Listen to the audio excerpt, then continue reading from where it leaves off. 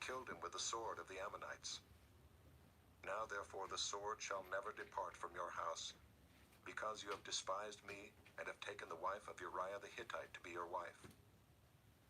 Thus says the Lord, Behold, I will raise up evil against you out of your own house, and I will take your wives before your eyes, and give them to your neighbor, and he shall lie with your wives in the sight of this sun. For you did it secretly, but I will do this thing before all Israel and before the sun. David said to Nathan, I have sinned against the Lord. And Nathan said to David, The Lord also has put away your sin. You shall not die. Nevertheless, because by this deed you have utterly scorned the Lord, the child who is born to you shall die. Then Nathan went to his house. And the Lord afflicted the child that Uriah's wife bore to David, and he became sick.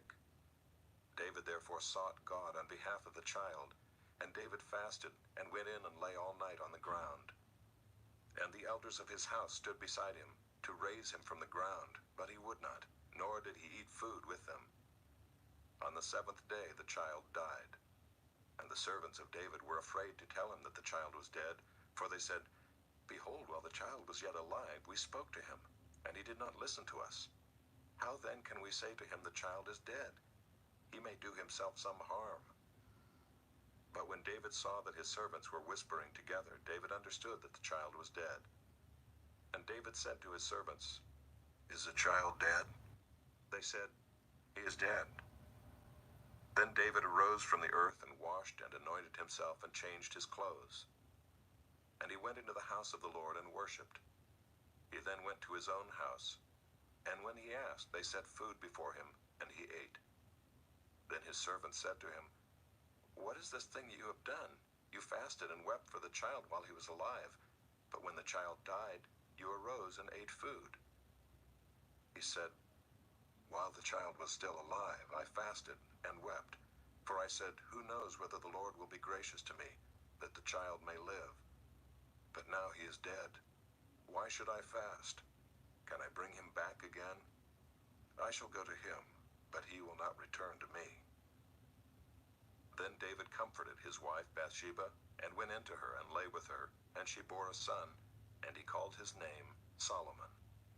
And the Lord loved him and sent a message by Nathan the prophet. So he called his name Jedidiah because of the Lord. Now Joab fought against Rabbah of the Ammonites and took the royal city. And Joab sent messengers to David and said, I have fought against Rabbah, moreover I have taken the city of waters. Now then gather the rest of the people together and encamp against the city and take it, lest I take the city and it be called by my name. So David gathered all the people together and went to Rabbah and fought against it and took it. And he took the crown of their king from his head. The weight of it was a talent of gold, and in it was a precious stone, and it was placed on David's head. And he brought out the spoil of the city, a very great amount. And he brought out the people who were in it, and set them to labor with saws and iron picks and iron axes, and made them toil at the brick kilns. And thus he did to all the cities of the Ammonites. Then David and all the people returned to Jerusalem.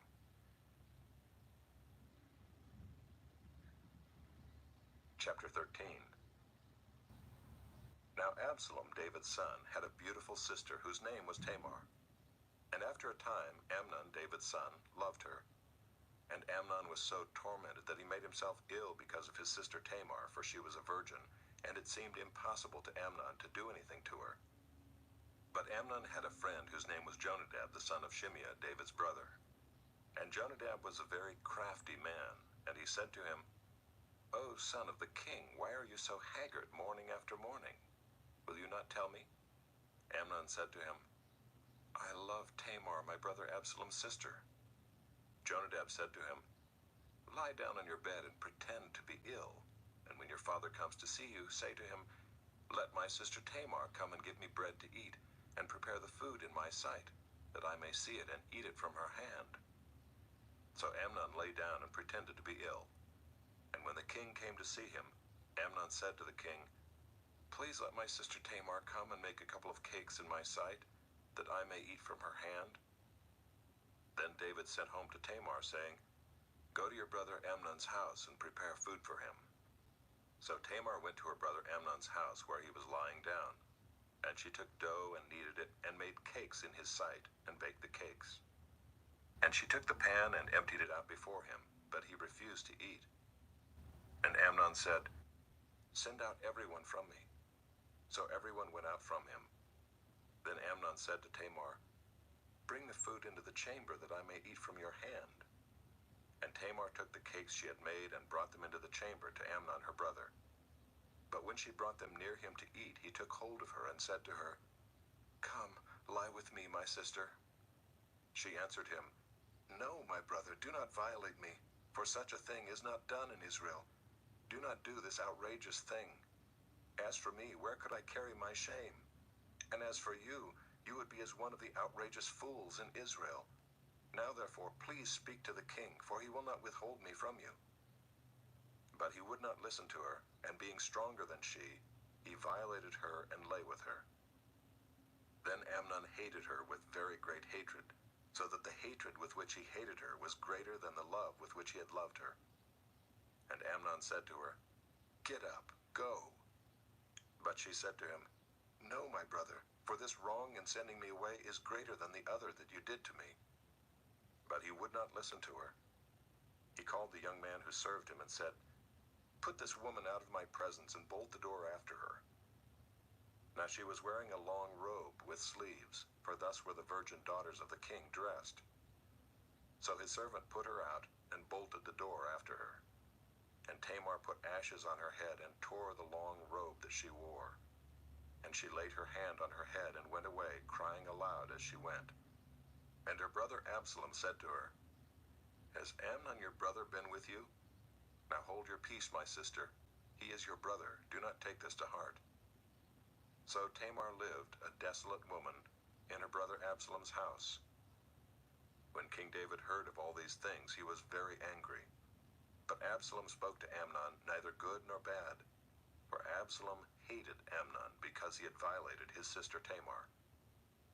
After 2 full years, Absalom had sheep shearers at Baal Hazor, which is near Ephraim, and Absalom invited all the king's sons. And Absalom came to the king and said, "Behold, your servant has sheep shearers. Please let the king and his servants go with your servant." But the king said to Absalom, "No, my son, let us not all go, lest we be burdensome to you." He pressed him, but he would not go, but gave him his blessing. Then Absalom said, "If not, please let my brother Amnon go with us." And the king said to him, "Why should he go with you?" But Absalom pressed him until he let Amnon and all the king's sons go with him. Then Absalom commanded his servants, "Mark when Amnon's heart is merry with wine, and when I say to you, 'Strike Amnon,' then kill him. Do not fear. Have I not commanded you? Be courageous and be valiant." So the servants of Absalom did to Amnon as Absalom had commanded. Then all the king's sons arose, and each mounted his mule and fled. While they were on the way, news came to David, "Absalom has struck down all the king's sons, and not one of them is left." Then the king arose and tore his garments and lay on the earth. And all his servants who were standing by tore their garments. But Jonadab the son of Shimeah, David's brother, said, "Let not my lord suppose that they have killed all the young men, the king's sons, for Amnon alone is dead. For by the command of Absalom this has been determined from the day he violated his sister Tamar. Now therefore let not my lord the king so take it to heart as to suppose that all the king's sons are dead, for Amnon alone is dead." But Absalom fled, and the young man who kept the watch lifted up his eyes and looked, and behold, many people were coming from the road behind him by the side of the mountain. And Jonadab said to the king, "Behold, the king's sons have come, as your servant said, so it has come about." And as soon as he had finished speaking, behold, the king's sons came and lifted up their voice and wept. And the king also and all his servants wept very bitterly. But Absalom fled and went to Talmai, the son of Ammihud, king of Geshur. And David mourned for his son day after day. So Absalom fled and went to Geshur and was there 3 years. And the spirit of the king longed to go out to Absalom, because he was comforted about Amnon, since he was dead. Chapter 14. Now Joab the son of Zeruiah knew that the king's heart went out to Absalom. And Joab sent to Tekoa and brought from there a wise woman and said to her, "Pretend to be a mourner and put on mourning garments. Do not anoint yourself with oil, but behave like a woman who has been mourning many days for the dead. Go to the king and speak thus to him." So Joab put the words in her mouth. When the woman of Tekoa came to the king, she fell on her face to the ground and paid homage and said, "Save me, O king." And the king said to her, "What is your trouble?" She answered, "Alas, I am a widow. My husband is dead. And your servant had 2 sons, and they quarreled with one another in the field. There was no one to separate them, and one struck the other and killed him. And now the whole clan has risen against your servant, and they say, 'Give up the man who struck his brother, that we may put him to death for the life of his brother whom he killed.' And so they would destroy the heir also. Thus they would quench my coal that is left, and leave to my husband neither name nor remnant on the face of the earth." Then the king said to the woman, "Go to your house, and I will give orders concerning you." And the woman of Tekoa said to the king, "On me be the guilt, my lord the king, and on my father's house. Let the king and his throne be guiltless." The king said, "If anyone says anything to you, bring him to me, and he shall never touch you again." Then she said, "Please let the king invoke the Lord your God, that the avenger of blood kill no more, and my son be not destroyed." He said, "As the Lord lives, not one hair of your son shall fall to the ground." Then the woman said, "Please let your servant speak a word to my lord the king." He said, "Speak." And the woman said, "Why then have you planned such a thing against the people of God? For in giving this decision the king convicts himself, inasmuch as the king does not bring his banished one home again. We must all die. We are like water spilled on the ground, which cannot be gathered up again. But God will not take away life, and he devises means so that the banished one will not remain an outcast. Now I have come to say this to my lord the king, because the people have made me afraid, and your servant thought, 'I will speak to the king. It may be that the king will perform the request of his servant. For the king will hear and deliver his servant from the hand of the man who would destroy me and my son together from the heritage of God.' And your servant thought, 'The word of my lord the king will set me at rest. For my lord the king is like the angel of God to discern good and evil. The Lord your God be with you.' Then the king answered the woman, 'Do not hide from me anything I ask you.' And the woman said, 'Let my lord the king speak.' The king said, 'Is the hand of Joab with you in all this?' The woman answered and said, 'As surely as you live, my lord the king, one cannot turn to the right hand or to the left from anything that my lord the king has said. It was your servant Joab who commanded me. It was he who put all these words in the mouth of your servant. In order to change the course of things, your servant Joab did this. But my lord has wisdom like the wisdom of the angel of God, to know all things that are on the earth.' Then the king said to Joab, 'Behold, now I grant this. Go, bring back the young man Absalom.' And Joab fell on his face to the ground, and paid homage and blessed the king. And Joab said, 'Today your servant knows that I have found favor in your sight, my lord the king, in that the king has granted the request of his servant.' So Joab arose and went to Geshur and brought Absalom to Jerusalem. And the king said, 'Let him dwell apart in his own house. He is not to come into my presence.' So Absalom lived apart in his own house and did not come into the king's presence. Now in all Israel there was no one so much to be praised for his handsome appearance as Absalom. From the sole of his foot to the crown of his head there was no blemish in him. And when he cut the hair of his head, for at the end of every year he used to cut it, when it was heavy on him he cut it, he weighed the hair of his head 200 shekels by the king's weight. There were born to Absalom 3 sons, and one daughter whose name was Tamar. She was a beautiful woman. So Absalom lived 2 full years in Jerusalem, without coming into the king's presence. Then Absalom sent for Joab to send him to the king, but Joab would not come to him. And he sent a second time, but Joab would not come. Then he said to his servants, 'See, Joab's field is next to mine, and he has barley there. Go and set it on fire.' So Absalom's servants set the field on fire. Then Joab arose and went to Absalom at his house and said to him, "Why have your servants set my field on fire?" Absalom answered Joab, "Behold, I sent word to you. Come here that I may send you to the king to ask, Why have I come from Geshur? It would be better for me to be there still. Now therefore let me go into the presence of the king, and if there is guilt in me, let him put me to death." Then Joab went to the king and told him, and he summoned Absalom. So he came to the king and bowed himself on his face to the ground before the king, and the king kissed Absalom.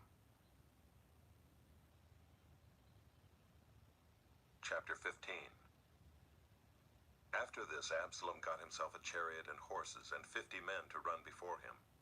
And Absalom used to rise early and stand beside the way of the gate. And when any man had a dispute to come before the king for judgment, Absalom would call to him and say, "From what city are you?" And when he said, "Your servant is of such and such a tribe in Israel," Absalom would say to him, "See, your claims are good and right, but there is no man designated by the king to hear you." Then Absalom would say, "Oh, that I were judge in the land! Then every man with a dispute or cause might come to me, and I would give him justice." And whenever a man came near to pay homage to him, he would put out his hand and take hold of him and kiss him. Thus Absalom did to all of Israel who came to the king for judgment. So Absalom stole the hearts of the men of Israel. And at the end of 4 years, Absalom said to the king, "Please let me go and pay my vow which I have vowed to the Lord in Hebron. For your servant vowed a vow while I lived at Geshur in Aram, saying, If the Lord will indeed bring me back to Jerusalem, then I will offer worship to the Lord." The king said to him, "Go in peace." So he arose and went to Hebron. But Absalom sent secret messengers throughout all the tribes of Israel, saying, "As soon as you hear the sound of the trumpet, then say, Absalom is king at Hebron." With Absalom went 200 men from Jerusalem who were invited guests, and they went in their innocence and knew nothing. And while Absalom was offering the sacrifices, he sent for Ahithophel the Gilonite, David's counselor, from his city Gilo. And the conspiracy grew strong, and the people with Absalom kept increasing. And a messenger came to David, saying, "The hearts of the men of Israel have gone after Absalom." Then David said to all his servants who were with him at Jerusalem, "Arise and let us flee, or else there will be no escape for us from Absalom. Go quickly, lest he overtake us quickly and bring down ruin on us and strike the city with the edge of the sword." And the king's servants said to the king, "Behold, your servants are ready to do whatever my lord the king decides." So the king went out and all his household after him. And the king left 10 concubines to keep the house. And the king went out and all the people after him, and they halted at the last house. And all his servants passed by him, and all the Kerethites and all the Pelethites, and all the 600 Gittites who had followed him from Gath passed on before the king. Then the king said to Ittai the Gittite, "Why do you also go with us? Go back and stay with the king, for you are a foreigner and also an exile from your home. You came only yesterday, and shall I today make you wander about with us, since I go I know not where? Go back and take your brothers with you, and may the Lord show steadfast love and faithfulness to you." But Ittai answered the king, "As the Lord lives, and as my lord the king lives, wherever my lord the king shall be, whether for death or for life, there also will your servant be." And David said to Ittai, "Go then, pass on." So Ittai the Gittite passed on with all his men, and all the little ones who were with him. And all the land wept aloud as all the people passed by, and the king crossed the brook Kidron, and all the people passed on toward the wilderness. And Abiathar came up, and behold, Zadok came also with all the Levites, bearing the ark of the covenant of God. And they set down the ark of God until the people had all passed out of the city. Then the king said to Zadok, "Carry the ark of God back into the city. If I find favor in the eyes of the Lord, he will bring me back and let me see both it and his dwelling place. But if he says, I have no pleasure in you, behold, here I am. Let him do to me what seems good to him." The king also said to Zadok the priest, "Are you not a seer? Go back to the city in peace with your 2 sons, Ahimaaz your son and Jonathan the son of Abiathar. See, I will wait at the fords of the wilderness until word comes from you to inform me." So Zadok and Abiathar carried the ark of God back to Jerusalem, and they remained there. But David went up the ascent of the Mount of Olives, weeping as he went, barefoot and with his head covered. And all the people who were with him covered their heads, and they went up, weeping as they went. And it was told David, "Ahithophel is among the conspirators with Absalom." And David said, "O Lord, please turn the counsel of Ahithophel into foolishness." While David was coming to the summit, where God was worshipped, behold, Hushai the Archite came to meet him with his coat torn and dirt on his head. David said to him, "If you go on with me, you will be a burden to me. But if you return to the city and say to Absalom, 'I will be your servant, O king, as I have been your father's servant in time past, so now I will be your servant,' then you will defeat for me the counsel of Ahithophel. Are not Zadok and Abiathar the priests with you there? So whatever you hear from the king's house, tell it to Zadok and Abiathar the priests. Behold, their 2 sons are with them there, Ahimaaz Zadok's son, and Jonathan Abiathar's son. And by them you shall send to me everything you hear." So Hushai, David's friend, came into the city just as Absalom was entering Jerusalem. Chapter 16. When David had passed a little beyond the summit, Ziba, the servant of Mephibosheth, met him, with a couple of donkeys saddled, bearing 200 loaves of bread, 100 bunches of raisins, 100 of summer fruits, and a skin of wine. And the king said to Ziba, "Why have you brought these?" Ziba answered, "The donkeys are for the king's household to ride on, the bread and summer fruit for the young men to eat, and the wine for those who faint in the wilderness to drink." And the king said, "And where is your master's son?" Ziba said to the king, "Behold, he remains in Jerusalem, for he said, 'Today the house of Israel will give me back the kingdom of my father.'" Then the king said to Ziba, "Behold, all that belonged to Mephibosheth is now yours." And Ziba said, "I pay homage. Let me ever find favor in your sight, my lord the king." When King David came to Bahurim, there came out a man of the family of the house of Saul, whose name was Shimei, the son of Gera. And as he came, he cursed continually. And he threw stones at David and at all the servants of King David, and all the people and all the mighty men were on his right hand and on his left. And Shimei said as he cursed, get out, you man of blood, you worthless man.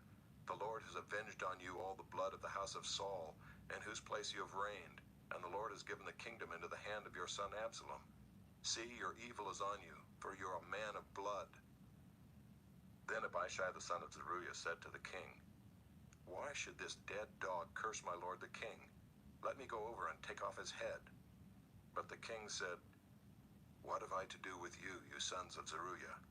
If he is cursing because the Lord has said to him, 'Curse David,' who then shall say, 'Why have you done so?'" And David said to Abishai and to all his servants, "Behold, my own son seeks my life. How much more now may this Benjaminite? Leave him alone and let him curse, for the Lord has told him to.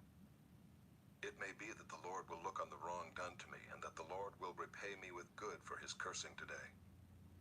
So David and his man went on the road, while Shimei went along on the hillside opposite him, and cursed as he went, and threw stones at him and flung dust.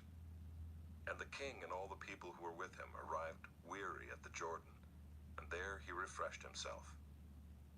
Now Absalom and all the people, the men of Israel, came to Jerusalem, and Ahithophel with him. And when Hushai the Archite, David's friend, came to Absalom, Hushai said to Absalom, "Long live the king! Long live the king!" And Absalom said to Hushai, "Is this your loyalty to your friend? Why did you not go with your friend?" And Hushai said to Absalom, "No, for whom the Lord and this people and all the men of Israel have chosen, his I will be, and with him I will remain. And again, whom should I serve? Should it not be his son? As I have served your father, so I will serve you." Then Absalom said to Ahithophel, "Give your counsel. What shall we do?" Ahithophel said to Absalom, "Go into your father's concubines, whom he has left to keep the house, and all Israel will hear that you have made yourself a stench to your father, and the hands of all who are with you will be strengthened. So they pitched a tent for Absalom on the roof, and Absalom went into his father's concubines in the sight of all Israel. Now in those days the counsel that Ahithophel gave was as if one consulted the word of God. So was all the counsel of Ahithophel esteemed, both by David and by Absalom. Chapter 17. Moreover, Ahithophel said to Absalom, "Let me choose 12,000 men, and I will arise and pursue David tonight. I will come upon him while he is weary and discouraged, and throw him into a panic, and all the people who are with him will flee. I will strike down only the king, and I will bring all the people back to you as a bride comes home to her husband. You seek the life of only one man, and all the people will be at peace." And the advice seemed right in the eyes of Absalom and all the elders of Israel. Then Absalom said, "Call Hushai the Archite also, and let us hear what he has to say." And when Hushai came to Absalom, Absalom said to him, "Thus has Ahithophel spoken. Shall we do as he says? If not, you speak." Then Hushai said to Absalom, "This time the counsel that Ahithophel has given is not good." Hushai said, "You know that your father and his men are mighty men, and that they are enraged like a bear robbed of her cubs in the field. Besides, your father is expert in war. He will not spend the night with the people. Behold, even now he has hidden himself in one of the pits or in some other place. And as soon as some of the people fall at the first attack, whoever hears it will say, 'There has been a slaughter among the people who follow Absalom.' Then even the valiant men whose heart is like the heart of a lion will utterly melt with fear, for all Israel knows that your father is a mighty man, and that those who are with him are valiant men. But my counsel is that all Israel be gathered to you from Dan to Beersheba, as the sand by the sea for multitude, and that you go to battle in person. So we shall come upon him in some place where he is to be found, and we shall light upon him as the dew falls on the ground. And of him and all the men with him, not one will be left. If he withdraws into a city, then all Israel will bring ropes to that city, and we shall drag it into the valley, until not even a pebble is to be found there." And Absalom and all the men of Israel said, "The counsel of Hushai the Archite is better than the counsel of Ahithophel." For the Lord had ordained to defeat the good counsel of Ahithophel, so that the Lord might bring harm upon Absalom.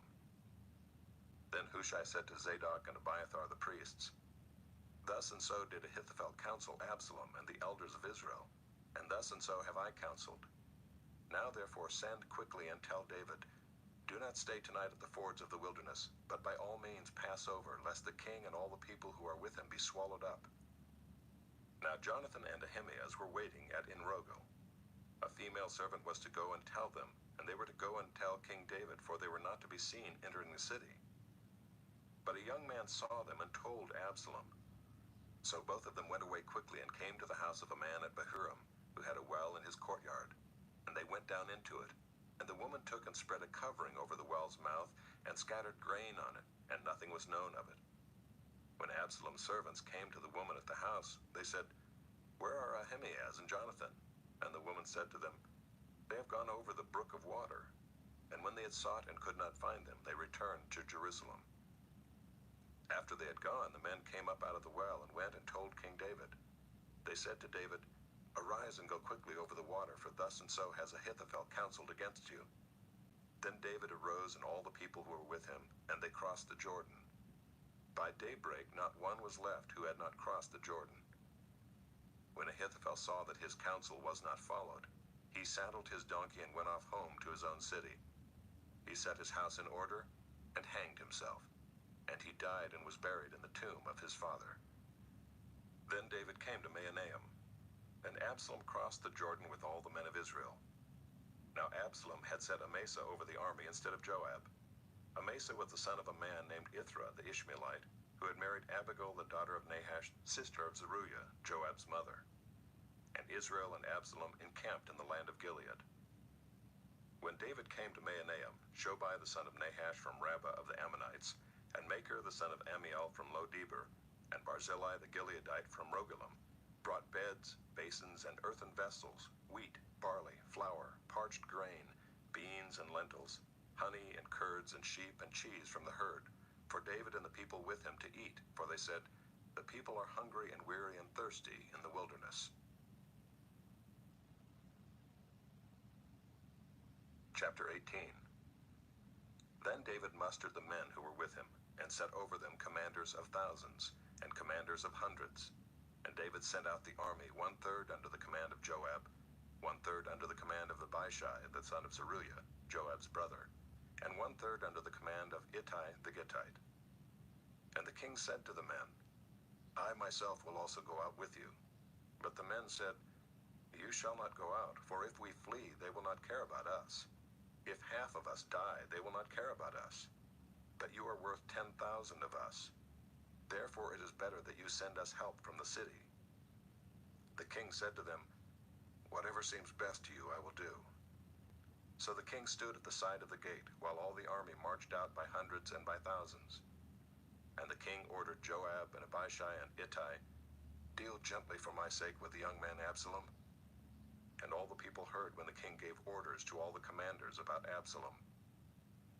So the army went out into the field against Israel, and the battle was fought in the forest of Ephraim. And the men of Israel were defeated there by the servants of David, and the loss there was great on that day, 20,000 men. The battle spread over the face of all the country, and the forest devoured more people that day than the sword. And Absalom happened to meet the servants of David. Absalom was riding on his mule, and the mule went under the thick branches of a great oak, and his head caught fast in the oak, and he was suspended between heaven and earth, while the mule that was under him went on. And a certain man saw it and told Joab, Behold, I saw Absalom hanging in an oak. Joab said to the man who told him, What, you saw him? Why then did you not strike him there to the ground? I would have been glad to give you 10 pieces of silver and a belt. But the man said to Joab, Even if I felt in my hand the weight of 1,000 pieces of silver, I would not reach out my hand against the king's son. For in our hearing the king commanded you and Abishai and Ittai, For my sake protect the young man Absalom.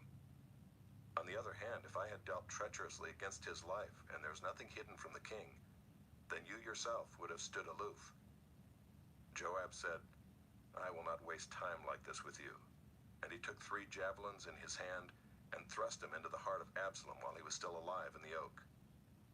And 10 young men, Joab's armor-bearers, surrounded Absalom and struck him and killed him. Then Joab blew the trumpet, and the troops came back from pursuing Israel, for Joab restrained them. And they took Absalom and threw him into a great pit in the forest, and raised over him a very great heap of stones. And all Israel fled, everyone to his own home. Now Absalom in his lifetime had taken and set up for himself the pillar that is in the king's valley, for he said, I have no son to keep my name in remembrance. He called the pillar after his own name, and it is called Absalom's monument to this day. Then Ahimaaz the son of Zadok said, Let me run and carry news to the king that the Lord has delivered him from the hand of his enemies. And Joab said to him, You are not to carry news today. You may carry news another day, but today you shall carry no news, because the king's son is dead. Then Joab said to the Cushite, Go, tell the king what you have seen. The Cushite bowed before Joab and ran. Then Ahimaaz the son of Zadok said again to Joab, Come what may, let me also run after the Cushite. And Joab said, Why will you run, my son, seeing that you will have no reward for the news? Come what may, he said, I will run. So he said to him, Run.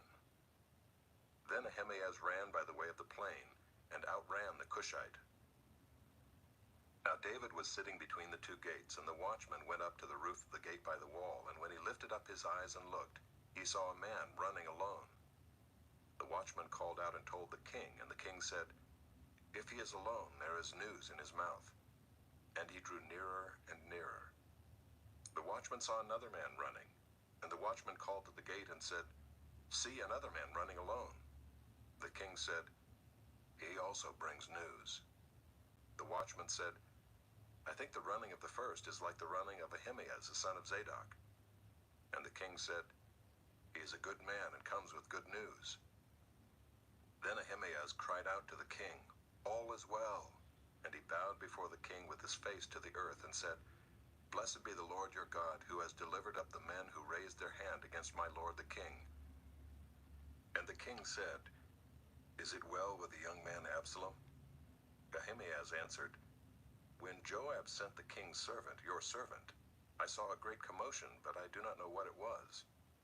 And the king said, Turn aside and stand here. So he turned aside and stood still. And behold, the Cushite came, and the Cushite said, Good news for my lord the king, for the Lord has delivered you this day from the hand of all who rose up against you. The king said to the Cushite, Is it well with the young man Absalom? And the Cushite answered, May the enemies of my lord the king and all who rise up against you for evil be like that young man. And the king was deeply moved and went up to the chamber over the gate and wept. And as he went, he said, Oh, my son Absalom, my son Absalom, would I had died instead of you, O Absalom, my son, my son. Chapter 19. It was told Joab, Behold, the king is weeping and mourning for Absalom. So the victory that day was turned into mourning for all the people, for the people heard that day, the king is grieving for his son. And the people stole into the city that day as people steal in who are ashamed when they flee in battle. The king covered his face, and the king cried with a loud voice, Oh, my son Absalom! O Absalom, my son, my son! Then Joab came into the house to the king and said, You have today covered with shame the faces of all your servants, who have this day saved your life and the lives of your sons and your daughters, and the lives of your wives and your concubines, because you love those who hate you and hate those who love you. For you have made it clear today that commanders and servants are nothing to you. For today I know that if Absalom were alive and all of us were dead today, then you would be pleased. Now therefore arise, go out and speak kindly to your servants. For I swear by the Lord, if you do not go, not a man will stay with you this night, and this will be worse for you than all the evil that has come upon you from your youth until now. Then the king arose and took his seat in the gate. And the people were all told, Behold, the king is sitting in the gate. And all the people came before the king. Now Israel had fled every man to his own home. And all the people were arguing throughout all the tribes of Israel, saying, The king delivered us from the hand of our enemies and saved us from the hand of the Philistines. And now he has fled out of the land from Absalom. But Absalom, whom we anointed over us, is dead in battle. Now therefore, why do you say nothing about bringing the king back? And King David sent his message to Zadok and Abiathar the priests. Say to the elders of Judah, Why should you be the last to bring the king back to his house, when the word of all Israel has come to the king? You are my brothers, you are my bone and my flesh. Why then should you be the last to bring back the king? And say to Amasa, Are you not my bone and my flesh? God do so to me and more also, if you are not commander of my army from now on in place of Joab. And he swayed the heart of all the men of Judah as one man, so that they sent word to the king, Return, both you and all your servants. So the king came back to the Jordan, and Judah came to Gilgal to meet the king and to bring the king over the Jordan. And Shimei the son of Gera, the Benjaminite from Bahurim, hurried to come down with the men of Judah to meet King David, and with him were 1,000 men from Benjamin. And Ziba the servant of the house of Saul with his 15 sons and his 20 servants rushed down to the Jordan before the king, and they crossed the ford to bring over the king's household and to do his pleasure. And Shimei the son of Gera fell down before the king as he was about to cross the Jordan, and said to the king, Let not my lord hold me guilty, or remember how your servant did wrong on the day my lord the king left Jerusalem. Do not let the king take it to heart, for your servant knows that I have sinned. Therefore, behold, I have come this day, the first of all the house of Joseph, to come down to meet my lord the king. Abishai the son of Zeruiah answered, Shall not Shimei be put to death for this, because he cursed the Lord's anointed? But David said, What have I to do with you, you sons of Zeruiah, that you should this day be as an adversary to me? Shall anyone be put to death in Israel this day? For do I not know that I am this day king over Israel? And the king said to Shimei, You shall not die. And the king gave him his oath. And Mephibosheth the son of Saul came down to meet the king. He had neither taken care of his feet, nor trimmed his beard, nor washed his clothes, from the day the king departed until the day he came back in safety. And when he came to Jerusalem to meet the king said to him, "Why did you not go with me, Mephibosheth?" He answered, "My lord, O king, my servant deceived me. For your servant said to him, I will saddle a donkey for myself, that I may ride on it and go with the king, for your servant is lame. He has slandered your servant to my lord the king, but my lord the king is like the angel of God. Do therefore what seems good to you. For all my father's house were but men doomed to death before my lord the king. But you set your servant among those who eat at your table. What further right have I then to cry to the king?" And the king said to him, "Why speak any more of your affairs? I have decided. You and Ziba shall divide the land." And Mephibosheth said to the king, "Oh, let him take it all, since my lord the king has come safely home." Now Barzillai the Gileadite had come down from Rogelim, and he went on with the king to the Jordan, to escort him over the Jordan. Barzillai was a very aged man, 80 years old. He had provided the king with food while he stayed at Mahanaim, for he was a very wealthy man. And the king said to Barzillai, "Come over with me, and I will provide for you with me in Jerusalem." But Barzillai said to the king, "How many years have I still to live, that I should go up with the king to Jerusalem? I am this day 80 years old. Can I discern what is pleasant and what is not? Can your servant taste what he eats or what he drinks? Can I still listen to the voice of singing men and singing women? Why then should your servant be an added burden to my lord the king? Your servant will go a little way over the Jordan with the king. Why should the king repay me with such a reward? Please let your servant return, that I may die in my own city near the grave of my father and my mother. But here is your servant Kimham. Let him go over with my lord the king, and do for him whatever seems good to you." And the king answered, "Kimham shall go over with me, and I will do for him whatever seems good to you, and all that you desire of me I will do for you." Then all the people went over the Jordan, and the king went over. And the king kissed Barzillai and blessed him, and he returned to his own home. The king went on to Gilgal, and Kimham went on with him. All the people of Judah and also half the people of Israel brought the king on his way. Then all the men of Israel came to the king and said to the king, "Why have our brothers the men of Judah stolen you away and brought the king and his household over the Jordan, and all David's men with him?" All the men of Judah answered the men of Israel, "Because the king is our close relative, why then are you angry over this matter? Have we eaten it all at the king's expense, or has he given us any gift?" And the men of Israel answered the men of Judah, "We have 10 shares in the king, and in David also we have more than you. Why then did you despise us? Were we not the first to speak of bringing back our king?" But the words of the men of Judah were fiercer than the words of the men of Israel. Chapter 20. Now there happened to be there a worthless man, whose name was Sheba, the son of Bichri, a Benjaminite. And he blew the trumpet and said, "We have no portion in David, and we have no inheritance in the son of Jesse. Every man to his tent, O Israel." So all the men of Israel withdrew from David, and followed Sheba, the son of Bichri. But the men of Judah followed their king steadfastly from the Jordan to Jerusalem. And David came to his house at Jerusalem. And the king took the 10 concubines whom he had left to care for the house, and put them in a house under guard, and provided for them, but did not go into them. So they were shut up until the day of their death, living as if in widowhood. Then the king said to Amasa, "Call the men of Judah together to me within 3 days, and be here yourself." So Amasa went to summon Judah, but he delayed beyond the set time that had been appointed him. And David said to Abishai, "Now Sheba the son of Bichri will do us more harm than Absalom. Take your lord's servants and pursue him, lest he get himself to fortified cities and escape from us." And there went out after him Joab's men, and the Kerethites and the Pelethites, and all the mighty men. They went out from Jerusalem to pursue Sheba the son of Bichri. When they were at the great stone that is in Gibeon, Amasa came to meet them. Now Joab was wearing a soldier's garment, and over it was a belt with a sword in its sheath, fastened on his thigh. And as he went forward, it fell out. And Joab said to Amasa, "Is it well with you, my brother?" And Joab took Amasa by the beard with his right hand to kiss him.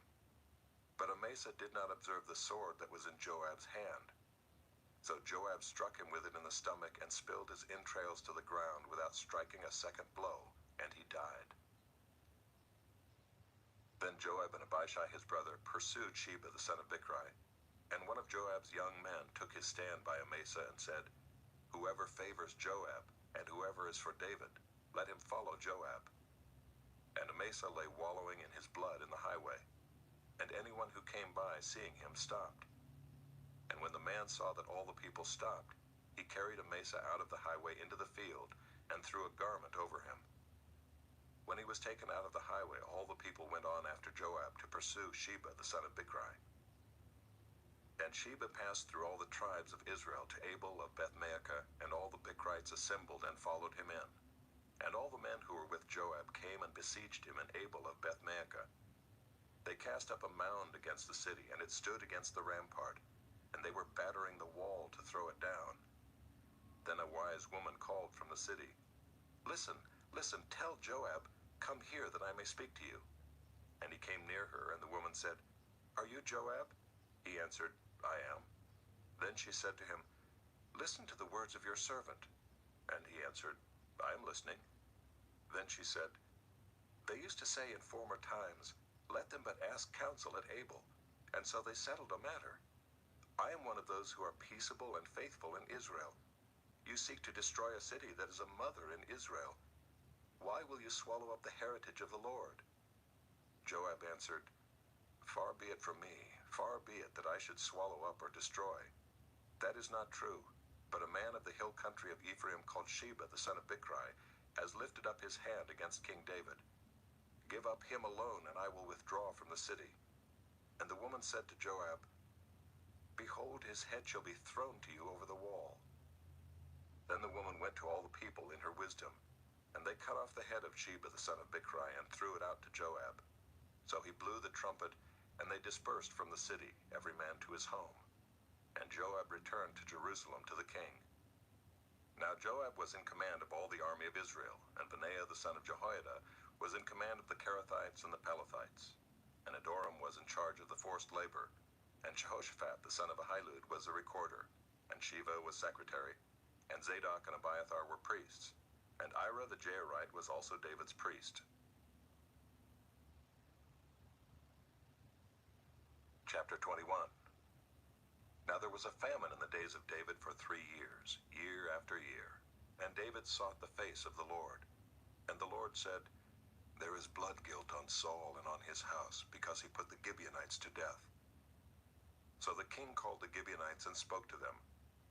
Now the Gibeonites were not of the people of Israel, but of the remnant of the Amorites. Although the people of Israel had sworn to spare them, Saul had sought to strike them down in his zeal for the people of Israel and Judah. And David said to the Gibeonites, 'What shall I do for you, and how shall I make atonement, that you may bless the heritage of the Lord?' The Gibeonites said to him, 'It is not a matter of silver or gold between us and Saul or his house, neither is it for us to put any man to death in Israel.' And he said, 'What do you say that I shall do for you?' They said to the king, 'The man who consumed us and planned to destroy us so that we should have no place in all the territory of Israel, let 7 of his sons be given to us, so that we may hang them before the Lord at Gibeah of Saul, the chosen of the Lord.' And the king said, 'I will give them.' But the king spared Mephibosheth, the son of Saul's son Jonathan, because of the oath of the Lord that was between them, between David and Jonathan the son of Saul. The king took the 2 sons of Rizpah, the daughter of Aiah, whom she bore to Saul, Armoni and Mephibosheth, and the 5 sons of Merab, the daughter of Saul, whom she bore to Adriel, the son of Barzillai the Maholathite. And he gave them into the hands of the Gibeonites, and they hanged them on the mountain before the Lord. And the 7 of them perished together. They were put to death in the first days of harvest, at the beginning of barley harvest. Then Rizpah the daughter of Aiah took sackcloth and spread it for herself on the rock, from the beginning of harvest until rain fell upon them from the heavens. And she did not allow the birds of the air to come upon them by day, or the beasts of the field by night. When David was told what Rizpah the daughter of Aiah, the concubine of Saul, had done, David went and took the bones of Saul and the bones of his son Jonathan from the men of Jabesh Gilead, who had stolen them from the public square of Bethshan, where the Philistines had hanged them, on the day the Philistines killed Saul on Gilboa. And he brought up from there the bones of Saul and the bones of his son Jonathan, and they gathered the bones of those who were hanged. And they buried the bones of Saul and his son Jonathan in the land of Benjamin in Zelah, in the tomb of Kish his father. And they did all that the king commanded. And after that God responded to the plea for the land. There was war again between the Philistines and Israel, and David went down together with his servants, and they fought against the Philistines. And David grew weary. And Ishbi-Benob, one of the descendants of the giants, whose spear weighed 300 shekels of bronze, and who was armed with a new sword, thought to kill David. But Abishai the son of Zeruiah came to his aid and attacked the Philistine and killed him. Then David's men swore to him, "You shall no longer go out with us to battle, lest you quench the lamp of Israel." After this there was again war with the Philistines at Gob. Then Sibbecai the Hushathite struck down Saph, who was one of the descendants of the giants. And there was again war with the Philistines at Gob. And Elhanan the son of Jaare-Oregim the Bethlehemite struck down Goliath the Gittite, the shaft of whose spear was like a weaver's beam. And there was again war at Gath, where there was a man of great stature who had 6 fingers on each hand, and 6 toes on each foot, 24 in number, and he also was descended from the giants. And when he taunted Israel, Jonathan the son of Shimei, David's brother, struck him down. These 4 were descended from the giants in Gath, and they fell by the hand of David and by the hand of his servants. Chapter 22. And David spoke to the Lord the words of this song in the day when the Lord delivered him from the hand of all his enemies and from the hand of Saul. He said, "The Lord is my rock and my fortress and my deliverer, my God, my rock in whom I take refuge, my shield and the horn of my salvation, my stronghold and my refuge, my Savior, you save me from violence. I call upon the Lord, who is worthy to be praised, and I am saved from my enemies. For the waves of death encompassed me, the torrents of destruction assailed me. The cords of Sheol entangled me, the snares of death confronted me. In my distress I called upon the Lord. To my God I called. From his temple he heard my voice, and my cry came to his ears. Then the earth reeled and rocked. The foundations of the heavens trembled and quaked because he was angry. Smoke went up from his nostrils and devouring fire from his mouth. Glowing coals flamed forth from him. He bowed the heavens and came down. Thick darkness was under his feet. He rode on a cherub and flew. He was seen on the wings of the wind. He made darkness around him, his canopy, thick clouds, a gathering of water. Out of the brightness before him, coals of fire flamed forth. The Lord thundered from heaven, and the Most High uttered his voice. And he sent out arrows and scattered them, lightning and routed them. Then the channels of the sea were seen. The foundations of the world were laid bare, at the rebuke of the Lord, at the blast of the breath of his nostrils. He sent from on high, he took me, he drew me out of many waters. He rescued me from my strong enemy, from those who hated me, for they were too mighty for me. They confronted me in the day of my calamity, but the Lord was my support. He brought me out into a broad place. He rescued me because he delighted in me. The Lord dealt with me according to my righteousness. According to the cleanness of my hands he rewarded me. For I have kept the ways of the Lord, and have not wickedly departed from my God. For all his rules were before me, and from his statutes I did not turn aside. I was blameless before him, and I kept myself from guilt. And the Lord has rewarded me according to my righteousness, according to my cleanness in his sight. With the merciful you show yourself merciful. With the blameless man you show yourself blameless. With the purified you deal purely, and with the crooked you make yourself seem tortuous. You save a humble people, but your eyes are on the haughty to bring them down. For you are my lamp, O Lord, and my God lightens my darkness. For by you I can run against a troop, and by my God I can leap over a wall. This God, his way is perfect. The word of the Lord proves true. He is a shield for all those who take refuge in him. For who is God but the Lord, and who is a rock except our God? This God is my strong refuge, and has made my way blameless. He made my feet like the feet of a deer, and set me secure on the heights. He trains my hands for war, so that my arms can bend a bow of bronze. You have given me the shield of your salvation, and your gentleness made me great. You gave a wide place for my steps under me, and my feet did not slip. I pursued my enemies and destroyed them, and did not turn back until they were consumed. I consumed them. I thrust them through, so that they did not rise. They fell under my feet. For you equipped me with strength for the battle. You made those who rise against me sink under me. You made my enemies turn their backs to me, those who hated me, and I destroyed them. They looked, but there was none to save. They cried to the Lord, but he did not answer them. I beat them fine as the dust of the earth. I crushed them and stamped them down like the mire of the streets. You delivered me from strife with my people. You kept me as the head of the nations. People whom I had not known served me. Foreigners came cringing to me. As soon as they heard of me, they obeyed me. Foreigners lost heart and came trembling out of their fortresses. The Lord lives, and blessed be my rock, and exalted be my God, the rock of my salvation. The God who gave me vengeance and brought down peoples under me, who brought me out from my enemies. You exalted me above those who rose against me. You delivered me from men of violence. For this I will praise you, O Lord, among the nations, and sing praises to your name. Great salvation he brings to his king, and shows steadfast love to his anointed, to David and his offspring forever. Chapter 23. Now these are the last words of David. The oracle of David the son of Jesse, the oracle of the man who was raised on high, the anointed of the God of Jacob, the sweet psalmist of Israel.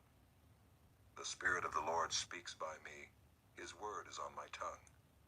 The God of Israel has spoken, the rock of Israel has said to me, when one rules justly over men, ruling in the fear of God, he dawns on them like the morning light, like the sun shining forth on a cloudless morning, like rain that makes grass to sprout from the earth.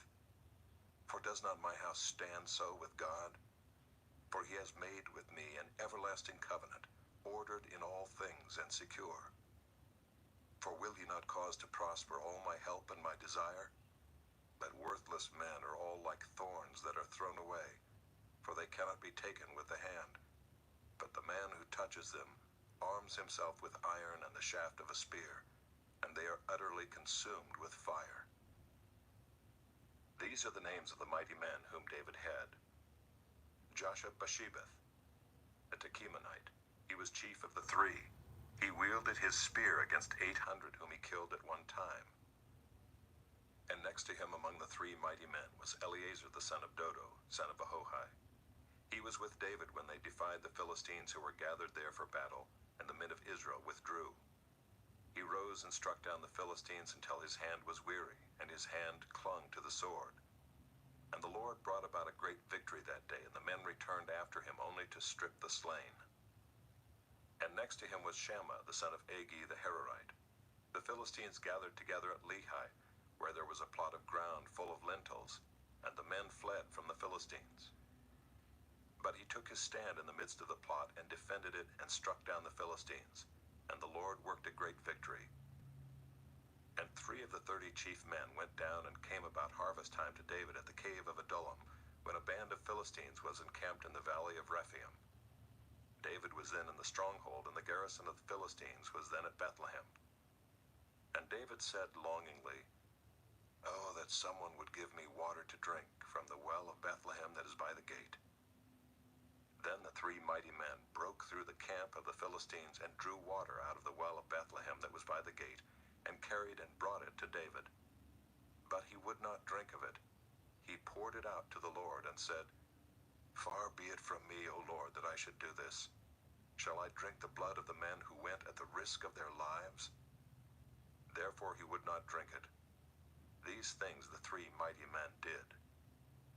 Now Abishai the brother of Joab, the son of Zeruiah, was chief of the 30. And he wielded his spear against 300 men, and killed them, and won a name beside the three. He was the most renowned of the 30, and became their commander. But he did not attain to the three. And Benaiah the son of Jehoiada was a valiant man of Kabzeel, a doer of great deeds. He struck down 2 Ariels of Moab. He also went down and struck down a lion in a pit on a day when snow had fallen. And he struck down an Egyptian, a handsome man. The Egyptian had a spear in his hand, but Benaiah went down to him with a staff and snatched the spear out of the Egyptian's hand and killed him with his own spear. These things did Benaiah the son of Jehoiada, and won a name beside the 3 mighty men. He was renowned among the 30, but he did not attain to the 3. And David set him over his bodyguard. Asahel the brother of Joab was one of the 30. Elhanan the son of Dodo of Bethlehem. Shammah of Harod. Elika of Harod. Helez the Paltite. Ira the son of Ikesh of Tekoa. Abiezer of Anathoth. Mabunai the Hushathite. Zalman the Ahohite. Meharai of Netophah. Helab the son of Baanah of Netophah. Ittai the son of Ribai of Gibeah of the people of Benjamin. Benaiah of Pirathon. Hiddai of the brooks of Gaash. Abi Alban the Arbathite. Asmaveth of Bahurim. Eliabah the Shaalbanite, the sons of Jashan. Jonathan. Shammah the Hararite. Ahiam the son of Sherar the Hararite. Eliphalet the son of Ahasbai of Maacah. Eliam the son of Ahithophel of Gilo. Hezro of Carmel. Peorai the Arbite. Igal the son of Nathan of Zobah. Bani the Gadite. Zelek the Ammonite. Naharai of Beeroth, the armor-bearer of Joab the son of Zeruiah. Ira the Ithrite. Gareb the Ithrite. Uriah the Hittite. 37 in all. Chapter 24.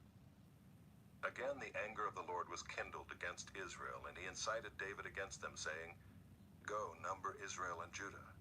So the king said to Joab, the commander of the army, who was with him, "Go through all the tribes of Israel from Dan to Beersheba, and number the people, that I may know the number of the people."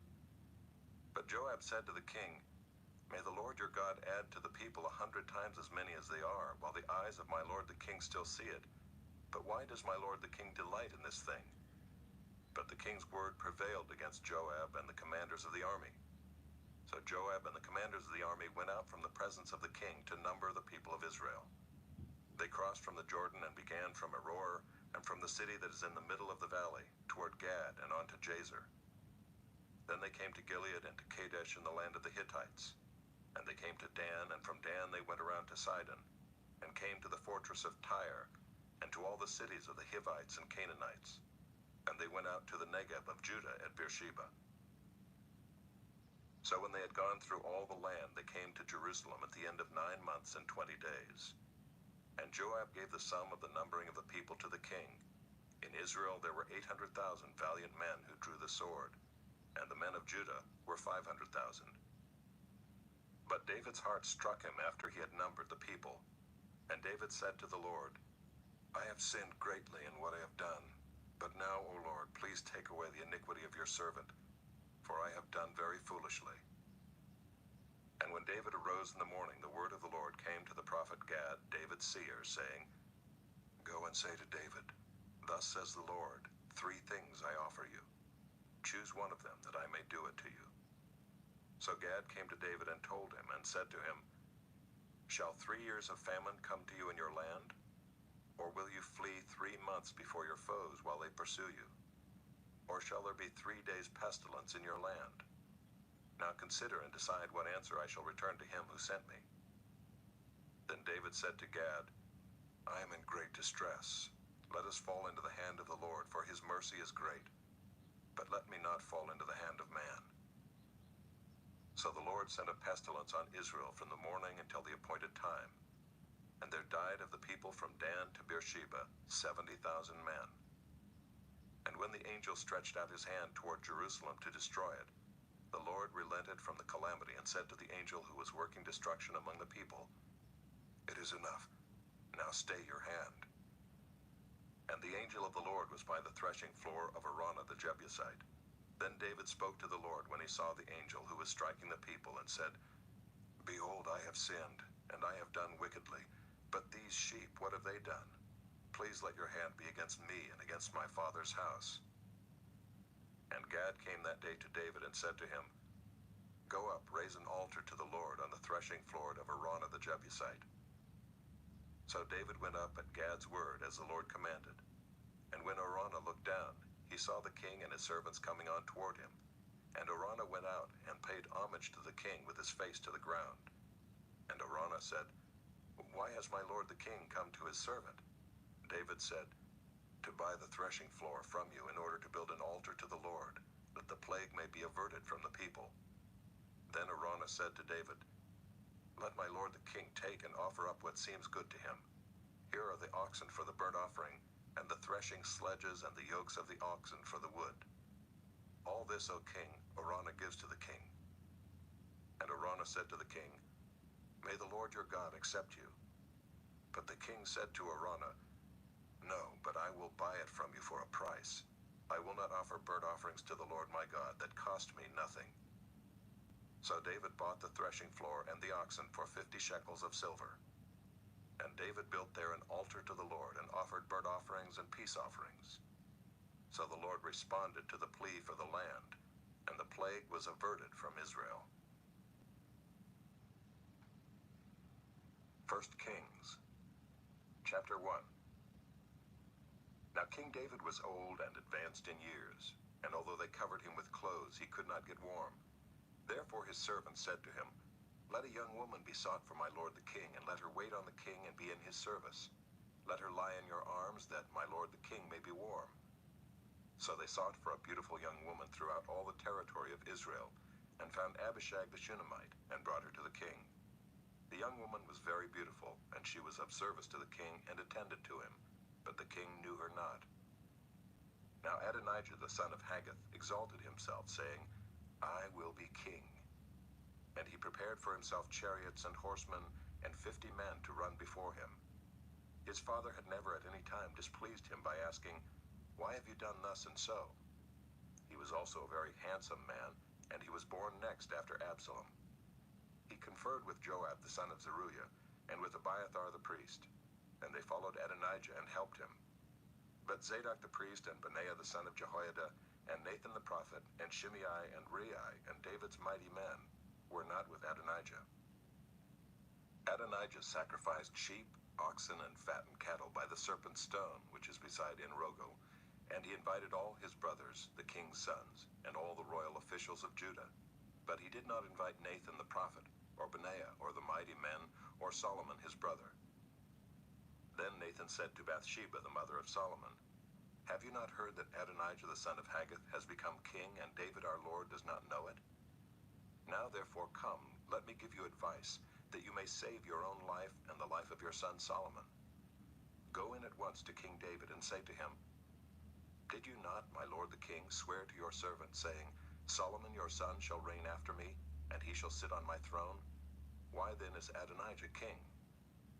Then while you are still speaking with the king, I also will come in after you and confirm your words.' So Bathsheba went to the king in his chamber. Now the king was very old, and Abishag the Shunammite was attending to the king.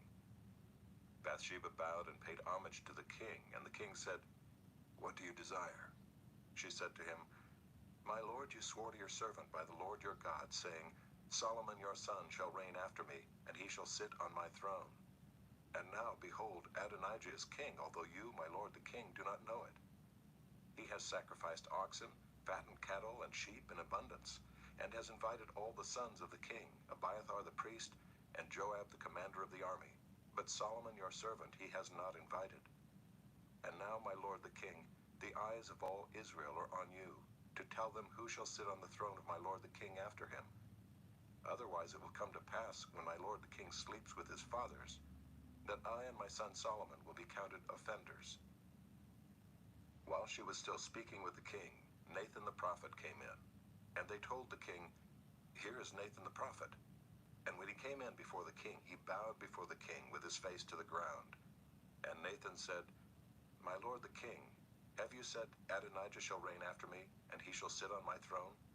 For he has gone down this day and has sacrificed oxen, fattened cattle, and sheep in abundance, and has invited all the king's sons, the commanders of the army, and Abiathar the priest.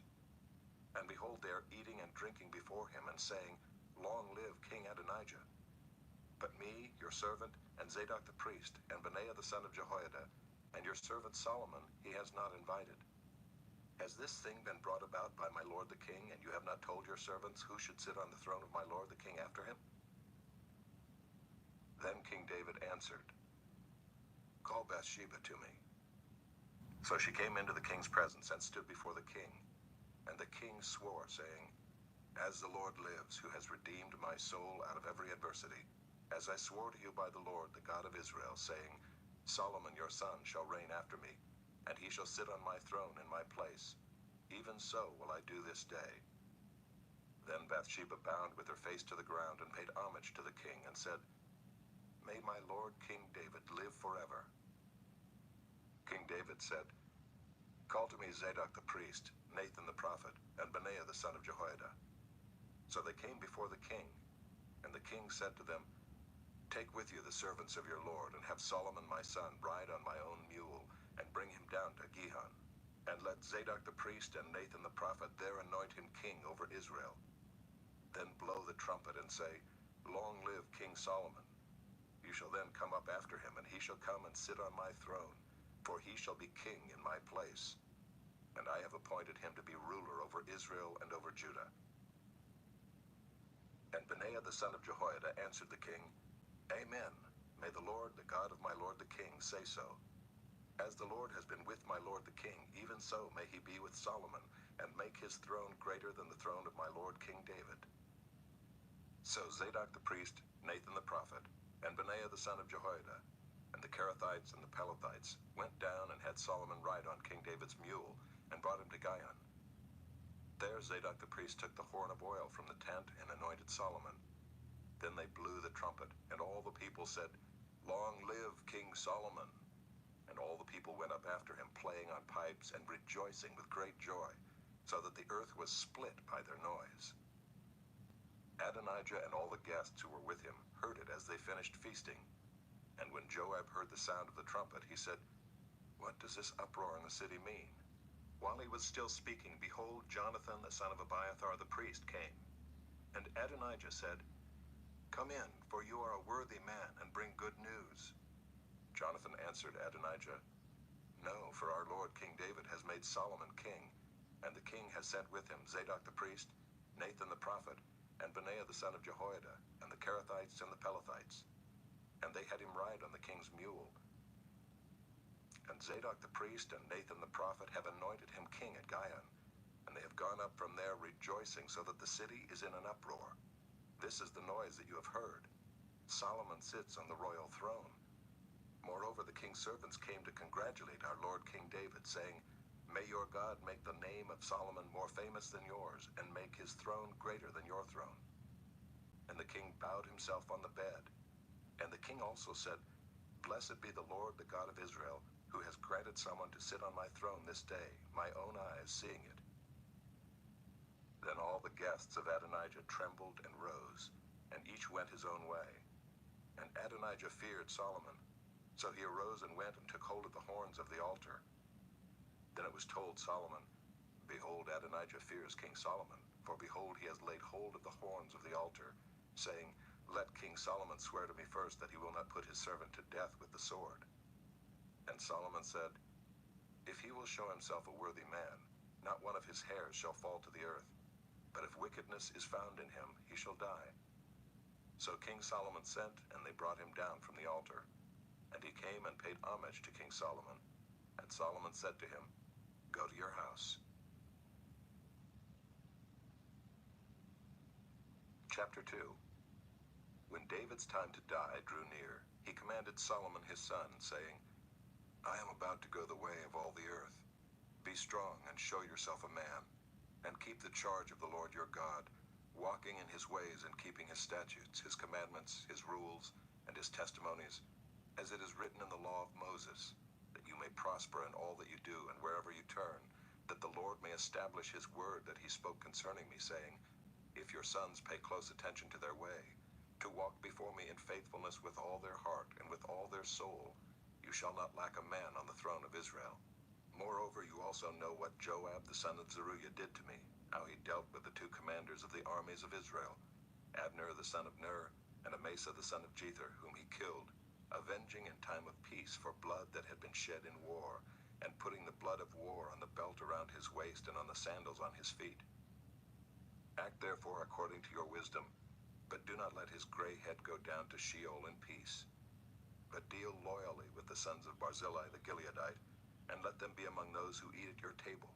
For with such loyalty they met me when I fled from Absalom your brother. And there is also with you Shimei the son of Gera the Benjaminite from Bahurim, who cursed me with a grievous curse on the day when I went to Mahanaim. But when he came down to meet me at the Jordan, I swore to him by the Lord, saying, I will not put you to death with the sword. Now therefore do not hold him guiltless, for you are a wise man. You will know what you ought to do to him, and you shall bring his gray head down with blood to Sheol. Then David slept with his fathers and was buried in the city of David. And the time that David reigned over Israel was 40 years. He reigned 7 years in Hebron and 33 years in Jerusalem. So Solomon sat on the throne of David his father, and his kingdom was firmly established. Then Adonijah the son of Haggith came to Bathsheba, the mother of Solomon, and she said, Do you come peacefully? He said, Peacefully. Then he said, I have something to say to you. She said, Speak. He said, You know that the kingdom was mine, and that all Israel fully expected me to reign. However, the kingdom has turned about and become my brother's, for it was his from the Lord. And now I have one request to make of you. Do not refuse me. She said to him, Speak. And he said, Please ask King Solomon, and he will not refuse you, to give me Abishag the Shunammite as my wife. Bathsheba said, Very well, I will speak for you to the king. So Bathsheba went to King Solomon to speak to him on behalf of Adonijah. And the king rose to meet her and bowed down to her. Then he sat on his throne and had a seat brought for the king's mother, and she sat on his right. Then she said, I have one small request to make of you. Do not refuse me. And the king said to her, Make your request, my mother, for I will not refuse you. She said, Let Abishag the Shunammite be given to Adonijah your brother as his wife. King Solomon answered his mother, And why do you ask Abishag the Shunammite for Adonijah? Ask for him the kingdom also, for he is my older brother, and on his side are Abiathar the priest, and Joab the son of Zeruiah. Then King Solomon swore by the Lord, saying, God do so to me, and more also, if this word does not cost Adonijah his life. Now therefore as the Lord lives, who has established me and placed me on the throne of David my father, and who has made me a house as he promised, Adonijah shall be put to death today. So King Solomon sent Benaiah the son of Jehoiada, and he struck him down, and he died. And to Abiathar the priest the king said, Go to Anathoth to your estate, for you deserve death. But I will not at this time put you to death, because you carried the ark of the Lord God before David my father, and because you shared in all my father's affliction. So Solomon expelled Abiathar from being priest to the Lord, thus fulfilling the word of the Lord that he had spoken concerning the house of Eli in Shiloh. When the news came to Joab, for Joab had supported Adonijah, although he had not supported Absalom, Joab fled to the tent of the Lord and caught hold of the horns of the altar. And when it was told King Solomon, Joab has fled to the tent of the Lord, and behold, he is beside the altar, Solomon sent Benaiah the son of Jehoiada, saying, Go, strike him down. So Benaiah came to the tent of the Lord and said to him, The king commands, come out. But he said, No, I will die here. Then Benaiah brought the king word again, saying, Thus said Joab, and thus he answered me. The king replied to him, Do as he has said, strike him down, and bury him, and thus take away from me and from my father's house the guilt for the blood that Joab shed without cause. The Lord will bring back his bloody deeds on his own head. because without the knowledge of my father David, he attacked and killed with the sword 2 men more righteous and better than himself, Abner the son of Ner, commander of the army of Israel, and Amasa the son of Jether, commander of the army of Judah. So shall their blood come back on the head of Joab and on the head of his descendants forever. But for David and for his descendants, and for his house and for his throne, there shall be peace from the Lord forevermore. Then Benaiah the son of Jehoiada went up and struck him down and put him to death. And he was buried in his own house in the wilderness. The king put Benaiah the son of Jehoiada over the army in place of Joab, and the king put Zadok the priest in the place of Abiathar. Then the king sent and summoned Shimei and said to him, Build yourself a house in Jerusalem and dwell there, and do not go out from there to any place whatever. For on the day you go out and cross the brook Kidron, know for certain that you shall die. Your blood shall be on your own head. And Shimei said to the king, What you say is good, as my lord the king has said, so will your servant do. So Shimei lived in Jerusalem many days. But it happened at the end of 3 years that 2 of Shimei's servants ran away to Achish, son of Maacah, king of Gath. And when it was told Shimei, Behold, your servants are in Gath, Shimei arose and saddled a donkey and went to Gath to Achish to seek his servants. Shimei went and brought his servants from Gath. And when Solomon was told that Shimei had gone from Jerusalem to Gath and returned, the king sent and summoned Shimei and said to him, Did I not make you swear by the Lord, and solemnly warn you, saying, Know for certain that on the day you go out and go to any place whatever, you shall die? And you said to me, What you say is good, I will obey. Why then have you not kept your oath to the Lord and the commandment with which I commanded you? The king also said to Shimei, You know in your own heart all the harm that you did to David my father. So the Lord will bring back your harm on your own head. But King Solomon shall be blessed, and the throne of David shall be established before the Lord forever. Then the king commanded Benaiah the son of Jehoiada, and he went out and struck him down, and he died. So the kingdom was established in the hand of Solomon. Chapter 3. Solomon made a marriage alliance with Pharaoh, king of Egypt. He took Pharaoh's daughter and brought her into the city of David until he had finished building his own house and the house of the Lord and the wall around Jerusalem. The people were sacrificing at the high places, however, because no house had yet been built for the name of the Lord. Solomon loved the Lord, walking in the statutes of David his father. Only he sacrificed and made offerings at the high places. And the king went to Gibeon to sacrifice there, for that was the great high place. Solomon used to offer 1,000 burnt offerings on that altar. At Gibeon the Lord appeared to Solomon in a dream by night, and God said, Ask what I shall give you. And Solomon said, You have shown great and steadfast love to your servant David my father, because he walked before you in faithfulness, in righteousness, and in uprightness of heart toward you. And you have kept for him this great and steadfast love, and have given him a son to sit on his throne this day. And now, O Lord my God, you have made your servant king in place of David my father, although I am but a little child. I do not know how to go out or come in. And your servant is in the midst of your people whom you have chosen, a great people, too many to be numbered or counted for multitude. Give your servant therefore an understanding mind to govern your people, that I may discern between good and evil. For who is able to govern this your great people? It pleased the Lord that Solomon had asked this. And God said to him, Because you have asked this, and have not asked for yourself long life or riches or the life of your enemies, but have asked for yourself understanding to discern what is right. Behold, I now do according to your word. Behold, I give you a wise and discerning mind, so that none like you has been before you, and none like you shall arise after you. I give you also what you have not asked, both riches and honor, so that no other king shall compare with you all your days. And if you will walk in my ways, keeping my statutes and my commandments, as your father David walked, then I will lengthen your days. And Solomon awoke, and behold, it was a dream. Then he came to Jerusalem and stood before the ark of the covenant of the Lord, and offered up burnt offerings and peace offerings, and made a feast for all his servants. Then 2 prostitutes came to the king and stood before him. The one woman said, O my lord, this woman and I live in the same house, And I gave birth to a child while she was in the house. Then on the third day after I gave birth, this woman also gave birth, and we were alone.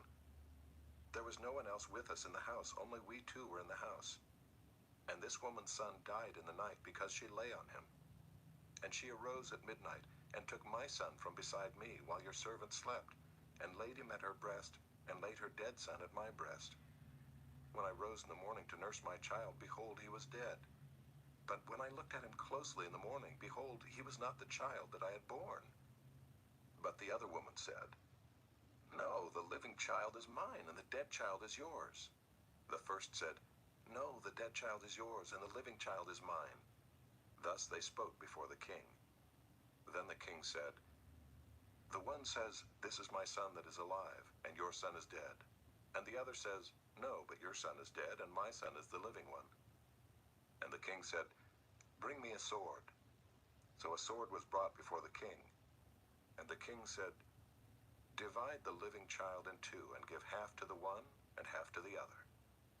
Then the woman whose son was alive said to the king, because her heart yearned for her son, O my lord, give her the living child, and by no means put him to death. But the other said, He shall be neither mine nor yours. Divide him. Then the king answered and said, Give the living child to the first woman, and by no means put him to death. She is his mother. And all Israel heard of the judgment that the king had rendered, and they stood in awe of the king, because they perceived that the wisdom of God was in him to do justice. Chapter 4. King Solomon was king over all Israel, and these were his high officials. Azariah the son of Zadok was the priest. Elihoreph and Ahijah the sons of Shisha were secretaries. Jehoshaphat the son of Ahilud was recorder. Benaiah the son of Jehoiada was in command of the army. Zadok and Abiathar were priests. Azariah the son of Nathan was over the officers. Zabad the son of Nathan was priest and king's friend. Ahishar was in charge of the palace, and Adoniram the son of Abda was in charge of the forced labor. Solomon had 12 officers over all Israel, who provided food for the king and his household. Each man had to make provision for 1 month in the year. These were their names: Ben-Hur in the hill country of Ephraim, Ben-Deker in Makaz, Shaalbim, Beth-Shemesh, and Elon Beth-Hanan, Ben-Hesed in Arubath. To him belonged Soko and all the land of Hepher. Ben-Abinadab in all Naphath Dor. He had Taphath, the daughter of Solomon, as his wife. Baana the son of Ahilud in Taanach, Megiddo and all Beth-Shean that is beside Zarethan below Jezreel, and from Beth-Shean to Abel-Maholah, as far as the other side of Jokmeam. Ben-Geber in Ramoth-Gilead. He had the villages of Jair the son of Manasseh, which are in Gilead, and he had the region of Argob, which is in Bashan, 60 great cities with walls and bronze bars. Ahinadab the son of Iddo in Mahanaim, Ahimaaz in Naphtali. He had taken Basemath the daughter of Solomon as his wife. Baana the son of Hushai in Asher and Baaloth. Jehoshaphat the son of Paruiah in Issachar. Shimei the son of Elah in Benjamin. Geber the son of Uri in the land of Gilead, the country of Sihon king of the Amorites, and of Og king of Bashan. And there was one governor who was over the land. Judah and Israel were as many as the sand by the sea. They ate and drank and were happy. Solomon ruled over all the kingdoms from the Euphrates to the land of the Philistines and to the border of Egypt. They brought tribute and served Solomon all the days of his life. Solomon's provision for 1 day was 30 cores of fine flour and 60 cores of meal, 10 fat oxen and 20 pasture-fed cattle, 100 sheep, besides deer, gazelles, roebucks, and fattened fowl. For he had dominion over all the region west of the Euphrates, from Tiphsah to Gaza, over all the kings west of the Euphrates. And he had peace on all sides around him. And Judah and Israel lived in safety, from Dan even to Beersheba, every man under his vine and under his fig tree, all the days of Solomon. Solomon also had 40,000 stalls of horses for his chariots, and 12,000 horsemen. And those officers supplied provisions for King Solomon and for all who came to King Solomon's table, each one in his month. They let nothing be lacking. Barley also and straw for the horses and swift steeds they brought to the place where it was required, each according to his duty. And God gave Solomon wisdom and understanding beyond measure, and breadth of mind like the sand on the seashore, so that Solomon's wisdom surpassed the wisdom of all the people of the east and all the wisdom of Egypt. For he was wiser than all other men, wiser than Ethan the Ezrahite, and Heman, Calcol, and Darda the sons of Mahol, and his fame was in all the surrounding nations.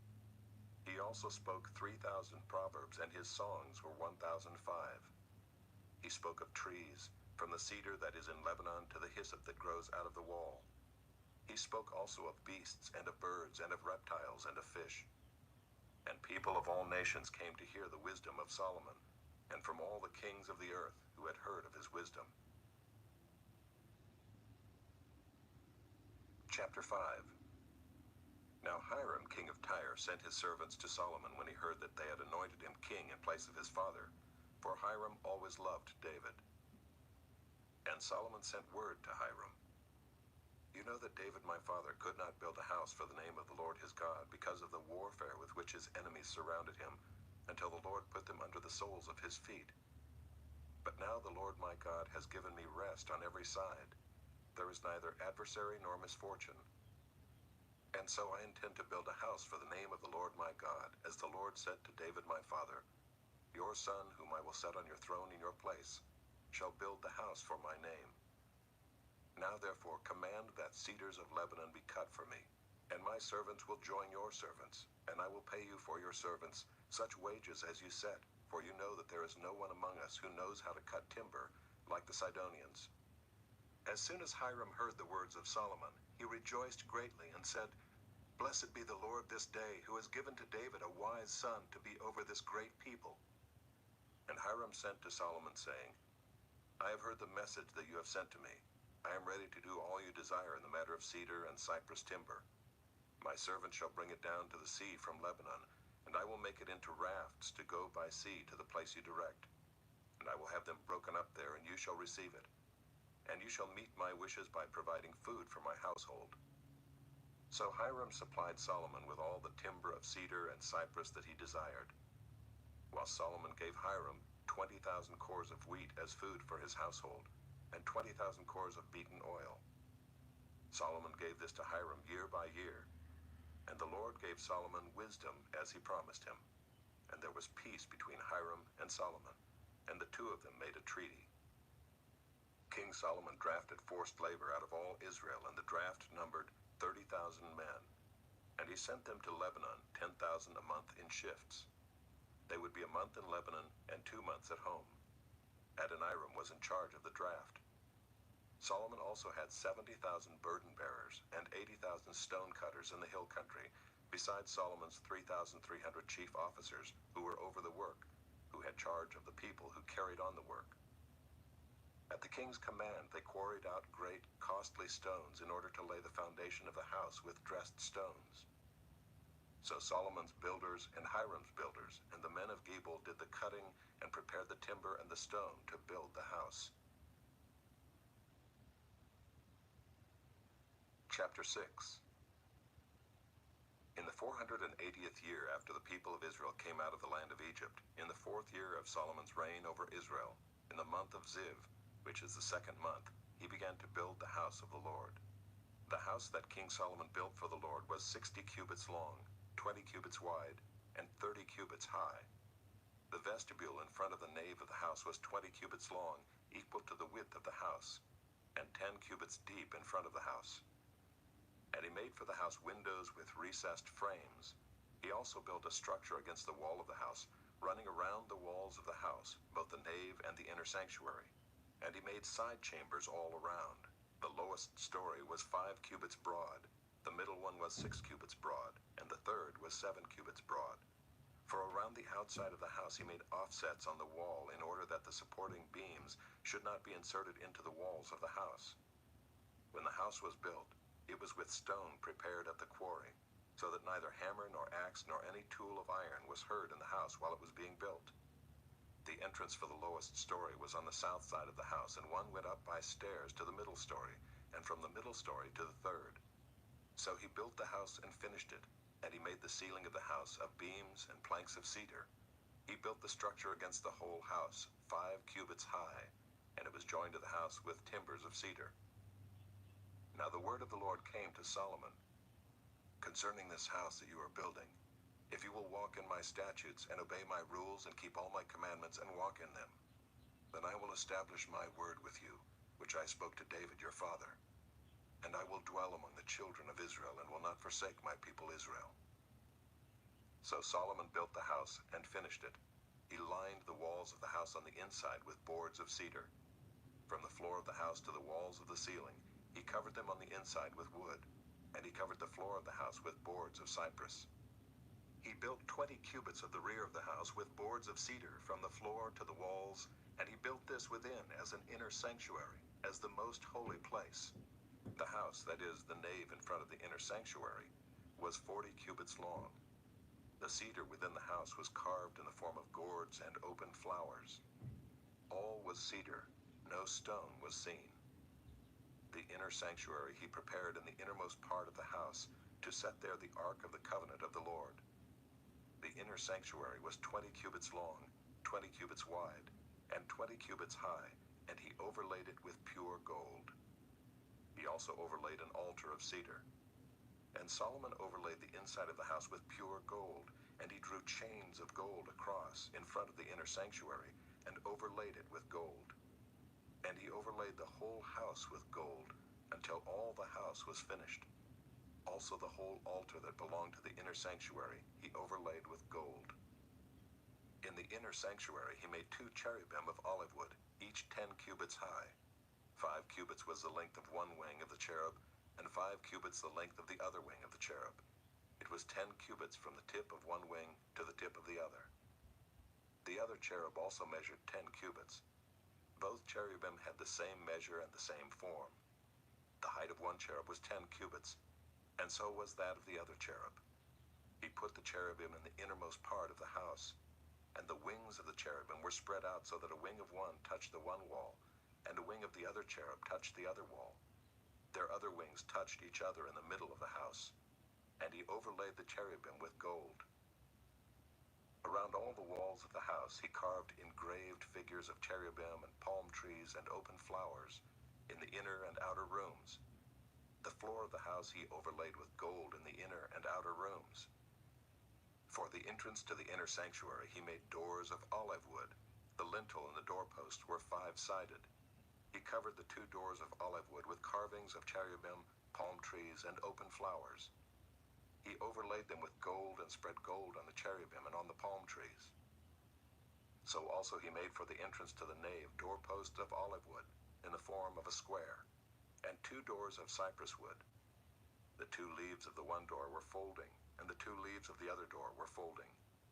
On them he carved cherubim and palm trees and open flowers, and he overlaid them with gold evenly applied on the carved work. He built the inner court with 3 courses of cut stone and 1 course of cedar beams. In the 4th year the foundation of the house of the Lord was laid in the month of Ziv. And in the 11th year, in the month of Bul, which is the 8th month, the house was finished in all its parts, and according to all its specifications. He was 7 years in building it. Chapter 7. Solomon was building his own house 13 years, and he finished his entire house. He built the house of the forest of Lebanon. Its length was 100 cubits, and its breadth 50 cubits, and its height 30 cubits, and it was built on 4 rows of cedar pillars, with cedar beams on the pillars. And it was covered with cedar above the chambers that were on the 45 pillars, 15 in each row. There were window frames in 3 rows, and window opposite window in 3 tiers. All the doorways and windows had square frames, and window was opposite window in 3 tiers. And he made the hall of pillars. Its length was 50 cubits, and its breadth 30 cubits. There was a porch in front with pillars, and a canopy in front of them. And he made the hall of the throne, where he was to pronounce judgment, even the hall of judgment. It was finished with cedar from floor to rafters. His own house, where he was to dwell, in the other court back of the hall, was of like workmanship. Solomon also made a house like this hall for Pharaoh's daughter, whom he had taken in marriage. All these were made of costly stones, cut according to measure, sawed with saws, back and front, even from the foundation to the coping, and from the outside to the great court. The foundation was of costly stones, huge stones, stones of 8 and 10 cubits, and above were costly stones cut according to measurement and cedar. The great court had 3 courses of cut stone all around, and a course of cedar beams. So had the inner court of the house of the Lord, and the vestibule of the house. And King Solomon sent and brought Hiram from Tyre. He was the son of a widow of the tribe of Naphtali, and his father was a man of Tyre, a worker in bronze. And he was full of wisdom, understanding, and skill for making any work in bronze. He came to King Solomon and did all his work. He cast 2 pillars of bronze.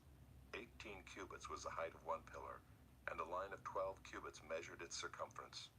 It was hollow, and its thickness was 4 fingers. The second pillar was the same. He also made 2 capitals of cast bronze to set on the tops of the pillars. The height of the one capital was 5 cubits, and the height of the other capital was 5 cubits. There were lattices of checker work with wreaths of chain work for the capitals on the tops of the pillars, a lattice for the one capital, and a lattice for the other capital. Likewise, he made pomegranates in 2 rows around the one lattice work to cover the capital that was on the top of the pillar, and he did the same with the other capital. Now the capitals that were on the tops of the pillars in the vestibule were of lily work, 4 cubits. The capitals were on the 2 pillars and also above the rounded projection which was beside the lattice work. There were 200 pomegranates in 2 rows all around, and so with the other capital. He set up the pillars at the vestibule of the temple. He set up the pillar on the south and called its name Jachin, and he set up the pillar on the north and called its name Boaz. And on the tops of the pillars was lily work. Thus the work of the pillars was finished. Then he made the sea of cast metal. It was round, 10 cubits from brim to brim, and 5 cubits high, and a line of 30 cubits measured its circumference. Under its brim were gourds for 10 cubits, compassing the sea all around. The gourds were in 2 rows, cast with it when it was cast. It stood on 12 oxen, 3 facing north, 3 facing west, 3 facing south, and 3 facing east. The sea was set on them, and all their rear parts were inward. Its thickness was a handbreadth, and its brim was made like the brim of a cup, like the flower of a lily. It held 2,000 baths. He also made the 10 stands of bronze. Each stand was 4 cubits long, 4 cubits wide, and 3 cubits high. This was the construction of the stands. They had panels, and the panels were set in the frames. And on the panels that were set in the frames were lions, oxen, and cherubim. On the frames, both above and below the lions and oxen, there were wreaths of beveled work. Moreover, each stand had 4 bronze wheels and axles of bronze, and at the 4 corners were supports for a basin. The supports were cast with wreaths at the side of each. Its opening was within a crown that projected upward 1 cubit. Its opening was round as a pedestal is made, 1.5 cubits deep.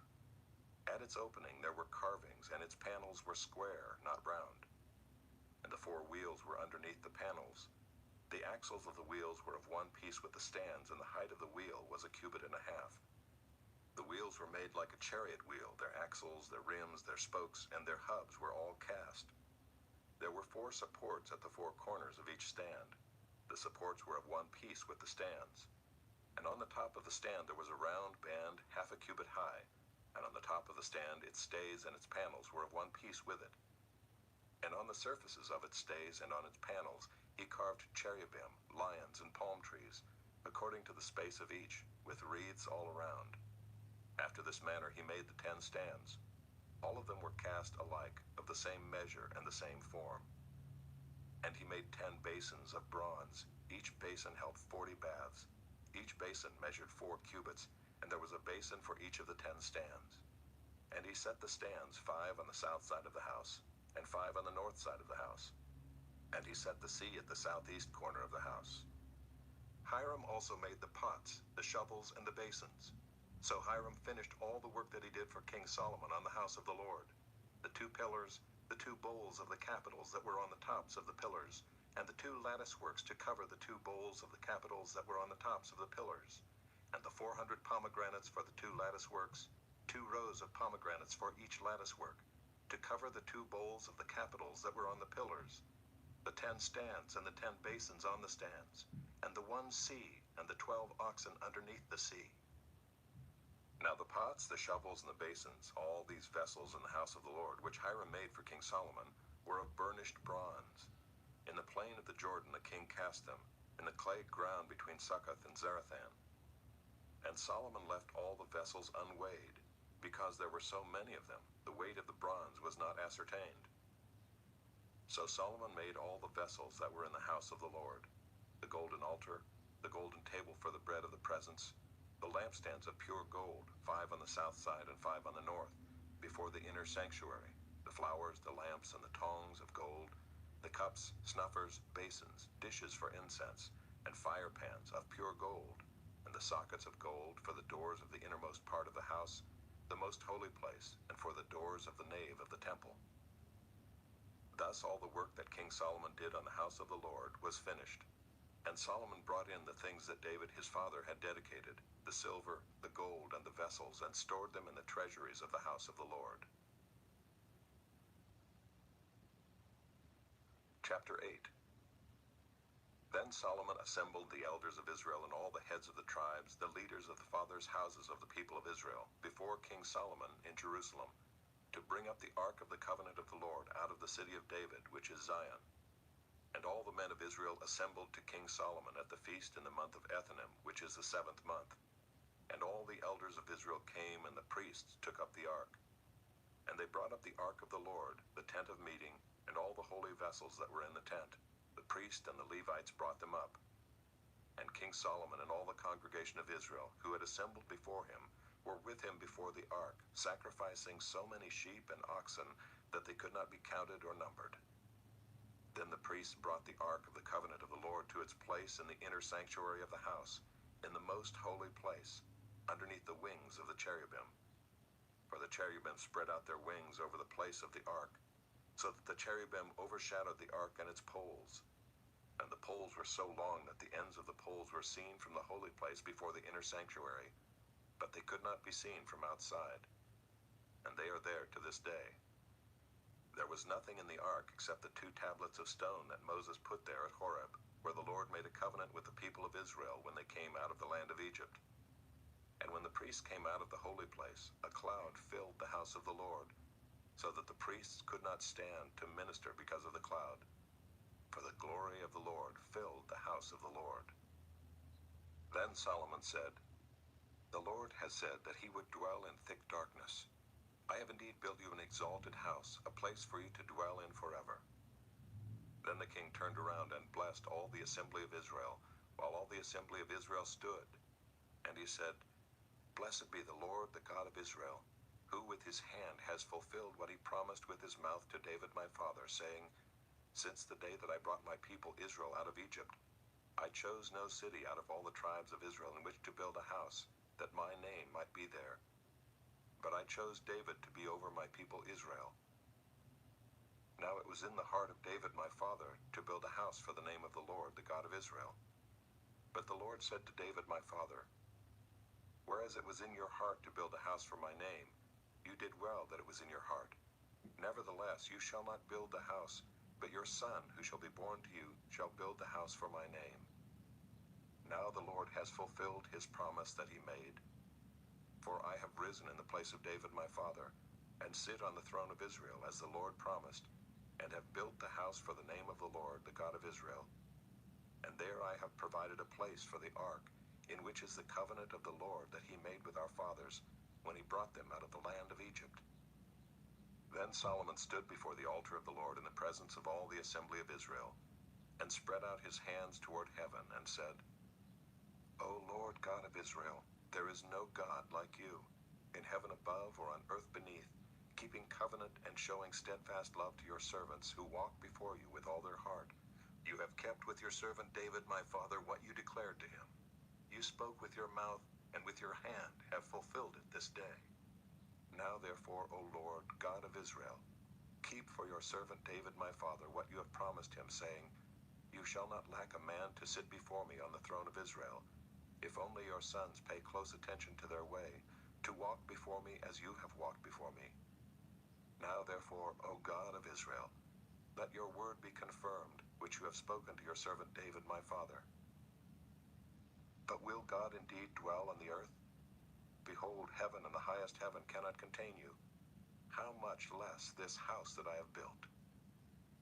Yet have regard to the prayer of your servant and to his plea, O Lord my God, listening to the cry and to the prayer that your servant prays before you this day, that your eyes may be open night and day toward this house, the place of which you have said, my name shall be there, that you may listen to the prayer that your servant offers toward this place, and listen to the plea of your servant and of your people Israel when they pray toward this place. And listen in heaven your dwelling place, and when you hear, forgive. If a man sins against his neighbor and is made to take an oath and comes and swears his oath before your altar in this house, then hear in heaven and act and judge your servants, condemning the guilty by bringing his conduct on his own head, and vindicating the righteous by rewarding him according to his righteousness. When your people Israel are defeated before the enemy because they have sinned against you, and if they turn again to you and acknowledge your name, and pray and plead with you in this house, then hear in heaven and forgive the sin of your people Israel, and bring them again to the land that you gave to their fathers. When heaven is shut up and there is no rain because they have sinned against you, if they pray toward this place and acknowledge your name and turn from their sin when you afflict them, then hear in heaven and forgive the sin of your servants, your people Israel, when you teach them the good way in which they should walk, and grant rain upon your land, which you have given to your people as an inheritance. If there is famine in the land, if there is pestilence or blight or mildew or locust or caterpillar, if their enemy besieges them in the land at their gates, whatever plague, whatever sickness there is, whatever prayer, whatever plea is made by any man or by all your people Israel, each knowing the affliction of his own heart, and stretching out his hands toward this house, then hear in heaven your dwelling place, and forgive and act, and render to each whose heart you know, according to all his ways, for you only know the hearts of all the children of mankind, that they may fear you all the days that they live in the land that you gave to our fathers.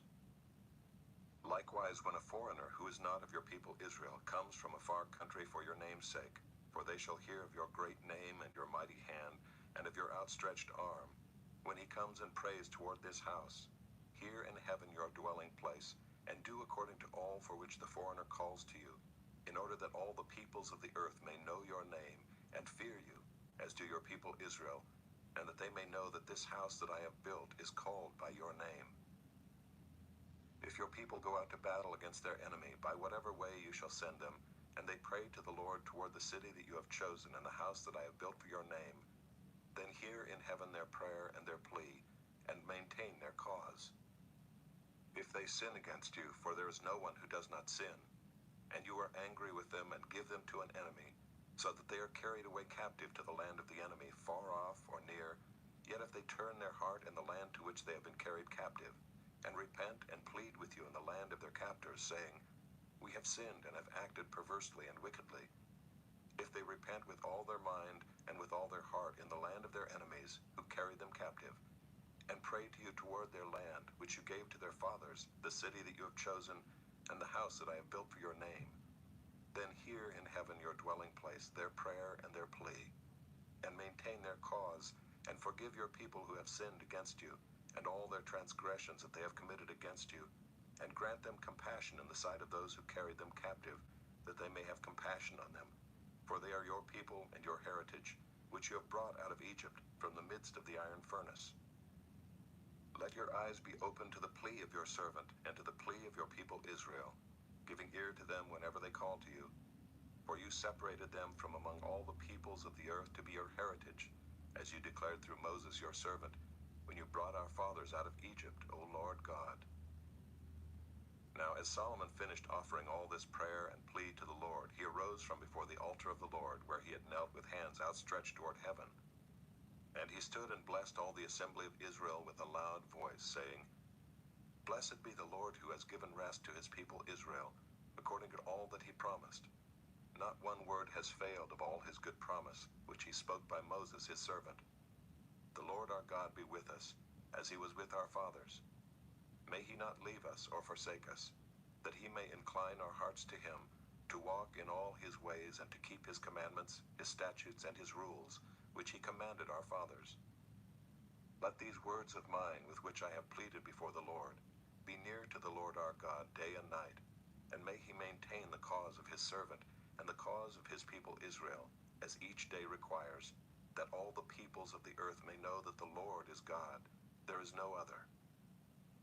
Let your heart therefore be wholly true to the Lord our God, walking in his statutes and keeping his commandments as at this day.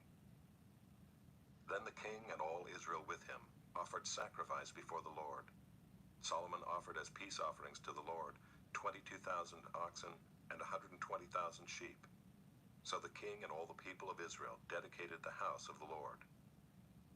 The same day the king consecrated the middle of the court that was before the house of the Lord, for there he offered the burnt offering and the grain offering and the fat pieces of the peace offerings, because the bronze altar that was before the Lord was too small to receive the burnt offering and the grain offering and the fat pieces of the peace offerings. So Solomon held the feast at that time, and all Israel with him, a great assembly, from Lebo Hamath to the brook of Egypt, before the Lord our God 7 days. On the 8th day he sent the people away, and they blessed the king, and went to their homes joyful and glad of heart for all the goodness that the Lord had shown to David his servant, and to Israel his people. Chapter 9. As soon as Solomon had finished building the house of the Lord, and the king's house, and all that Solomon desired to build, the Lord appeared to Solomon a second time, as he had appeared to him at Gibeon. And the Lord said to him, I have heard your prayer and your plea, which you have made before me. I have consecrated this house that you have built by putting my name there forever. My eyes and my heart will be there for all time. And as for you, if you will walk before me as David your father walked, with integrity of heart and uprightness, doing according to all that I have commanded you, and keeping my statutes and my rules, then I will establish your royal throne over Israel forever, as I promised David your father, saying, You shall not lack a man on the throne of Israel. But if you turn aside from following me, you or your children, and do not keep my commandments and my statutes that I have set before you, but go and serve other gods and worship them, then I will cut off Israel from the land that I have given them, and the house that I have consecrated for my name I will cast out of my sight. And Israel will become a proverb and a byword among all peoples. And this house will become a heap of ruins. Everyone passing by it will be astonished and will hiss, and they will say, Why has the Lord done thus to this land and to this house? Then they will say, Because they abandoned the Lord their God, who brought their fathers out of the land of Egypt, and laid hold on other gods, and worshipped them, and served them. Therefore the Lord has brought all this disaster on them. At the end of 20 years in which Solomon had built the two houses, the house of the Lord and the king's house, and Hiram king of Tyre had supplied Solomon with cedar and cypress timber and gold, as much as he desired, King Solomon gave to Hiram 20 cities in the land of Galilee. But when Hiram came from Tyre to see the cities that Solomon had given him, they did not please him. Therefore he said, What kind of cities are these that you have given me, my brother? So they are called the land of Cabul to this day. Hiram had sent to the king 120 talents of gold. And this is the account of the forced labor that King Solomon drafted to build the house of the Lord, and his own house, and the Millo, and the wall of Jerusalem, and Hazor, and Megiddo, and Gezer. Pharaoh, king of Egypt, had gone up and captured Gezer and burned it with fire, and had killed the Canaanites who lived in the city, and had given it as dowry to his daughter, Solomon's wife. So Solomon rebuilt Gezer. And Lower Beth-horon, and Baalath, and Tamar in the wilderness in the land of Judah, and all the store cities that Solomon had, and the cities for his chariots, and the cities for his horsemen, and whatever Solomon desired to build in Jerusalem, in Lebanon, and in all the land of his dominion. All the people who were left of the Amorites, the Hittites, the Perizzites, the Hivites, and the Jebusites, who were not of the people Israel, their descendants who were left after them in the land, whom the people of Israel were unable to devote to destruction, these Solomon drafted to be slaves, and so they are to this day. But of the people of Israel Solomon made no slaves. They were the soldiers, they were his officials, his commanders, his captains, his chariot commanders, and his horsemen. These were the chief officers who were over Solomon's work, 550 who had charge of the people who carried on the work. But Pharaoh's daughter went up from the city of David to her own house that Solomon had built for her. Then he built the Millo.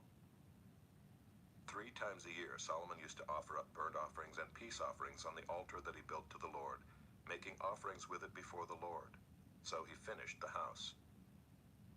King Solomon built a fleet of ships at Ezion-Geber, which is near Eloth on the shore of the Red Sea in the land of Edom.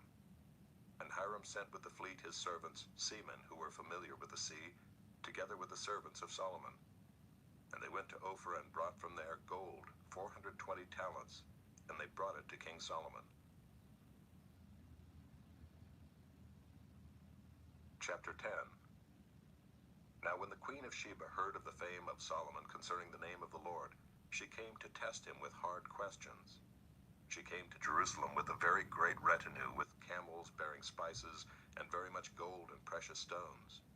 And when she came to Solomon, she told him all that was on her mind. And Solomon answered all her questions. There was nothing hidden from the king that he could not explain to her. And when the queen of Sheba had seen all the wisdom of Solomon, the house that he had built, the food of his table, the seating of his officials, and the attendance of his servants, their clothing, his cupbearers, and his burnt offerings that he offered at the house of the Lord, there was no more breath in her. And she said to the king, "The report was true that I heard in my own land of your words and of your wisdom. But I did not believe the reports until I came and my own eyes had seen it. And behold, the half was not told me. Your wisdom and prosperity surpassed the report that I heard. Happy are your men. Happy are your servants who continually stand before you and hear your wisdom. Blessed be the Lord your God, who has delighted in you and set you on the throne of Israel. Because the Lord loved Israel forever, he has made you king, that you may execute justice and righteousness." Then she gave the king 120 talents of gold, and a very great quantity of spices and precious stones. Never again came such an abundance of spices as these that the queen of Sheba gave to King Solomon.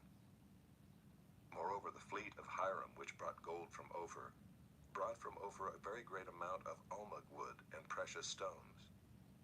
And the king made of the almug wood supports for the house of the Lord and for the king's house, also lyres and harps for the singers. No such almug wood has come or been seen to this day. And King Solomon gave to the queen of Sheba all that she desired, whatever she asked, besides what was given her by the bounty of King Solomon. So she turned and went back to her own land with her servants.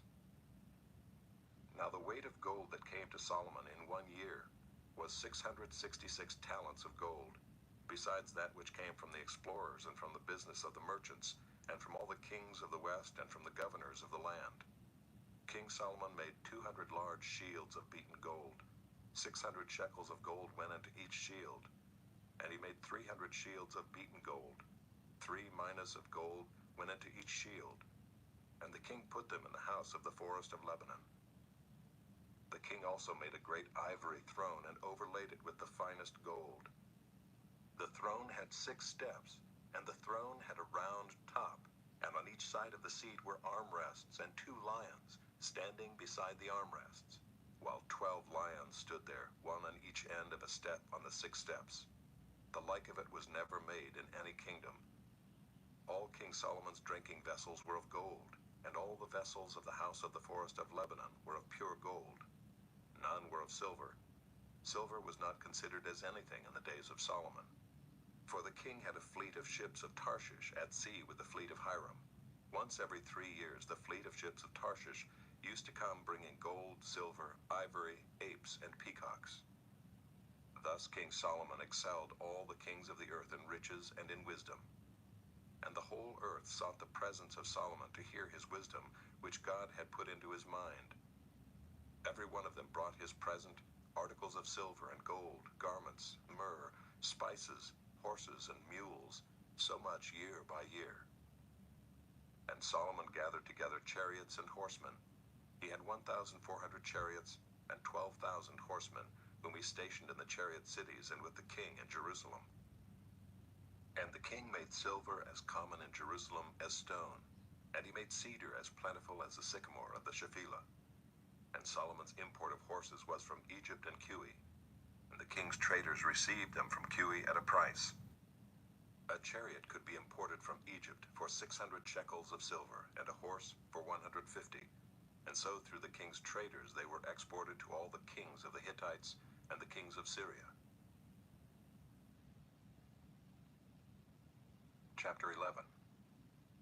Now King Solomon loved many foreign women, along with the daughter of Pharaoh, Moabite, Ammonite, Edomite, Sidonian, and Hittite women, from the nations concerning which the Lord had said to the people of Israel, "You shall not enter into marriage with them, neither shall they with you, for surely they will turn away your heart after their gods." Solomon clung to these in love. He had 700 wives who were princesses, and 300 concubines, and his wives turned away his heart. For when Solomon was old, his wives turned away his heart after other gods, and his heart was not wholly true to the Lord his God, as was the heart of David his father. For Solomon went after Ashtoreth, the goddess of the Sidonians, and after Milcom, the abomination of the Ammonites. So Solomon did what was evil in the sight of the Lord, and did not wholly follow the Lord, as David his father had done. Then Solomon built a high place for Chemosh, the abomination of Moab, and for Moloch, the abomination of the Ammonites, on the mountain east of Jerusalem. And so he did for all his foreign wives, who made offerings and sacrifice to their gods. And the Lord was angry with Solomon, because his heart had turned away from the Lord, the God of Israel, who had appeared to him twice, and had commanded him concerning this thing, that he should not go after other gods.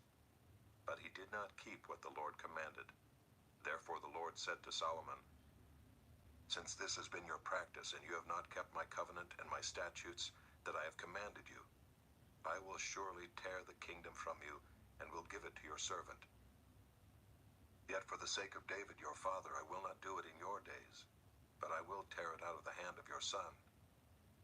However, I will not tear away all the kingdom, but I will give one tribe to your son for the sake of David my servant, and for the sake of Jerusalem that I have chosen." And the Lord raised up an adversary against Solomon, Hadad the Edomite. He was of the royal house in Edom. For when David was in Edom, and Joab the commander of the army went up to bury the slain, he struck down every male in Edom. For Joab and all Israel remained there 6 months, until he had cut off every male in Edom. But Hadad fled to Egypt, together with certain Edomites of his father's servants, Hadad still being a little child. They set out from Midian and came to Paran, and took men with them from Paran, and came to Egypt, to Pharaoh king of Egypt, who gave him a house, and assigned him an allowance of food, and gave him land. And Hadad found great favor in the sight of Pharaoh, so that he gave him in marriage the sister of his own wife, the sister of Tahpenes the queen. And the sister of Tahpenes bore him Genubath his son, whom Tahpenes weaned in Pharaoh's house. And Genubath was in Pharaoh's house among the sons of Pharaoh. But when Hadad heard in Egypt that David slept with his fathers, and that Joab the commander of the army was dead, Hadad said to Pharaoh, "Let me depart, that I may go to my own country." But Pharaoh said to him, "What have you lacked with me, that you are now seeking to go to your own country?" And he said to him, "Only let me depart." God also raised up as an adversary to him Rezin the son of Eliada, who had fled from his master Hadadezer king of Zobah. And he gathered men about him, and became leader of a marauding band after the killing by David. And they went to Damascus, and lived there, and made him king in Damascus. He was an adversary of Israel all the days of Solomon, doing harm as Hadad did. And he loathed Israel, and reigned over Syria. Jeroboam the son of Nebat, an Ephraimite of Zeradah, a servant of Solomon, whose mother's name was Zeruiah, a widow, also lifted up his hand against the king.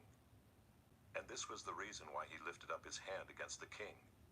Solomon built the Millo, and closed up the breach of the city of David his father. The man Jeroboam was very able, and when Solomon saw that the young man was industrious, he gave him charge over all the forced labor of the house of Joseph. And at that time, when Jeroboam went out of Jerusalem, the prophet Ahijah the Shilonite found him on the road. Now Ahijah had dressed himself in a new garment, and the two of them were alone in the open country. Then Ahijah laid hold of the new garment that was on him and tore it into 12 pieces. And he said to Jeroboam, Take for yourself 10 pieces, for thus says the Lord, the God of Israel, Behold, I am about to tear the kingdom from the hand of Solomon, and will give you 10 tribes. But he shall have 1 tribe, for the sake of my servant David, and for the sake of Jerusalem, the city that I have chosen out of all the tribes of Israel, because they have forsaken me and worshipped Ashtoreth, the goddess of the Sidonians, Chemosh, the god of Moab, and Milcom, the god of the Ammonites. And they have not walked in my ways, doing what is right in my sight, and keeping my statutes and my rules, as David his father did. Nevertheless, I will not take the whole kingdom out of his hand, but I will make him ruler all the days of his life, for the sake of David my servant, whom I chose, who kept my commandments and my statutes. But I will take the kingdom out of his son's hand, and will give it to you, 10 tribes. Yet to his son I will give 1 tribe, that David my servant may always have a lamp before me in Jerusalem, the city where I have chosen to put my name. And I will take you, and you shall reign over all that your soul desires, and you shall be king over Israel. And if you will listen to all that I command you, and will walk in my ways, and do what is right in my eyes, by keeping my statutes and my commandments, as David my servant did, I will be with you and will build you a sure house, as I built for David, and I will give Israel to you. And I will afflict the offspring of David because of this, but not forever. Solomon sought therefore to kill Jeroboam. But Jeroboam arose and fled into Egypt, to Shishak king of Egypt, and was in Egypt until the death of Solomon. Now the rest of the acts of Solomon, and all that he did, and his wisdom, are they not written in the book of the acts of Solomon? And the time that Solomon reigned in Jerusalem over all Israel was 40 years. And Solomon slept with his fathers, and was buried in the city of David his father. And Rehoboam his son reigned in his place. Chapter 12. Rehoboam went to Shechem, for all Israel had come to Shechem to make him king. And as soon as Jeroboam the son of Nebat heard of it, for he was still in Egypt, where he had fled from King Solomon, then Jeroboam returned from Egypt. And they sent and called him, and Jeroboam and all the assembly of Israel came and said to Rehoboam, Your father made our yoke heavy. Now therefore lighten the hard service of your father, and his heavy yoke on us, and we will serve you. He said to them, Go away for 3 days, then come again to me. So the people went away. Then King Rehoboam took counsel with the old men, who had stood before Solomon his father while he was yet alive, saying, How do you advise me to answer this people? And they said to him, If you will be a servant to this people today, and serve them, and speak good words to them when you answer them, then they will be your servants forever. But he abandoned the counsel that the old men gave him, and took counsel with the young men who had grown up with him and stood before him. And he said to them, What do you advise that we answer this people who have said to me, Lighten the yoke that your father put on us? And the young men who had grown up with him said to him, Thus shall you speak to this people who said to you, Your father made our yoke heavy, but you lighten it for us. Thus shall you say to them, My little finger is thicker than my father's thighs. And now, whereas my father laid on you a heavy yoke, I will add to your yoke. My father disciplined you with whips, but I will discipline you with scorpions. So Jeroboam and all the people came to Rehoboam the 3rd day, as the king said, Come to me again the 3rd day. And the king answered the people harshly, and forsaking the counsel that the old man had given him, he spoke to them according to the counsel of the young men, saying, My father made your yoke heavy, but I will add to your yoke. My father disciplined you with whips, but I will discipline you with scorpions. So the king did not listen to the people, for it was a turn of affairs brought about by the Lord, that he might fulfill his word, which the Lord spoke by Ahijah the Shilonite to Jeroboam the son of Nebat. And when all Israel saw that the king did not listen to them, the people answered the king, What portion do we have in David? We have no inheritance in the son of Jesse. To your tents, O Israel, look now to your own house, David. So Israel went to their tents. But Rehoboam reigned over the people of Israel who lived in the cities of Judah. Then King Rehoboam sent Adoram, who was taskmaster over the forced labor, and all Israel stoned him to death with stones. And King Rehoboam hurried to mount his chariot to flee to Jerusalem. So Israel has been in rebellion against the house of David to this day. And when all Israel heard that Jeroboam had returned, they sent and called him to the assembly and made him king over all Israel. There was none that followed the house of David, but the tribe of Judah only. When Rehoboam came to Jerusalem, he assembled all the house of Judah and the tribe of Benjamin, 180,000 chosen warriors, to fight against the house of Israel, to restore the kingdom to Rehoboam the son of Solomon. But the word of God came to Shemaiah the man of God. Say to Rehoboam the son of Solomon, king of Judah, and to all the house of Judah and Benjamin, and to the rest of the people, Thus says the Lord, you shall not go up or fight against your relatives, the people of Israel. Every man return to his home, for this thing is from me. So they listened to the word of the Lord and went home again, according to the word of the Lord. Then Jeroboam built Shechem in the hill country of Ephraim, and lived there. And he went out from there and built Penuel. And Jeroboam said in his heart, Now the kingdom will turn back to the house of David. If this people go up to offer sacrifices in the temple of the Lord at Jerusalem, then the heart of this people will turn again to their Lord, to Rehoboam king of Judah, and they will kill me and return to Rehoboam king of Judah. So the king took counsel and made 2 calves of gold. And he said to the people, You have gone up to Jerusalem long enough. Behold your gods, O Israel, who brought you up out of the land of Egypt.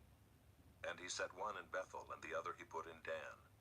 Then this thing became a sin, for the people went as far as Dan to be before one. He also made temples on high places, and appointed priests from among all the people, who were not of the Levites. And Jeroboam appointed a feast on the 15th day of the 8th month, like the feast that was in Judah, and he offered sacrifices on the altar. So he did in Bethel, sacrificing to the calves that he made. And he placed in Bethel the priests of the high places that he had made. He went up to the altar that he had made in Bethel on the 15th day in the 8th month, in the month that he had devised from his own heart. And he instituted a feast for the people of Israel, and went up to the altar to make offerings. Chapter 13.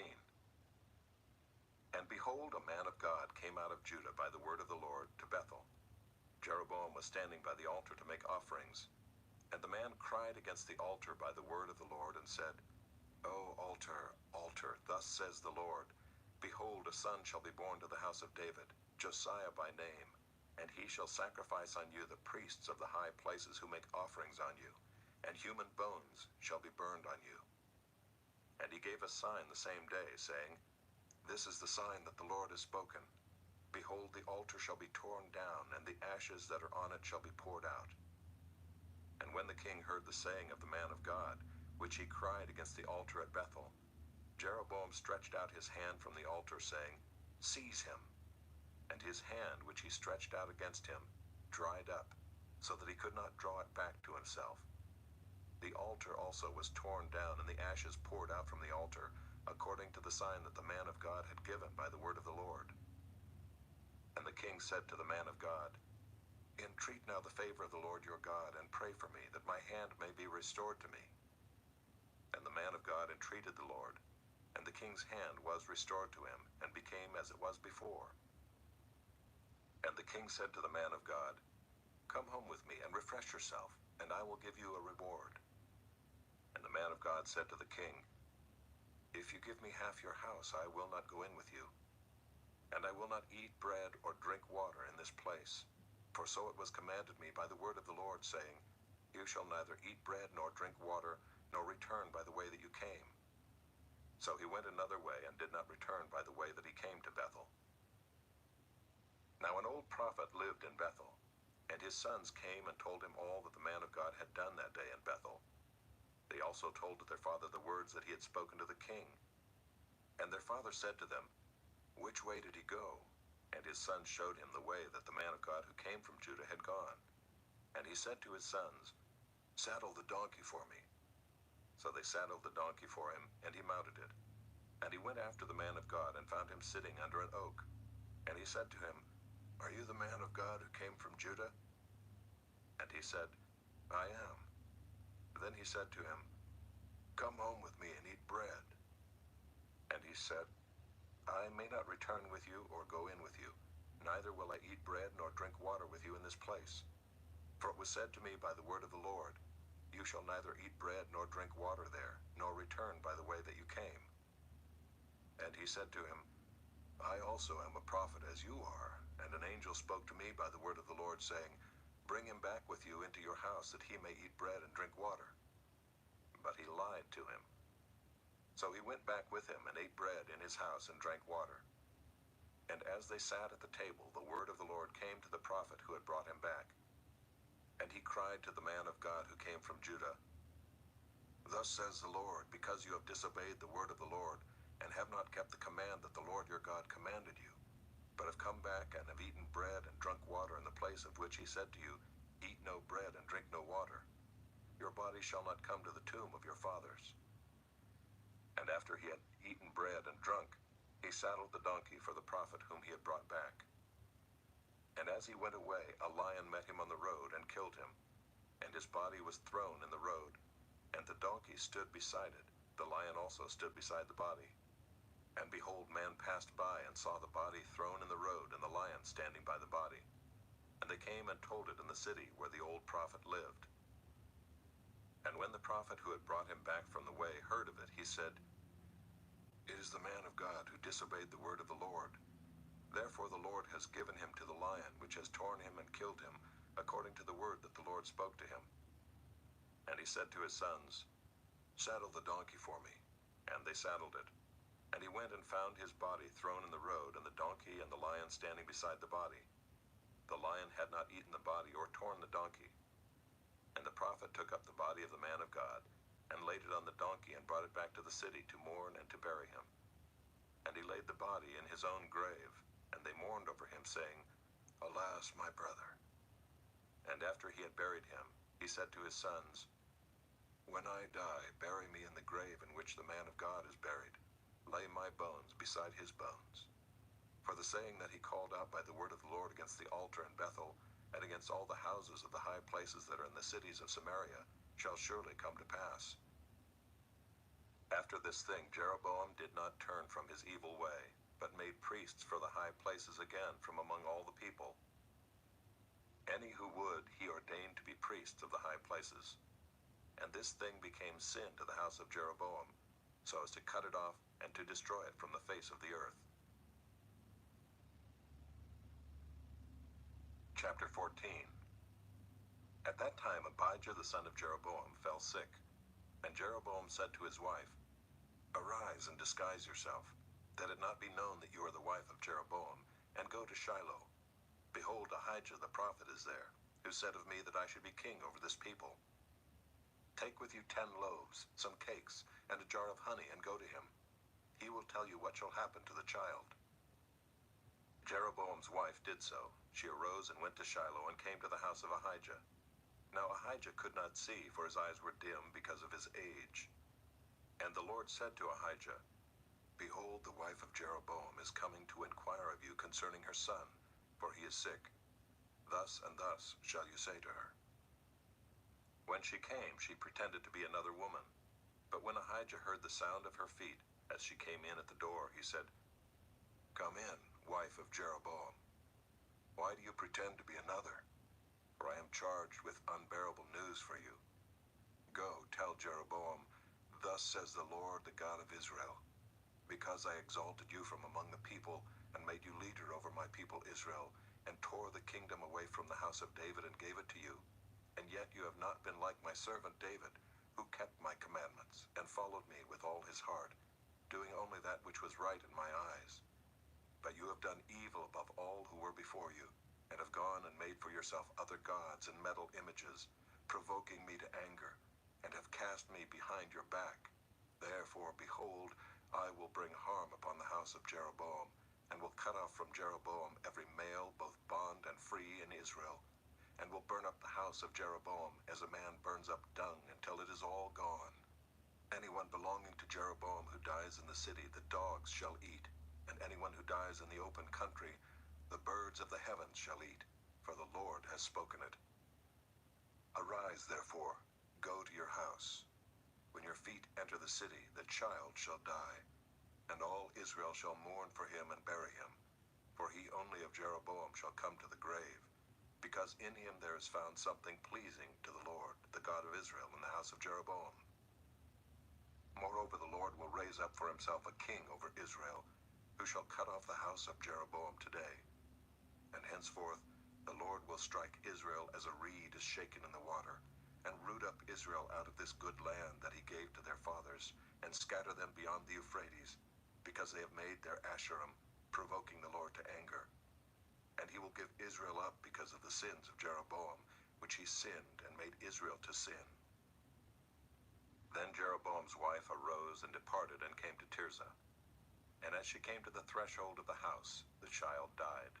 And all Israel buried him and mourned for him, according to the word of the Lord which he spoke by his servant Ahijah the prophet. Now the rest of the acts of Jeroboam, how he warred, and how he reigned, behold, they are written in the book of the Chronicles of the kings of Israel. And the time that Jeroboam reigned was 22 years, and he slept with his fathers, and Nadab his son reigned in his place. Now Rehoboam the son of Solomon reigned in Judah. Rehoboam was 41 years old when he began to reign, and he reigned 17 years in Jerusalem, the city that the Lord had chosen out of all the tribes of Israel, to put his name there. His mother's name was Naamah the Ammonite. And Judah did what was evil in the sight of the Lord, and they provoked him to jealousy with their sins that they committed, more than all that their fathers had done. For they also built for themselves high places and pillars and Asherim on every high hill and under every green tree. And there were also male cult prostitutes in the land. They did according to all the abominations of the nations that the Lord drove out before the people of Israel. In the 5th year of King Rehoboam, Shishak king of Egypt came up against Jerusalem. He took away the treasures of the house of the Lord and the treasures of the king's house. He took away everything. He also took away all the shields of gold that Solomon had made, and King Rehoboam made in their place shields of bronze, and committed them to the hands of the officers of the guard, who kept the door of the king's house.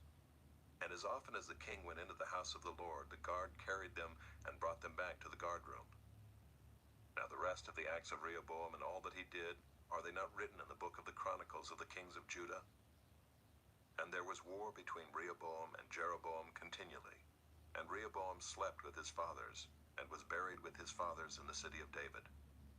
His mother's name was Naamah the Ammonite, and Abijam his son reigned in his place. Chapter 15. Now in the 18th year of King Jeroboam the son of Nebat, Abijam began to reign over Judah. He reigned for 3 years in Jerusalem. His mother's name was Maacah the daughter of Abishalom. And he walked in all the sins that his father did before him, and his heart was not wholly true to the Lord his God, as the heart of David his father. Nevertheless, for David's sake the Lord his God gave him a lamp in Jerusalem, setting up his son after him, and establishing Jerusalem, because David did what was right in the eyes of the Lord, and did not turn aside from anything that he commanded him all the days of his life, except in the matter of Uriah the Hittite. Now there was war between Rehoboam and Jeroboam all the days of his life.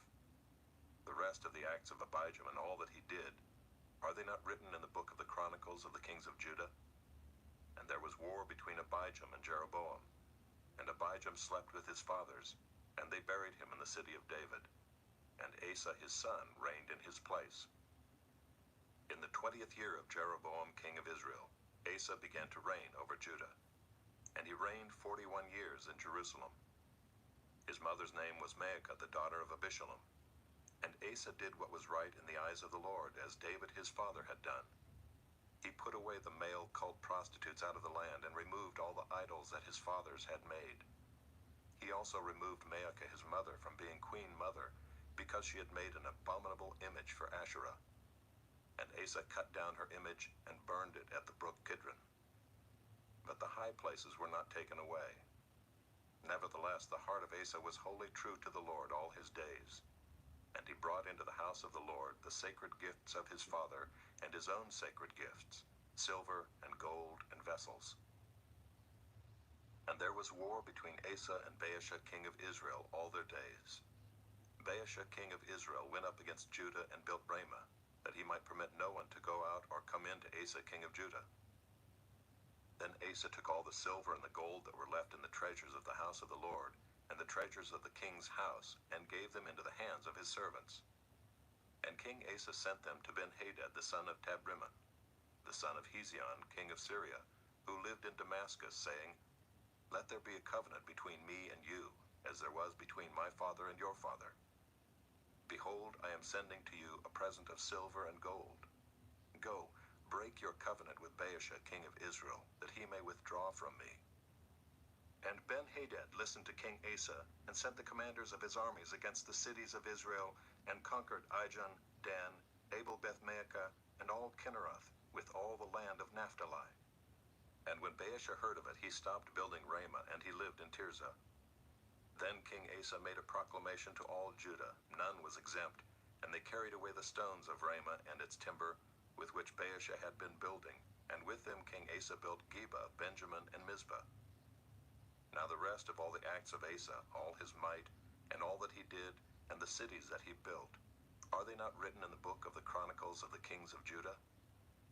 But in his old age he was diseased in his feet. And Asa slept with his fathers, and was buried with his fathers in the city of David his father. And Jehoshaphat his son reigned in his place.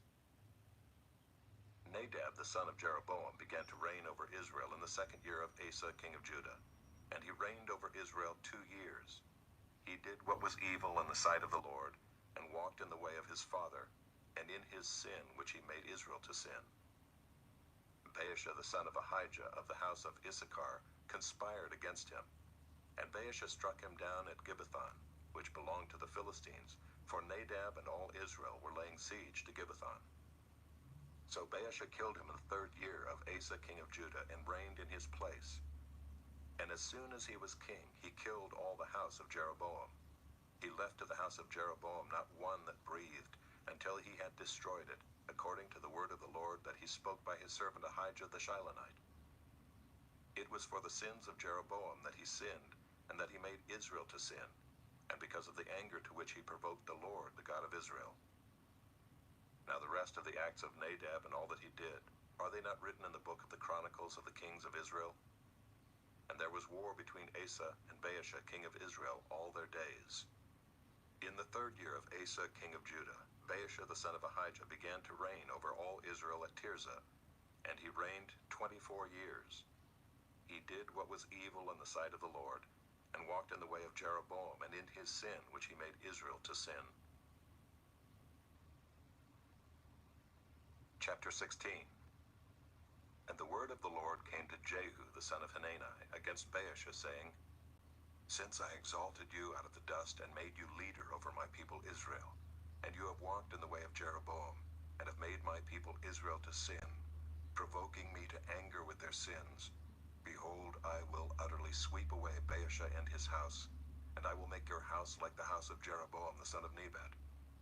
Anyone belonging to Baasha who dies in the city, the dogs shall eat, and any one of his who dies in the field, the birds of the heavens shall eat.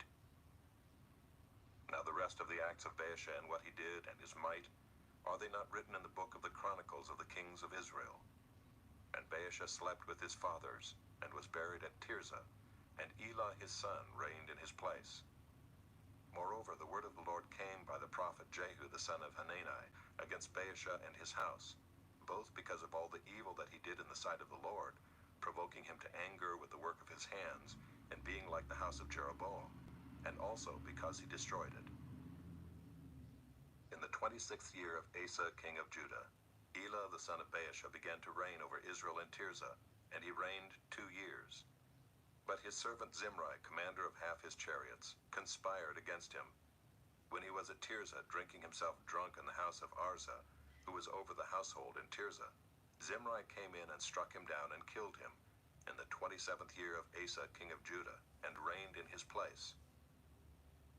When he began to reign, as soon as he had seated himself on his throne, he struck down all the house of Baasha. He did not leave him a single male of his relatives or his friends. Thus Zimri destroyed all the house of Baasha, according to the word of the Lord which he spoke against Baasha by Jehu the prophet, for all the sins of Baasha, and the sins of Elah his son, which they sinned, and which they made Israel to sin, provoking the Lord God of Israel to anger with their idols. Now the rest of the acts of Elah and all that he did, are they not written in the book of the Chronicles of the kings of Israel? In the 27th year of Asa, king of Judah, Zimri reigned 7 days in Tirzah. Now the troops were encamped against Gibbethon, which belonged to the Philistines. And the troops who were encamped heard it said, Zimri has conspired, and he has killed the king. Therefore all Israel made Omri, the commander of the army, king over Israel that day in the camp. So Omri went up from Gibbethon and all Israel with him, and they besieged Tirzah. And when Zimri saw that the city was taken, he went into the citadel of the king's house and burned the king's house over him with fire, and died, because of his sins that he committed, doing evil in the sight of the Lord, walking in the way of Jeroboam, and for his sin which he committed, making Israel to sin. Now the rest of the acts of Zimri and the conspiracy that he made, are they not written in the book of the Chronicles of the kings of Israel? Then the people of Israel were divided into 2 parts. Half of the people followed Tibni the son of Ginath to make him king, and half followed Omri. But the people who followed Omri overcame the people who followed Tibni the son of Ginath. So Tibni died, and Omri became king. In the 31st year of Asa king of Judah, Omri began to reign over Israel, and he reigned for 12 years. 6 years he reigned in Tirzah. He bought the hill of Samaria from Shemer for 2 talents of silver, and he fortified the hill and called the name of the city that he built, Samaria, after the name of Shemer, the owner of the hill. Omri did what was evil in the sight of the Lord, and did more evil than all who were before him. For he walked in all the way of Jeroboam the son of Nebat, and in the sins that he made Israel to sin, provoking the Lord, the God of Israel, to anger by their idols. Now the rest of the acts of Omri that he did, and the might that he showed, are they not written in the book of the Chronicles of the kings of Israel? And Omri slept with his fathers, and was buried in Samaria, and Ahab his son reigned in his place. In the 38th year of Asa king of Judah, Ahab the son of Omri began to reign over Israel. And Ahab the son of Omri reigned over Israel in Samaria 22 years. And Ahab the son of Omri did evil in the sight of the Lord, more than all who were before him. And as if it had been a light thing for him to walk in the sins of Jeroboam the son of Nebat, he took for his wife Jezebel, the daughter of Ethbaal, king of the Sidonians, and went and served Baal and worshipped him. He erected an altar for Baal in the house of Baal, which he built in Samaria. And Ahab made an Asherah. Ahab did more to provoke the Lord, the God of Israel, to anger, than all the kings of Israel who were before him. In his days Hiel of Bethel built Jericho. He laid its foundation at the cost of Abiram his firstborn, and set up its gates at the cost of his youngest son Segub, according to the word of the Lord, which he spoke by Joshua the son of Nun. Chapter 17. Now Elijah the Tishbite of Tishbe in Gilead said to Ahab, As the Lord the God of Israel lives, before whom I stand, there shall be neither dew nor rain these years, except by my word. And the word of the Lord came to him, Depart from here and turn eastward, and hide yourself by the brook Kerith, which is east of the Jordan. You shall drink from the brook, and I have commanded the ravens to feed you there. So he went and did according to the word of the Lord. He went and lived by the brook Kerith that is east of the Jordan. And the ravens brought him bread and meat in the morning, and bread and meat in the evening, and he drank from the brook. And after a while the brook dried up, because there was no rain in the land. Then the word of the Lord came to him, Arise, go to Zarephath, which belongs to Sidon, and dwell there. Behold, I have commanded a widow there to feed you.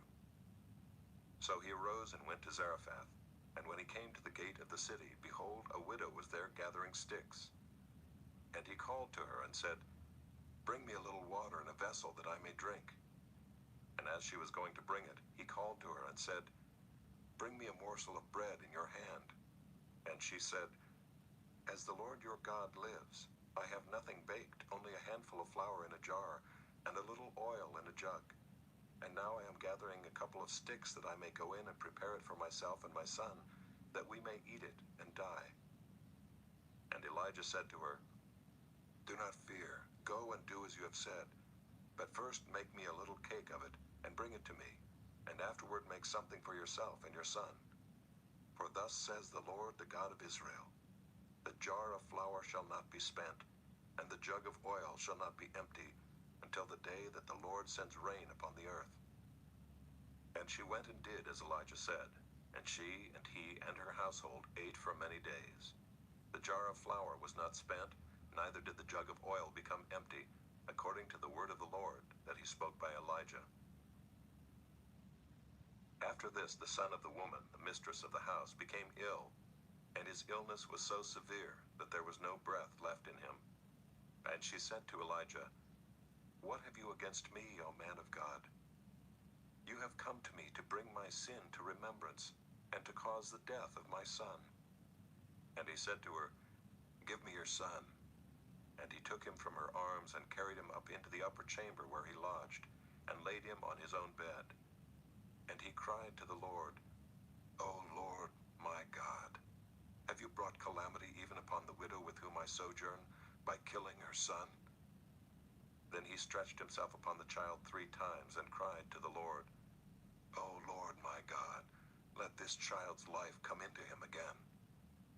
And the Lord listened to the voice of Elijah, and the life of the child came into him again, and he revived. And Elijah took the child and brought him down from the upper chamber into the house, and delivered him to his mother. And Elijah said, See, your son lives. And the woman said to Elijah, Now I know that you are a man of God, and that the word of the Lord in your mouth is truth. Chapter 18. After many days the word of the Lord came to Elijah in the 3rd year, saying, Go, show yourself to Ahab, and I will send rain upon the earth. So Elijah went to show himself to Ahab. Now the famine was severe in Samaria, and Ahab called Obadiah, who was over the household. Now Obadiah feared the Lord greatly. And when Jezebel cut off the prophets of the Lord, Obadiah took 100 prophets, and hid them by 50s in a cave, and fed them with bread and water. And Ahab said to Obadiah, Go through the land to all the springs of water, and to all the valleys. Perhaps we may find grass, and save the horses and mules alive, and not lose some of the animals. So they divided the land between them to pass through it. Ahab went in one direction by himself, and Obadiah went in another direction by himself. And as Obadiah was on the way, behold, Elijah met him. And Obadiah recognized him and fell on his face and said, Is it you, my lord Elijah? And he answered him, It is I. Go tell your lord, behold, Elijah is here.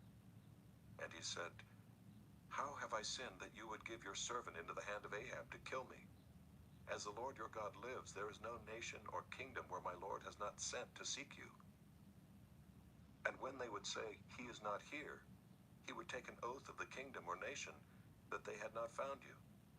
And now you say, Go tell your Lord, behold, Elijah is here. And as soon as I have gone from you, the Spirit of the Lord will carry you I know not where. And so when I come and tell Ahab and he cannot find you, he will kill me, although I your servant have feared the Lord from my youth.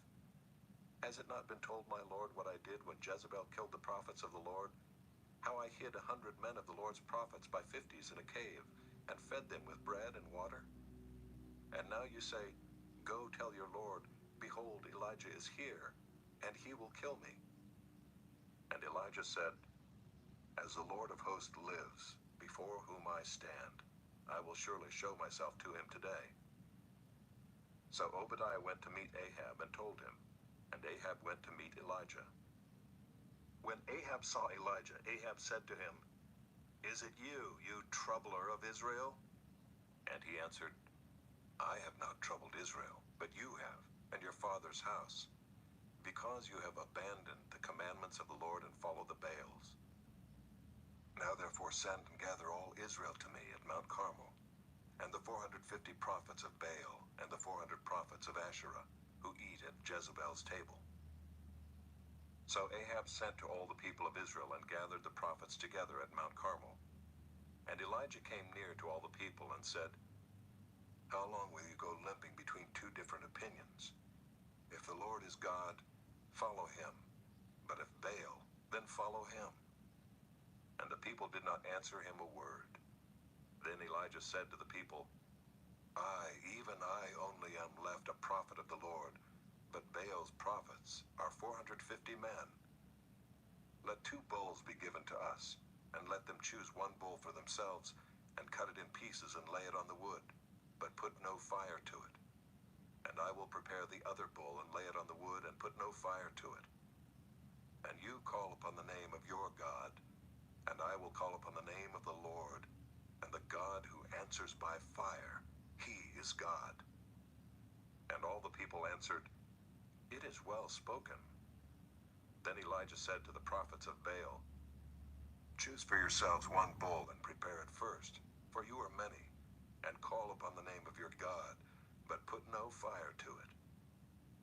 And they took the bull that was given them, and they prepared it and called upon the name of Baal from morning until noon, saying, O Baal, answer us. But there was no voice, and no one answered. And they limped around the altar that they had made. And at noon Elijah mocked them, saying, Cry aloud, for he is a god. Either he is musing, or he is relieving himself, or he is on a journey, or perhaps he is asleep and must be awakened. And they cried aloud and cut themselves after their custom with swords and lances, until the blood gushed out upon them. And as midday passed, they raved on until the time of the offering of the oblation, but there was no voice. No one answered, no one paid attention. Then Elijah said to all the people, Come near to me.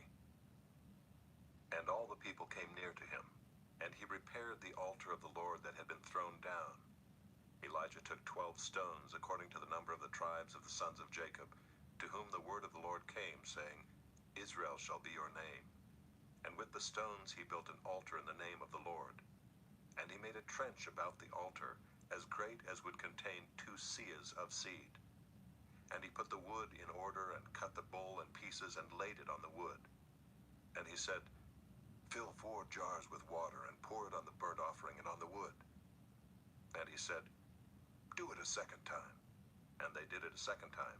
And he said, Do it a third time. And they did it a third time.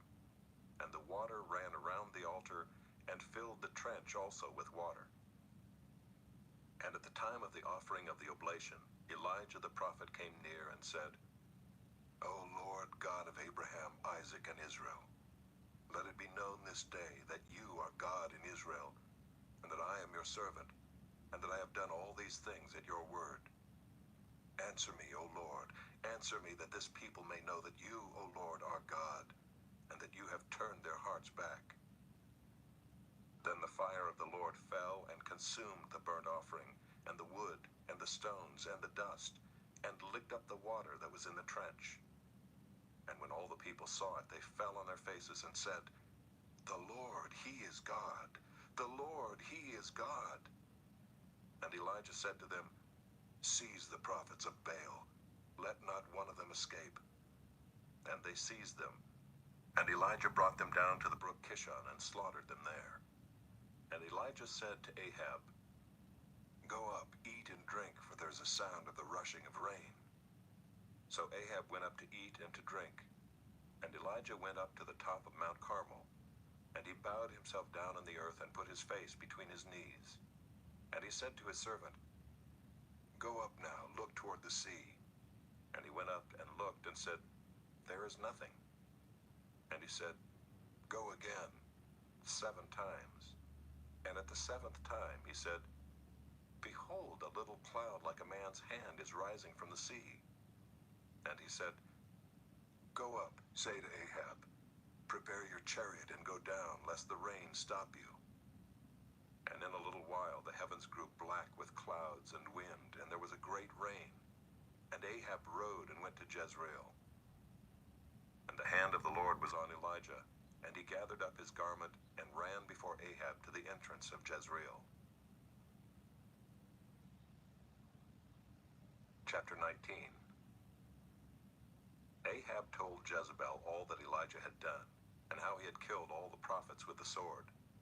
Then Jezebel sent a messenger to Elijah, saying, So may the gods do to me and more also, if I do not make your life as the life of one of them by this time tomorrow." Then he was afraid, and he arose and ran for his life, and came to Beersheba, which belongs to Judah, and left his servant there. But he himself went a day's journey into the wilderness, and came and sat down under a broom tree. And he asked that he might die, saying, "It is enough. Now, O Lord, take away my life, for I am no better than my fathers." And he lay down and slept under a broom tree. And behold, an angel touched him and said to him, "Arise and eat." And he looked, and behold, there was at his head a cake baked on hot stones and a jar of water. And he ate and drank and lay down again. And the angel of the Lord came again a second time and touched him and said, "Arise and eat, for the journey is too great for you." And he arose and ate and drank, and went in the strength of that food 40 days and 40 nights to Horeb, the mount of God. There he came to a cave and lodged in it. And behold, the word of the Lord came to him, and he said to him, "What are you doing here, Elijah?" He said, "I have been very jealous for the Lord, the God of hosts. For the people of Israel have forsaken your covenant, thrown down your altars, and killed your prophets with the sword. And I, even I only, am left, and they seek my life to take it away." And he said, "Go out and stand on the mount before the Lord." And behold, the Lord passed by, and a great and strong wind tore the mountains and broke in pieces the rocks before the Lord. But the Lord was not in the wind. And after the wind, an earthquake, but the Lord was not in the earthquake. And after the earthquake, a fire, but the Lord was not in the fire. And after the fire, the sound of a low whisper. And when Elijah heard it, he wrapped his face in his cloak, and went out and stood at the entrance of the cave. And behold, there came a voice to him and said, "What are you doing here, Elijah?" He said, "I have been very jealous for the Lord, the God of hosts. For the people of Israel have forsaken your covenant, thrown down your altars, and killed your prophets with the sword. And I, even I only, am left, and they seek my life to take it away." And the Lord said to him, "Go, return on your way to the wilderness of Damascus, and when you arrive, you shall anoint Hazael to be king over Syria. And Jehu the son of Nimshi you shall anoint to be king over Israel. And Elisha the son of Shaphat of Abel-Meholah you shall anoint to be prophet in your place. And the one who escapes from the sword of Hazael shall Jehu put to death. And the one who escapes from the sword of Jehu shall Elisha put to death. Yet I will leave 7,000 in Israel, all the knees that have not bowed to Baal, and every mouth that has not kissed him." So he departed from there and found Elisha the son of Shaphat, who was plowing with 12 yoke of oxen in front of him, and he was with the 12th. Elijah passed by him and cast his cloak upon him. And he left the oxen and ran after Elijah and said, "Let me kiss my father and my mother, and then I will follow you." And he said to him, "Go back again, for what have I done to you?" And he returned from following him, and took the yoke of oxen and sacrificed them, and boiled their flesh with the yokes of the oxen, and gave it to the people, and they ate. Then he arose and went after Elijah, and assisted him. Chapter 20. Ben-Hadad the king of Syria gathered all his army together. 32 kings were with him, and horses and chariots. And he went up and closed in on Samaria, and fought against it. And he sent messengers into the city to Ahab king of Israel, and said to him, "Thus says Ben-Hadad, your silver and your gold are mine, your best wives and children also are mine." And the king of Israel answered, "As you say, my lord, O king, I am yours, and all that I have." The messengers came again and said, "Thus says Ben-Hadad, I sent to you, saying, Deliver to me your silver and your gold, your wives and your children. Nevertheless, I will send my servants to you tomorrow about this time, and they shall search your house and the houses of your servants, and lay hands on whatever pleases you, and take it away." Then the king of Israel called all the elders of the land, and said, "Mark now, and see how this man is seeking trouble. For he sent to me for my wives and my children, and for my silver and my gold, and I did not refuse him." And all the elders and all the people said to him, "Do not listen or consent." So he said to the messengers of Ben-Hadad, Tell my lord the king, all that you first demanded of your servant I will do, but this thing I cannot do. And the messengers departed and brought him word again. Ben-Hadad sent to him and said, The gods do so to me and more also, if the dust of Samaria shall suffice for handfuls for all the people who follow me. And the king of Israel answered, Tell him, let not him who straps on his armor boast himself as he who takes it off. When Ben-Hadad heard this message as he was drinking with the kings in the booths, he said to his men, Take your positions. And they took their positions against the city. And behold, a prophet came near to Ahab king of Israel and said, Thus says the Lord, have you seen all this great multitude? Behold, I will give it into your hand this day, and you shall know that I am the Lord. And Ahab said, By whom? He said, Thus says the Lord, by the servants of the governors of the districts. Then he said, Who shall begin the battle? He answered, You. Then he mustered the servants of the governors of the districts, and they were 232. And after them he mustered all the people of Israel, 7,000.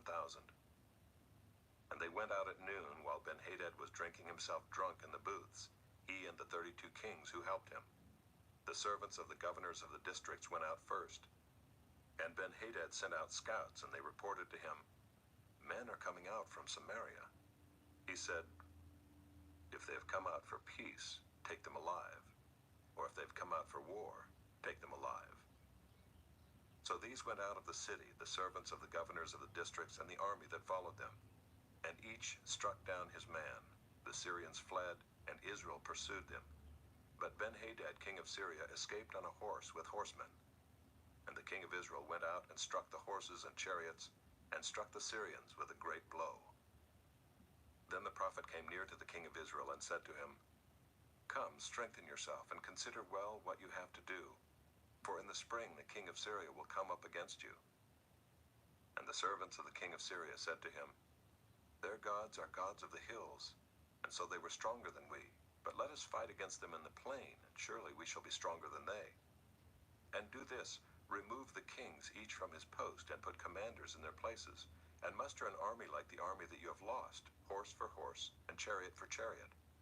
Then we will fight against them in the plain, and surely we shall be stronger than they. And he listened to their voice and did so. In the spring Ben-Hadad mustered the Syrians, and went up to Aphek to fight against Israel. And the people of Israel were mustered and were provisioned, and went against them. The people of Israel encamped before them like two little flocks of goats, but the Syrians filled the country.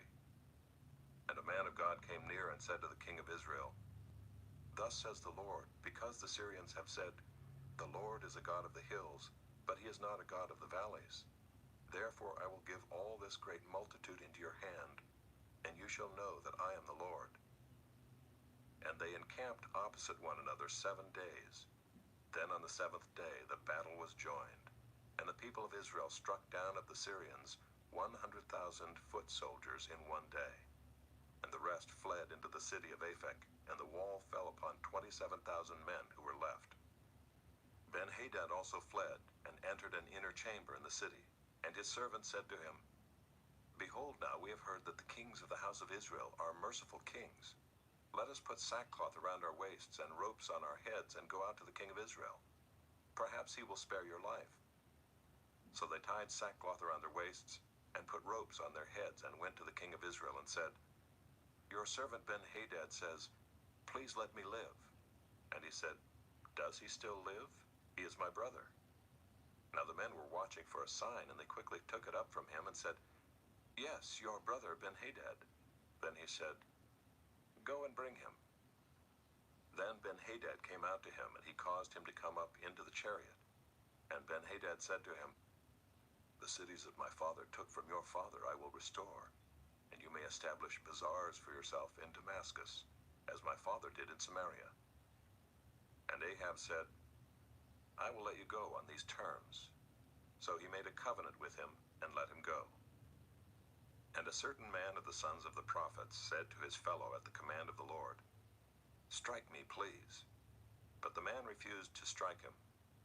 Then he said to him, Because you have not obeyed the voice of the Lord, behold, as soon as you have gone from me, a lion shall strike you down. And as soon as he had departed from him, a lion met him and struck him down. Then he found another man and said, "Strike me, please." And the man struck him and wounded him. So the prophet departed and waited for the king by the way, disguising himself with a bandage over his eyes. And as the king passed, he cried to the king and said, "Your servant went out into the midst of the battle, and behold, a soldier turned and brought a man to me and said, 'Guard this man. If by any means he is missing, your life shall be for his life, or else you shall pay a talent of silver.' And as your servant was busy here and there, he was gone." The king of Israel said to him, "So shall your judgment be. You yourself have decided it." Then he hurried to take the bandage away from his eyes, and the king of Israel recognized him as one of the prophets. And he said to him, "Thus says the Lord, because you have let go out of your hand the man whom I had devoted to destruction, therefore your life shall be for his life, and your people for his people." And the king of Israel went to his house vexed and sullen, and came to Samaria. Chapter 21. Now Naboth the Jezreelite had a vineyard in Jezreel, beside the palace of Ahab king of Samaria. And after this Ahab said to Naboth, "Give me your vineyard, that I may have it for a vegetable garden, because it is near my house, and I will give you a better vineyard for it. Or if it seems good to you, I will give you its value in money." But Naboth said to Ahab, "The Lord forbid that I should give you the inheritance of my fathers." And Ahab went into his house vexed and sullen because of what Naboth the Jezreelite had said to him. For he had said, "I will not give you the inheritance of my fathers." And he lay down on his bed and turned away his face, and would eat no food. But Jezebel his wife came to him and said to him, "Why is your spirit so vexed that you eat no food?" And he said to her, "Because I spoke to Naboth the Jezreelite and said to him, 'Give me your vineyard for money, or else, if it please you, I will give you another vineyard for it.' And he answered, 'I will not give you my vineyard.' And Jezebel his wife said to him, 'Do you now govern Israel? Arise and eat bread, and let your heart be cheerful.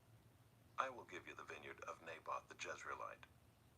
So she wrote letters in Ahab's name, and sealed them with his seal, and she sent the letters to the elders and the leaders who lived with Naboth in his city. And she wrote in the letters, 'Proclaim a fast, and set Naboth at the head of the people. And set 2 worthless men opposite him, and let them bring a charge against him, saying, "You have cursed God and the king." Then take him out and stone him to death.' And the men of his city, the elders and the leaders who lived in his city, did as Jezebel had sent word to them. As it was written in the letters that she had sent to them, they proclaimed a fast and set Naboth at the head of the people. And the 2 worthless men came in and sat opposite him. And the worthless men brought a charge against Naboth in the presence of the people, saying, "Naboth cursed God and the king." So they took him outside the city and stoned him to death with stones. Then they sent to Jezebel, saying, "Naboth has been stoned, he is dead." As soon as Jezebel heard that Naboth had been stoned and was dead, Jezebel said to Ahab, "Arise, take possession of the vineyard of Naboth the Jezreelite, which he refused to give you for money, for Naboth is not alive, but dead." And as soon as Ahab heard that Naboth was dead, Ahab arose to go down to the vineyard of Naboth the Jezreelite to take possession of it. Then the word of the Lord came to Elijah the Tishbite, saying, "Arise, go down to meet Ahab king of Israel, who is in Samaria. Behold, he is in the vineyard of Naboth, where he has gone to take possession. And you shall say to him, Thus says the Lord, Have you killed and also taken possession? And you shall say to him, Thus says the Lord, In the place where dogs licked up the blood of Naboth, shall dogs lick your own blood." Ahab said to Elijah, "Have you found me, O my enemy?" He answered, "I have found you because you have sold yourself to do what is evil in the sight of the Lord. Behold, I will bring disaster upon you. I will utterly burn you up, and will cut off from Ahab every male, bond or free, in Israel. And I will make your house like the house of Jeroboam the son of Nebat, and like the house of Baasha the son of Ahijah, for the anger to which you have provoked me, and because you have made Israel to sin." And of Jezebel the Lord also said, The dogs shall eat Jezebel within the walls of Jezreel. Anyone belonging to Ahab who dies in the city, the dogs shall eat. And any one of his who dies in the open country, the birds of the heavens shall eat. There was none who sold himself to do what was evil in the sight of the Lord like Ahab, whom Jezebel his wife incited. He acted very abominably in going after idols as the Amorites had done, whom the Lord cast out before the people of Israel.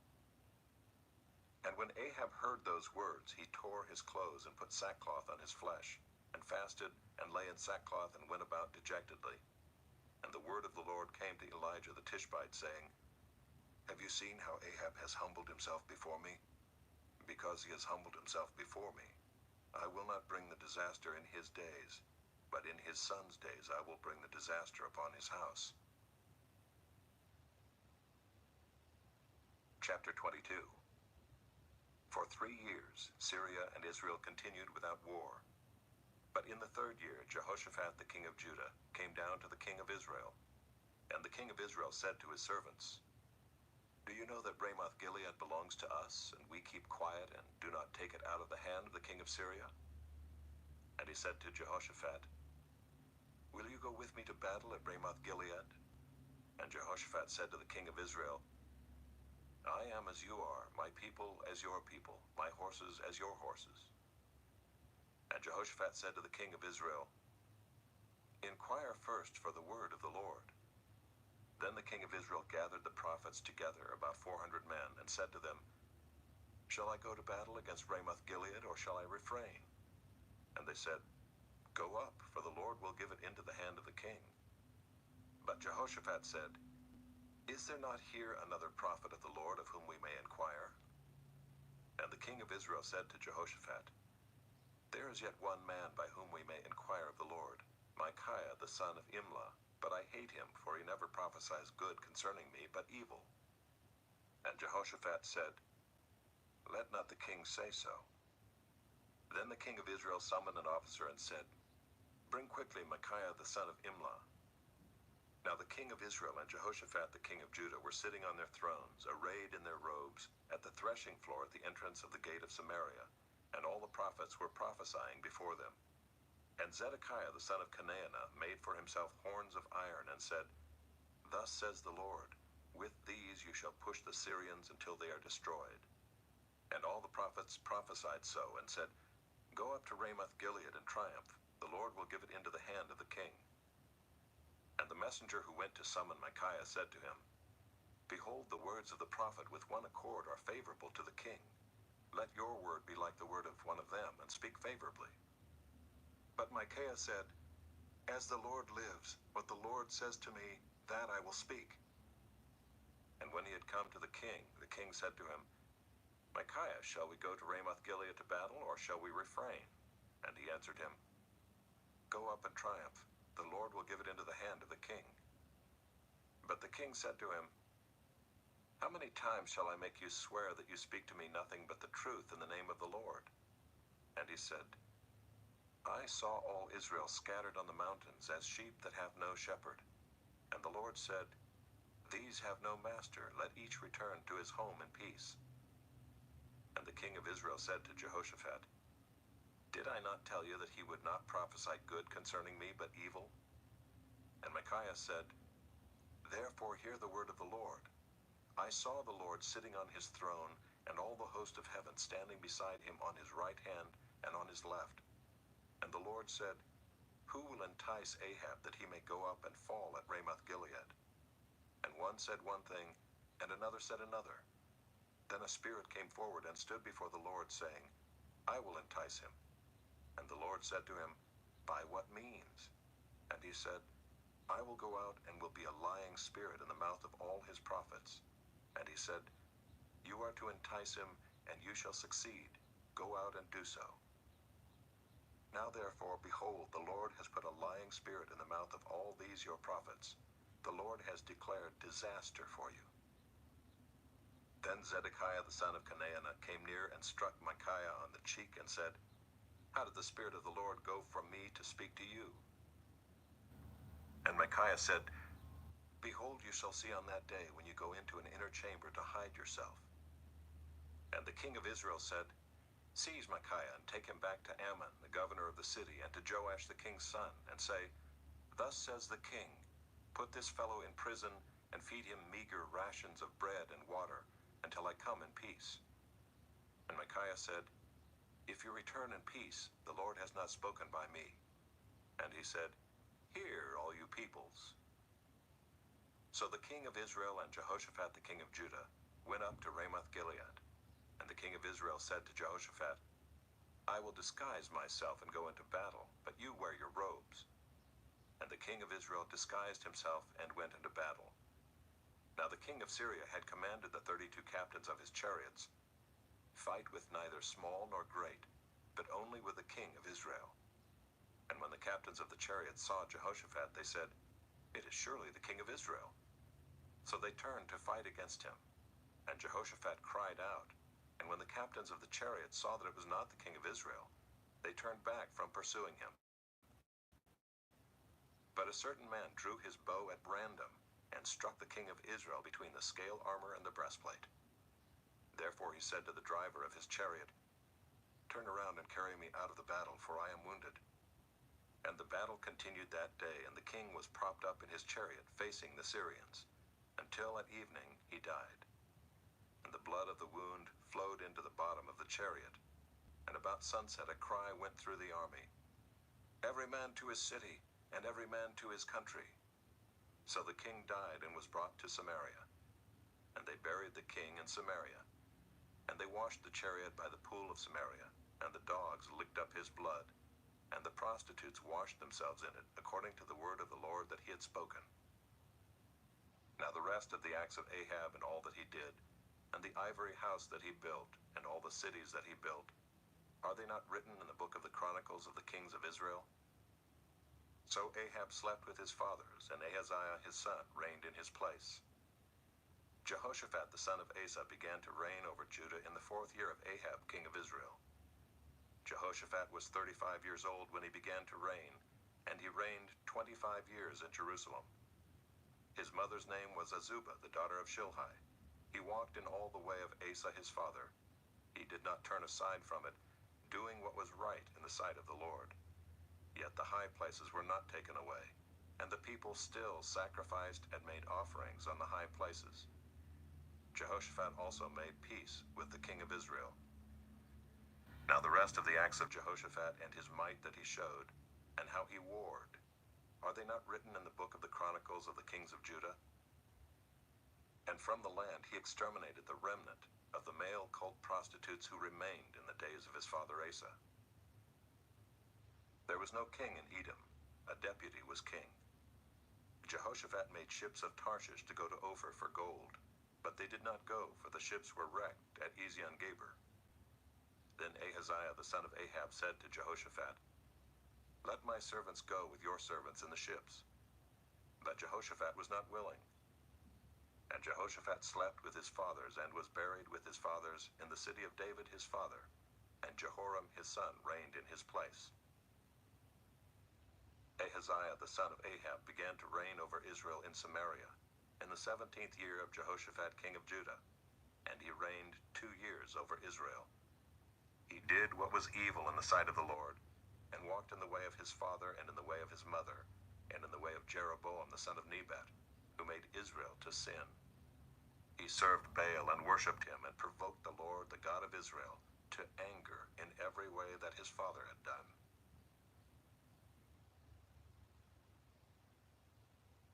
This audiobook has been broken into multiple parts to make the download faster. You have reached the end of a part, but not the end of the complete audiobook. So please check your library for the next part of this audiobook.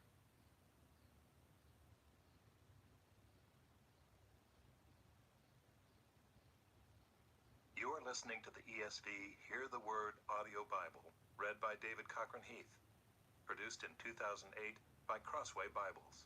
2 Kings, chapter 1. After the death of Ahab, Moab rebelled against Israel. Now Ahaziah fell through the lattice in his upper chamber in Samaria and lay sick. So he sent messengers telling them, Go, inquire of Baal-zebub, the god of Ekron, whether I shall recover from this sickness. But the angel of the Lord said to Elijah the Tishbite, Arise, go up to meet the messenger of the king of Samaria, and say to them, Is it because there is no God in Israel that you are going to inquire of Beelzebub, the god of Ekron? Now therefore thus says the Lord, You shall not come down from the bed to which you have gone up, but you shall surely die. So Elijah went. The messengers returned to the king, and he said to them, Why have you returned? And they said to him, There came a man to meet us, and said to us, Go back to the king who sent you, and say to him, Thus says the Lord, Is it because there is no God in Israel that you are sending to inquire of Beelzebub, the god of Ekron? Therefore you shall not come down from the bed to which you have gone up, but you shall surely die. He said to them, What kind of man was he who came to meet you and told you these things? They answered him, He wore a garment of hair with a belt of leather about his waist. And he said, It is Elijah the Tishbite. Then the king sent to him a captain of 50 men with his 50. He went up to Elijah, who was sitting on the top of a hill, and said to him, O man of God, the king says, Come down. But Elijah answered the captain of 50, If I am a man of God, let fire come down from heaven and consume you and your 50. Then fire came down from heaven and consumed him and his 50. Again the king sent to him another captain of 50 men with his 50. And he answered and said to him, O man of God, this is the king's order. Come down quickly. But Elijah answered them, If I am a man of God, let fire come down from heaven and consume you and your 50. Then the fire of God came down from heaven and consumed him and his 50. Again the king sent the captain of a third 50 with his 50. And the third captain of 50 went up and came and fell on his knees before Elijah and entreated him, O man of God, please let my life and the life of these 50 servants of yours be precious in your sight. Behold, fire came down from heaven and consumed the 2 former captains of 50 men with their 50s. But now let my life be precious in your sight. Then the angel of the Lord said to Elijah, Go down with him, do not be afraid of him. So he arose and went down with him to the king and said to him, Thus says the Lord, because you have sent messengers to inquire of Beelzebub, the god of Ekron, is it because there is no God in Israel to inquire of his word? Therefore you shall not come down from the bed to which you have gone up, but you shall surely die. So he died according to the word of the Lord that Elijah had spoken. Jehoram became king in his place in the 2nd year of Jehoram the son of Jehoshaphat, king of Judah, because Ahaziah had no son. Now the rest of the acts of Ahaziah that he did, are they not written in the book of the Chronicles of the kings of Israel? Chapter 2. Now when the Lord was about to take Elijah up to heaven by a whirlwind, Elijah and Elisha were on their way from Gilgal. And Elijah said to Elisha, Please stay here, for the Lord has sent me as far as Bethel. But Elisha said, As the Lord lives and as you yourself live, I will not leave you. So they went down to Bethel. And the sons of the prophets who were in Bethel came out to Elisha and said to him, Do you know that today the Lord will take away your master from over you? And he said, Yes, I know it. Keep quiet. Elijah said to him, Elisha, please stay here, for the Lord has sent me to Jericho. But he said, As the Lord lives and as you yourself live, I will not leave you. So they came to Jericho. The sons of the prophets who were at Jericho drew near to Elisha and said to him, Do you know that today the Lord will take away your master from over you? And he answered, Yes, I know it. Keep quiet. Then Elijah said to him, Please stay here, for the Lord has sent me to the Jordan. But he said, As the Lord lives and as you yourself live, I will not leave you. So the 2 of them went on. 50 men of the sons of the prophets also went and stood at some distance from them, as they both were standing by the Jordan. Then Elijah took his cloak and rolled it up and struck the water, and the water was parted to the one side and to the other, till the 2 of them could go over on dry ground. When they had crossed, Elijah said to Elisha, Ask what I shall do for you before I am taken from you. And Elisha said, Please let there be a double portion of your spirit on me. And he said, "You have asked a hard thing. Yet if you see me as I am being taken from you, it shall be so for you. But if you do not see me, it shall not be so." And as they still went on and talked, behold, chariots of fire and horses of fire separated the two of them. And Elijah went up by a whirlwind into heaven. And Elisha saw it, and he cried, my father, the chariots of Israel and its horsemen." And he saw him no more. Then he took hold of his own clothes and tore them in two pieces. And he took up the cloak of Elijah that had fallen from him, and went back and stood on the bank of the Jordan. Then he took the cloak of Elijah that had fallen from him, and struck the water, saying, "Where is the Lord, the God of Elijah?" And when he had struck the water was parted to the one side and to the other, and Elisha went over. Now when the sons of the prophets who were at Jericho saw him opposite them, they said, "The spirit of Elijah rests on Elisha." And they came to meet him and bowed to the ground before him. And they said to him, "Behold now, there are with your servants 50 strong men. Please let them go and seek your master. It may be that the Spirit of the Lord has caught him up and cast him upon some mountain or into some valley." And he said, "You shall not send." But when they urged him till he was ashamed, he said, "Send." They sent therefore 50 men, and for 3 days they sought him, but did not find him. And they came back to him while he was staying at Jericho, and he said to them, "Did I not say to you, do not go?" Now the men of the city said to Elisha, "Behold, the situation of this city is pleasant, as my lord sees, but the water is bad, and the land is unfruitful." He said, "Bring me a new bowl, and put salt in it." So they brought it to him. Then he went to the spring of water, and threw salt in it, and said, "Thus says the Lord, I have healed this water. From now on, neither death nor miscarriage shall come from it." So the water has been healed to this day, according to the word that Elisha spoke.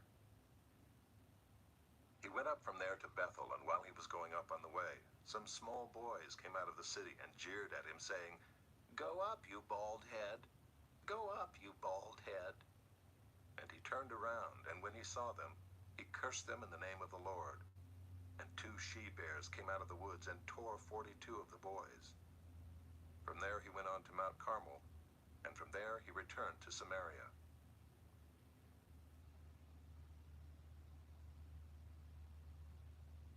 Chapter 3. In the 18th year of Jehoshaphat king of Judah, Jehoram the son of Ahab became king over Israel and Samaria, and he reigned 12 years. He did what was evil in the sight of the Lord, though not like his father and mother, for he put away the pillar of Baal that his father had made. Nevertheless he clung to the sin of Jeroboam the son of Nebat, which he made Israel to sin. He did not depart from it. Now Mesha, king of Moab, was a sheep breeder, and he had to deliver to the king of Israel 100,000 lambs and the wool of 100,000 rams. But when Ahab died, the king of Moab rebelled against the king of Israel. So King Jehoram marched out of Samaria at that time and mustered all Israel. And he went and sent word to Jehoshaphat king of Judah, "The king of Moab has rebelled against me. Will you go with me to battle against Moab?" And he said, "I will go. I am as you are, my people as your people, my horses as your horses." Then he said, "By which way shall we march?" Jehoram answered, "By the way of the wilderness of Edom." So the king of Israel went with the king of Judah and the king of Edom. And when they had made a circuitous march of 7 days, there was no water for the army or for the animals that followed them. Then the king of Israel said, "Alas, the Lord has called these 3 kings to give them into the hand of Moab." And Jehoshaphat said, "Is there no prophet of the Lord here, through whom we may inquire of the Lord?" Then one of the king of Israel's servants answered, "Elisha the son of Shaphat is here, who poured water on the hands of Elijah." And Jehoshaphat said, "The word of the Lord is with him." So the king of Israel and Jehoshaphat and the king of Edom went down to him. And Elisha said to the king of Israel, "What have I to do with you? Go to the prophets of your father and to the prophets of your mother." But the king of Israel said to him, "No, it is the Lord who has called these 3 kings to give them into the hand of Moab." And Elisha said, "As the Lord of hosts lives, before whom I stand, were it not that I have regard for Jehoshaphat the king of Judah, I would neither look at you nor see you. But now bring me a musician." And when the musician played, the hand of the Lord came upon him. And he said, "Thus says the Lord, I will make this dry stream bed full of pools. For thus says the Lord, you shall not see wind or rain, but that stream bed shall be filled with water, so that you shall drink, you, your livestock, and your animals. This is a light thing in the sight of the Lord.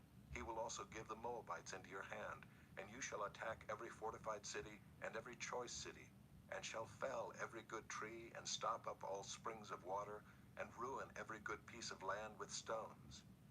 The next morning, about the time of offering the sacrifice, behold, water came from the direction of Edom, till the country was filled with water. When all the Moabites heard that the kings had come up to fight against them, all who were able to put on armor, from the youngest to the oldest, were called out and were drawn up at the border. And when they rose early in the morning and the sun shone on the water, the Moabites saw the water opposite them as red as blood. And they said, "This is blood. The kings have surely fought together and struck one another down. Now then, Moab, to the spoil." But when they came to the camp of Israel, the Israelites rose and struck the Moabites till they fled before them. And they went forward, striking the Moabites as they went. And they overthrew the cities, and on every good piece of land every man threw a stone until it was covered. They stopped every spring of water and felled all the good trees, till only its stones were left in Kir-Hareseth, and the slingers surrounded and attacked it. When the king of Moab saw that the battle was going against him, he took with him 700 swordsmen to break through opposite the king of Edom, but they could not. Then he took his oldest son, who was to reign in his place, and offered him for a burnt offering on the wall. And there came great wrath against Israel, and they withdrew from him and returned to their own land. Chapter 4. Now the wife of one of the sons of the prophets cried to Elisha, "Your servant my husband is dead, and you know that your servant feared the Lord, but the creditor has come to take my 2 children to be his slaves." And Elisha said to her, "What shall I do for you? Tell me, what have you in the house?" And she said, "Your servant has nothing in the house except a jar of oil." Then he said, "Go outside, borrow vessels from all your neighbors, empty vessels and not too few. Then go in and shut the door behind yourself and your sons, and pour into all these vessels. And when one is full, set it aside." So she went from him, and shut the door behind herself and her sons. And as she poured, they brought the vessels to her. When the vessels were full, she said to her son, "Bring me another vessel." And he said to her, "There is not another." Then the oil stopped flowing. She came and told the man of God, and he said, "Go, sell the oil and pay your debts, and you and your sons can live on the rest." One day Elisha went on to Shunem, where a wealthy woman lived, who urged him to eat some food. So whenever he passed that way, he would turn in there to eat food. And she said to her husband, "Behold now, I know that this is a holy man of God who is continually passing our way. Let us make a small room on the roof with walls, and put there for him a bed, a table, a chair, and a lamp, so that whenever he comes to us, he can go in there." One day he came there, and he turned into the chamber and rested there. And he said to Gehazi his servant, "Call this Shunammite." When he called her, she stood before him. And he said to him, "Say now to her, see, you have taken all this trouble for us. What is to be done for you? Would you have a word spoken on your behalf to the king or to the commander of the army?" She answered, "I dwell among my own people." And he said, "What then is to be done for her?" Gehazi answered, "Well, she has no son, and her husband is old." He said, "Call her." And when he had called her, she stood in the doorway. And he said, "At this season, about this time next year, you shall embrace a son." And she said, "No, my lord, O man of God, do not lie to your servant." But the woman conceived, and she bore a son about that time the following spring, as Elisha had said to her. When the child had grown, he went out one day to his father among the reapers. And he said to his father, "Oh, my head, my head." The father said to his servant, "Carry him to his mother." And when he had lifted him and brought him to his mother, the child sat on her lap till noon, and then he died. And she went up and laid him on the bed of the man of God, and shut the door behind him, and went out. Then she called to her husband, and said, "Send me one of the servants and one of the donkeys, that I may quickly go to the man of God and come back again." And he said, "Why will you go to him today? It is neither a new moon nor Sabbath." She said, "All is well." Then she saddled the donkey, and she said to her servant, "Urge the animal on. Do not slacken the pace for me unless I tell you." So she set out and came to the man of God at Mount Carmel. When the man of God saw her coming, he said to Gehazi his servant, "Look, there is the Shunammite. Run at once to meet her, and say to her, 'Is all well with you? Is all well with your husband? Is all well with the child?' And she answered, 'All is well.' And when she came to the mountain to the man of God, she caught hold of his feet. And Gehazi came to push her away, but the man of God said, 'Leave her alone, for she is in bitter distress, and the Lord has hidden it from me and has not told me.' Then she said, 'Did I ask my Lord for a son? Did I not say, do not deceive me?' He said to Gehazi, 'Tie up your garment and take my staff in your hand and go. If you meet anyone, do not greet him, and if anyone greets you, do not reply. And lay my staff on the face of the child.' Then the mother of the child said, 'As the Lord lives and as you yourself live, I will not leave you.' So he arose and followed her. Gehazi went on ahead and laid the staff on the face of the child, but there was no sound or sign of life. Therefore he returned to meet him and told him, 'The child is not awakened.' When Elisha came into the house, he saw the child lying dead on his bed. So he went in and shut the door behind the two of them, and prayed to the Lord. Then he went up and lay on the child, putting his mouth on his mouth, his eyes on his eyes, and his hands on his hands. And as he stretched himself upon him, the flesh of the child became warm. Then he got up again and walked once back and forth in the house, and went up and stretched himself upon him. The child sneezed 7 times, and the child opened his eyes. Then he summoned Gehazi and said, 'Call this Shunammite.' So he called her, and when she came to him, he said, 'Pick up your son.' She came and fell at his feet, bowing to the ground. Then she picked up her son and went out. And Elisha came again to Gilgal, when there was a famine in the land. And as the sons of the prophets were sitting before him, he said to his servant, 'Set on the large pot and boil stew for the sons of the prophets.' One of them went out into the field to gather herbs, and found a wild vine, and gathered from it his lap full of wild gourds, and came and cut them up into the pot of stew, not knowing what they were. And they poured out some for the men to eat. But while they were eating of the stew, they cried out, 'O man of God, there is death in the pot,' and they could not eat it. He said, 'Then bring flour.' And he threw it into the pot, and said, 'Pour some out for the men, that they may eat.' And there was no harm in the pot. A man came from Baal Shalishah, bringing the man of God bread of the firstfruits, 20 loaves of barley and fresh ears of grain in his sack. And Elisha said, 'Give to the men, that they may eat.' But his servant said, 'How can I set this before 100 men? So he repeated, 'Give them to the men, that they may eat. For thus says the Lord, they shall eat and have some left.' So he set it before them, and they ate and had some left, according to the word of the Lord.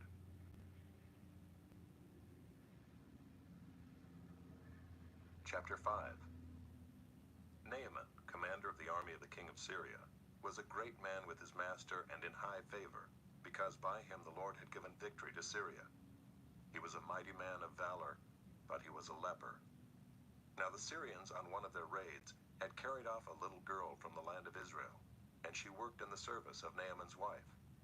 She said to her mistress, 'Would that my Lord were with the prophet who is in Samaria, he would cure him of his leprosy.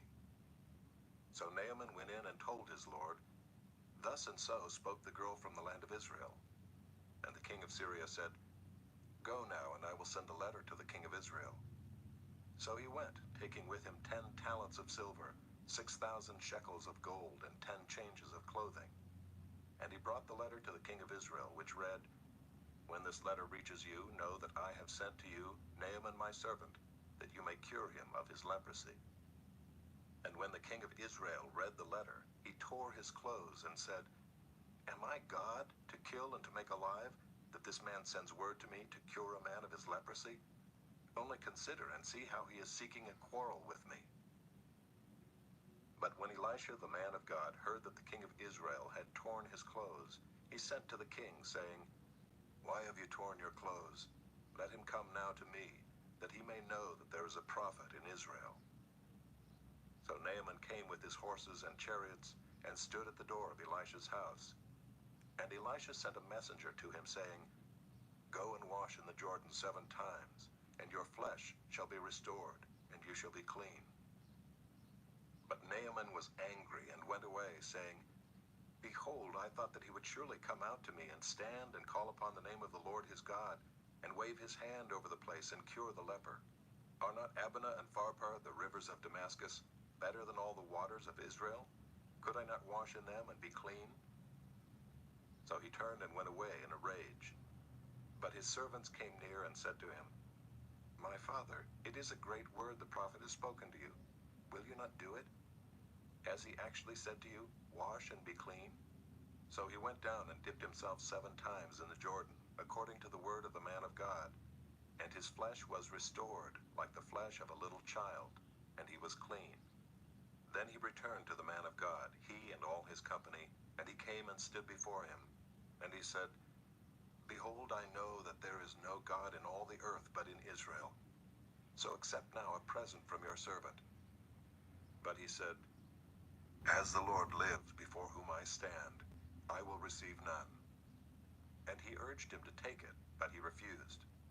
Then Naaman said, "If not, please let there be given to your servant 2 mule loads of earth. For from now on your servant will not offer burnt offering or sacrifice to any god but the Lord. In this matter may the Lord pardon your servant, when my master goes into the house of Rimmon to worship there, leaning on my arm, and I bow myself in the house of Rimmon. When I bow myself in the house of Rimmon, the Lord pardon your servant in this matter." He said to him, "Go in peace." But when Naaman had gone from him a short distance, Gehazi, the servant of Elisha the man of God, said, "See, my master has spared this Naaman the Syrian, in not accepting from his hand what he brought. As the Lord lives, I will run after him and get something from him." So Gehazi followed Naaman. And when Naaman saw someone running after him, he got down from the chariot to meet him and said, "Is all well?" And he said, "All is well.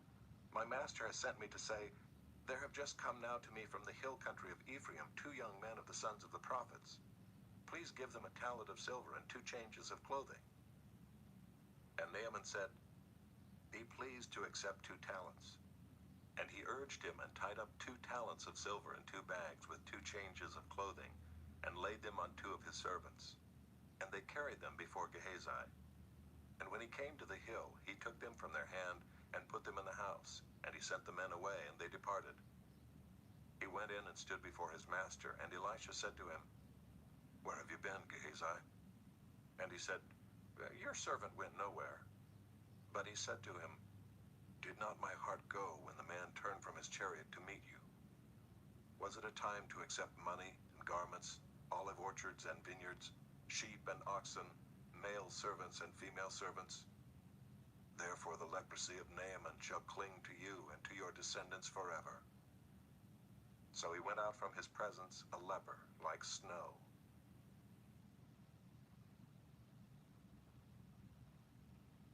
Chapter 6. Now the sons of the prophet said to Elisha, "See, the place where we dwell under your charge is too small for us. Let us go to the Jordan, and each of us get there a log, and let us make a place for us to dwell there." And he answered, "Go." Then one of them said, "Be pleased to go with your servants." And he answered, "I will go." So he went with them, and when they came to the Jordan, they cut down trees. But as one was felling a log, his axe head fell into the water, and he cried out, "Alas, my master, it was borrowed." Then the man of God said, "Where did it fall?" When he showed him the place, he cut off a stick and threw it in there and made the iron float. And he said, "Take it up." So he reached out his hand and took it. Once when the king of Syria was warring against Israel, he took counsel with his servants, saying, "At such and such a place shall be my camp." But the man of God sent word to the king of Israel, "Beware that you do not pass this place, for the Syrians are going down there." And the king of Israel sent to the place about which the man of God told him. Thus he used to warn him, so that he saved himself there more than once or twice. And the mind of the king of Syria was greatly troubled because of this thing, and he called his servants and said to them, "Will you not show me who of us is for the king of Israel?"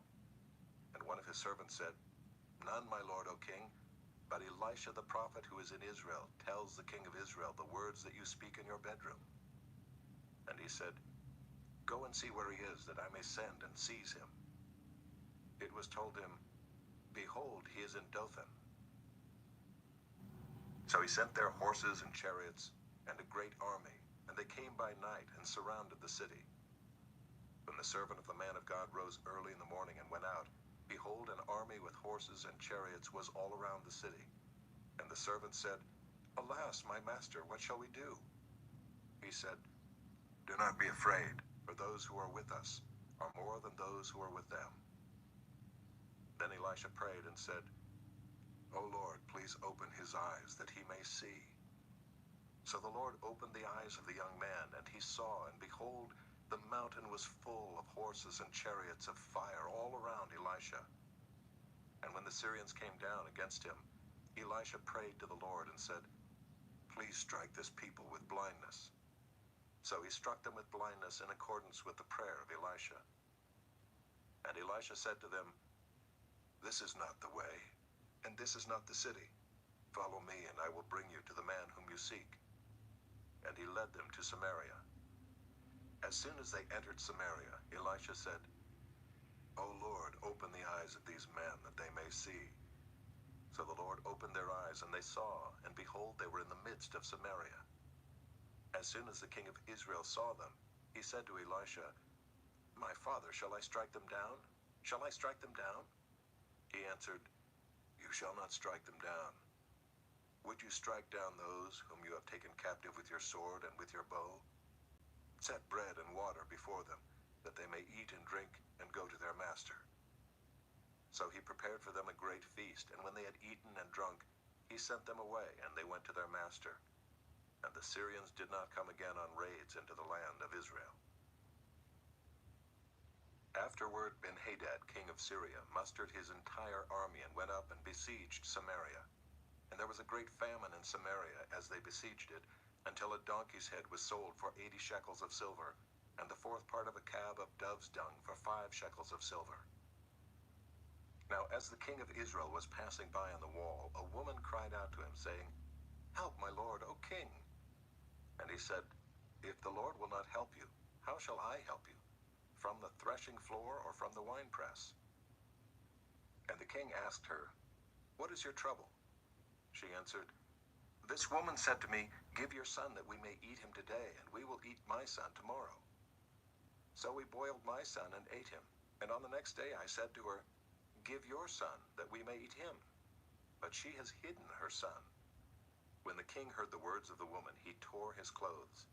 Now he was passing by on the wall, and the people looked, and behold, he had sackcloth beneath on his body.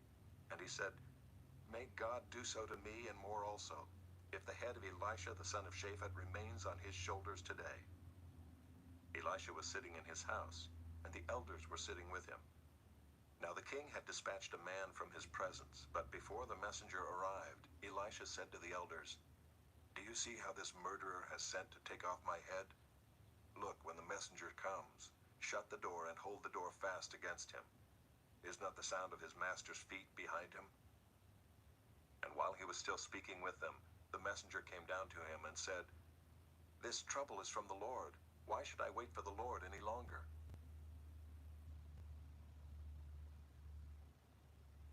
Chapter 7. But Elisha said, "Hear the word of the Lord. Thus says the Lord, tomorrow about this time a seah of fine flour shall be sold for a shekel, and 2 seahs of barley for a shekel at the gate of Samaria." Then the captain on whose hand the king leaned said to the man of God, "If the Lord himself should make windows in heaven, could this thing be?" But he said, "You shall see it with your own eyes, but you shall not eat of it."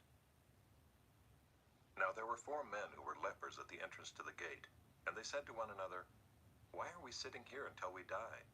If we say, 'Let us enter the city,' the famine is in the city, and we shall die there.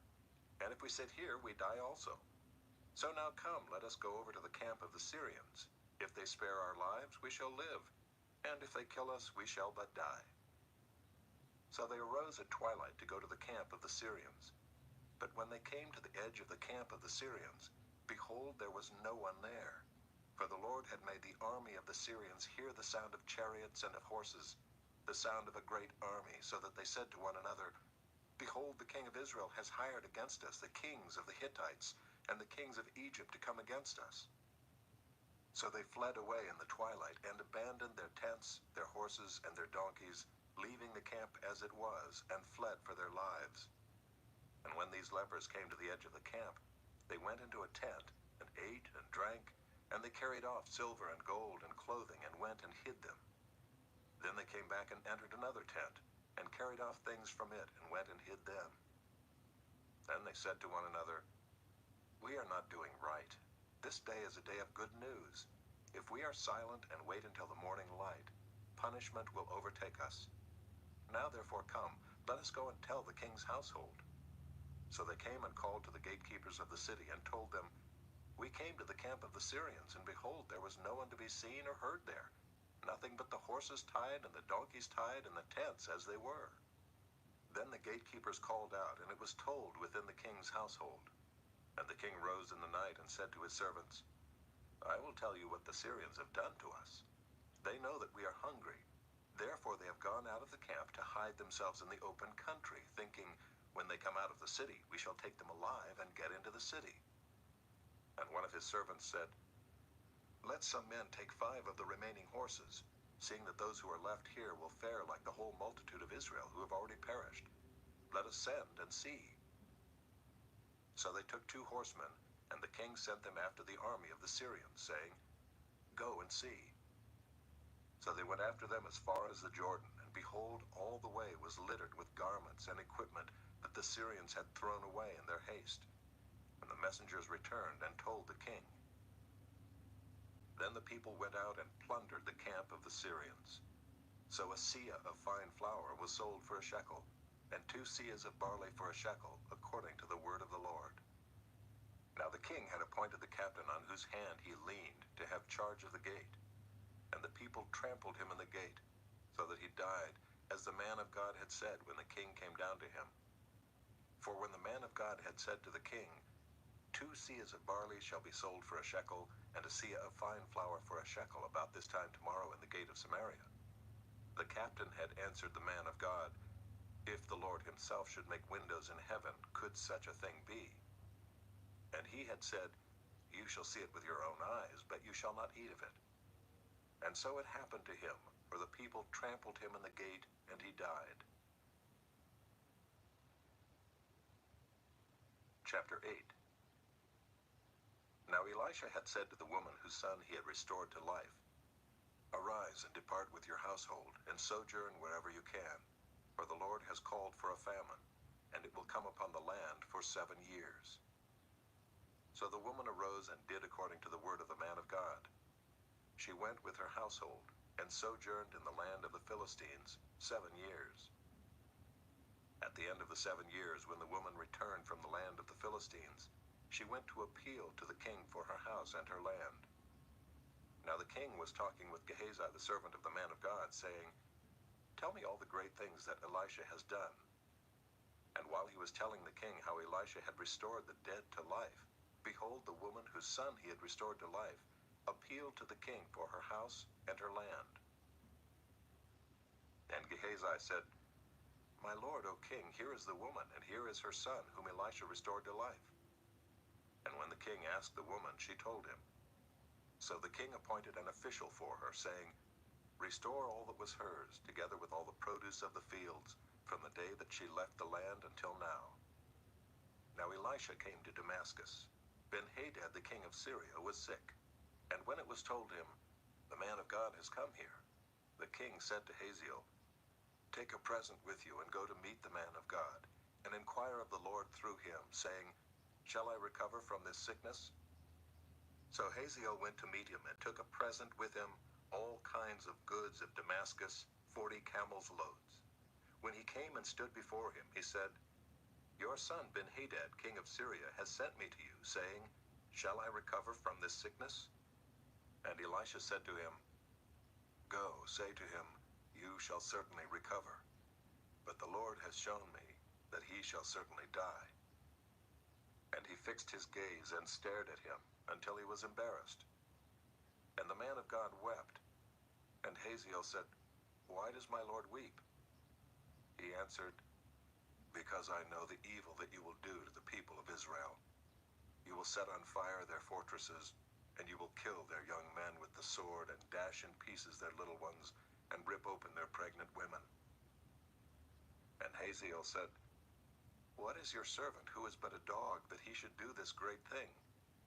Elisha answered, The Lord has shown me that you are to be king over Syria. Then he departed from Elisha and came to his master, who said to him, What did Elisha say to you? And he answered, He told me that you would certainly recover. But the next day he took the bedcloth and dipped it in water and spread it over his face till he died. And Hazael became king in his place. In the 5th year of Joram the son of Ahab, king of Israel, when Jehoshaphat was king of Judah, Jehoram the son of Jehoshaphat, king of Judah, began to reign. He was 32 years old when he became king, and he reigned 8 years in Jerusalem. And he walked in the way of the kings of Israel, as the house of Ahab had done, for the daughter of Ahab was his wife. And he did what was evil in the sight of the Lord. Yet the Lord was not willing to destroy Judah for the sake of David his servant, since he promised to give a lamp to him and to his sons forever. In his days Edom revolted from the rule of Judah, and set up a king of their own. Then Joram passed over to Zair with all his chariots, and rose by night, and he and his chariot commanders struck the Edomites who had surrounded him, but his army fled home. So Edom revolted from the rule of Judah to this day. Then Libnah revolted at the same time. Now the rest of the acts of Joram and all that he did, are they not written in the book of the Chronicles of the kings of Judah? So Joram slept with his fathers, and was buried with his fathers in the city of David. And Ahaziah his son reigned in his place. In the 12th year of Joram the son of Ahab, king of Israel, Ahaziah the son of Jehoram, king of Judah, began to reign. Ahaziah was 22 years old when he began to reign, and he reigned 1 year in Jerusalem. His mother's name was Athaliah. She was a granddaughter of Omri, king of Israel. He also walked in the way of the house of Ahab, and did what was evil in the sight of the Lord, as the house of Ahab had done, for he was son-in-law to the house of Ahab. He went with Joram the son of Ahab to make war against Hazael, king of Syria, at Ramoth-Gilead. And the Syrians wounded Joram. And King Joram returned to be healed in Jezreel of the wounds that the Syrians had given him at Ramah, when he fought against Hazael, king of Syria. And Ahaziah the son of Jehoram, king of Judah, went down to see Joram the son of Ahab in Jezreel, because he was sick. Chapter 9. Then Elisha the prophet called one of the sons of the prophets, and said to him, Tie up your garments, and take this flask of oil in your hand, and go to Ramoth-Gilead. And when you arrive, look there for Jehu the son of Jehoshaphat, son of Nimshi, and go in and have him rise from among his fellows, and lead him to an inner chamber. Then take the flask of oil and pour it on his head, and say, Thus says the Lord, I anoint you king over Israel. Then open the door and flee. Do not linger." So the young man, the servant of the prophet, went to Ramoth Gilead. And when he came, behold, the commanders of the army were in council. And he said, "I have a word for you, O commander." And Jehu said, "To which of us all?" And he said, "To you, O commander." So he arose and went into the house, and the young man poured the oil on his head, saying to him, "Thus says the Lord, the God of Israel, I anoint you king over the people of the Lord, over Israel. And you shall strike down the house of Ahab your master, so that I may avenge on Jezebel the blood of my servants the prophets, and the blood of all the servants of the Lord. For the whole house of Ahab shall perish, and I will cut off from Ahab every male, bond or free, in Israel. And I will make the house of Ahab like the house of Jeroboam the son of Nebat, and like the house of Baasha the son of Ahijah. And the dogs shall eat Jezebel in the territory of Jezreel, and none shall bury her." Then he opened the door and fled.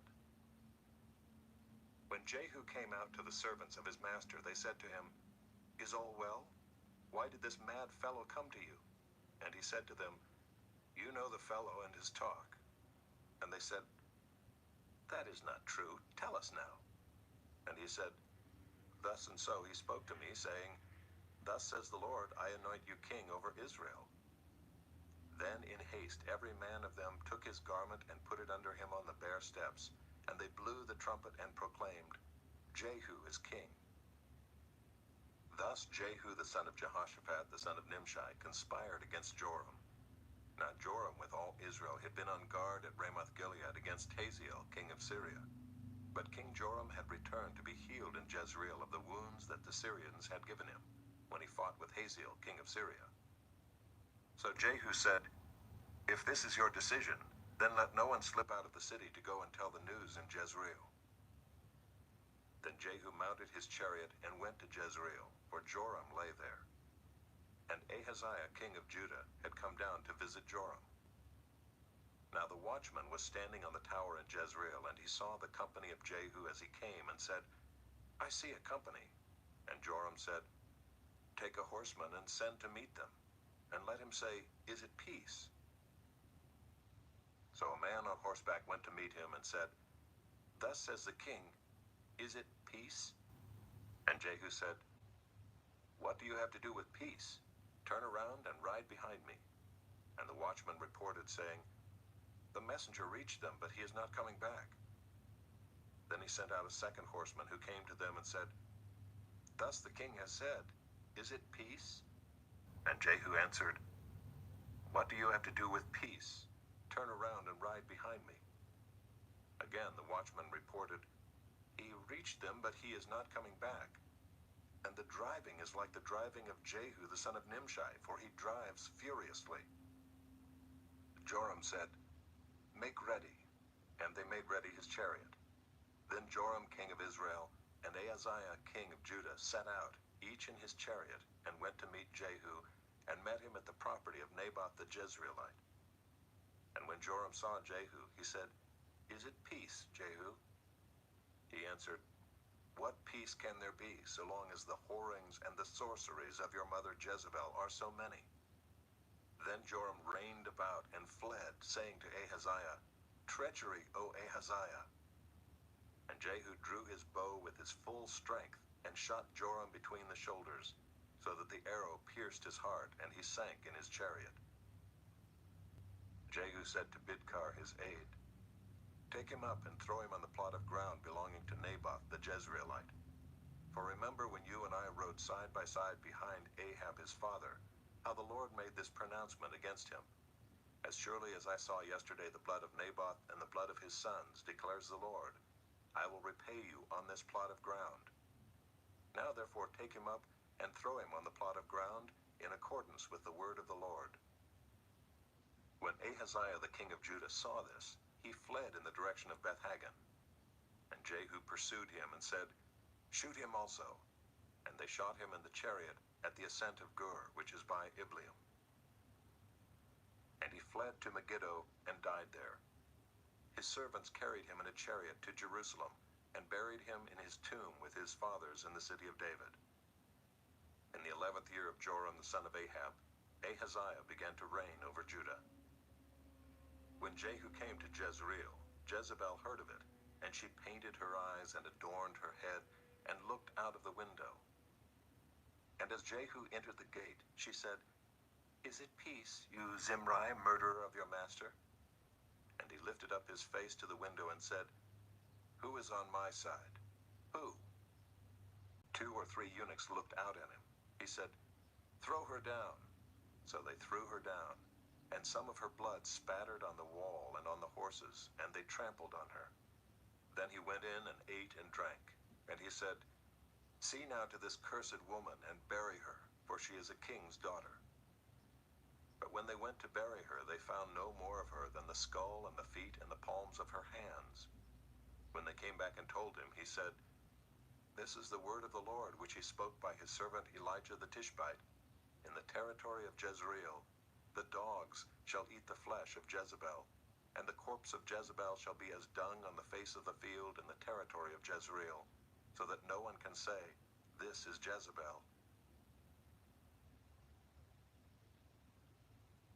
Chapter 10. Now Ahab had 70 sons in Samaria.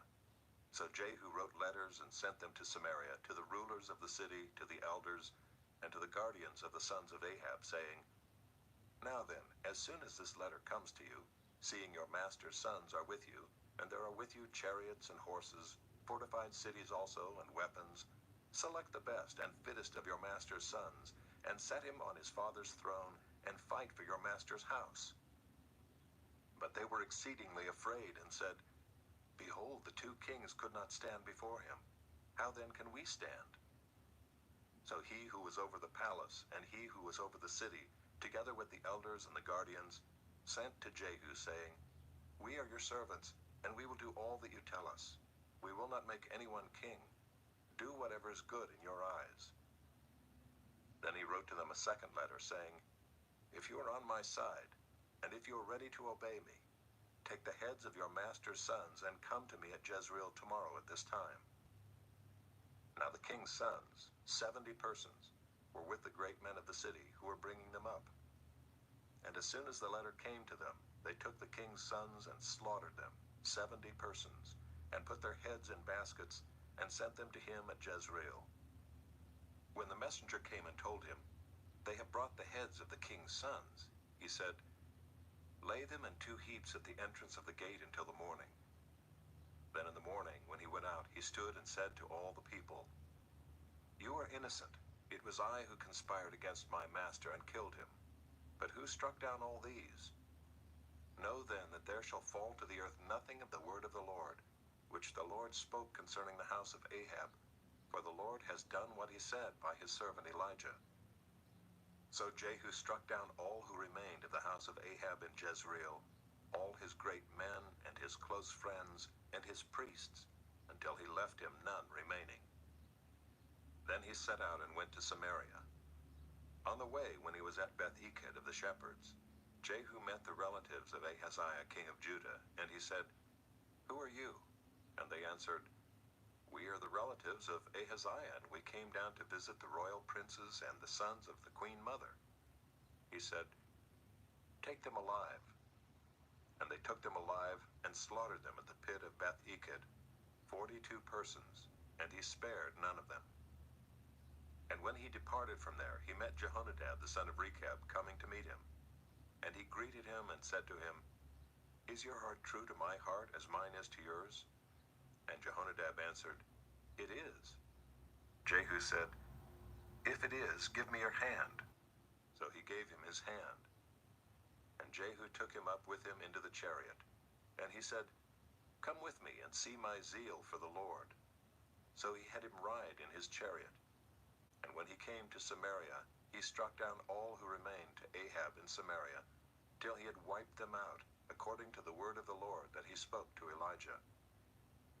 Then Jehu assembled all the people and said to them, "Ahab served Baal a little, but Jehu will serve him much.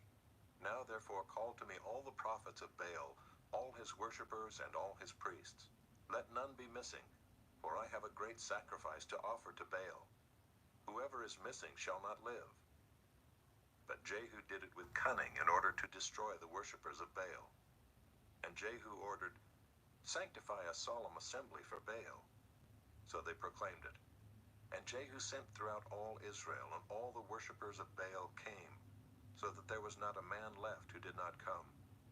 And they entered the house of Baal, and the house of Baal was filled from one end to the other. He said to him who was in charge of the wardrobe, "Bring out the vestments for all the worshippers of Baal." So he brought out the vestments for them.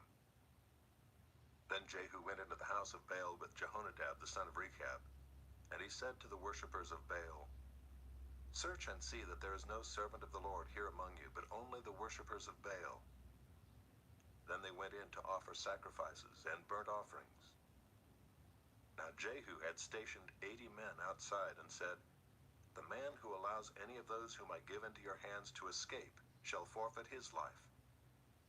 So as soon as he had made an end of offering the burnt offering, Jehu said to the guard and to the officers, "Go in and strike them down, let not a man escape." So when they put them to the sword, the guard and the officers cast them out and went into the inner room of the house of Baal. And they brought out the pillar that was in the house of Baal and burned it. And they demolished the pillar of Baal and demolished the house of Baal and made it a latrine to this day. Thus Jehu wiped out Baal from Israel. But Jehu did not turn aside from the sins of Jeroboam the son of Nebat, which he made Israel to sin, that is, the golden calves that were in Bethel and in Dan. And the Lord said to Jehu, "Because you have done well in carrying out what is right in my eyes, and have done to the house of Ahab according to all that was in my heart, your sons of the 4th generation shall sit on the throne of Israel." But Jehu was not careful to walk in the law of the Lord, the God of Israel, with all his heart. He did not turn from the sins of Jeroboam, which he made Israel to sin. In those days the Lord began to cut off parts of Israel. Hazael defeated them throughout the territory of Israel, from the Jordan eastward, all the land of Gilead, the Gadites and the Reubenites and the Manassites, from Aroer, which is by the valley of the Arnon, that is, Gilead and Bashan. Now the rest of the acts of Jehu and all that he did, and all his might, are they not written in the book of the Chronicles of the kings of Israel? So Jehu slept with his fathers, and they buried him in Samaria. And Jehoahaz his son reigned in his place. The time that Jehu reigned over Israel in Samaria was 28 years.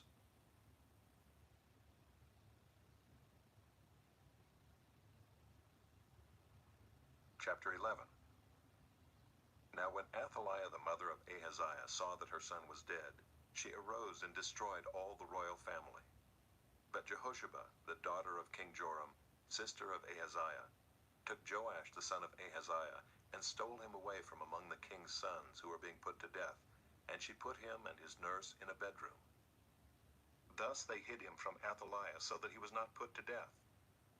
And he remained with her 6 years, hidden in the house of the Lord, while Athaliah reigned over the land.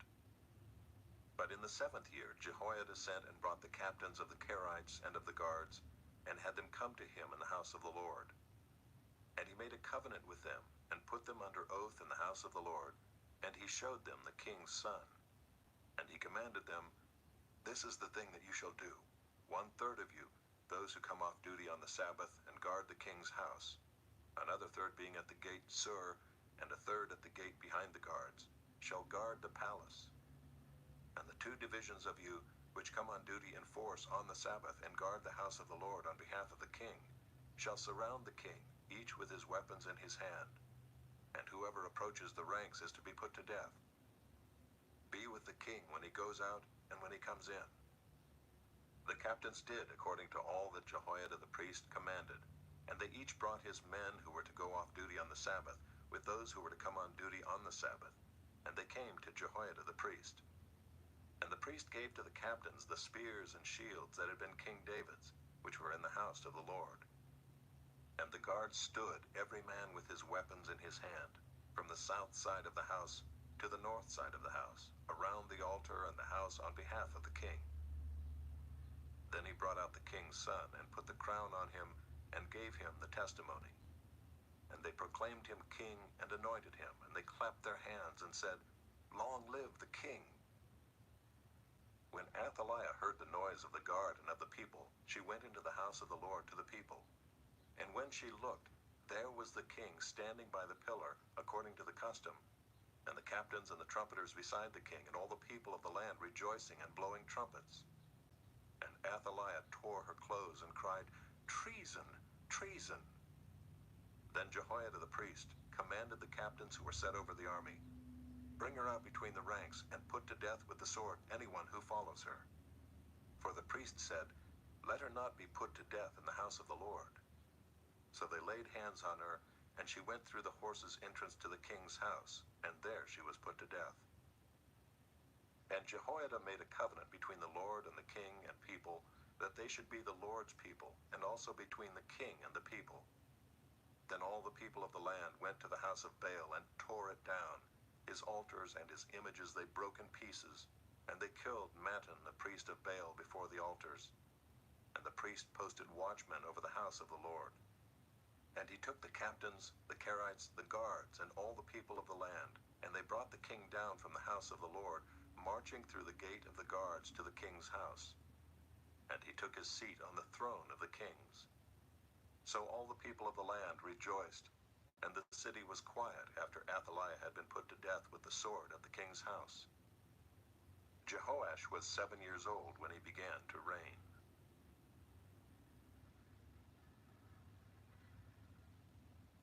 Chapter 12. In the 7th year of Jehu, Jehoash began to reign, and he reigned 40 years in Jerusalem. His mother's name was Zibiah of Beersheba. And Jehoash did what was right in the eyes of the Lord all his days, because Jehoiada the priest instructed him. Nevertheless, the high places were not taken away. The people continued to sacrifice and make offerings on the high places. Jehoash said to the priests, "All the money of the holy things that is brought into the house of the Lord, the money for which each man is assessed, the money from the assessment of persons, and the money that a man's heart prompts him to bring into the house of the Lord, let the priests take, each from his donor, and let them repair the house wherever any need of repairs is discovered."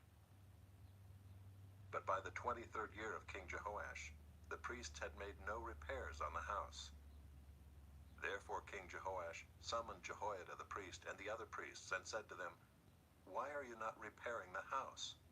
Now therefore take no more money from your donors, but hand it over for the repair of the house."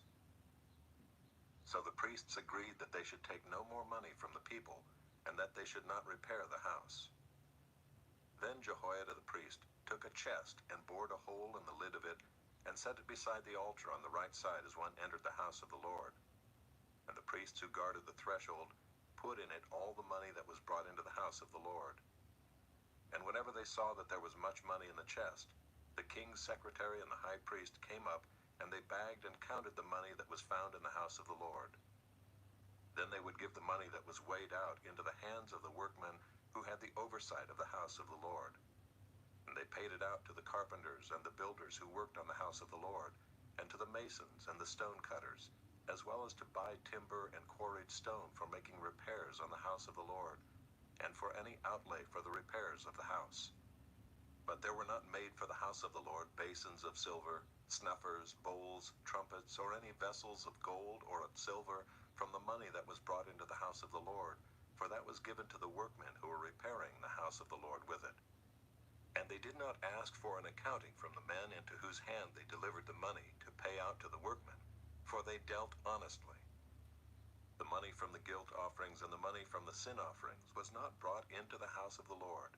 It belonged to the priests. At that time Hazael king of Syria went up and fought against Gath and took it. But when Hazael set his face to go up against Jerusalem, Jehoash king of Judah took all the sacred gifts that Jehoshaphat and Jehoram and Ahaziah his fathers, the kings of Judah, had dedicated, and his own sacred gifts, and all the gold that was found in the treasuries of the house of the Lord and of the king's house, and sent these to Hazael king of Syria. Then Hazael went away from Jerusalem.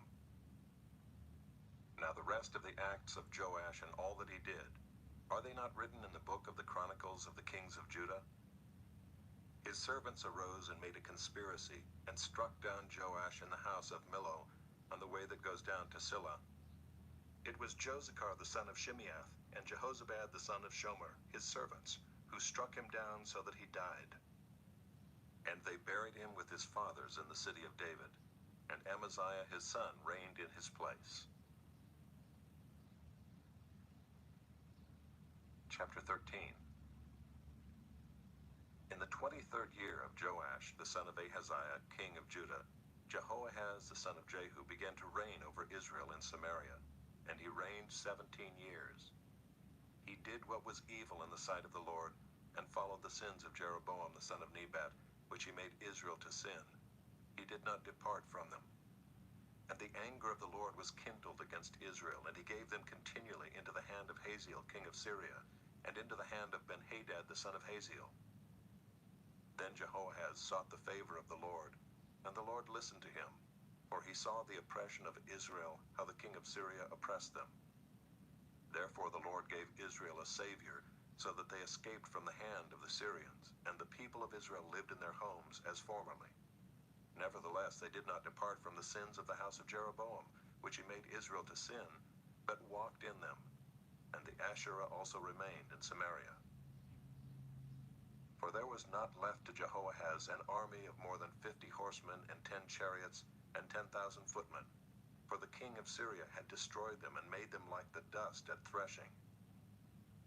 Now the rest of the acts of Jehoahaz and all that he did, and his might, are they not written in the book of the Chronicles of the kings of Israel? So Jehoahaz slept with his fathers, and they buried him in Samaria, and Joash his son reigned in his place. In the 37th year of Joash king of Judah, Jehoash the son of Jehoahaz began to reign over Israel in Samaria, and he reigned 16 years. He also did what was evil in the sight of the Lord. He did not depart from all the sins of Jeroboam the son of Nebat, which he made Israel to sin, but he walked in them. Now the rest of the acts of Joash and all that he did, and the might with which he fought against Amaziah king of Judah, are they not written in the book of the Chronicles of the kings of Israel? So Joash slept with his fathers, and Jeroboam sat on his throne. And Joash was buried in Samaria with the kings of Israel. Now when Elisha had fallen sick with the illness of which he was to die, Joash king of Israel went down to him and wept before him, crying, my father, the chariots of Israel and its horsemen. And Elisha said to him, take a bow and arrows. So he took a bow and arrows. Then he said to the king of Israel, draw the bow. And he drew it. And Elisha laid his hands on the king's hands. And he said, open the window eastward. And he opened it. Then Elisha said, shoot. And he shot. And he said, the Lord's arrow of victory, the arrow of victory over Syria. For you shall fight the Syrians in Aphek until you have made an end of them. And he said, take the arrows. And he took them. And he said to the king of Israel, strike the ground with them. And he struck 3 times and stopped. Then the man of God was angry with him and said, you should have struck 5 or 6 times. Then you would have struck down Syria until you had made an end of it. But now you will strike down Syria only 3 times. So Elisha died, and they buried him. Now bands of Moabites used to invade the land in the spring of the year. And as a man was being buried, behold, a marauding band was seen, and the man was thrown into the grave of Elisha. And as soon as the man touched the bones of Elisha, he revived and stood on his feet. Now Hazael king of Syria oppressed Israel all the days of Jehoahaz. But the Lord was gracious to them and had compassion on them, and he turned toward them because of his covenant with Abraham, Isaac, and Jacob, and would not destroy them, nor has he cast them from his presence until now. When Hazael king of Syria died, Benhadad his son became king in his place. Then Jehoash the son of Jehoahaz took again from Benhadad the son of Hazael the cities that he had taken from Jehoahaz his father in war. 3 times Joash defeated him and recovered the cities of Israel.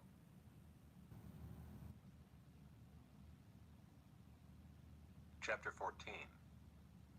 In the second year of Joash the son of Joahaz, king of Israel, Amaziah the son of Joash, king of Judah, began to reign. He was 25 years old when he began to reign, and he reigned 29 years in Jerusalem. His mother's name was Jehoaddin of Jerusalem, and he did what was right in the eyes of the Lord, yet not like David his father. He did in all things as Joash his father had done. But the high places were not removed. The people still sacrificed and made offerings on the high places. And as soon as the royal power was firmly in his hand, he struck down his servants who had struck down the king his father. But he did not put to death the children of the murderers, according to what is written in the book of the law of Moses, where the Lord commanded, "Fathers shall not be put to death because of their children, nor shall children be put to death because of their fathers, but each one shall die for his own sin." He struck down 10,000 Edomites in the Valley of Salt, and took Selah by storm, and called it Joktheel, which is its name to this day. Then Amaziah sent messengers to Jehoash, the son of Jehoahaz, son of Jehu, king of Israel, saying, "Come, let us look one another in the face." And Jehoash, king of Israel, sent word to Amaziah, king of Judah, "A thistle on Lebanon sent to a cedar on Lebanon, saying, 'Give your daughter to my son for a wife.' And a wild beast of Lebanon passed by and trampled down the thistle. You have indeed struck down Edom, and your heart has lifted you up. Be content with your glory and stay at home. For why should you provoke trouble so that you fall, you and Judah with you?" But Amaziah would not listen. So Jehoash, king of Israel, went up, and he and Amaziah, king of Judah, faced one another in battle at Bethshemesh, which belongs to Judah. And Judah was defeated by Israel, and every man fled to his home. And Jehoash, king of Israel, captured Amaziah, king of Judah, the son of Jehoash, son of Ahaziah, at Bethshemesh, and came to Jerusalem and broke down the wall of Jerusalem for 400 cubits, from the Ephraim gate to the corner gate. And he seized all the gold and silver and all the vessels that were found in the house of the Lord and in the treasuries of the king's house, also hostages, and he returned to Samaria. Now the rest of the acts of Jehoash that he did, and his might, and how he fought with Amaziah, king of Judah, are they not written in the book of the Chronicles of the kings of Israel? And Jehoash slept with his fathers, and was buried in Samaria with the kings of Israel. And Jeroboam his son reigned in his place. Amaziah the son of Joash, king of Judah, lived 15 years after the death of Jehoash, son of Jehoahaz, king of Israel. Now the rest of the deeds of Amaziah, are they not written in the book of the Chronicles of the kings of Judah? And they made a conspiracy against him in Jerusalem, and he fled to Lachish. But they sent after him to Lachish and put him to death there. And they brought him on horses, and he was buried in Jerusalem with his fathers in the city of David. And all the people of Judah took Azariah, who was 16 years old, and made him king instead of his father Amaziah. He built Elath, and restored it to Judah, after the king slept with his fathers. In the 15th year of Amaziah the son of Joash, king of Judah, Jeroboam the son of Joash, king of Israel, began to reign in Samaria, and he reigned 41 years. And he did what was evil in the sight of the Lord. He did not depart from all the sins of Jeroboam the son of Nebat, which he made Israel to sin. He restored the border of Israel from Lebo-Hamath as far as the sea of the Arabah, according to the word of the Lord, the God of Israel, which he spoke by his servant Jonah the son of Amittai, the prophet, who was from Gath-hepher. For the Lord saw that the affliction of Israel was very bitter, for there was none left, bond or free, and there was none to help Israel. But the Lord had not said that he would blot out the name of Israel from under heaven, so he saved them by the hand of Jeroboam the son of Joash. Now the rest of the acts of Jeroboam, and all that he did, and his might, how he fought, and how he restored Damascus and Hamath to Judah in Israel, are they not written in the book of the Chronicles of the kings of Israel? And Jeroboam slept with his fathers, the kings of Israel, and Zechariah his son reigned in his place.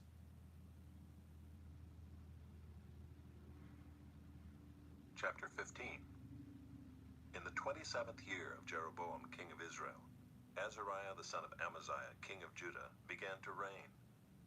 He was 16 years old when he began to reign, and he reigned 52 years in Jerusalem. His mother's name was Jechaliah of Jerusalem. And he did what was right in the eyes of the Lord according to all that his father Amaziah had done. Nevertheless, the high places were not taken away. The people still sacrificed and made offerings on the high places. And the Lord touched the king so that he was a leper to the day of his death, and he lived in a separate house. And Jotham the king's son was over the household, governing the people of the land. Now the rest of the acts of Azariah and all that he did, are they not written in the book of the Chronicles of the kings of Judah? And Azariah slept with his fathers, and they buried him with his fathers in the city of David, and Jotham his son reigned in his place. In the 38th year of Azariah king of Judah, Zechariah the son of Jeroboam reigned over Israel in Samaria 6 months. And he did what was evil in the sight of the Lord, as his fathers had done. He did not depart from the sins of Jeroboam the son of Nebat, which he made Israel to sin. Shallum the son of Jabesh conspired against him, and struck him down at Ibleam, and put him to death, and reigned in his place. Now the rest of the deeds of Zechariah, behold, they are written in the book of the Chronicles of the kings of Israel. This was the promise of the Lord that he gave to Jehu. Your sons shall sit on the throne of Israel to the 4th generation. And so it came to pass. Shallum the son of Jabesh began to reign in the 39th year of Uzziah king of Judah, and he reigned 1 month in Samaria. Then Menahem the son of Gadai came up from Tirzah, and came to Samaria. And he struck down Shallum the son of Jabesh in Samaria, and put him to death, and reigned in his place. Now the rest of the deeds of Shallum and the conspiracy that he made, behold, they are written in the book of the Chronicles of the kings of Israel.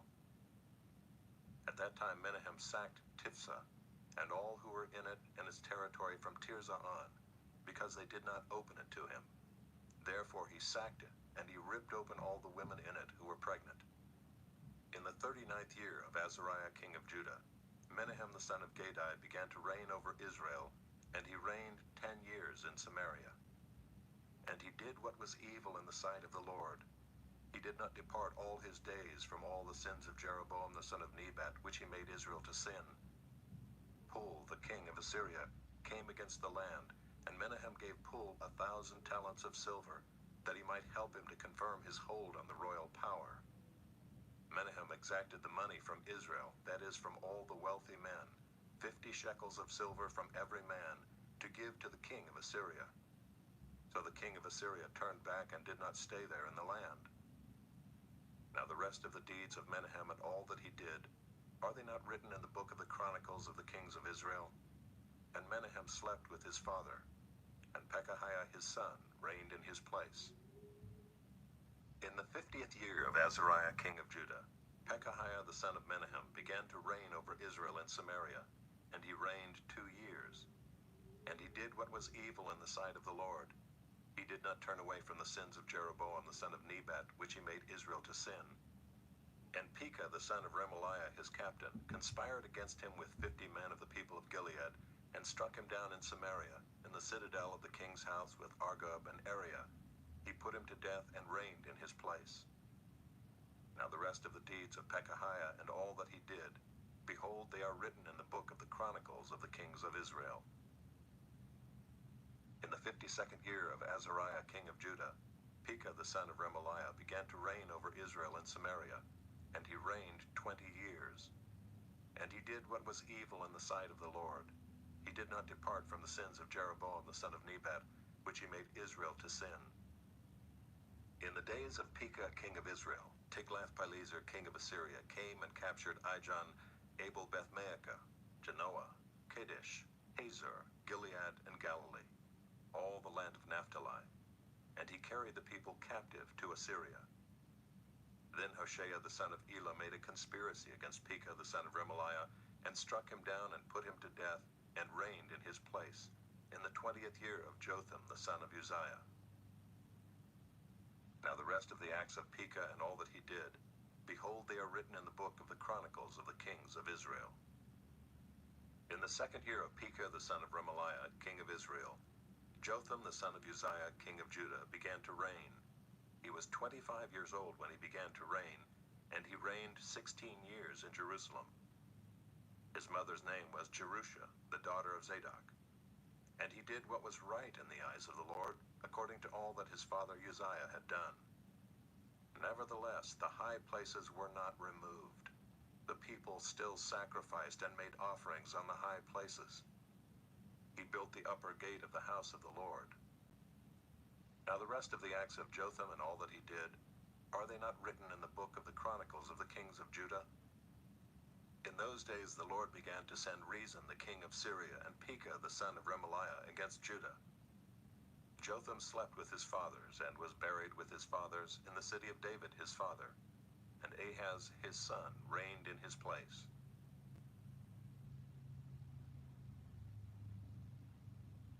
Chapter 16.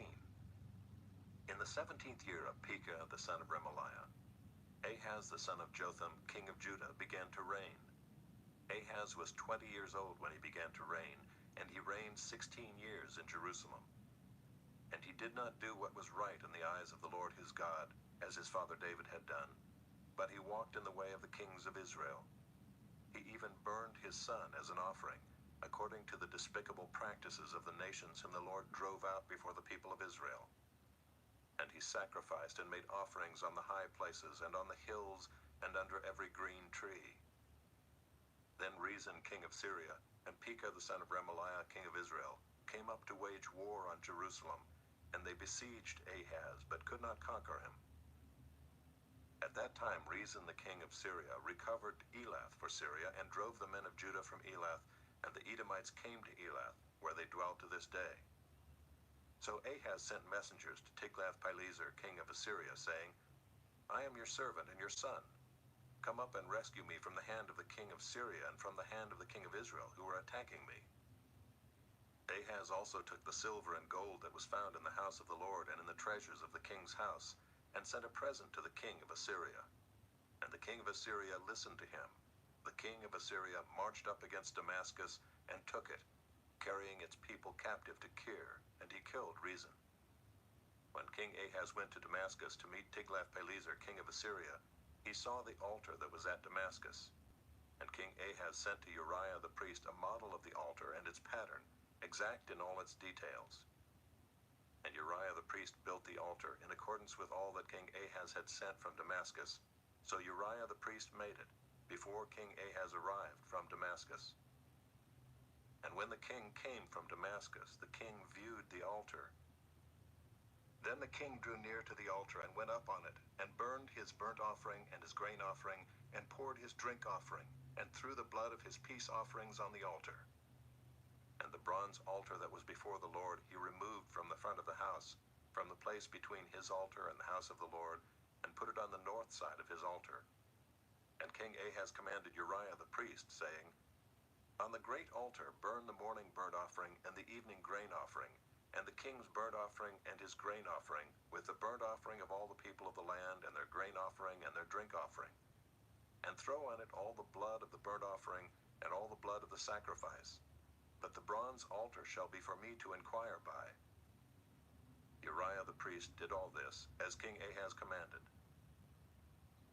And King Ahaz cut off the frames of the stands, and removed the basin from them. And he took down the sea from off the bronze oxen that were under it, and put it on a stone pedestal. And the covered way for the Sabbath that had been built inside the house, and the outer entrance for the king, he caused to go around the house of the Lord, because of the king of Assyria. Now the rest of the acts of Ahaz that he did, are they not written in the book of the Chronicles of the kings of Judah? And Ahaz slept with his fathers, and was buried with his fathers in the city of David. And Hezekiah his son reigned in his place.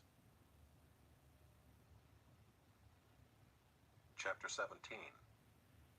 In the 12th year of Ahaz king of Judah, Hoshea the son of Elah began to reign in Samaria over Israel, and he reigned 9 years. And he did what was evil in the sight of the Lord, yet not as the kings of Israel who were before him. Against him came up Shalmaneser king of Assyria, and Hoshea became his vassal and paid him tribute. But the king of Assyria found treachery in Hoshea, for he had sent messengers to So, king of Egypt, and offered no tribute to the king of Assyria, as he had done year by year. Therefore the king of Assyria shut him up and bound him in prison. Then the king of Assyria invaded all the land and came to Samaria, and for 3 years he besieged it. In the 9th year of Hoshea, the king of Assyria captured Samaria, and he carried the Israelites away to Assyria, and placed them in Halah, and on the Habor, the river of Gozan, and in the cities of the Medes. And this occurred because the people of Israel had sinned against the Lord their God, who had brought them up out of the land of Egypt from under the hand of Pharaoh, king of Egypt, and had feared other gods, and walked in the customs of the nations whom the Lord drove out before the people of Israel, and in the customs that the kings of Israel had practiced. And the people of Israel did secretly against the Lord their God things that were not right. They built for themselves high places in all their towns, from watchtower to fortified city. They set up for themselves pillars and asherim on every high hill and under every green tree. And there they made offerings on all the high places, as the nations did whom the Lord carried away before them. And they did wicked things, provoking the Lord to anger. And they served idols, of which the Lord had said to them, "You shall not do this." Yet the Lord warned Israel and Judah by every prophet and every seer, saying, "Turn from your evil ways, and keep my commandments and my statutes, in accordance with all the law that I commanded your fathers, and that I sent to you by my servants the prophets." But they would not listen, but were stubborn as their fathers had been, who did not believe in the Lord their God. They despised his statutes and his covenant that he made with their fathers, and the warnings that he gave them. They went after false idols and became false, and they followed the nations that were around them, concerning whom the Lord had commanded them, that they should not do like them. And they abandoned all the commandments of the Lord their God, and made for themselves metal images of 2 calves. And they made an Asherah, and worshipped all the host of heaven, and served Baal. And they burned their sons and their daughters as offerings, and used divination and omens, and sold themselves to do evil in the sight of the Lord, provoking him to anger. Therefore the Lord was very angry with Israel, and removed them out of his sight. None was left but the tribe of Judah only. Judah also did not keep the commandments of the Lord their God, but walked in the customs that Israel had introduced. And the Lord rejected all the descendants of Israel, and afflicted them, and gave them into the hand of plunderers, until he had cast them out of his sight. When he had torn Israel from the house of David, they made Jeroboam the son of Nebat king. And Jeroboam drove Israel from following the Lord, and made them commit great sin. The people of Israel walked in all the sins that Jeroboam did. They did not depart from them, until the Lord removed Israel out of his sight, as he had spoken by all his servants the prophets. So Israel was exiled from their own land to Assyria until this day. And the king of Assyria brought people from Babylon, Cutha, Ava, Hamath, and Sepharvaim, and placed them in the cities of Samaria instead of the people of Israel. And they took possession of Samaria and lived in its cities. And at the beginning of their dwelling there, they did not fear the Lord. Therefore the Lord sent lions among them, which killed some of them. So the king of Assyria was told, "The nations that you have carried away and placed in the cities of Samaria do not know the law of the God of the land. Therefore he has sent lions among them, and behold, they are killing them, because they do not know the law of the God of the land." Then the king of Assyria commanded, "Send there one of the priests whom you carried away from there, and let him go and dwell there, and teach them the law of the God of the land." So one of the priests whom they had carried away from Samaria came and lived in Bethel, and taught them how they should fear the Lord. But every nation still made gods of its own, and put them in the shrines of the high places that the Samaritans had made, every nation in the cities in which they lived. The men of Babylon made Succoth-Benoth, the men of Cuth made Nergal, the men of Hamath made Ashima, and the Avites made Nibhaz and Tartak. And the Sepharvites burned their children in the fire to Adramelech and Anamelech, the gods of Sepharvaim. They also feared the Lord, and appointed from among themselves all sorts of people as priests of the high places, who sacrificed for them in the shrines of the high places. So they feared the Lord, but also served their own gods, after the manner of the nations from among whom they had been carried away. To this day they do according to the former manner. They do not fear the Lord, and they do not follow the statutes or the rules or the law or the commandment that the Lord commanded the children of Jacob, whom he named Israel. The Lord made a covenant with them and commanded them, "You shall not fear other gods or bow yourselves to them or serve them or sacrifice to them. But you shall fear the Lord who brought you out of the land of Egypt with great power and with an outstretched arm. You shall bow yourselves to him, and to him you shall sacrifice. And the statutes and the rules and the law and the commandment that he wrote for you, you shall always be careful to do. You shall not fear other gods, and you shall not forget the covenant that I have made with you. You shall not fear other gods, but you shall fear the Lord your God, and he will deliver you out of the hand of all your enemies." However, they would not listen, but they did according to their former manner. So these nations feared the Lord and also served their carved images. Their children did likewise, and their children's children. As their fathers did, so they do to this day.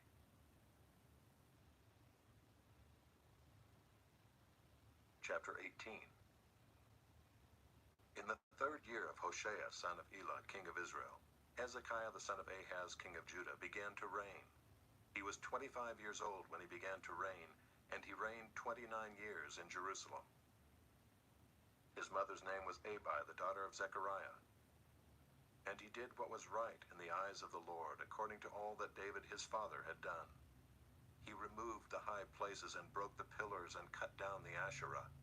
And he broke in pieces the bronze serpent that Moses had made, for until those days the people of Israel had made offerings to it. It was called Nehushtan. He trusted in the Lord, the God of Israel, so that there was none like him among all the kings of Judah after him, nor among those who were before him. For he held fast to the Lord. He did not depart from following him, but kept the commandments that the Lord commanded Moses. And the Lord was with him wherever he went out, he prospered.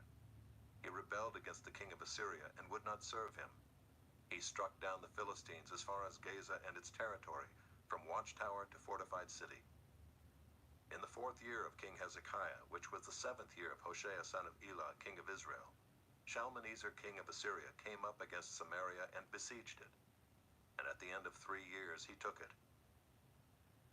In the 6th year of Hezekiah, which was the 9th year of Hoshea king of Israel, Samaria was taken. The king of Assyria carried the Israelites away to Assyria, and put them in Halah, and on the Habor, the river of Gozan, and in the cities of the Medes, because they did not obey the voice of the Lord their God, but transgressed his covenant, even all that Moses the servant of the Lord commanded. They neither listened nor obeyed. In the 14th year of King Hezekiah, Sennacherib king of Assyria came up against all the fortified cities of Judah and took them. And Hezekiah king of Judah sent to the king of Assyria at Lachish, saying, "I have done wrong. Withdraw from me. Whatever you impose on me, I will bear." And the king of Assyria required of Hezekiah king of Judah 300 talents of silver and 30 talents of gold. And Hezekiah gave him all the silver that was found in the house of the Lord and in the treasuries of the king's house. At that time Hezekiah stripped the gold from the doors of the temple of the Lord, and from the doorposts that Hezekiah king of Judah had overlaid, and gave it to the king of Assyria. And the king of Assyria sent the Tartan, the Rabsaris, and the Rabshakeh with a great army from Lachish to King Hezekiah at Jerusalem. And they went up and came to Jerusalem. When they arrived, they came and stood by the conduit of the upper pool, which is on the highway to the washer's field. And when they called for the king, there came out to them Eliakim the son of Hilkiah, who was over the household, and Shebna the secretary, and Joah the son of Asaph the recorder. And the Rabshakeh said to them, "Say to Hezekiah, Thus says the great king, the king of Assyria, On what do you rest this trust of yours? Do you think that mere words are strategy and power for war? In whom do you now trust, that you have rebelled against me? Behold, you are trusting now in Egypt, that broken reed of a staff, which will pierce the hand of any man who leans on it. Such is Pharaoh, king of Egypt, to all who trust in him. But if you say to me, We trust in the Lord our God, Is it not he whose high places and altars Hezekiah has removed, saying to Judah and to Jerusalem, "You shall worship before this altar in Jerusalem"? Come now, make a wager with my master the king of Assyria. I will give you 2,000 horses, if you are able on your part to set riders on them.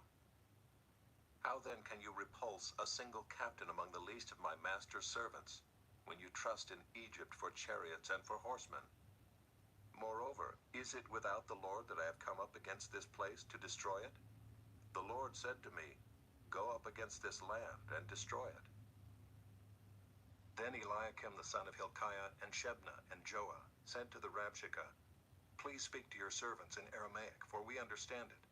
Do not speak to us in the language of Judah within the hearing of the people who are on the wall." But the Rabshakeh said to them, "Has my master sent me to speak these words to your master and to you, and not to the men sitting on the wall, who are doomed with you to eat their own dung and to drink their own urine?" Then the Rabshakeh stood and called out in a loud voice in the language of Judah, "Hear the word of the great king, the king of Assyria. Thus says the king, do not let Hezekiah deceive you, for he will not be able to deliver you out of my hand. Do not let Hezekiah make you trust in the Lord by saying, the Lord will surely deliver us, and this city will not be given into the hand of the king of Assyria. Do not listen to Hezekiah, for thus says the king of Assyria, make your peace with me and come out to me. Then each one of you will eat of his own vine, and each one of his own fig tree, and each one of you will drink the water of his own cistern, until I come and take you away to a land like your own land, a land of grain and wine, a land of bread and vineyards, a land of olive trees and honey, that you may live and not die. And do not listen to Hezekiah when he misleads you by saying, the Lord will deliver us. Has any of the gods of the nations ever delivered his land out of the hand of the king of Assyria? Where are the gods of Hamath and Arpad? Where are the gods of Sepharvaim, Hena, and Ivah? Have they delivered Samaria out of my hand? Who among all the gods of the lands have delivered their lands out of my hand, that the Lord should deliver Jerusalem out of my hand? But the people were silent and answered him not a word, for the king's command was, do not answer him.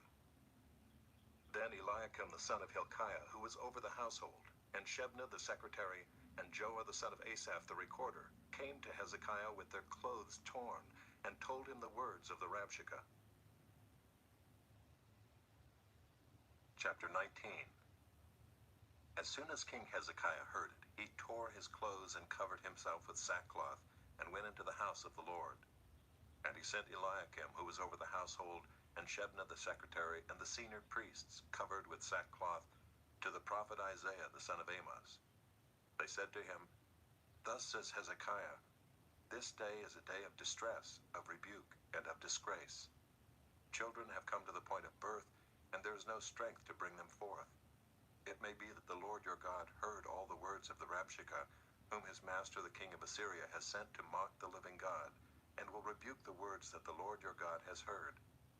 Therefore lift up your prayer for the remnant that is left. When the servants of King Hezekiah came to Isaiah, Isaiah said to them, say to your master, thus says the Lord, do not be afraid because of the words that you have heard, with which the servants of the king of Assyria have reviled me. Behold, I will put a spirit in him, so that he shall hear a rumor and return to his own land. And I will make him fall by the sword in his own land. The Rabshakeh returned and found the king of Assyria fighting against Libnah, for he heard that the king had left Lachish. Now the king heard concerning Tirhakah, king of Cush, behold, he has set out to fight against you. So he sent messengers again to Hezekiah, saying, thus shall you speak to Hezekiah, king of Judah. Do not let your God in whom you trust deceive you by promising that Jerusalem will not be given into the hand of the king of Assyria. Behold, you have heard what the kings of Assyria have done to all lands, devoting them to destruction. And shall you be delivered? Have the gods of the nations delivered them, the nations that my fathers destroyed, Gozan, Haran, Rezeph, and the people of Eden who were in Telassar? Where is the king of Hamath, the king of Arpad, the king of the city of Sepharvaim, the king of Hena, or the king of Ivah? Hezekiah received the letter from the hand of the messengers and read it. And Hezekiah went up to the house of the Lord and spread it before the Lord. And Hezekiah prayed before the Lord and said, O Lord, the God of Israel, enthroned above the cherubim, you are the God, you alone, of all the kingdoms of the earth. You have made heaven and earth. Incline your ear, O Lord, and hear. Open your eyes, O Lord, and see. And hear the words of Sennacherib, which he has sent to mock the living God. Truly, O Lord, the kings of Assyria have laid waste the nations and their lands, and have cast their gods into the fire. For they were not gods, but the work of men's hands, wood and stone. Therefore they were destroyed. So now, O Lord our God, save us, please, from his hand, that all the kingdoms of the earth may know that you, O Lord, are God alone. Then Isaiah the son of Amoz sent to Hezekiah, saying, Thus says the Lord, the God of Israel, your prayer to me about Sennacherib king of Assyria I have heard. This is the word that the Lord has spoken concerning him. She despises you, she scorns you, the virgin daughter of Zion. She wags her head behind you, the daughter of Jerusalem. Whom have you mocked and reviled?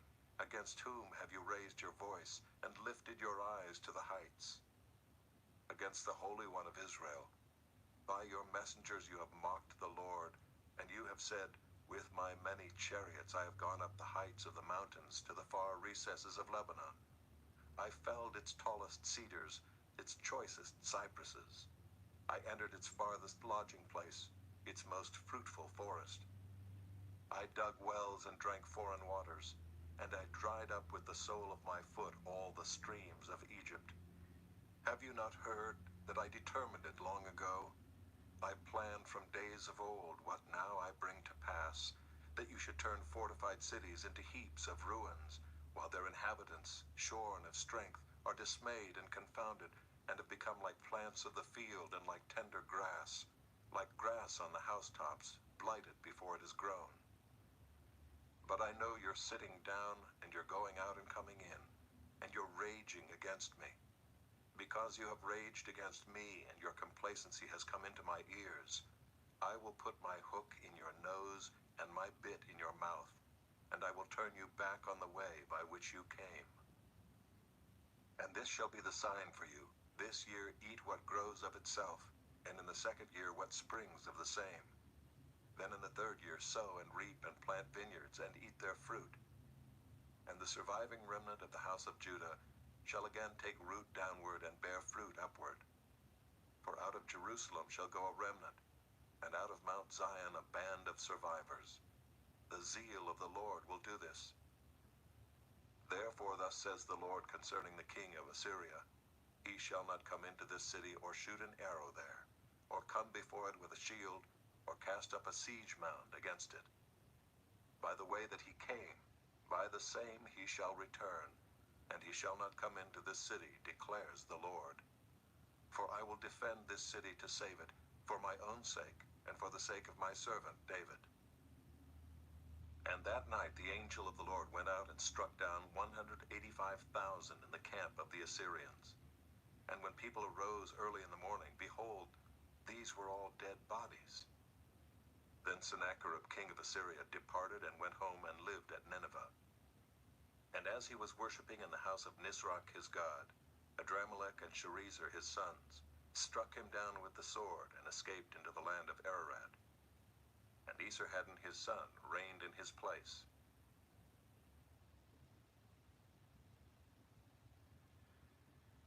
Chapter 20. In those days Hezekiah became sick and was at the point of death. And Isaiah the prophet, the son of Amoz, came to him and said to him, Thus says the Lord, Set your house in order, for you shall die. You shall not recover. Then Hezekiah turned his face to the wall and prayed to the Lord, saying, Now, O Lord, please remember how I have walked before you in faithfulness and with a whole heart, and have done what is good in your sight. And Hezekiah wept bitterly. And before Isaiah had gone out of the middle court, the word of the Lord came to him. Turn back and say to Hezekiah, the leader of my people, Thus says the Lord, the God of David your father, I have heard your prayer. I have seen your tears. Behold, I will heal you. On the third day you shall go up to the house of the Lord, and I will add 15 years to your life. I will deliver you and this city out of the hand of the king of Assyria, and I will defend this city for my own sake and for my servant David's sake. And Isaiah said, Bring a cake of figs, and let them take and lay it on the boil, that he may recover. And Hezekiah said to Isaiah, What shall be the sign that the Lord will heal me, and that I shall go up to the house of the Lord on the third day? And Isaiah said, This shall be the sign to you from the Lord, that the Lord will do the thing that he has promised. Shall the shadow go forward 10 steps, or go back 10 steps? And Hezekiah answered, It is an easy thing for the shadow to lengthen 10 steps. Rather let the shadow go back 10 steps. And Isaiah the prophet called to the Lord, and he brought the shadow back 10 steps, by which it had gone down on the steps of Ahaz. At that time Merodach-Baladan, the son of Baladan, king of Babylon, sent envoys with letters and a present to Hezekiah, for he heard that Hezekiah had been sick. And Hezekiah welcomed them, and he showed them all his treasure house, the silver, the gold, the spices, the precious oil, his armory, all that was found in his storehouses. There was nothing in his house or in all his realm that Hezekiah did not show them. Then Isaiah the prophet came to King Hezekiah and said to him, What did these men say, and from where did they come to you? And Hezekiah said, They have come from a far country, from Babylon. He said, What have they seen in your house? And Hezekiah answered, They have seen all that is in my house. There is nothing in my storehouses that I did not show them. Then Isaiah said to Hezekiah, Hear the word of the Lord. Behold, the days are coming when all that is in your house, and that which your fathers have stored up till this day, shall be carried to Babylon. Nothing shall be left, says the Lord. And some of your own sons, who shall be born to you, shall be taken away, and they shall be eunuchs in the palace of the king of Babylon. Then Hezekiah said to Isaiah, The word of the Lord that you have spoken is good. For he thought, Why not, if there will be peace and security in my days? The rest of the deeds of Hezekiah and all his might, and how he made the pool and the conduit, and brought water into the city, are they not written in the book of the Chronicles of the kings of Judah? And Hezekiah slept with his fathers, and Manasseh his son reigned in his place. Chapter 21. Manasseh was 12 years old when he began to reign, and he reigned 55 years in Jerusalem. His mother's name was Hephzibah. And he did what was evil in the sight of the Lord, according to the despicable practices of the nations whom the Lord drove out before the people of Israel. For he rebuilt the high places that Hezekiah his father had destroyed, and he erected altars for Baal, and made an Asherah, as Ahab king of Israel had done, and worshipped all the host of heaven, and served them. And he built altars in the house of the Lord, of which the Lord had said, In Jerusalem will I put my name. And he built altars for all the host of heaven in the 2 courts of the house of the Lord. And he burned his son as an offering, and used fortune-telling and omens, and dealt with mediums and with necromancers. He did much evil in the sight of the Lord, provoking him to anger. And the carved image of Asherah that he had made, he set in the house of which the Lord said to David and to Solomon his son, In this house and in Jerusalem, which I have chosen out of all the tribes of Israel, I will put my name forever. And I will not cause the feet of Israel to wander any more out of the land that I gave to their fathers, if only they will be careful to do according to all that I have commanded them, and according to all the law that my servant Moses commanded them. But they did not listen, and Manasseh led them astray to do more evil than the nations had done whom the Lord destroyed before the people of Israel.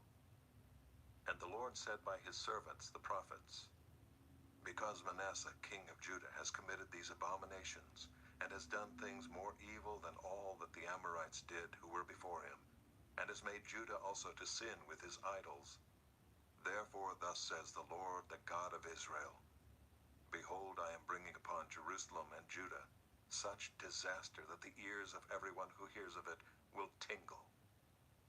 And I will stretch over Jerusalem the measuring line of Samaria, and the plumb line of the house of Ahab. And I will wipe Jerusalem as one wipes a dish, wiping it and turning it upside down.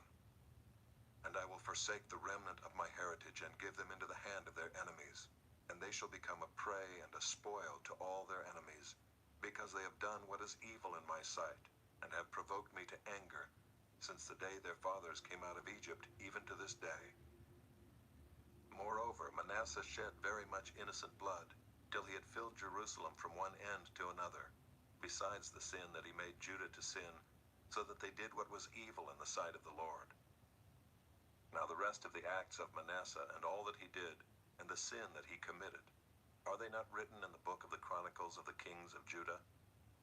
And Manasseh slept with his fathers, and was buried in the garden of his house, in the garden of Uzzah, and Amon his son reigned in his place. Amon was 22 years old when he began to reign, and he reigned 2 years in Jerusalem.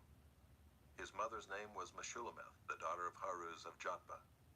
And he did what was evil in the sight of the Lord, as Manasseh his father had done. He walked in all the way in which his father walked, and served the idols that his father served, and worshipped them. He abandoned the Lord, the God of his fathers, and did not walk in the way of the Lord. And the servants of Ammon conspired against him, and put the king to death in his house. But the people of the land struck down all those who had conspired against King Ammon, and the people of the land made Josiah his son king in his place. Now the rest of the acts of Ammon that he did, are they not written in the book of the Chronicles of the kings of Judah? And he was buried in his tomb in the garden of Uzzah, and Josiah his son reigned in his place.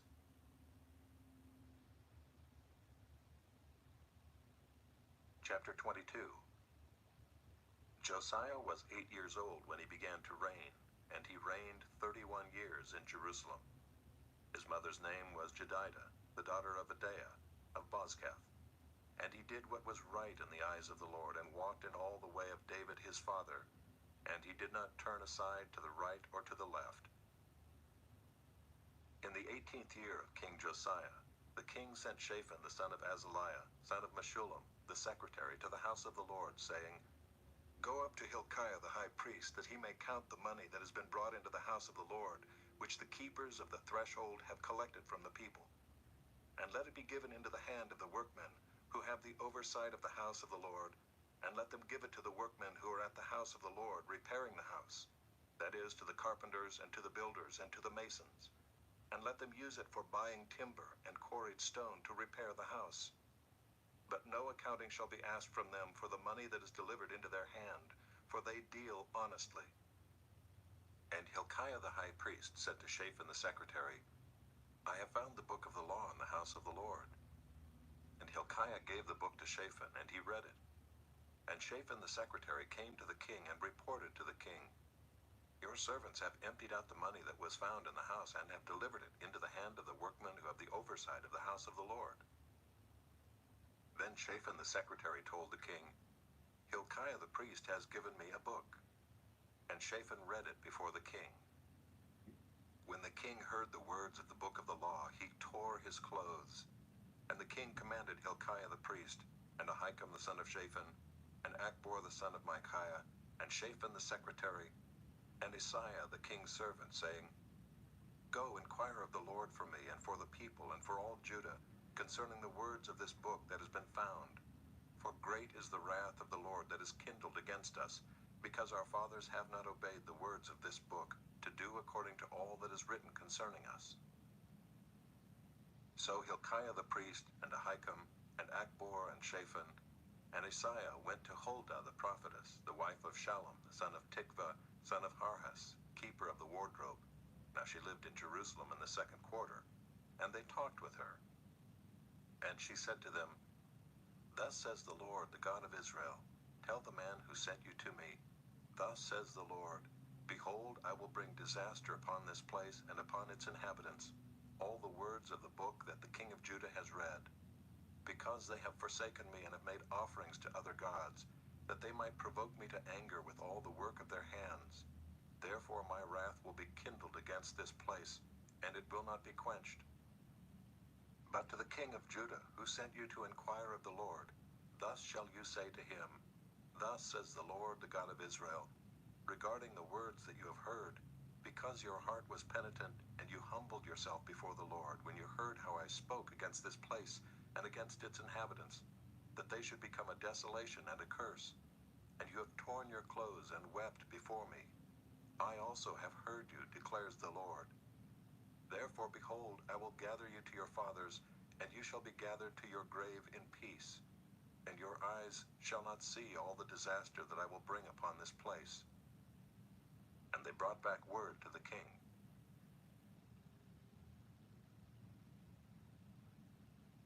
Chapter 23. Then the king sent, and all the elders of Judah and Jerusalem were gathered to him. And the king went up to the house of the Lord, and with him all the men of Judah, and all the inhabitants of Jerusalem, and the priests and the prophets, all the people, both small and great. And he read in their hearing all the words of the book of the covenant that had been found in the house of the Lord. And the king stood by the pillar and made a covenant before the Lord, to walk after the Lord, and to keep his commandments and his testimonies and his statutes with all his heart and all his soul, to perform the words of this covenant that were written in this book. And all the people joined in the covenant. And the king commanded Hilkiah the high priest, and the priests of the second order, and the keepers of the threshold, to bring out of the temple of the Lord all the vessels made for Baal, for Asherah, and for all the host of heaven.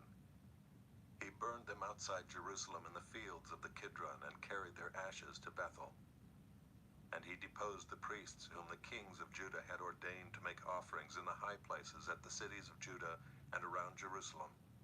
Those also who burned incense to Baal, to the sun and the moon and the constellations, and all the host of the heavens.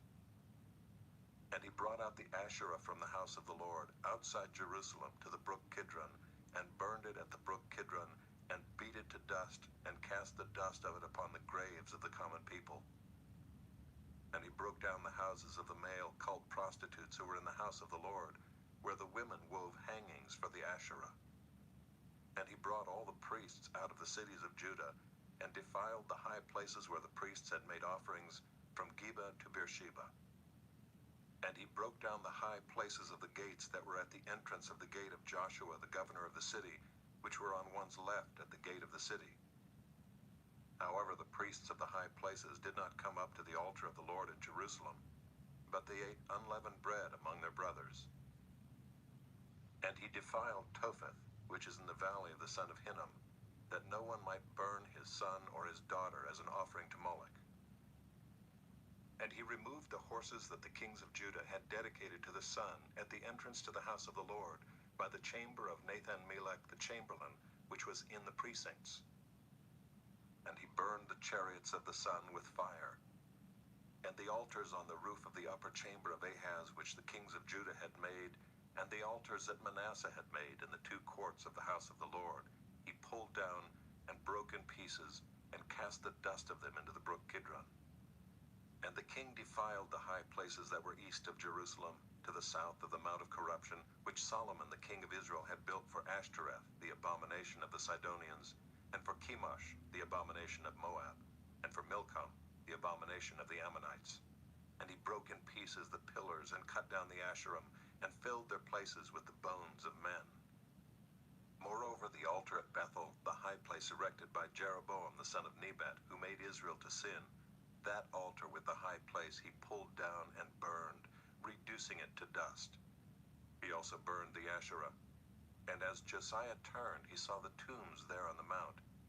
And he sent and took the bones out of the tombs, and burned them on the altar, and defiled it, according to the word of the Lord that the man of God proclaimed, who had predicted these things. Then he said, What is that monument that I see? And the men of the city told him, It is the tomb of the man of God who came from Judah, and predicted these things that you have done against the altar at Bethel. And he said, Let him be. Let no man move his bones. So they let his bones alone, with the bones of the prophet who came out of Samaria. And Josiah removed all the shrines also of the high places that were in the cities of Samaria, which kings of Israel had made, provoking the Lord to anger. He did to them according to all that he had done at Bethel. And he sacrificed all the priests of the high places who were there on the altars, and burned human bones on them. Then he returned to Jerusalem. And the king commanded all the people, "Keep the Passover to the Lord your God, as it is written in this book of the covenant." For no such Passover had been kept since the days of the judges who judged Israel, or during all the days of the kings of Israel, or of the kings of Judah. But in the 18th year of King Josiah, this Passover was kept to the Lord in Jerusalem. Moreover, Josiah put away the mediums and the necromancers and the household gods and the idols and all the abominations that were seen in the land of Judah and in Jerusalem, that he might establish the words of the law that were written in the book that Hilkiah the priest found in the house of the Lord. Before him there was no king like him, who turned to the Lord with all his heart and with all his soul and with all his might, according to all the law of Moses, nor did any like him arise after him. Still the Lord did not turn from the burning of his great wrath, by which his anger was kindled against Judah, because of all the provocations with which Manasseh had provoked him. And the Lord said, "I will remove Judah also out of my sight, as I have removed Israel, and I will cast off this city that I have chosen, Jerusalem, and the house of which I said, 'My name shall be there.'" Now the rest of the acts of Josiah and all that he did, are they not written in the book of the Chronicles of the kings of Judah? In his days Pharaoh Necho, king of Egypt, went up to the king of Assyria to the river Euphrates. King Josiah went to meet him, and Pharaoh Necho killed him at Megiddo as soon as he saw him. And his servants carried him dead in a chariot from Megiddo and brought him to Jerusalem, and buried him in his own tomb. And the people of the land took Jehoahaz the son of Josiah, and anointed him, and made him king in his father's place. Jehoahaz was 23 years old when he began to reign, and he reigned 3 months in Jerusalem. His mother's name was Hamutal, the daughter of Jeremiah of Libnah. And he did what was evil in the sight of the Lord, according to all that his fathers had done. And Pharaoh Necho put him in bonds at Riblah in the land of Hamath, that he might not reign in Jerusalem, and laid on the land a tribute of 100 talents of silver and a talent of gold. And Pharaoh Necho made Eliakim the son of Josiah king in the place of Josiah his father, and changed his name to Jehoiakim. But he took Jehoahaz away, and he came to Egypt and died there. And Jehoiakim gave the silver and the gold to Pharaoh, but he taxed the land to give the money according to the command of Pharaoh. He exacted the silver and the gold of the people of the land, from everyone according to his assessment, to give it to Pharaoh Necho. Jehoiakim was 25 years old when he began to reign, and he reigned 11 years in Jerusalem. His mother's name was Zebidah, the daughter of Pedaiah of Rumah. And he did what was evil in the sight of the Lord, according to all that his fathers had done.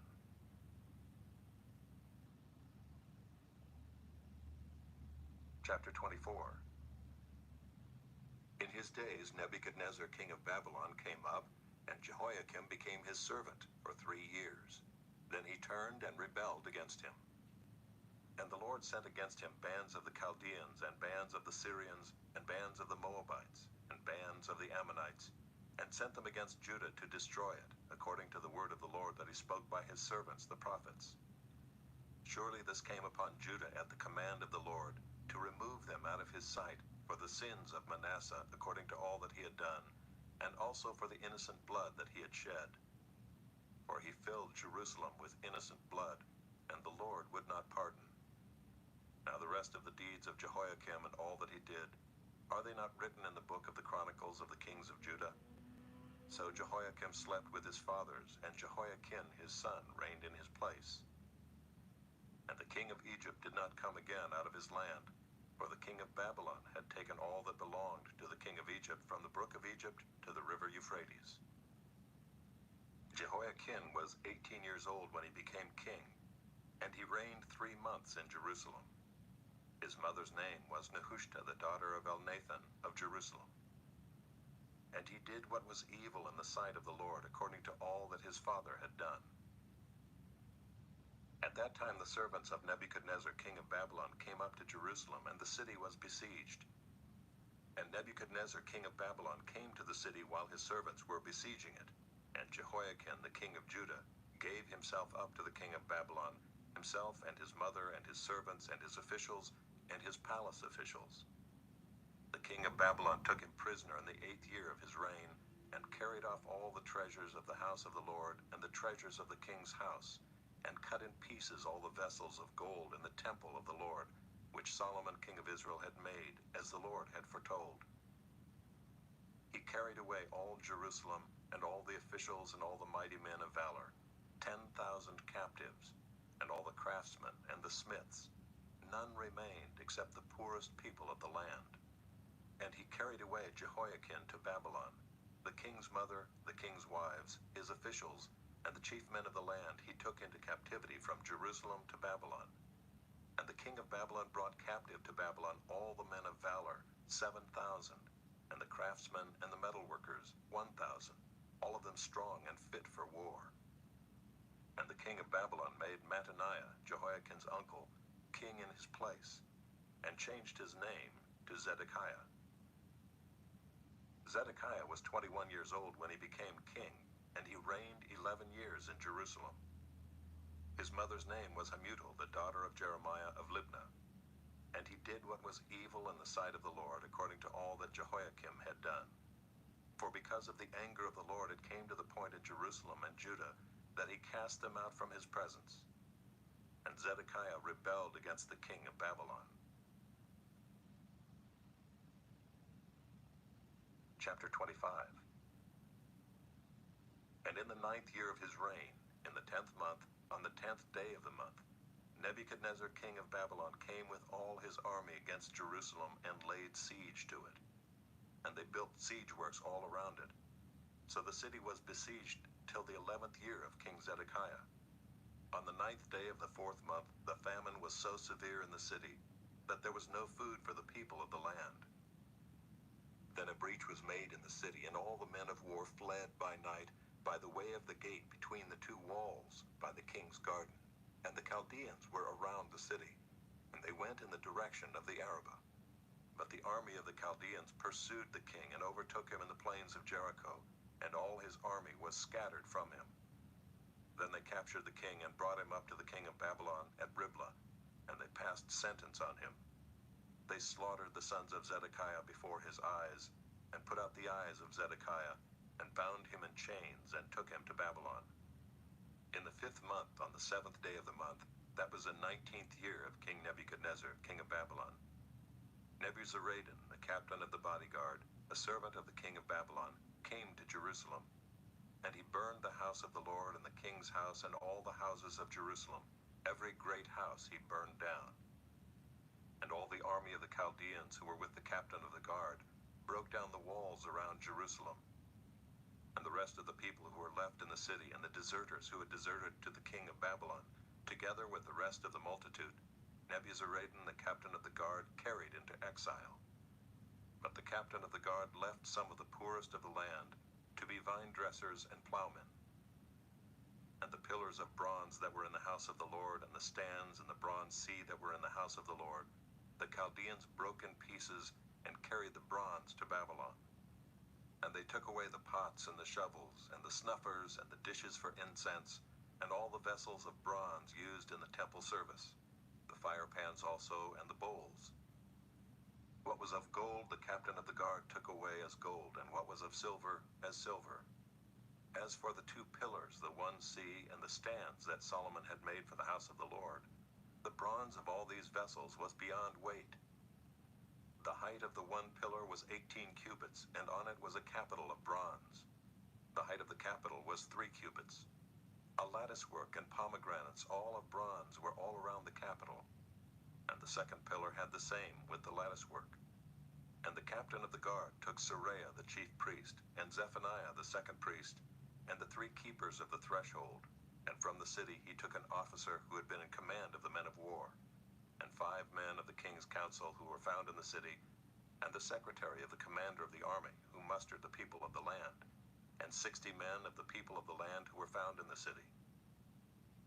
And Nebuzaradan, the captain of the guard, took them and brought them to the king of Babylon at Riblah. And the king of Babylon struck them down and put them to death at Riblah in the land of Hamath. So Judah was taken into exile out of its land. And over the people who remained in the land of Judah, whom Nebuchadnezzar king of Babylon had left, he appointed Gedaliah the son of Ahikam, son of Shaphan, governor. Now when all the captains and their men heard that the king of Babylon had appointed Gedaliah governor, they came with their men to Gedaliah at Mizpah, namely Ishmael the son of Nethaniah, and Johanan the son of Kareah, and Sariah the son of Tanhumeth the Netophathite, and Jaazaniah the son of the Maacathite. And Gedaliah swore to them and their men, saying, Do not be afraid because of the Chaldean officials. Live in the land and serve the king of Babylon, and it shall be well with you. But in the 7th month, Ishmael the son of Nethaniah, son of Elishama, of the royal family, came with 10 men and struck down Gedaliah and put him to death along with the Jews and the Chaldeans who were with him at Mizpah. Then all the people, both small and great, and the captains of the forces arose and went to Egypt, for they were afraid of the Chaldeans. And in the 37th year of the exile of Jehoiakim king of Judah, in the 12th month, on the 27th day of the month, Evil-Merodach, king of Babylon, in the year that he began to reign, graciously freed Jehoiakim king of Judah from prison. And he spoke kindly to him and gave him a seat above the seats of the kings who were with him in Babylon. So Jehoiakim put off his prison garments, and every day of his life he dined regularly at the king's table, and for his allowance a regular allowance was given him by the king, according to his daily needs, as long as he lived. 1 Chronicles, chapter 1. Adam, Seth, Enosh, Kenan, Mahalalel, Jared, Enoch, Methuselah, Lamech, Noah, Shem, Ham, and Japheth. The sons of Japheth: Gomer, Magog, Madai, Javan, Tubal, Meshech, and Tiras. The sons of Gomer: Ashkenaz, Riphath, and Togarmah. The sons of Javan: Elisha, Tarshish, Kittim, and Rodanim. The sons of Ham: Cush, Egypt, Put, and Canaan. The sons of Cush: Seba, Havilah, Sabta, Raamah, and Sabteka. The sons of Raamah: Sheba and Dedan. Cush fathered Nimrod. He was the first on earth to be a mighty man. Egypt fathered Ludim, Anamim, Lehabim, Naphtahim, Pathrusim, Casluhim, from whom the Philistines came, and Caphtorim. Canaan fathered Sidon his firstborn, and Heth, and the Jebusites, the Amorites, the Girgashites, the Hivites, the Arkites, the Sinites, the Arvadites, the Zemarites, and the Hamathites. The sons of Shem: Elam, Asher, Arpachshad, Lud, and Aram. And the sons of Aram: Uz, Hul, Ether, and Meshech. Arpachshad fathered Shelah, and Shelah fathered Eber. To Eber were born 2 sons. The name of the one was Peleg, for in his days the earth was divided, and his brother's name was Joktan. Joktan fathered Almodad, Sheleph, Hazarmaveth, Jerah, Adoram, Uzal, Diklah, Obal, Abimiel, Sheba, Ophir, Havilah, and Jobab. All these were the sons of Joktan. Shem, Arpachshad, Shelah, Eber, Peleg, Reu, Sirach, Nahor, Terah, Abram, that is Abraham. The sons of Abraham: Isaac and Ishmael. These are their genealogies. The firstborn of Ishmael: Nebaioth, and Kedar, Abdiel, Mibsam, Mishma, Duma, Massa, Hadad, Tema, Jeter, Naphish, and Kedemah. These are the sons of Ishmael. The sons of Keturah, Abraham's concubine. She bore Zimram, Jokshan, Medan, Midian, Ishbak, and Shua. The sons of Jokshan: Sheba and Dedan. The sons of Midian: Ephah, Epher, Hanok, Abida, and Eldaah. All these were the descendants of Keturah. Abraham fathered Isaac. The sons of Isaac: Esau and Israel. The sons of Esau: Eliphaz, Ruel, Jeush, Jalem, and Korah. The sons of Eliphaz: Teman, Omar, Zepho, Gatam, Kenaz, and of Timnah, Amalek. The sons of Reuel, Nahath, Zerah, Shammah, and Mizah. The sons of Seir, Lotan, Shobal, Zibeon, Anah, Dishon, Ezer, and Dishan. The sons of Lotan, Hori and Hemam. And Lotan's sister was Timnah. The sons of Shobal, Alvan, Manahath, Ebal, Shepho, and Onam. The sons of Zibeon, Aiah and Anah. The son of Anah, Dishon. The sons of Dishon, Hemdan, Eshban, Ithran, and Chiron. The sons of Ezer, Bilhan, Zaavan, and Achan. The sons of Dishan, Uz, and Aaron. These are the kings who reigned in the land of Edom before any king reigned over the people of Israel. Bela the son of Beor, the name of his city being Dinhabah. Bela died, and Jobab the son of Zerah of Bozrah reigned in his place. Jobab died, and Husham of the land of the Temanites reigned in his place. Husham died, and Hadad the son of Bedad, who defeated Midian in the country of Moab, reigned in his place, the name of his city being Avith. Hadad died, and Samlah of Masrekah reigned in his place. Samlah died, and Shaul of Rehoboth on the Euphrates reigned in his place. Shaul died, and Baal-Hanan the son of Achbor reigned in his place. Baal-Hanan died, and Hadad reigned in his place, the name of his city being Pai. And his wife's name was Mehetabel, the daughter of Matred, the daughter of Mezahab. And Hadad died. The chiefs of Edom were chiefs Timnah, Alva, Jetheth, Aholibamah, Elah, Pinon, Kenaz, Teman, Mibzar, Magdiel, and Iram. These are the chiefs of Edom. Chapter 2. These are the sons of Israel: Reuben, Simeon, Levi, Judah, Issachar, Zebulun, Dan, Joseph, Benjamin, Naphtali, Gad, and Asher. The sons of Judah, Onan, and Shelah. These three Bathshua the Canaanite bore to him. Now Judah's firstborn, was evil in the sight of the Lord, and he put him to death. His daughter-in-law Tamar also bore him Perez and Zerah. Judah had 5 sons in all. The sons of Perez, Hezron and Hamul. The sons of Zerah, Zimri, Ethan, Heman, Calcol, and Dara, 5 in all. The son of Carmi, Achan the troubler of Israel, who broke faith in the matter of the devoted thing. And Ethan's son was Azariah. The sons of Hezron that were born to him, Jerahmeel, Ram, and Kalubai. Ram fathered Aminadab, and Aminadab fathered Nahshon, prince of the sons of Judah. Nahshon fathered Salmon. Salmon fathered Boaz. Boaz fathered Obed. Obed fathered Jesse. Jesse fathered Eliab, his firstborn, Abinadab the second, Shimeah the third, Nathanael the fourth, Radai the fifth, Ozem the sixth, David the seventh. And their sisters were Zeruiah and Abigail. The sons of Zeruiah, Abishai, Joab, and Asahel, 3. Abigail bore Amasa, and the father of Amasa was Jether the Ishmaelite. Caleb the son of Hezron fathered children by his wife Azubah and by Jerioth, and these were her sons, Jesher, Shobab, and Ardon. When Azubah died, Caleb married Ephrath, who bore him Hur. Hur fathered Uri, and Uri fathered Bezalel.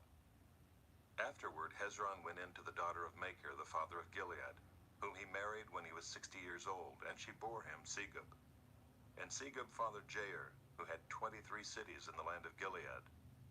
But Gesher and Aram took from them Havoth-Jair, Kenath, and its villages, 60 towns. All these were descendants of Machir, the father of Gilead.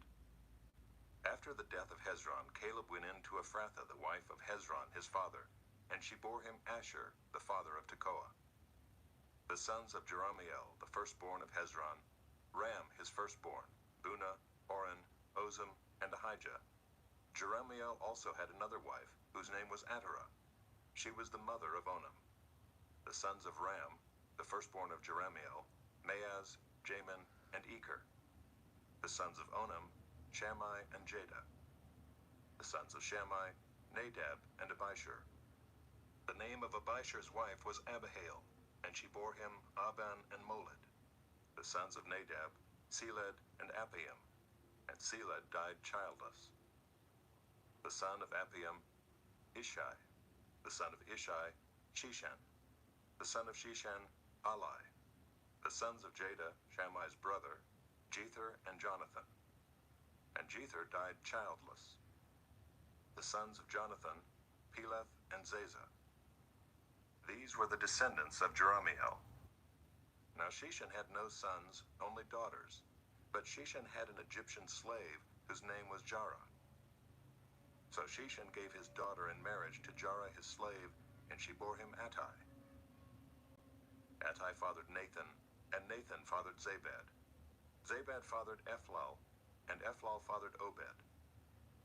Obed fathered Jehu, and Jehu fathered Azariah. Azariah fathered Helez, and Helez fathered Eleasa. Eleasa fathered Sismai, and Sismai fathered Shallum. Shallum fathered Jechemiah, and Jechemiah fathered Elishama. The sons of Caleb the brother of Jerahmeel. Marisha his firstborn, who fathered Ziph. The son of Marisha, Hebron. The sons of Hebron, Korah, Tappuah, Rechem, and Shema. Shema fathered Rehum, the father of Jorkeam, and Rechem fathered Shammai. The son of Shammai, Maon, and Maon fathered Beth-zur. Ephah also, Caleb's concubine, bore Haran, Moza, and Gazez, and Haran fathered Gazez. The sons of Jaddai, Regem, Jotham, Geshan, Pelet, Ephah, and Sheaph. Maacah, Caleb's concubine, bore Sheber and Tirhana. She also bore Sheaph the father of Madmannah, Sheva the father of Machbenah, and the father of Gibeah, and the daughter of Caleb was Achsah. These were the descendants of Caleb. The sons of Hur the firstborn of Ephrathah, Shobal the father of Kiriath-jearim, Salma the father of Bethlehem, and Hareph the father of Beth-gader. Shobal the father of Kiriath-jearim had other sons, Haroah half of the Menuhath, and the clans of Kiriath-jearim, the Ithrites, the Puthites, the Shumathites, and the Mishraites. From these came the Zorathites and the Eshtaolites. The sons of Salma, Bethlehem, the Netophathites, Atroth-beth-joab and half of the Manahathites, the Zorites. The clans also of the scribes who lived at Jabez, the Tirathites, the Shemaathites, and the Sukathites. These are the Kenites who came from Hamath, the father of the house of Rechab. Chapter 3. These are the sons of David who were born to him in Hebron. The firstborn, Amnon, by Ahinoam the Jezreelite. The second, Daniel, by Abigail the Carmelite. The third, Absalom, whose mother was Maacah, the daughter of Talmai, king of Geshur. The fourth, Adonijah, whose mother was Haggith. The fifth, Shephatiah, by Abital. The sixth, Ithream, by his wife Eglah. 6 were born to him in Hebron, where he reigned for 7 years and 6 months. And he reigned 33 years in Jerusalem. These were born to him in Jerusalem, Shimeah, Shobab, Nathan, and Solomon. 4 by Bathshua, the daughter of Amiel, then Ibhar, Elishama, Eliphalet, Noga, Nepheg, Japhia, Elishama, Eliada, and Eliphalet, 9. All these were David's sons, besides the sons of the concubines, and Tamar was their sister. The son of Solomon was Rehoboam, Abijah his son, Asa his son, Jehoshaphat his son, Joram his son, Ahaziah his son, Joash his son, Amaziah his son, Azariah his son, Jotham his son, Ahaz his son, Hezekiah his son, Manasseh his son, Ammon his son, Josiah his son. The sons of Josiah, Johanan the firstborn, the second Jehoiakim, the third Zedekiah, the fourth Shallum. The descendants of Jehoiakim, Jeconiah his son, Zedekiah his son, and the sons of Jeconiah the captive, Shealtiel his son, Malchiram, Pedaiah, Shenazar, Jechemiah, Hoshama, and Nedabiah. And the sons of Pedaiah, Zerubbabel and Shimei. And the sons of Zerubbabel, Meshullam and Hananiah. and Shelomith was their sister, and Hashubah, Ohel, Berechiah, Hasadiah, and Jushab-Hesed, 5. The sons of Hananiah, Pelatiah, and Jeshaiah, his son Rephaiah, his son Arnan, his son Obadiah, his son Shechaniah, the son of Shechaniah, Shemaiah, and the sons of Shemaiah, Hattush, Igal, Bariah, Neariah, and Shaphat, 6. The sons of Neariah, Elioenai, Hizkiah, and Azrikam, 3. The sons of Elioenai, Hodaviah, Eliashib, Pelaiah, Akab, Johanan, Delaiah, and Anani, 7. Chapter 4. The sons of Judah, Perez, Hezron, Carmi, Hur, and Shobal. Reaiah, the son of Shobal, fathered Jahath, and Jahath fathered Ahumai and Lahad. These were the clans of the Zorathites. These were the sons of Edom, Jezreel, Ishma, and Idbash. And the name of their sister was Hazelelponi. And Penuel fathered Gedor, and Ezer fathered Husha. These were the sons of Hur, the firstborn of Ephrathah, the father of Bethlehem.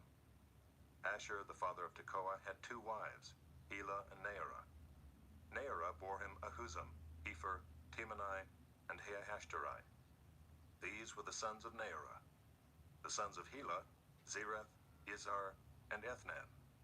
Koz fathered Anub, Zobeba, and the clans of Aharlel, the son of Haram. Jabez was more honorable than his brothers, and his mother called his name Jabez, saying, Because I bore him in pain.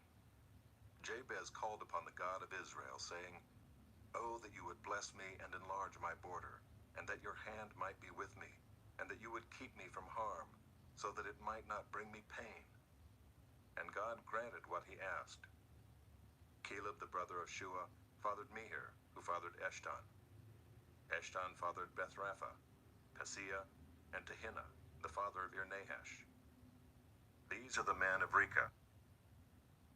The sons of Kenaz, Othniel and Sariah, and the sons of Othniel, Hathath and Meonothai. Meonothai fathered Ophrah, and Sariah fathered Joab, the father of Geharashim, so called because they were craftsmen.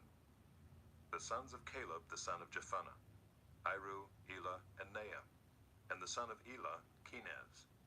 The sons of Jehalelel, Ziph, Ziphah, Tiria, and Asarel. The sons of Ezra, Jether, Mered, Epher, and Jalon. These are the sons of Bithiah, the daughter of Pharaoh, whom Mered married, and she conceived and bore Miriam, Shammai, and Ishbah, the father of Eshtemoa. And his Judahite wife bore Jared, the father of Gedor, Heber, the father of Soko, and Jekuthiel, the father of Zanoah. The sons of the wife of Hodiah, the sister of Naam, were the fathers of Keilah the Garmite, and Eshtemoa the Maacathite. The sons of Shimon, Amnon, Rinnah, Ben-Hanan, and Tilon. The sons of Ishai, Zoheth, and Ben-Zoheth.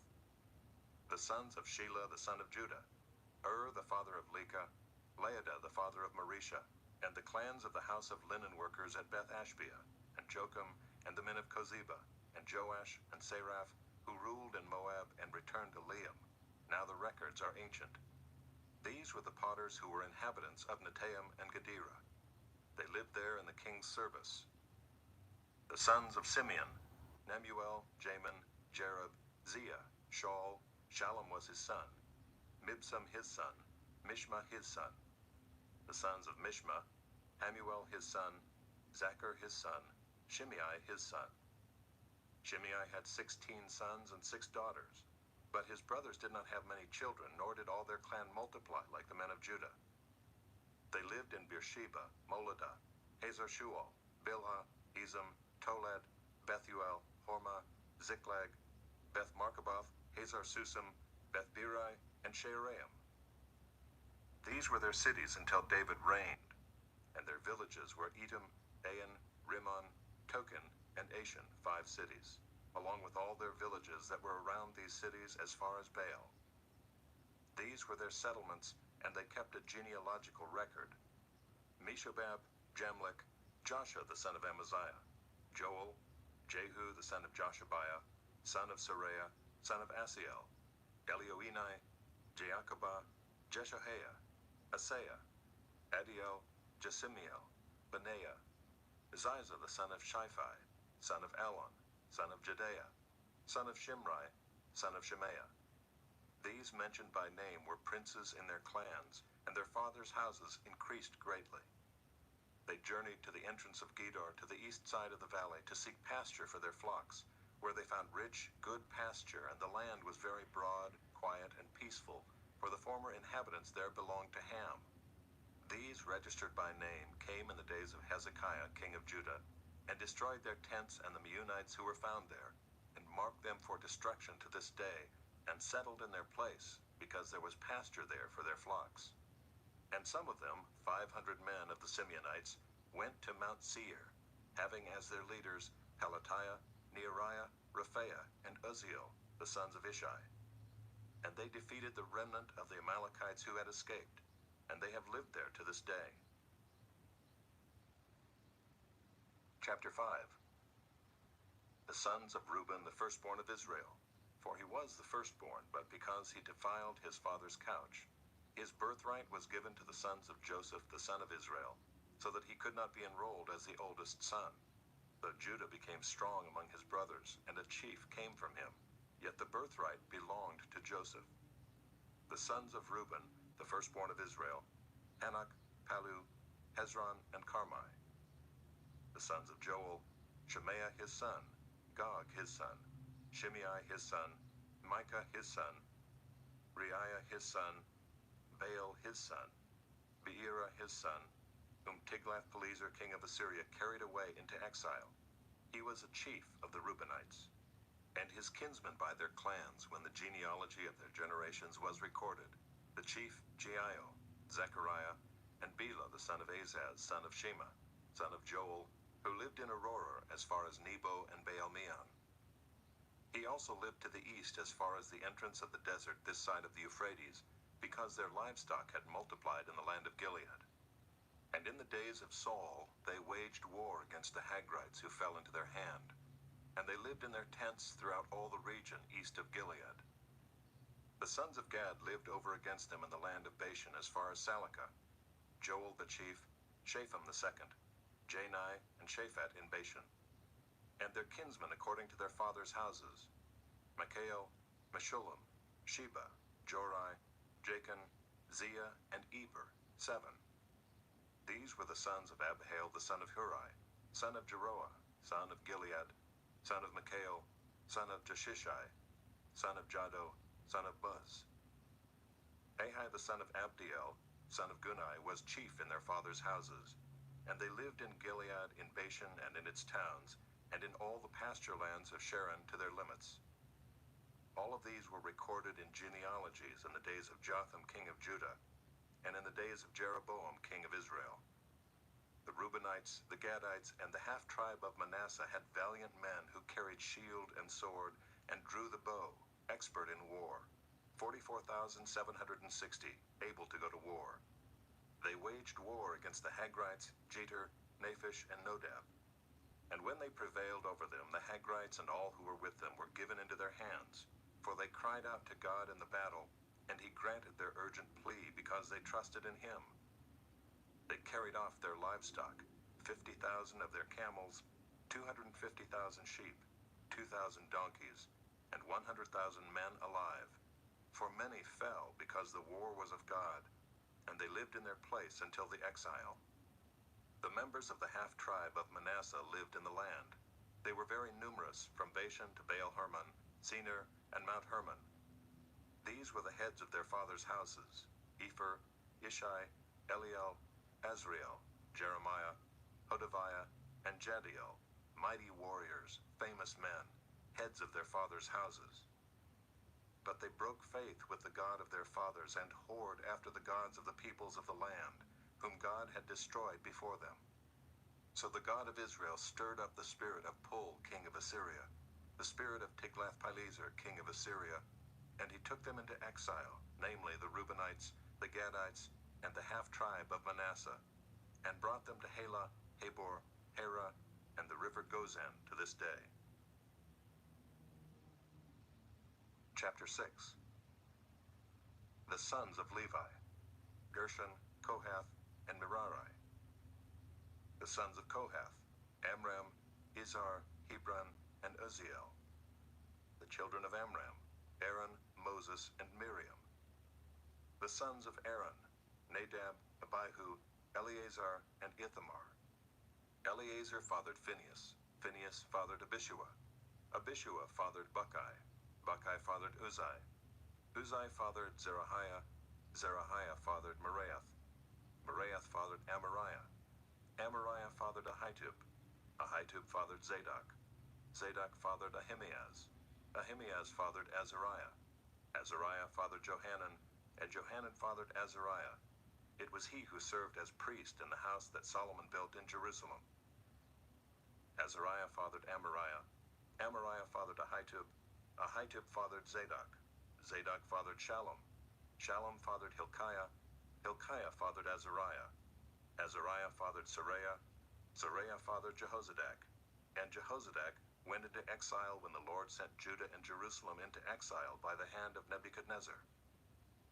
The sons of Levi: Gershom, Kohath, and Merari. And these are the names of the sons of Gershom: Libni and Shimei. The sons of Kohath: Amram, Izhar, Hebron, and Uzziel. The sons of Merari: Malai and Mushai. These are the clans of the Levites according to their fathers. Of Gershom: Libni his son, Jahath his son, Zimmah his son, Joah his son, Iddo his son, Zerah his son, Jeatherai his son. The sons of Kohath: Aminadab his son, Korah his son, Aser his son, Elkanah his son, Ebiasaph his son, Aser his son, Tahath his son, Uriel his son, Uzziah his son, and Shaul his son. The sons of Elkanah: Amasai and Ahimath. Elkanah his son, Zophai his son, Nahath his son, Eliab his son, Jeroam his son, Elkanah his son. The sons of Samuel: Joel his firstborn, the second Abijah. The sons of Merari: Malai, Libni his son, Shimei his son, Uzzah his son, Shemaiah his son, Haggiah his son, and Asaiah his son. These are the men whom David put in charge of the service of song in the house of the Lord, after the ark rested there. They ministered with song before the tabernacle of the tent of meeting until Solomon built the house of the Lord in Jerusalem, and they performed their service according to their order. These are the men who served and their sons. Of the sons of the Kohathites: Heman the singer, the son of Joel, son of Samuel, son of Elkanah, son of Jeroam, son of Eliel, son of Toah, son of Zuph, son of Elkanah, son of Mahath, son of Amasai, son of Elkanah, son of Joel, son of Azariah, son of Zephaniah, son of Tahath, son of Aser, son of Ebiasaph, son of Korah, son of Izhar, son of Kohath, son of Levi, son of Israel, and his brother Asaph, who stood on his right hand, namely, Asaph the son of Berechiah, son of Shemaiah, son of Michael, son of Baaseiah, son of Malchijah, son of Ethni, son of Zerah, son of Adaiah, son of Ethan, son of Zimmah, son of Shimei, son of Jahath, son of Gershom, son of Levi.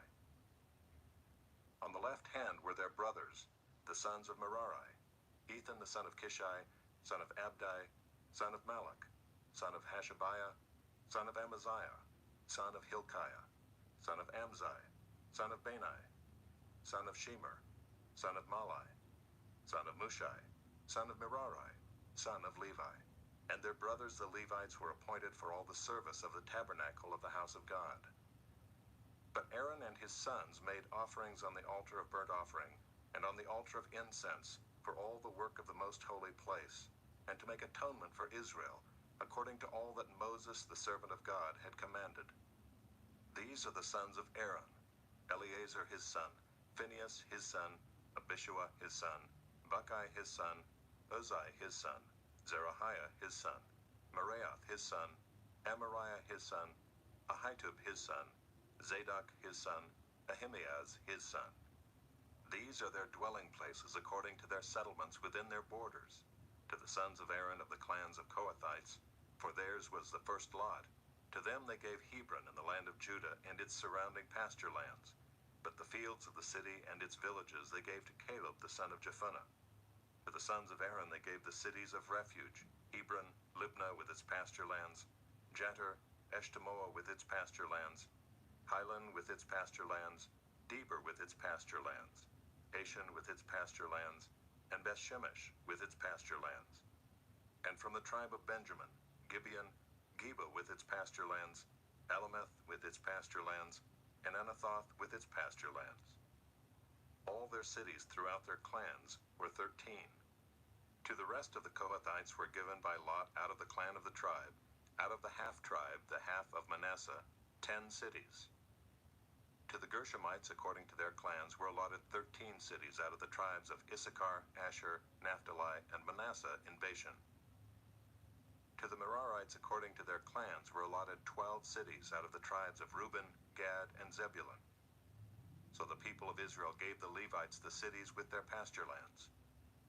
They gave by lot out of the tribes of Judah, Simeon, and Benjamin these cities that are mentioned by name. And some of the clans of the sons of Kohath had cities of their territory out of the tribe of Ephraim. They were given the cities of refuge, Shechem with its pasture lands in the hill country of Ephraim, Gezer with its pasture lands, Jokmeam with its pasture lands, Beth-horon with its pasture lands, Aijalon with its pasture lands, Gath-rimmon with its pasture lands, and out of the half-tribe of Manasseh, Aner with its pasture lands, and Bileam with its pasture lands, for the rest of the clans of the Kohathites. To the Gershomites were given out of the clan of the half-tribe of Manasseh, Golan and Bashan with its pasture lands, and Ashtaroth with its pasture lands. And out of the tribe of Issachar, Kedesh with its pasture lands, Daberath with its pasture lands, Ramoth with its pasture lands, and Anam with its pasture lands. Out of the tribe of Asher, Mashal with its pasture lands, Abdon with its pasture lands, Hukok with its pasture lands, and Rehob with its pasture lands. And out of the tribe of Naphtali, Kedesh and Galilee with its pasture lands, Ammon with its pasture lands, and Kiriathaim with its pasture lands. To the rest of the Merarites were allotted out of the tribe of Zebulun, Rimmonah with its pasture lands, Tabor with its pasture lands, and beyond the Jordan at Jericho on the east side of the Jordan, out of the tribe of Reuben, Bezer in the wilderness with its pasture lands, Jazzah with its pasture lands, Kedemoth with its pasture lands, and Matthiath with its pasture lands. And out of the tribe of Gad, Ramoth and Gilead with its pasture lands, Mahanaim with its pasture lands, Heshbon with its pasture lands, and Jazer with its pasture lands. Chapter 7. The sons of Issachar, Tola, Puah, Jashub, and Shimron, 4. The sons of Tola, Uzai, Raphaah, Jeriel, Jamai, Ibsam, and Shemuel, heads of their fathers' houses, namely of Tola, mighty warriors of their generations, their number in the days of David being 22,600. The son of Uzai, Izrahiah, and the sons of Izrahiah, Mikael, Obadiah, Joel, and Ishiah. All 5 of them were chief men. And along with them by their generations, according to their fathers' houses, were units of the army for war, 36,000, for they had many wives and sons. Their kinsmen belonging to all the clans of Issachar were in all 87,000 mighty warriors, enrolled by genealogy. The sons of Benjamin, Bela, Becher, and Jediael, 3. The sons of Bela, Esbon, Uzai, Uziel, Jeremoth, and Iri, 5. Heads of fathers' houses, mighty warriors. And their enrollment by genealogies was 22,034. The sons of Becher, Zemira, Joash, Eliezer, Elioenai, Omri, Jeremoth, Abijah, Anathoth, and Alameth. All these were the sons of Becher. And their enrollment by genealogies according to their generations, as heads of their fathers' houses, mighty warriors, was 20,200. The son of Jediael, Bilhan. And the sons of Bilhan, Jeush, Benjamin, Ehud, Chenaanah, Zethan, Tarshish, and Ahishahar. All these were the sons of Jediael according to the heads of their fathers' houses, mighty warriors, 17,200, able to go to war. And Shupim and Hupim were the sons of Hushim the son of Aher. The sons of Naphtali, Jaziel, Gunai, Jezer, and Shalom, the descendants of Bilhah. The sons of Manasseh, Azriel, whom his Aramean concubine bore. She bore Machir the father of Gilead. And Machir took a wife for Hupim and for Shupim. The name of his sister was Maacah, and the name of the second was Zelophehad. And Zelophehad had daughters. And Maacah the wife of Machir bore a son, and she called his name Peresh. And the name of his brother was Sheresh. And his sons were Ulam and Rakem. The son of Ulam, Beden. These were the sons of Gilead the son of Machir, son of Manasseh. And his sister Hamoleketh bore Ishad, Ebiezer, and Malah. The sons of Shemida were Ahian, Shechem, Likhai, and Aniam. The sons of Ephraim, Shuthelah, and Bered his son, Tahath his son, Eliada his son, Tahath his son, Zabad his son, Shuthelah his son, and Ezer and Eliad, whom the men of Gath who were born in the land killed, because they came down to raid their livestock. And Ephraim their father mourned many days, and his brothers came to comfort him. And Ephraim went in to his wife, and she conceived and bore a son. And he called his name Beriah, because disaster had befallen his house. His daughter was Sheerah, who built both Lower and Upper Beth-horon, and Uzan Sheerah. Repha was his son, Resheph his son, Telah his son, Tahan his son, Ladan his son, Ammihud his son, Elishama his son, Nun his son, Joshua his son. Their possessions and settlements were Bethel and its towns, and to the east Naaran, and to the west Gezer and its towns, Shechem and its towns, and Aiah and its towns. Also in possession of the Manassites, Bethshean and its towns, Taanach and its towns, Megiddo and its towns, Dor and its towns. In these lived the sons of Joseph the son of Israel. The sons of Asher, Imnah, Ishva, Ishvi, Beriah, and their sister Serah. The sons of Beriah, Heber, and Malchiel, who fathered Bizaeth.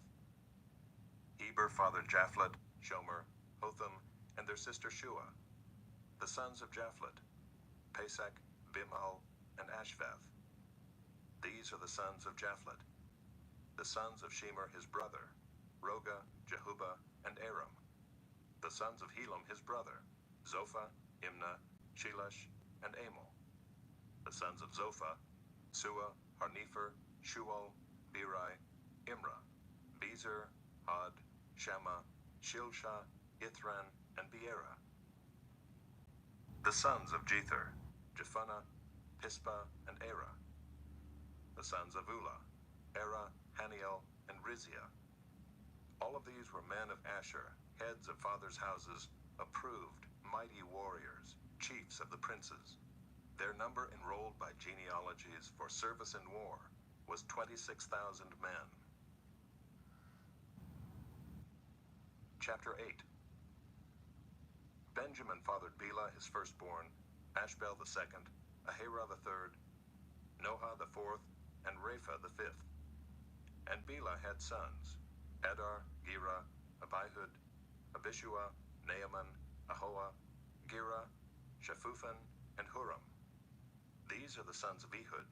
They were heads of fathers' houses of the inhabitants of Geba, and they were carried into exile to Manahath. Naaman, Ahijah, and Gera, that is Heglam, who fathered Uzzah and Ahihud. And Shearaim fathered sons in the country of Moab, after he had sent away Husham and Beerah his wives. He fathered sons by Hodesh his wife, Jobab, Zibiah, Mesha, Malcolm, Jeuz, Sakiah, and Mirmah. These were his sons, heads of fathers' houses. He also fathered sons by Husham, Abitub, and Elpaal. The sons of Elpaal, Eber, Misham, and Shemed, who built Ono and Lod with its towns, and Beriah and Shema. They were heads of fathers' houses and the inhabitants of Aijalon, who caused the inhabitants of Gath to flee. And Ahio, Shashak, and Jeremoth. Zebediah, Arad, Eder, Mikhael, Ishba, and Joah. were sons of Beriah. Zebediah, Meshullam, Hizkai, Heber, Ishmerai, Isliah, and Jobab were the sons of Elpaal. Jachim, Zichri, Zabdi, Elienai, Zilithai, Eliel, Adaiah, Bereah, and Shimrath were the sons of Shimei. Ishpan, Eber, Eliel, Abdon, Zichri, Hanan, Hananiah, Elam, Anthothijah, Ifdaiah, and Penuel were the sons of Shashak. Shamsherai, Sherahiah, Athaliah, Jearashiah, Elijah, and Zichri were the sons of Jeroam. These were the heads of fathers' houses according to their generations, chief men. These lived in Jerusalem. Jeiel, the father of Gibeon, lived in Gibeon, and the name of his wife was Maacah. His firstborn son, Abdon, then Zur, Kish, Baal, Nadab, Gedor, Ahio, Zecher, and Mikloth. He fathered Shimeah. Now these also lived opposite their kinsmen in Jerusalem with their kinsmen. Ner was the father of Kish, Kish of Saul, Saul of Jonathan, Malchishua, Abinadab, and Eshbaal. And the son of Jonathan was Meribbaal, and Meribbaal was the father of Micah. The sons of Micah, Pithon, Melech, Teriah, and Ahaz. Ahaz fathered Jehoiada, and Jehoiada fathered Alameth, Asmaveth, and Zimri. Zimri fathered Moza. Moza fathered Benaiah. Rapha was his son. Eleasa his son. Azel his son. Azel had 6 sons, and these are their names: Azrikam, Bokeru, Ishmael, Sheariah, Obadiah, and Hanan. All these were the sons of Azel. The sons of Eshek his brother: Ulam his firstborn, Jeush the second, and Eliphalet the third. The sons of Ulam were men who were mighty warriors, bowmen, having many sons and grandsons, 150. All these were Benjaminites. Chapter 9. So all Israel was recorded in genealogies, and these are written in the book of the kings of Israel. And Judah was taken into exile in Babylon because of their breach of faith. Now the first to dwell again in their possessions in their cities were Israel, the priests, the Levites, and the temple servants. And some of the people of Judah, Benjamin, Ephraim, and Manasseh lived in Jerusalem. Uzziah the son of Ammihud, son of Omri, son of Imri, son of Bani, from the sons of Perez, the son of Judah. And of the Shilonites, Asaiah the firstborn and his sons. Of the sons of Zerah, Jeuel and their kinsmen, 690. Of the Benjaminites, Sallu the son of Meshullam, son of Hodaviah, son of Hasanuah. Ibneiah the son of Jeroam, Elah the son of Uzai, son of Mikri, and Meshullam the son of Shephatiah, son of Reuel, son of Ibnijah, and their kinsmen according to their generations, 956. All these were heads of fathers' houses according to their fathers' houses. Of the priests, Jedaiah, Jehoiarib, Jachin, and Azariah the son of Hilkiah, son of Meshullam, son of Zadok, son of Meraioth, son of Ahitub, the chief officer of the house of God, and Adaiah the son of Jeroam, son of Pashur, son of Malchijah, and Maaseiah the son of Adiel, son of Jezerah, son of Meshullam, son of Meshillemith, son of Immer, besides their kinsmen, heads of their fathers' houses, 1,760 mighty men for the work of the service of the house of God. Of the Levites, Shemaiah the son of Hashub, son of Azrikam, son of Hashabiah, of the sons of Merari, and Bakbakkar, Heresh, Galal, and Mattaniah the son of Micah, son of Zichri, son of Asaph, and Obadiah the son of Shemaiah, son of Galal, son of Jeduthun, and Berechiah the son of Asa, son of Elkanah, who lived in the villages of the Netophathites. The gatekeepers were Shallum, Akub, Talmon, Ahiman, and their kinsmen. Shallum was the chief. Until then they were in the king's gate on the east side as the gatekeepers of the camps of the Levites. Shallum the son of Kori, son of Abiasaph, son of Korah, and his kinsmen of his father's house, the Korahites, were in charge of the work of the service, keepers of the thresholds of the tent, as their fathers had been in charge of the camp of the Lord, keepers of the entrance. And Phinehas the son of Eleazar was the chief officer over them in time past. The Lord was with him. Zechariah the son of Meshelemiah was gatekeeper at the entrance of the tent of meeting. All these who were chosen as gatekeepers at the thresholds were 212. They were enrolled by genealogies in their villages. David and Samuel the seer established them in their office of trust. So they and their sons were in charge of the gates of the house of the Lord, that is, the house of the tent, as guards. The gatekeepers were on the four sides, east, west, north, and south, and their kinsmen who were in their villages were obligated to come in every 7 days in turn to be with these. For the 4 chief gatekeepers who were Levites were entrusted to be over the chambers and the treasures of the house of God. And they lodged around the house of God, for on them lay the duty of watching, and they had charge of opening it every morning. Some of them had charge of the utensils of service, for they were required to count them when they were brought in and taken out. Others of them were appointed over the furniture and over all the holy utensils, also over the fine flour, the wine, the oil, the incense, and the spices. Others of the sons of the priests prepared the mixing of the spices, and Mattathiah, one of the Levites, the firstborn of Shallum the Korahite, was entrusted with making the flat cakes. Also some of their kinsmen of the Kohathites had charge of the showbread to prepare it every Sabbath. Now these, the singers, the heads of fathers' houses of the Levites, were in the chambers of the temple free from other service, for they were on duty day and night. These were heads of fathers' houses of the Levites, according to their generations, leaders. These lived in Jerusalem. In Gibeon lived the father of Gibeon, Jeiel, and the name of his wife was Maacah, and his firstborn son, Abdon, then Zur, Kish, Baal, Ner, Nadab, Gedor, Ahio, Zechariah, and Mikloth. And Mikloth was the father of Shemaim, and these also lived opposite their kinsmen in Jerusalem with their kinsmen. Ner fathered Kish, Kish fathered Saul, Saul fathered Jonathan, Malchishua, Abinadab, and Eshbaal. And the son of Jonathan was Merabaal, and Merabaal fathered Micah. The sons of Micah, Pithon, Melech, Teriah, and Ahaz. And Ahaz fathered Jerah, and Jerah fathered Alameth, Asmaveth, and Zimri. And Zimri fathered Moza. Moza fathered Benaiah, and Rephaiah was his son. Eleasah his son, Azel his son. Azel had 6 sons, and these are their names: Azrikam, Bokeru, Ishmael, Sheariah, Obadiah, and Hanan. These were the sons of Azel.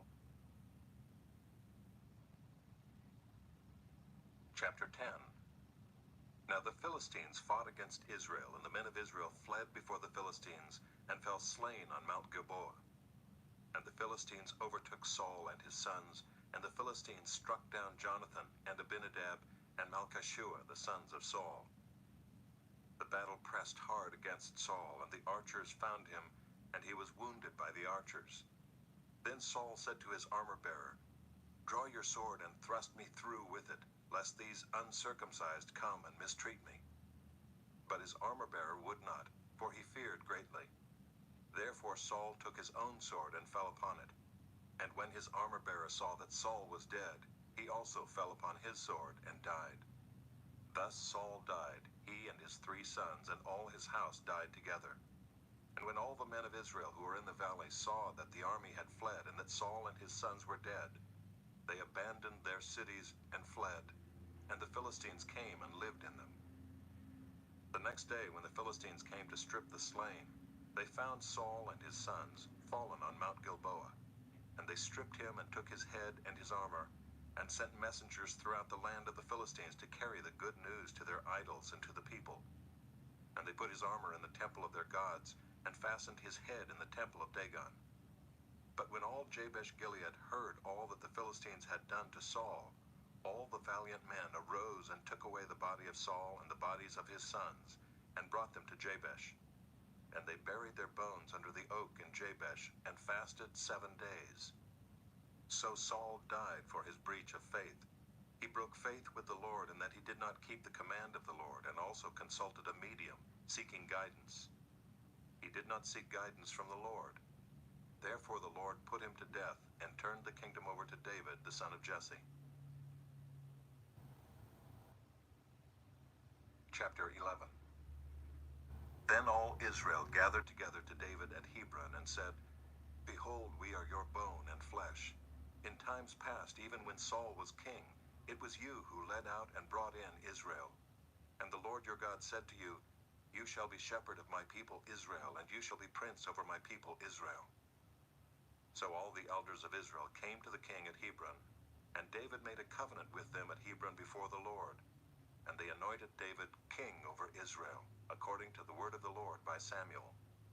And David and all Israel went to Jerusalem, that is, Jebus, where the Jebusites were, the inhabitants of the land. The inhabitants of Jebus said to David, You will not come in here. Nevertheless, David took the stronghold of Zion, that is, the city of David. David said, Whoever strikes the Jebusites first shall be chief and commander. And Joab the son of Zeruiah went up first, so he became chief. And David lived in the stronghold. Therefore it was called the city of David. And he built the city all around, from the Millo and complete circuit, and Joab repaired the rest of the city. And David became greater and greater, for the Lord of hosts was with him. Now these are the chiefs of David's mighty men, who gave him strong support in his kingdom, together with all Israel, to make him king, according to the word of the Lord concerning Israel. This is an account of David's mighty men. Jashobeam, a Hachmonite, was chief of the three. He wielded his spear against 300 whom he killed at one time. And next to him among the three mighty men was Eleazar the son of Dodo the Ahohite. He was with David at Pasdamim when the Philistines were gathered there for battle. There was a plot of ground full of barley, and the men fled from the Philistines. But he took his stand in the midst of the plot and defended it and killed the Philistines. And the Lord saved them by a great victory. 3 of the 30 chief men went down to the rock to David at the cave of Adullam, when the army of Philistines was encamped in the valley of Rephaim. David was then in the stronghold, and the garrison of the Philistines was then at Bethlehem. And David said longingly, Oh, that someone would give me water to drink from the well of Bethlehem that is by the gate. Then the 3 mighty men broke through the camp of the Philistines and drew water out of the well of Bethlehem that was by the gate, and took it and brought it to David. But David would not drink it. He poured it out to the Lord, and said, Far be it from me before my God that I should do this. Shall I drink the lifeblood of these men?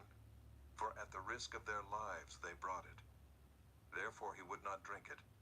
These things did the 3 mighty men.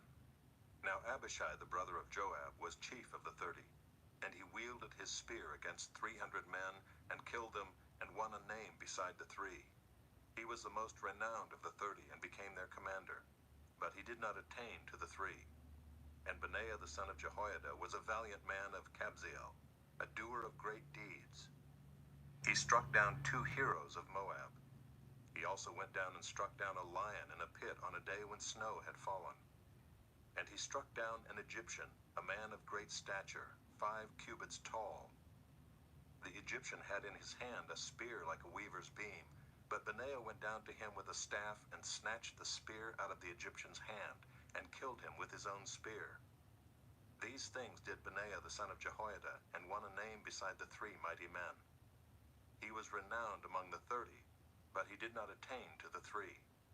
And David set him over his bodyguard.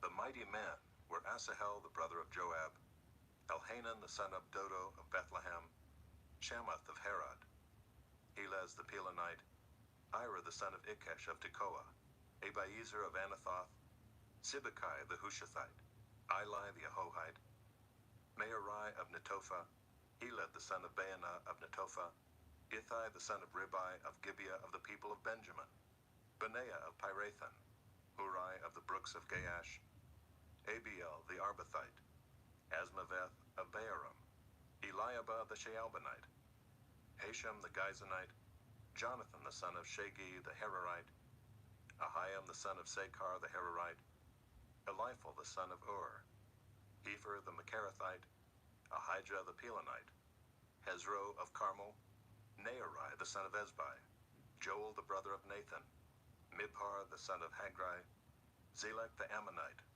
Neariah of Beeroth, the armor-bearer of Joab, the son of Zeruiah, Ira the Ithrite, Gareb the Ithrite, Uriah the Hittite, Zabad the son of Eli, Adinah the son of Shiza, the Reubenite, a leader of the Reubenites, and 30 with him, Hanan the son of Maacah, and Joshaphat the Mithnite, Uzziah the Ashtorethite, Shema and Jeiel, the sons of Hotham the Arorite, Jediel the son of Shimri, and Joah his brother the Tizite, Eliel the Maavite, and Jerubai, and Joshaviah the sons of Alnaam, and Ithma the Moabite, Eliel and Obed, and Jaasiel the Mezobaite. Chapter 12. Now these are the men who came to David at Ziklag, while he could not move about freely because of Saul the son of Kish. And they were among the mighty men who helped him in war. They were bowmen and could shoot arrows and sling stones with either the right or the left hand. They were Benjaminites, Saul's kinsmen. The chief was Ahiezer, then Joash, both sons of Shemaiah of Gibeah. Also Jeziel and Pelet, the sons of Asmaveth. Barakah, Jehu of Anathoth, Ishmael of Gibeon, a mighty man among the 30 and a leader over the 30.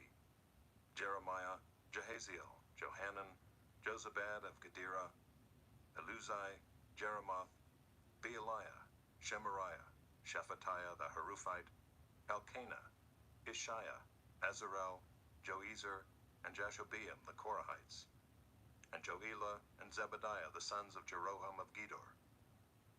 From the Gadites there went over to David at the stronghold in the wilderness mighty and experienced warriors, expert with shield and spear, whose faces were like the faces of lions, and who were swift as gazelles upon the mountains. Ezer the chief, Obadiah second, Eliab third, Mishmannah fourth, Jeremiah fifth, Attai sixth, Eliel seventh, Johanan eighth, Elzabad ninth, Jeremiah 10th, Machbenai 11th. These Gadites were officers of the army. The least was a match for 100 men, and the greatest for 1,000. These are the men who crossed the Jordan in the first month, when it was overflowing all its banks, and put to flight all those in the valleys to the east and to the west. And some of the men of Benjamin and Judah came to the stronghold to David. David went out to meet them and said to them, "If you have come to me in friendship to help me, my heart will be joined to you. But if to betray me to my adversaries, although there is no wrong in my hands, then may the God of our fathers see and rebuke you." Then the Spirit clothed Amasai, chief of the 30, and he said, "We are yours, O David, and with you, O son of Jesse. Peace, peace to you, and peace to your helpers, for your God helps you." Then David received them and made them officers of his troops. Some of the men of Manasseh deserted to David when he came with the Philistines for the battle against Saul. Yet he did not help them, for the rulers of the Philistines took counsel and sent him away, saying, "At peril to our heads he will desert to his master Saul." As he went to Ziklag, these men of Manasseh deserted to him: Adnah, Jozabad, Jediel, Mikael, Jozabad, Elihu, and Zilithai, chiefs of thousands in Manasseh. They helped David against the band of raiders, for they were all mighty men of valor and were commanders in the army. For from day to day men came to David to help him, until there was a great army, like an army of God. These are the numbers of the divisions of the armed troops who came to David in Hebron to turn the kingdom of Saul over to him, according to the word of the Lord. The men of Judah bearing shield and spear were 6,800 armed troops. Of the Simeonites, mighty men of valor for war, 7,100. Of the Levites, 4,600. The prince Jehoiada of the house of Aaron, and with him 3,700. Zadok, a young man mighty in valor, and 22 commanders from his own father's house. Of the Benjaminites, the kinsmen of Saul, 3,000, of whom the majority had to that point kept their allegiance to the house of Saul. Of the Ephraimites, 20,800, mighty men of valor, famous men in their fathers' houses. Of the half-tribe of Manasseh, 18,000, who were expressly named to come and make David king. Of Issachar, men who had understanding of the times to know what Israel ought to do, 200 chiefs, and all their kinsmen under their command. Of Zebulun, 50,000 seasoned troops, equipped for battle with all the weapons of war, to help David with singleness of purpose. Of Naphtali, 1,000 commanders, with whom were 37,000 men armed with shield and spear. Of the Danites, 28,600 men equipped for battle. Of Asher, 40,000 seasoned troops ready for battle. Of the Reubenites and Gadites and the half-tribe of Manasseh from beyond the Jordan, 120,000 men armed with all the weapons of war. All these men of war, arrayed in battle order, came to Hebron with a whole heart to make David king over all Israel. Likewise, all the rest of Israel were of a single mind to make David king. And they were there with David for 3 days, eating and drinking, for their brothers had made preparation for them. And also their relatives, from as far as Issachar and Zebulun and Naphtali, came bringing food on donkeys and on camels and on mules and on oxen, abundant provisions of flour, cakes of figs, clusters of raisins, and wine and oil, oxen and sheep, for there was joy in Israel. Chapter 13. David consulted with the commanders of thousands and of hundreds, with every leader. And David said to all the assembly of Israel, "If it seems good to you, and from the Lord our God, let us send abroad to our brothers who remain in all the lands of Israel, as well as to the priests and Levites in the cities that have pasture lands, that they may be gathered to us. Then let us bring again the ark of our God to us, for we did not seek it in the days of Saul." All the assembly agreed to do so, for the thing was right in the eyes of all the people. So David assembled all Israel from the Nile of Egypt to Lebo-Hamath, to bring the ark of God from Kiriath-Jearim.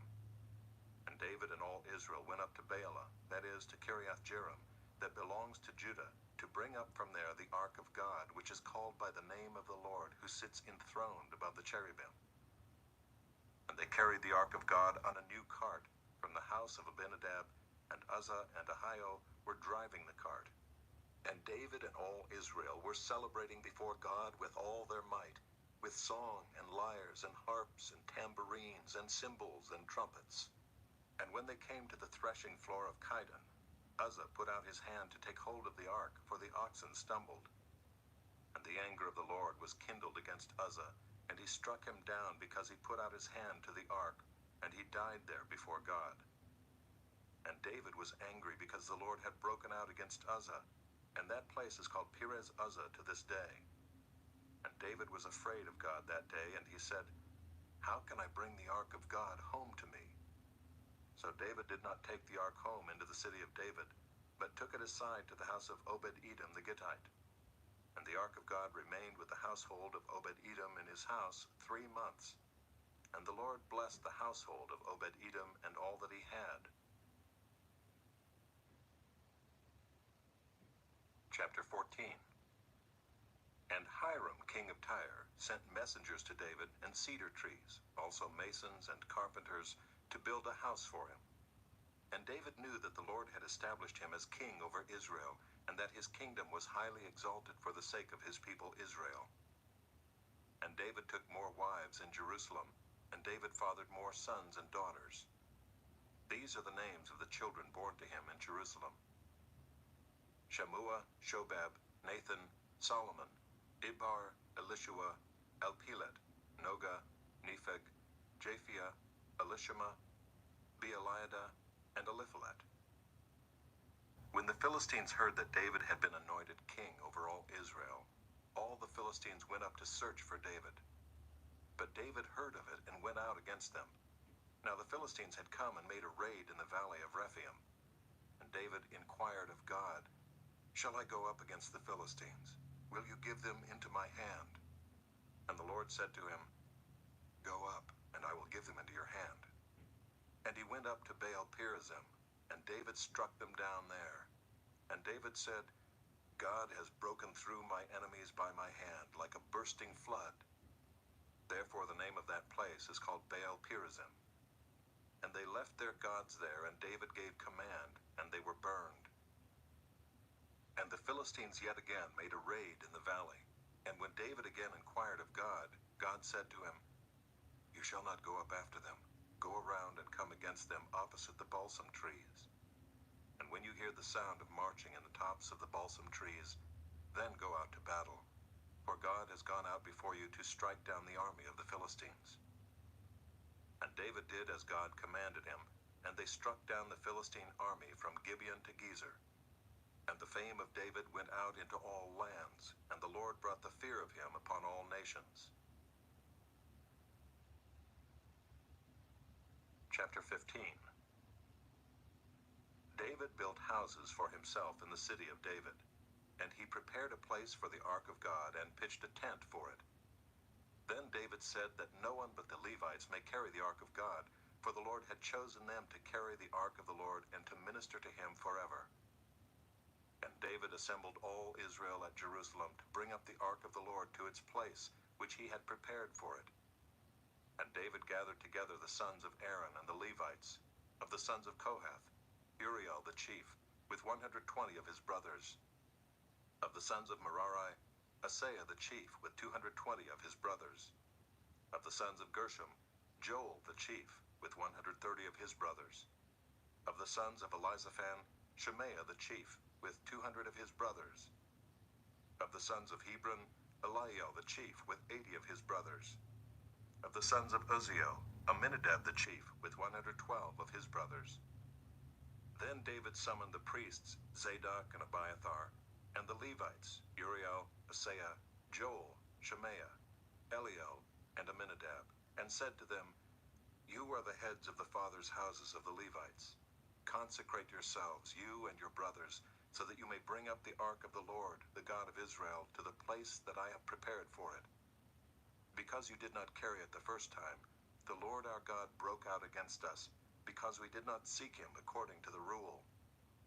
So the priests and the Levites consecrated themselves to bring up the ark of the Lord, the God of Israel.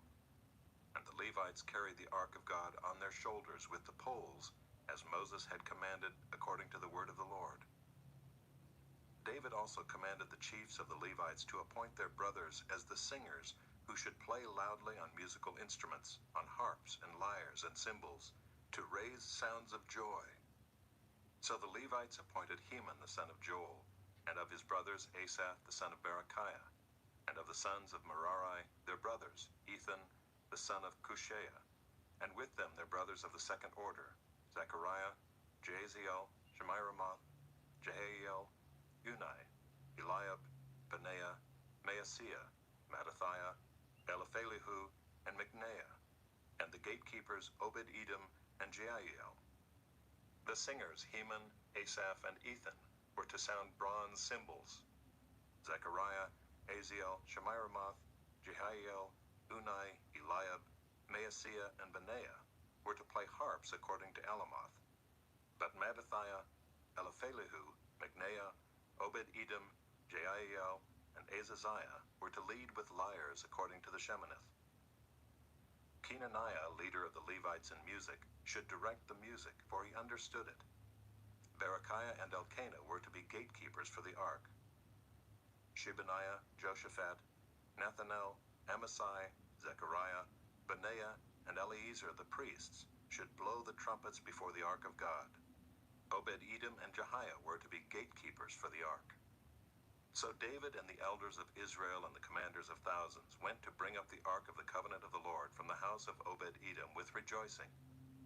And because God helped the Levites who were carrying the ark of the covenant of the Lord, they sacrificed 7 bulls and 7 rams. David was clothed with a robe of fine linen, as also were all the Levites who were carrying the ark, and the singers, and Kenaniah the leader of the music of the singers. And David wore a linen ephod.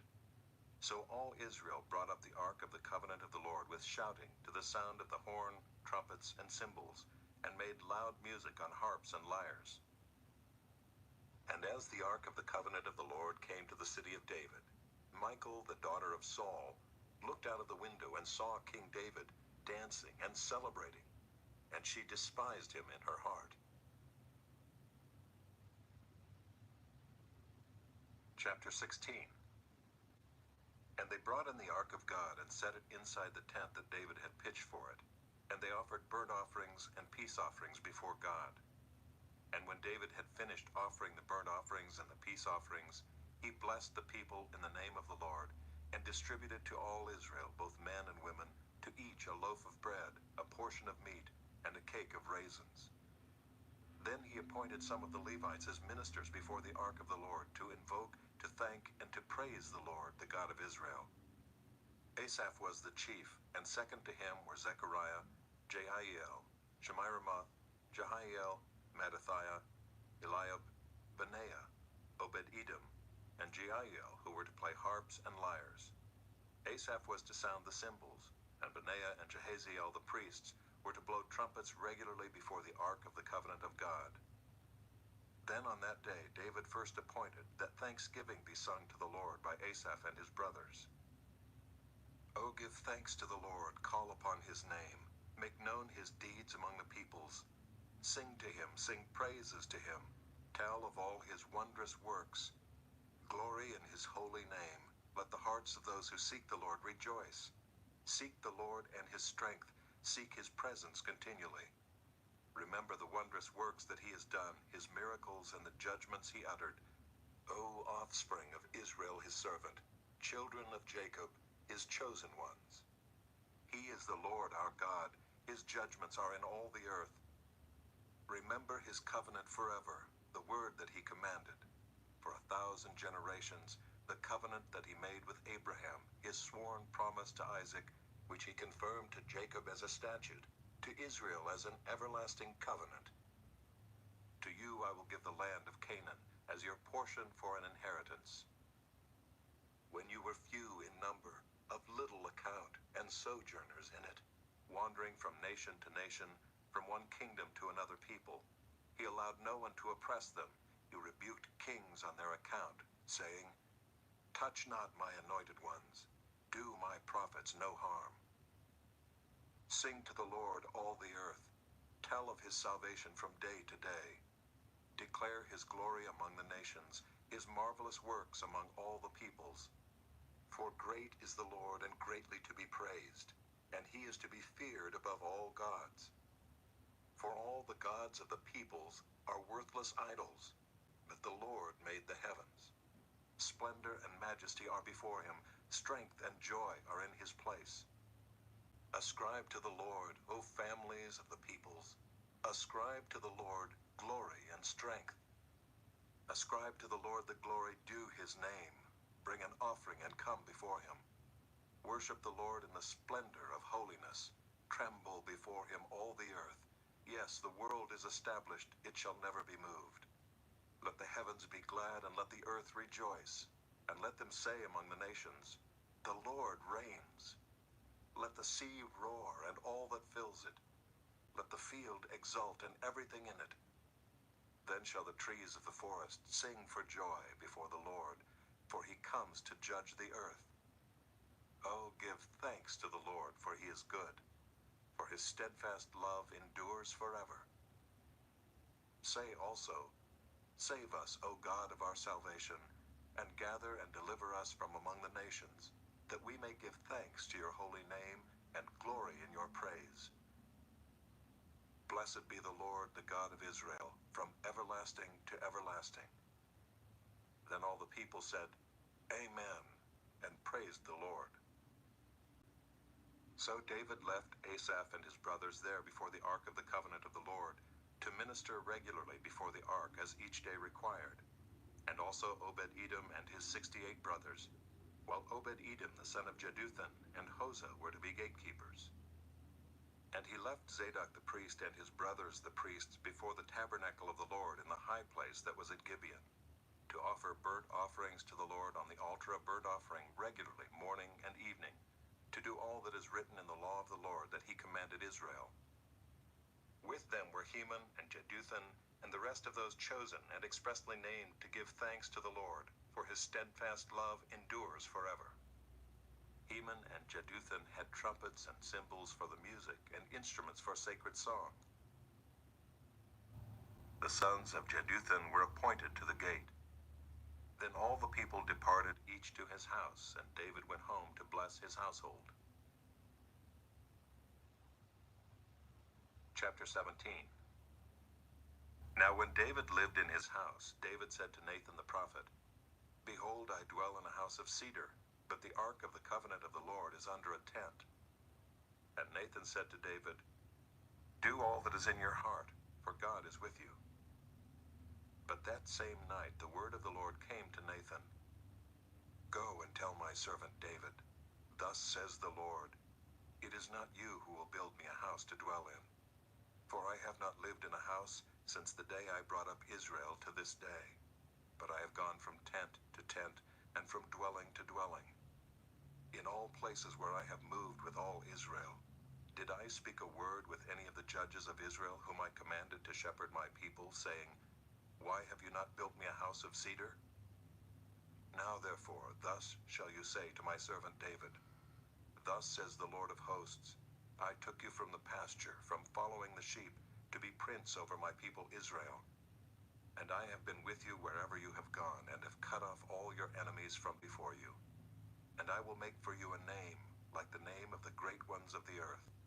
And I will appoint a place for my people Israel, and will plant them, that they may dwell in their own place, and be disturbed no more. And violent men shall waste them no more, as formerly, from the time that I appointed judges over my people Israel. And I will subdue all your enemies. Moreover, I declare to you that the Lord will build you a house. When your days are fulfilled to walk with your fathers, I will raise up your offspring after you, one of your own sons, and I will establish his kingdom.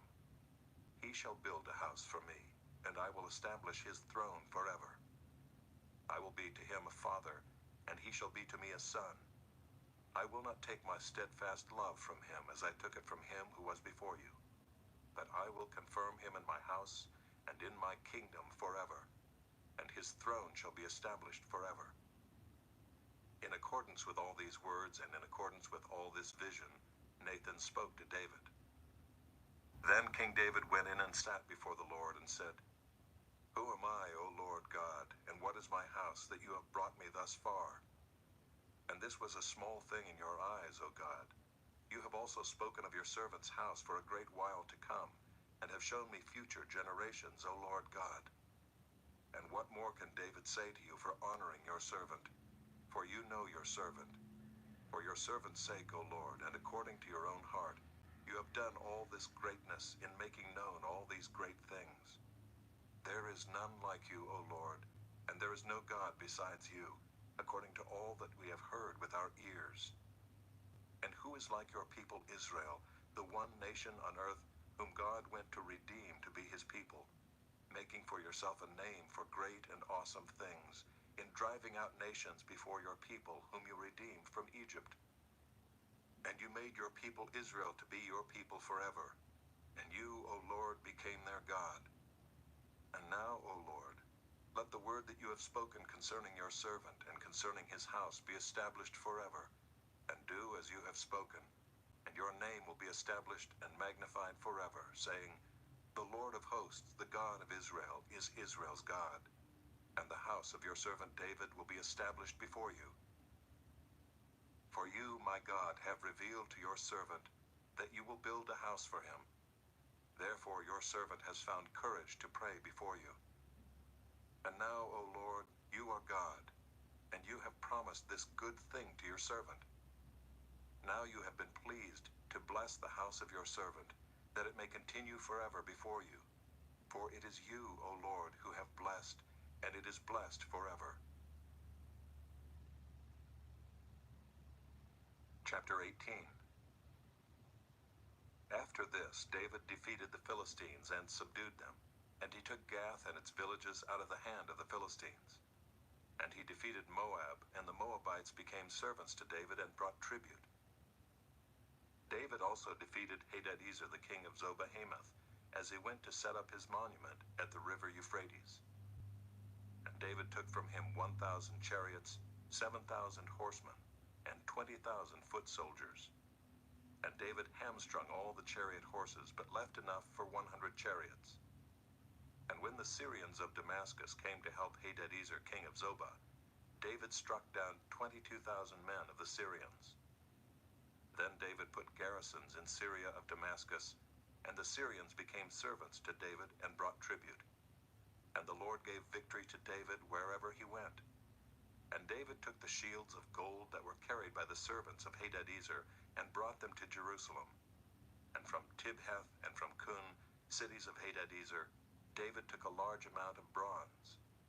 With it Solomon made the bronze sea and the pillars and the vessels of bronze. When Tou, king of Hamath, heard that David had defeated the whole army of Hadadezer, king of Zobah, he sent his son Hadoram to King David to ask about his health and to bless him because he had fought against Hadadezer and defeated him. For Hadadezer had often been at war with Tou. And he sent all sorts of articles of gold, of silver, and of bronze. These also King David dedicated to the Lord, together with the silver and gold that he had carried off from all the nations, from Edom, Moab, the Ammonites, the Philistines, and Amalek. And Abishai the son of Zeruiah killed 18,000 Edomites in the valley of Salt. Then he put garrisons in Edom, and all the Edomites became David's servants. And the Lord gave victory to David wherever he went. So David reigned over all Israel, and he administered justice and equity to all his people. And Joab the son of Zeruiah was over the army, and Jehoshaphat the son of Ahilud was recorder, and Zadok the son of Ahitub, and Ahimelech the son of Abiathar were priests, and Shavsha was secretary, and Benaiah the son of Jehoiada was over the Kerethites and the Pelethites, and David's sons were the chief officials in the service of the king. Chapter 19. Now after this, Nahash the king of the Ammonites died, and his son reigned in his place. And David said, I will deal kindly with Hanun the son of Nahash, for his father dealt kindly with me. So David sent messengers to console him concerning his father. And David's servants came to the land of the Ammonites to Hanun to console him. But the princes of the Ammonites said to Hanun, Do you think because David has sent comforters to you that he is honoring your father? Have not his servants come to you to search and to overthrow and to spy out the land? So Hanun took David's servants and shaved them and cut off their garments in the middle at their hips and sent them away, and they departed. When David was told concerning the men, he sent messengers to meet them, for the men were greatly ashamed. And the king said, Remain at Jericho until your beards have grown, and then return. When the Ammonites saw that they had become a stench to David, Hanun and the Ammonites sent 1,000 talents of silver to hire chariots and horsemen from Mesopotamia, from Aramaica, and from Zobah. They hired 32,000 chariots and the king of Maacah with his army, who came and encamped before Medeba. And the Ammonites were mustered from their cities and came to battle. When David heard of it, he sent Joab and all the army of the mighty men. And the Ammonites came out and drew up in battle array at the entrance of the city, and the kings who had come were by themselves in the open country. When Joab saw that the battle was set against him both in front and in the rear, he chose some of the best men of Israel and arrayed them against the Syrians. The rest of his men he put in the charge of Abishai his brother, and they were arrayed against the Ammonites. And he said, If the Syrians are too strong for me, then you shall help me. But if the Ammonites are too strong for you, then I will help you. Be strong, and let us use our strength for our people and for the cities of our God. And may the Lord do what seems good to him. So Joab and the people who were with him drew near before the Syrians for battle, and they fled before him. And when the Ammonites saw that the Syrians fled, they likewise fled before Abishai, Joab's brother, and entered the city. Then Joab came to Jerusalem. But when the Syrians saw that they had been defeated by Israel, they sent messengers and brought out the Syrians who were beyond the Euphrates, with Shophak, the commander of the army of Hadadezer, at their head. And when it was told to David, he gathered all Israel together and crossed the Jordan and came to them and drew up his forces against them. And when David set the battle in array against the Syrians, they fought with him. And the Syrians fled before Israel, and David killed of the Syrians the men of 7,000 chariots and 40,000 foot soldiers, and put to death also Shophak the commander of their army. And when the the servants of Hadadezer saw that they had been defeated by Israel, they made peace with David and became subject to him. So the Syrians were not willing to save the Ammonites anymore. Chapter 20. In the spring of the year, the time when kings go out to battle, Joab led out the army and ravaged the country of the Ammonites and came and besieged Rabbah. But David remained at Jerusalem, and Joab struck down Rabbah and overthrew it. And David took the crown of their king from his head. He found that it weighed a talent of gold, and in it was a precious stone. And it was placed on David's head, and he brought out the spoil of the city, a very great amount. And he brought out the people who were in it, and set them to labor with saws and iron picks and axes. And thus David did to all the cities of the Ammonites. Then David and all the people returned to Jerusalem. And after this there arose war with the Philistines at Gezer. Then Sibbecai the Hushathite struck down Sippai, who was one of the descendants of the giants, and the Philistines were subdued. And there was again war with the Philistines. And Elhanan the son of Jair struck down Lamai the brother of Goliath the Gittite, the shaft of whose spear was like a weaver's beam. And there was again war at Gath, where there was a man of great stature who had 6 fingers on each hand, and 6 toes on each foot, 24 in number, and he also was descended from the giants.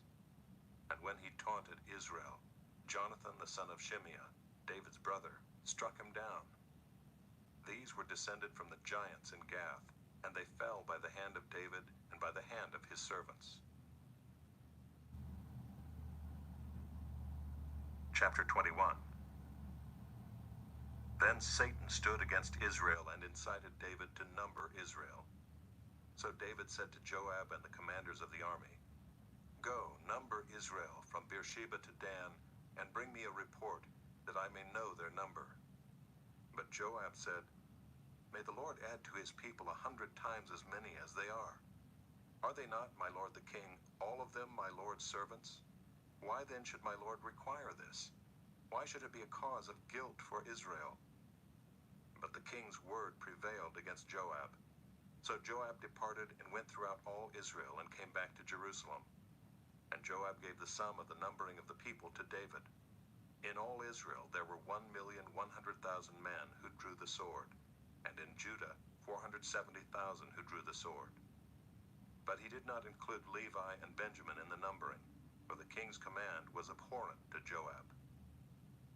But God was displeased with this thing, and he struck Israel. And David said to God, "I have sinned greatly in that I have done this thing. But now please take away the iniquity of your servant, for I have acted very foolishly." And the Lord spoke to Gad, David's seer, saying, "Go and say to David, Thus says the Lord, 3 things I offer you. Choose one of them, that I may do it to you."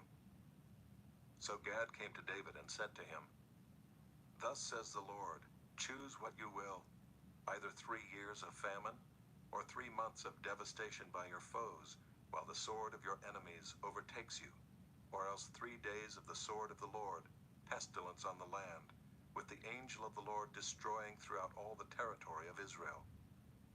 Now decide what answer I shall return to him who sent me." Then David said to Gad, "I am in great distress. Let me fall into the hand of the Lord, for his mercy is very great. But do not let me fall into the hand of man." So the Lord sent a pestilence on Israel, and 70,000 men of Israel fell.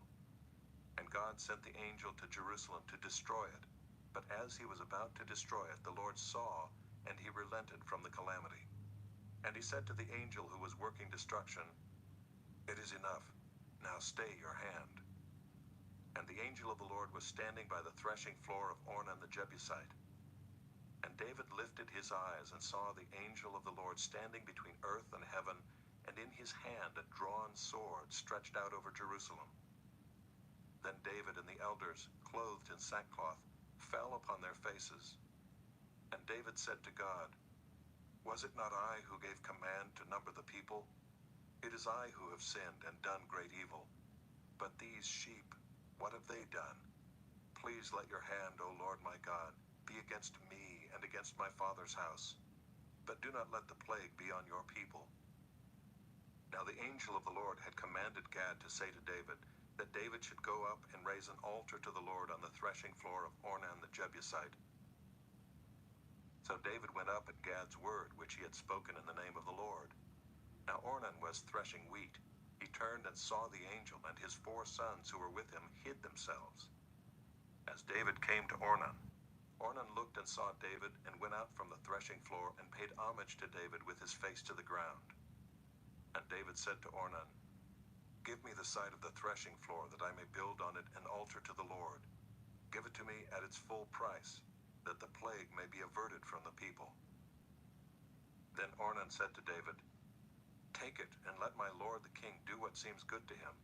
See, I give the oxen for burnt offerings, and the threshing sledges for the wood, and the wheat for a grain offering. I give it all." But King David said to Ornan, "No, but I will buy them for the full price. I will not take for the Lord what is yours, nor offer burnt offerings that cost me nothing." So David paid Ornan 600 shekels of gold by weight for the site. And David built there an altar to the Lord, and presented burnt offerings and peace offerings, and called on the Lord. And the Lord answered him with fire from heaven upon the altar of burnt offering. Then the Lord commanded the angel, and he put his sword back into its sheath. At that time, when David saw that the Lord had answered him at the threshing floor of Ornan the Jebusite, he sacrificed there.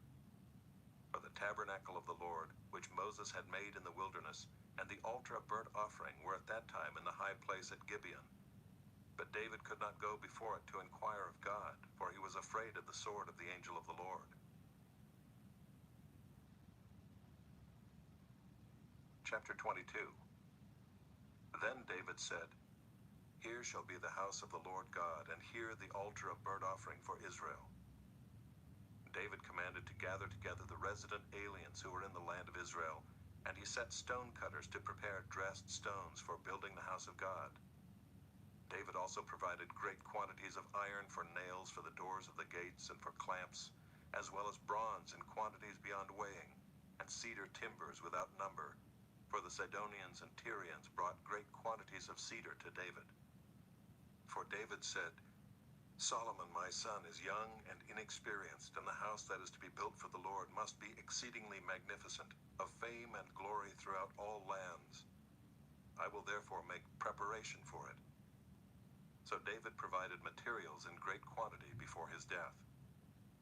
Then he called for Solomon his son, and charged him to build a house for the Lord, the God of Israel. David said to Solomon, "My son, I had it in my heart to build a house to the name of the Lord my God. But the word of the Lord came to me, saying, 'You have shed much blood, and have waged great wars. You shall not build a house to my name, because you have shed so much blood before me on the earth.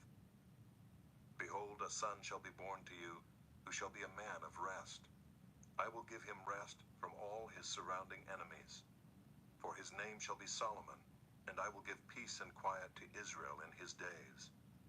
He shall build a house for my name. He shall be my son, and I will be his father, and I will establish his royal throne in Israel forever. Now, my son, the Lord be with you, so that you may succeed in building the house of the Lord your God, as he has spoken concerning you. Only may the Lord grant you discretion and understanding, that when he gives you charge over Israel, you may keep the law of the Lord your God. Then you will prosper if you are careful to observe the statutes and the rules that the Lord commanded Moses for Israel. Be strong and courageous. Fear not. Do not be dismayed. With great pains I have provided for the house of the Lord 100,000 talents of gold, 1,000,000 talents of silver, and bronze and iron beyond weighing. For there is so much of it, timber and stone too, I have provided. To these you must add, you have an abundance of workmen, stone cutters, masons, carpenters, and all kinds of craftsmen without number, skilled in working gold, silver, bronze, and iron. Arise and work. The Lord be with you." David also commanded all the leaders of Israel to help Solomon his son, saying, "Is not the Lord your God with you? And has he not given you peace on every side? For he has delivered the inhabitants of the land into my hand, and the land is subdued before the Lord and his people. Now set your mind and heart to seek the Lord your God. Arise and build the sanctuary of the Lord God, so that the ark of the covenant of the Lord and the holy vessels of God may be brought into a house built for the name of the Lord. Chapter 23. When David was old and full of days, he made Solomon his son king over Israel. David assembled all the leaders of Israel and the priests and the Levites. The Levites, 30 years old and upward, were numbered, and the total was 38,000 men. 24,000 of these, David said, shall have charge of the work in the house of the Lord. 6,000 shall be officers and judges, 4,000 gatekeepers, and 4,000 shall offer praises to the Lord with the instruments that I have made for praise. And David organized them in divisions corresponding to the sons of Levi, Gershon, Kohath, and Merari. The sons of Gershon were Ladan and Shimei. The sons of Ladan, Jehiel the chief, and Zetham and Joel, 3. The sons of Shimei, Shelomoth, Haziel, and Haran, 3. These were the heads of the fathers' houses of Ladan. And the sons of Shimei, Jahath, Zina, and Jeush, and Beriah. These 4 were the sons of Shimei. Jahath was the chief and Ziza the second. But Jeush and Beriah did not have many sons. Therefore they became counted as a single father's house. The sons of Kohath, Amram, Izhar, Hebron, and Uzziel, 4. The sons of Amram, Aaron, and Moses. Aaron was set apart to dedicate the most holy things, that he and his sons forever should make offerings before the Lord, and minister to him and pronounce blessings in his name forever. But the sons of Moses, the man of God, were named among the tribe of Levi.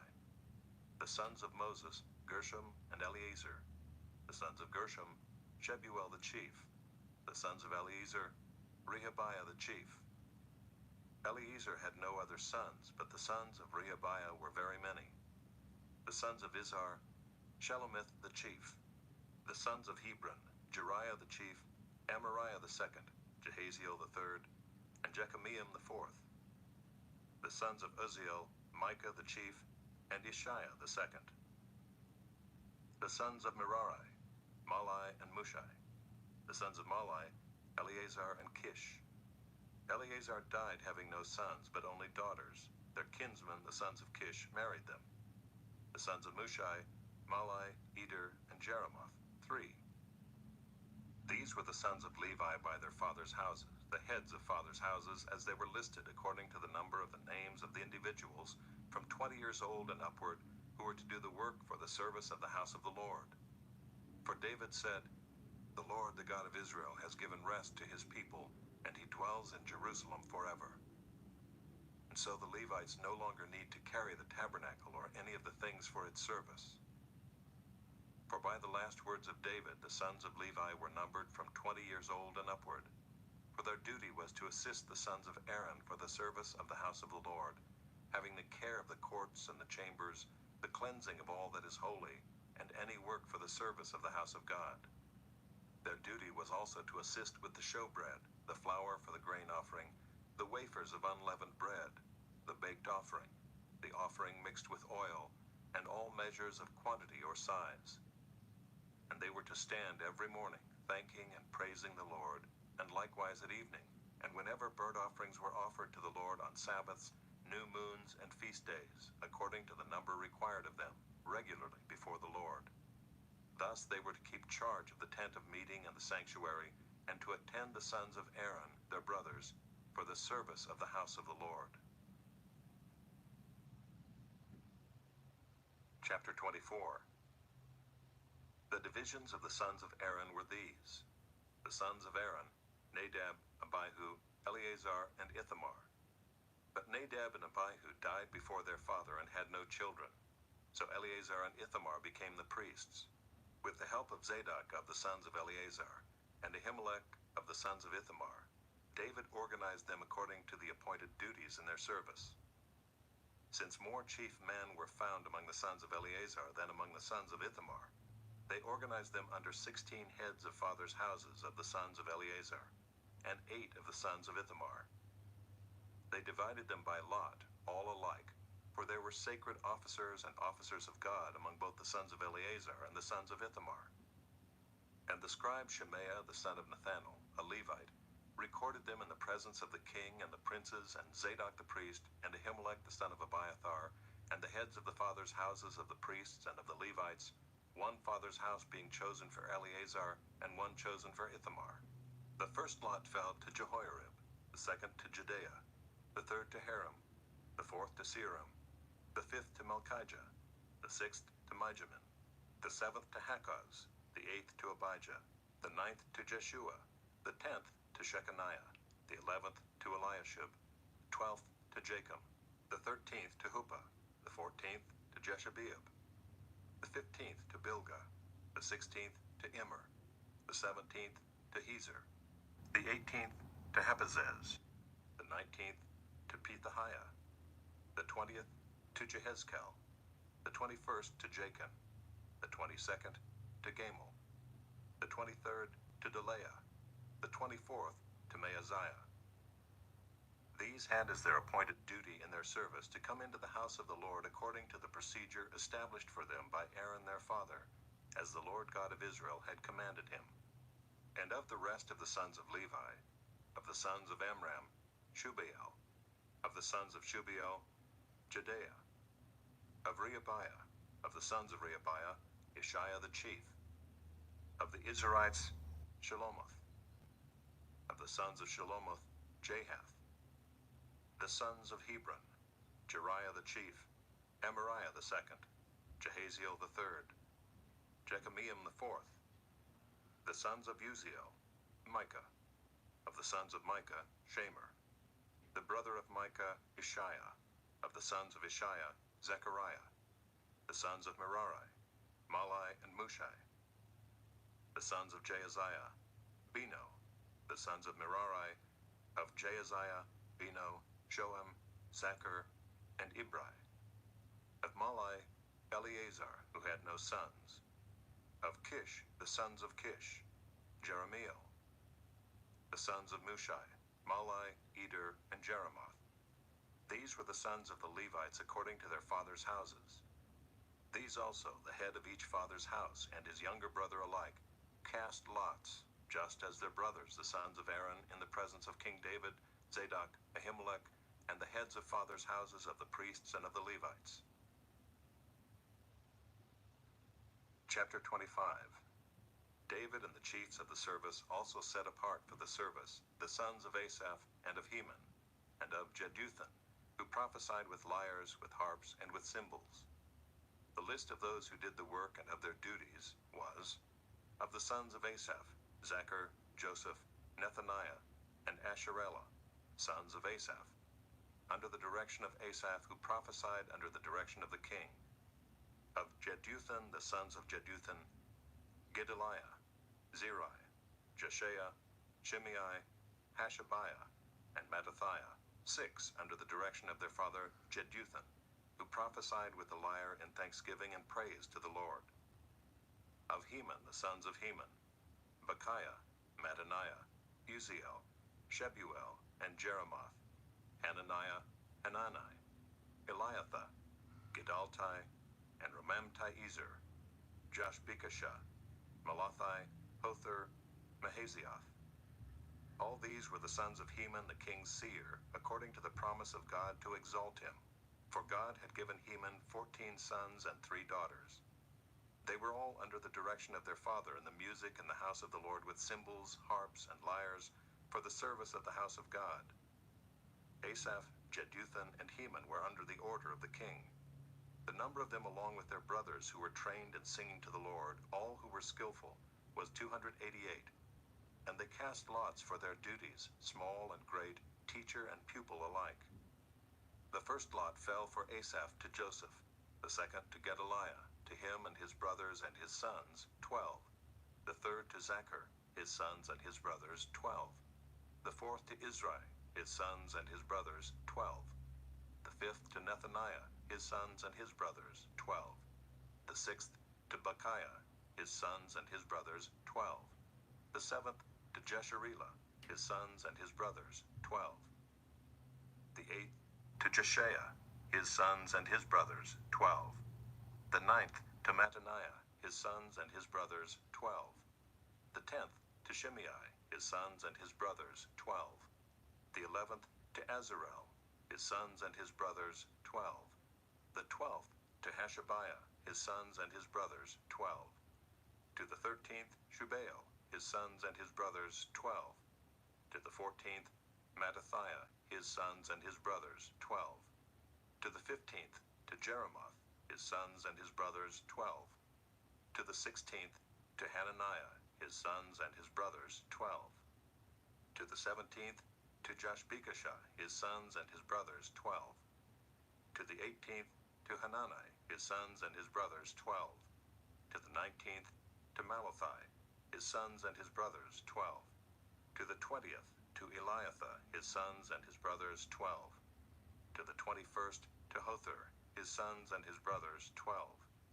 To the 22nd, to Giddalti, his sons and his brothers, 12. To the 23rd, to Mahazioth, his sons and his brothers, 12. To the 24th, to Romamtiezer, his sons and his brothers, 12. Chapter 26. As for the divisions of the gatekeepers, of the Korahites, Meshelemiah the son of Kori, of the sons of Asaph. And Meshelemiah had sons, Zechariah the firstborn, Jediael the second, Zebediah the third, Jathniel the fourth, Elam the fifth, Jehohanan the sixth, Elihoenai the seventh. And Obed-Edom had sons, Shemaiah the firstborn, Jehozabad the second, Joah the third, Sakhar the fourth, Nethanel the fifth, Amiel the sixth, Issachar the seventh, Pulathai the eighth, for God blessed him.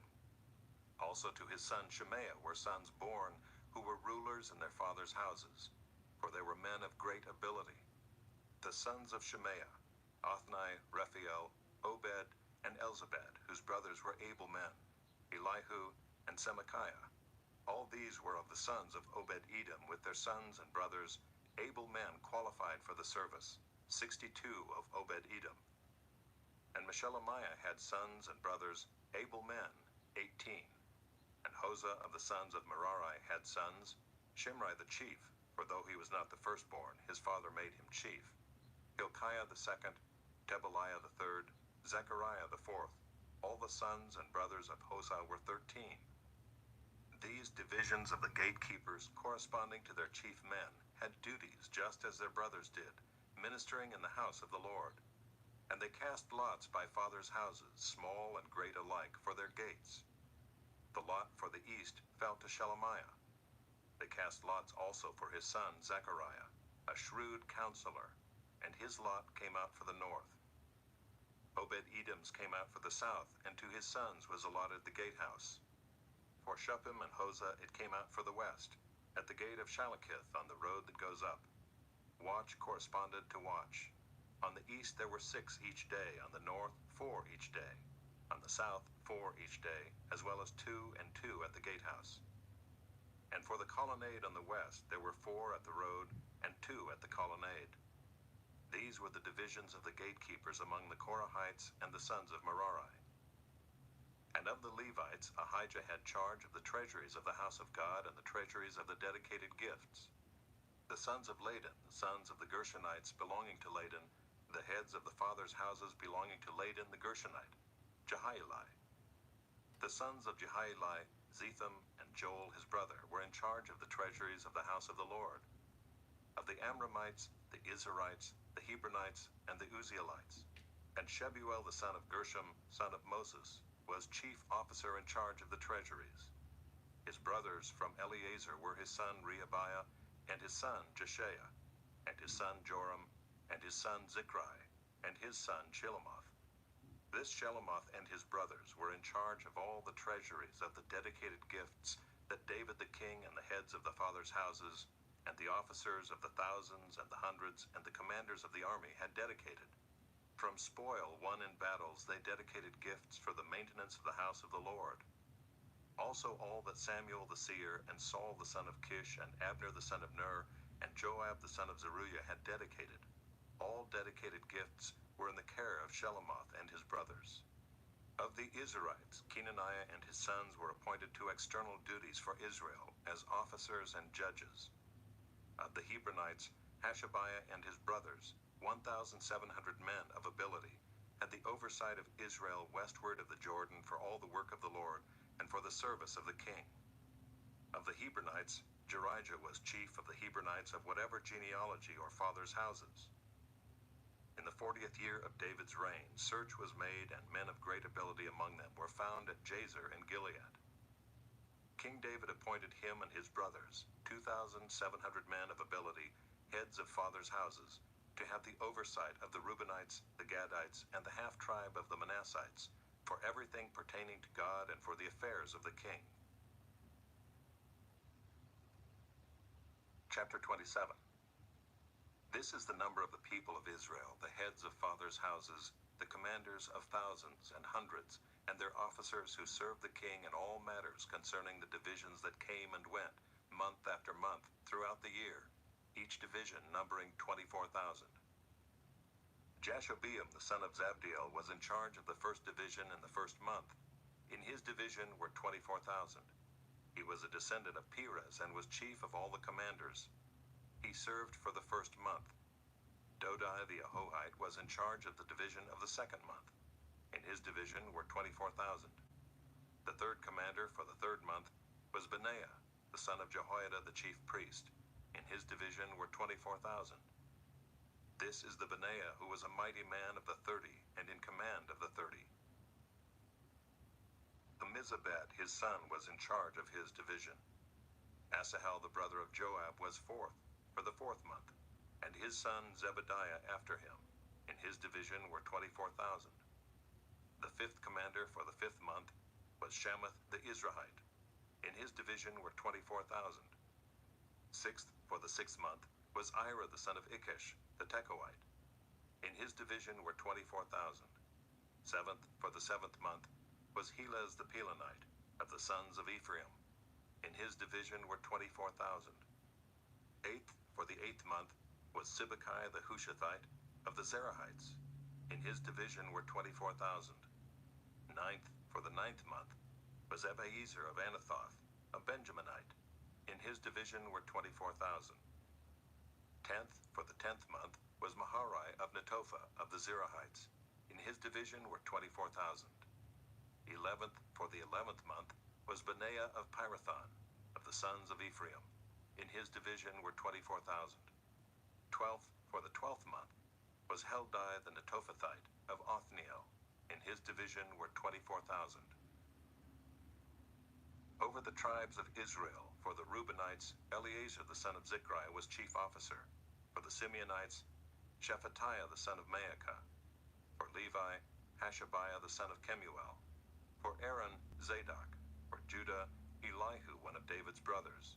For Issachar, Amri the son of Mikael. For Zebulun, Ishmael the son of Obadiah. For Naphtali, Jeremoth the son of Azriel. For the Ephraimites, Hoshea the son of Azaziah. For the half-tribe of Manasseh, Joel the son of Pedaiah. For the half-tribe of Manasseh in Gilead, Iddo the son of Zechariah. For Benjamin, Jaasiel the son of Abner. For Dan, Azarel the son of Jeroam. These were the leaders of the tribes of Israel. David did not count those below 20 years of age, for the Lord had promised to make Israel as many as the stars of heaven. Joab the son of Zeruiah began to count, but did not finish. Yet wrath came upon Israel for this, and the number was not entered in the chronicles of King David. Over the king's treasuries was Asmaveth the son of Adiel. And over the treasuries in the country, in the cities, in the villages, and in the towers was Jonathan the son of Uzziah. And over those who did the work of the field for tilling the soil was Ezrai the son of Caleb. And over the vineyards was Shimei the Ramathite. And over the produce of the vineyards for the wine cellars was Zabdi the Shifmite. Over the olive and sycamore trees in the Shephelah was Baal-Hanan the Gederite. And over the stores of oil was Joash. Over the herds that pastured in Sharon was Shitrai the Sharonite. Over the herds in the valleys was Shaphat the son of Adlai. Over the camels was Obil the Ishmaelite. And over the donkeys was Jedaiah the Meronothite. Over the flocks was Jaziz the Hagrite. All these were stewards of King David's property. Jonathan, David's uncle, was a counselor, being a man of understanding and a scribe. He and Jehiel the son of Hachmoni attended the king's sons. Ahithophel was the king's counselor, and Hushai the Archite was the king's friend. Ahithophel was succeeded by Jehoiada the son of Benaiah and Abiathar. Joab was commander of the king's army. Chapter 28. David assembled at Jerusalem all the officials of Israel, the officials of the tribes, the officers of the divisions that served the king, the commanders of thousands, the commanders of hundreds, the stewards of all the property and livestock of the king and his sons, together with the palace officials, the mighty men, and all the seasoned warriors. Then King David rose to his feet and said, "Hear me, my brothers and my people. I had it in my heart to build a house of rest for the ark of the covenant of the Lord, and for the footstool of our God, and I made preparations for building. But God said to me, 'You may not build a house for my name, for you are a man of war and have shed blood.' Yet the Lord God of Israel chose me from all my father's house to be king over Israel forever. For he chose Judah as leader, and in the house of Judah my father's house, and among my father's sons he took pleasure in me to make me king over all Israel. And of all my sons, for the Lord has given me many sons, he has chosen Solomon my son to sit on the throne of the kingdom of the Lord over Israel. He said to me, 'It is Solomon your son who shall build my house and my courts, for I have chosen him to be my son, and I will be his father. I will establish his kingdom forever if he continues strong in keeping my commandments and my rules, as he is today.' Now therefore, in the sight of all Israel, the assembly of the Lord, and in the hearing of our God, observe and seek out all the commandments of the Lord your God, that you may possess this good land, and leave it for an inheritance to your children after you forever. And you, Solomon my son, know the God of your father, and serve him with a whole heart and with a willing mind. For the Lord searches all hearts and understands every plan and thought. If you seek him, he will be found by you. But if you forsake him, he will cast you off forever. Be careful now, for the Lord has chosen you to build a house for the sanctuary. Be strong and do it." Then David gave Solomon his son the plan of the vestibule of the temple, and of its houses, its treasuries, its upper rooms, and its inner chambers, and of the room for the mercy seat, and the plan of all that he had in mind for the courts of the house of the Lord, all the surrounding chambers, the treasuries of the house of God, and the treasuries for dedicated gifts, for the divisions of the priests and of the Levites, and all the work of the service in the house of the Lord, for all the vessels for the service in the house of the Lord, the weight of gold for all golden vessels for each service, the weight of silver vessels for each service, the weight of the golden lampstands and their lamps, the weight of gold for each lampstand and its lamps, the weight of silver for a lampstand and its lamps, according to the use of each lampstand in the service, the weight of gold for each table for the showbread, the silver for the silver tables, and pure gold for the forks, the basins, and the cups, for the golden bowls and the weight of each, for the silver bowls and the weight of each, for the altar of incense made of refined gold and its weight. Also his plan for the golden chariot of the cherubim that spread their wings and covered the ark of the covenant of the Lord. All this he made clear to me in writing from the hand of the Lord, all the work to be done according to the plan. Then David said to Solomon his son, "Be strong and courageous, and do it. Do not be afraid, and do not be dismayed, for the Lord God, even my God, is with you. He will not leave you or forsake you, until all the work for the service of the house of the Lord is finished. And behold, the divisions of the priests and the Levites for all the service of the house of God, and with you in all the work will be every willing man who has skill for any kind of service. Also the officers and all the people will be wholly at your command." Chapter 29. And David the king said to all the assembly, "Solomon my son, whom alone God has chosen, is young and inexperienced, and the work is great, for the palace will not be for man, but for the Lord God. So I have provided for the house of my God, so far as I was able, the gold for the things of gold, the silver for the things of silver, and the bronze for the things of bronze, the iron for the things of iron, and wood for the things of wood, besides great quantities of onyx and stones for setting, antimony, colored stones, all sorts of precious stones and marble. Moreover, in addition to all that I have provided for the holy house, I have a treasure of my own of gold and silver, and because of my devotion to the house of my God, I give it to the house of my God. 3,000 talents of gold, of the gold of Ophir, and 7,000 talents of refined silver, for overlaying the walls of the house, and for all the work to be done by craftsmen, gold for the things of gold, and silver for the things of silver. Who then will offer willingly, consecrating himself today to the Lord? Then the leaders of fathers' houses made their freewill offerings, as did also the leaders of the tribes, the commanders of thousands and of hundreds, and the officers over the king's work.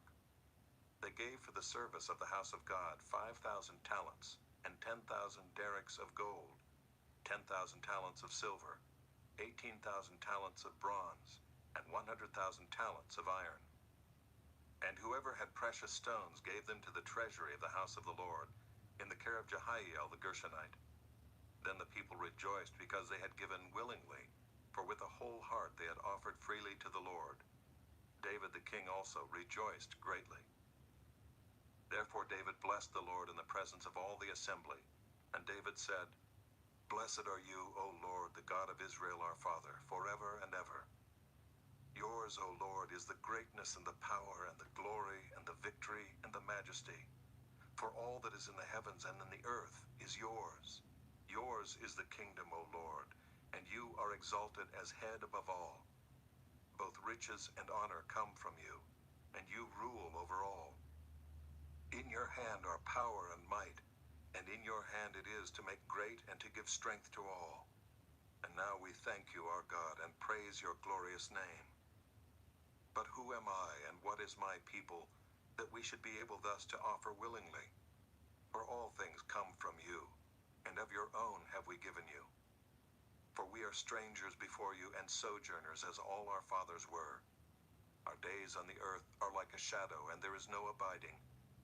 O Lord our God, all this abundance that we have provided for building you a house for your holy name comes from your hand, and is all your own. I know, my God, that you test the heart and have pleasure in uprightness.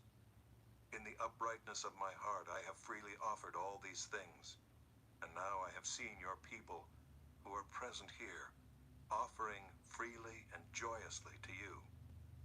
O Lord, the God of Abraham, Isaac, and Israel, our fathers, keep forever such purposes and thoughts in the hearts of your people, and direct their hearts toward you. Grant to Solomon my son a whole heart, that he may keep your commandments, your testimonies, and your statutes, performing all, and that he may build the palace for which I have made provision. Then David said to all the assembly, Bless the Lord your God. And all the assembly blessed the Lord, the God of their fathers, and bowed their heads and paid homage to the Lord and to the king. And they offered sacrifices to the Lord, and on the next day offered burnt offerings to the Lord, 1,000 bulls, 1,000 rams, and 1,000 lambs, with their drink offerings and sacrifices in abundance for all Israel. And they ate and drank before the Lord on that day with great gladness. And they made Solomon the son of David king the second time, and they anointed him as prince for the Lord, and Zadok as priest. Then Solomon sat on the throne of the Lord as king in place of David his father. And he prospered, and all Israel obeyed him. All the leaders and the mighty men, and also all the sons of King David, pledged their allegiance to King Solomon. And the Lord made Solomon very great in the sight of all Israel, and bestowed on him such royal majesty as had not been on any king before him in Israel. Thus David the son of Jesse reigned over all Israel. The time that he reigned over Israel was 40 years. He reigned 7 years in Hebron, and 33 years in Jerusalem. Then he died at a good age, full of days, riches, and honor. And Solomon his son reigned in his place. Now the acts of King David, from first to last, are written in the chronicles of Samuel the seer, and in the chronicles of Nathan the prophet, and in the chronicles of Gad the seer, with accounts of all his rule and his might, and of the circumstances that came upon him, and upon Israel, and upon all the kingdoms of the countries. 2 Chronicles, chapter 1. Solomon the son of David established himself in his kingdom, and the Lord his God was with him, and made him exceedingly great. Solomon spoke to all Israel, to the commanders of thousands and of hundreds, to the judges and to all the leaders in all Israel, the heads of fathers' houses. And Solomon and all the assembly with him went to the high place that was at Gibeon, for the tent of meeting of God, which Moses the servant of the Lord had made in the wilderness, was there. But David had brought up the ark of God from Kiriath-Jearim to the place that David had prepared for it, for he had pitched a tent for it in Jerusalem. Moreover, the bronze altar that Bezalel the son of Uri, son of Hur, had made, was there before the tabernacle of the Lord, and Solomon and the assembly sought it out. And Solomon went up there to the bronze altar before the Lord, which was at the tent of meeting, and offered 1,000 burnt offerings on it. In that night God appeared to Solomon and said to him, "Ask what I shall give you." And Solomon said to God, "You have shown great and steadfast love to David my father, and have made me king in his place. O Lord God, let your word to David my father be now fulfilled, for you have made me king over a people as numerous as the dust of the earth.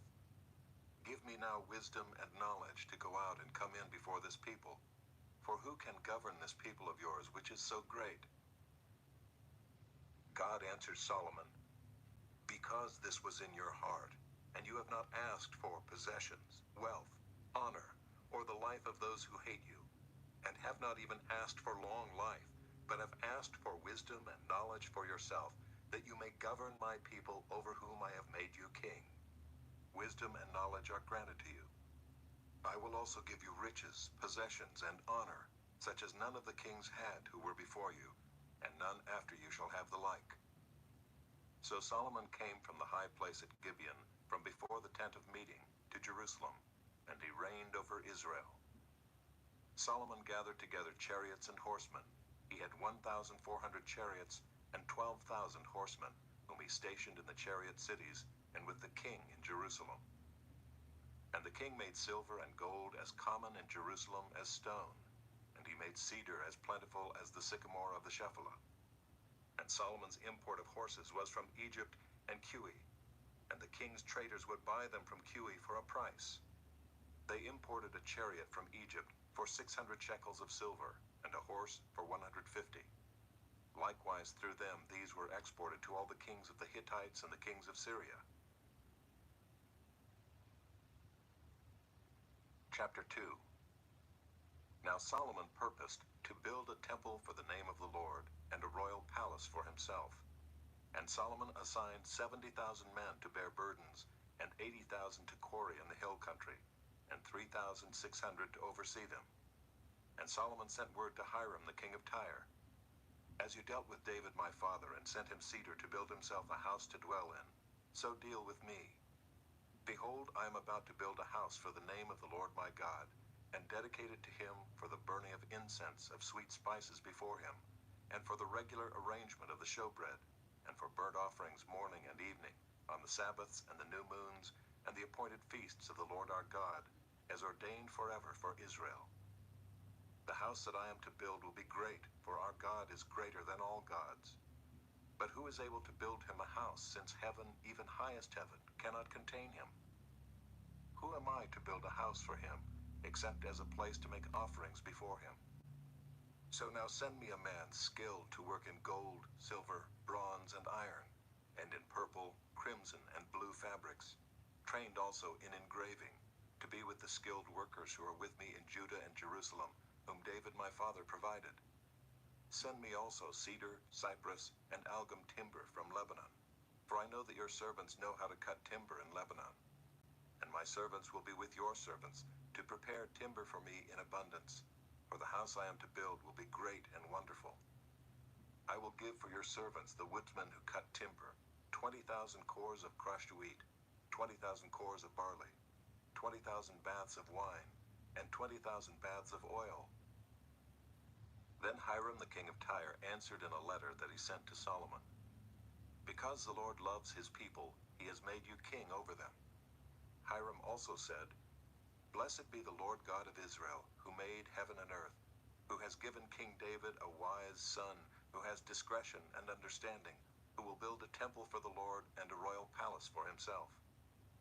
Now I have sent a skilled man who has understanding, Huram-Abi, the son of a woman of the daughters of Dan, and his father was a man of Tyre.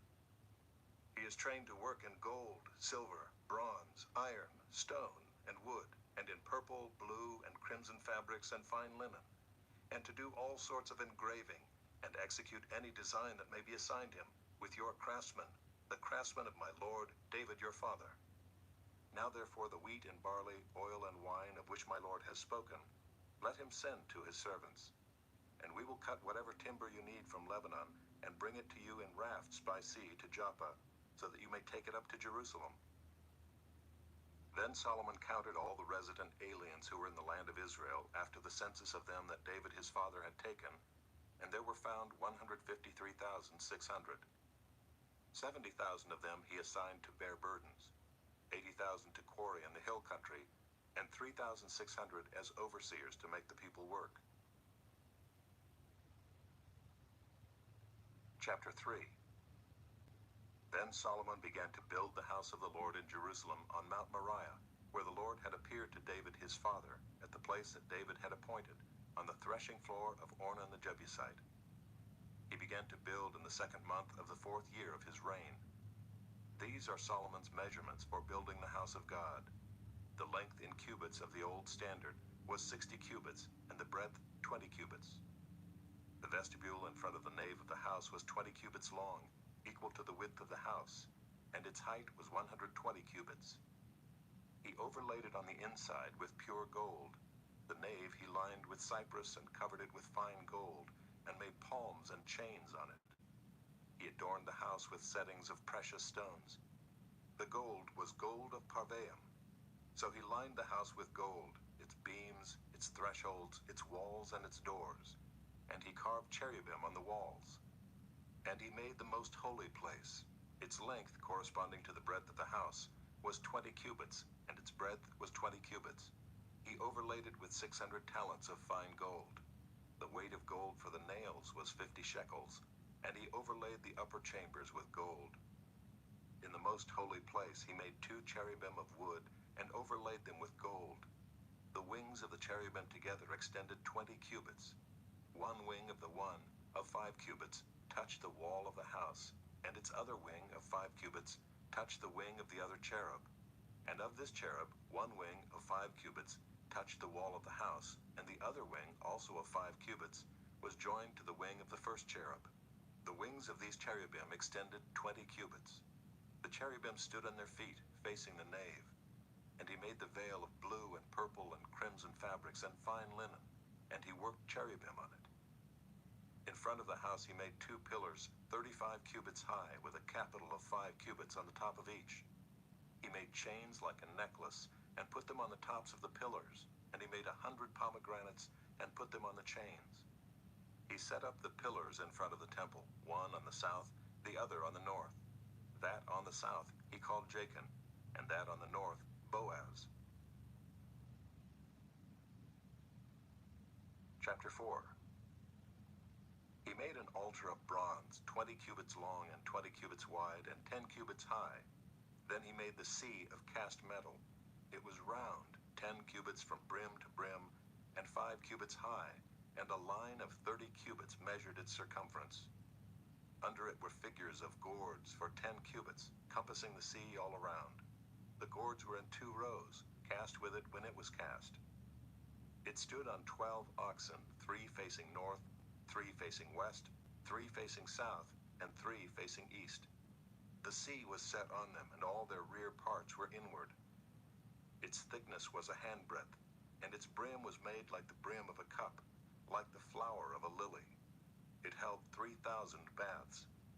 He also made 10 basins in which to wash, and set 5 on the south side, and 5 on the north side. In these they were to rinse off what was used for the burnt offering, and the sea was for the priests to wash in. And he made 10 golden lampstands as prescribed, and set them in the temple, 5 on the south side, and 5 on the north.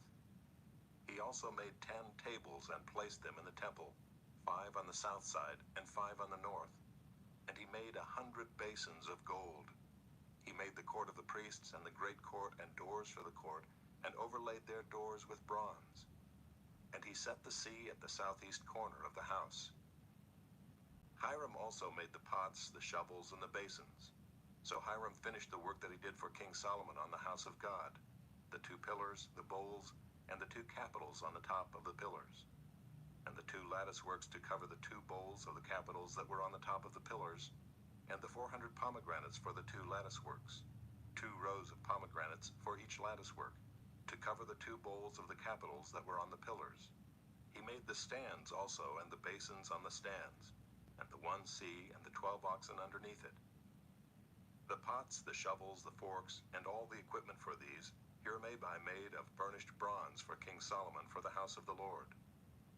In the plain of the Jordan the king cast them, in the clay ground between Succoth and Zeradah.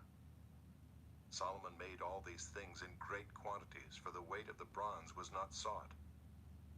So Solomon made all the vessels that were in the house of God, the golden altar, the tables for the bread of the presence, the lampstands and their lamps of pure gold to burn before the inner sanctuary as prescribed, the flowers, the lamps, and the tongs of purest gold, the snuffers, basins, dishes for incense, and fire pans of pure gold, and the sockets of the temple for the inner doors to the most holy place, and for the doors of the nave of the temple were of gold. Chapter 5. Thus all the work that Solomon did for the house of the Lord was finished. And Solomon brought in the things that David his father had dedicated, and stored the silver, the gold, and all the vessels in the treasuries of the house of God. Then Solomon assembled the elders of Israel, and all the heads of the tribes, the leaders of the fathers' houses of the people of Israel, in Jerusalem, to bring up the ark of the covenant of the Lord out of the city of David, which is Zion. And all the men of Israel assembled before the king at the feast that is in the 7th month. And all the elders of Israel came, and the Levites took up the ark. And they brought up the ark, the tent of meeting, and all the holy vessels that were in the tent. The Levitical priests brought them up. And King Solomon and all the congregation of Israel, who had assembled before him, were before the ark, sacrificing so many sheep and oxen that they could not be counted or numbered. Then the priests brought the ark of the covenant of the Lord to its place, in the inner sanctuary of the house, in the most holy place, underneath the wings of the cherubim. The cherubim spread out their wings over the place of the ark, so that the cherubim made a covering above the ark and its poles. And the poles were so long that the ends of the poles were seen from the holy place before the inner sanctuary, but they could not be seen from outside. And they are there to this day.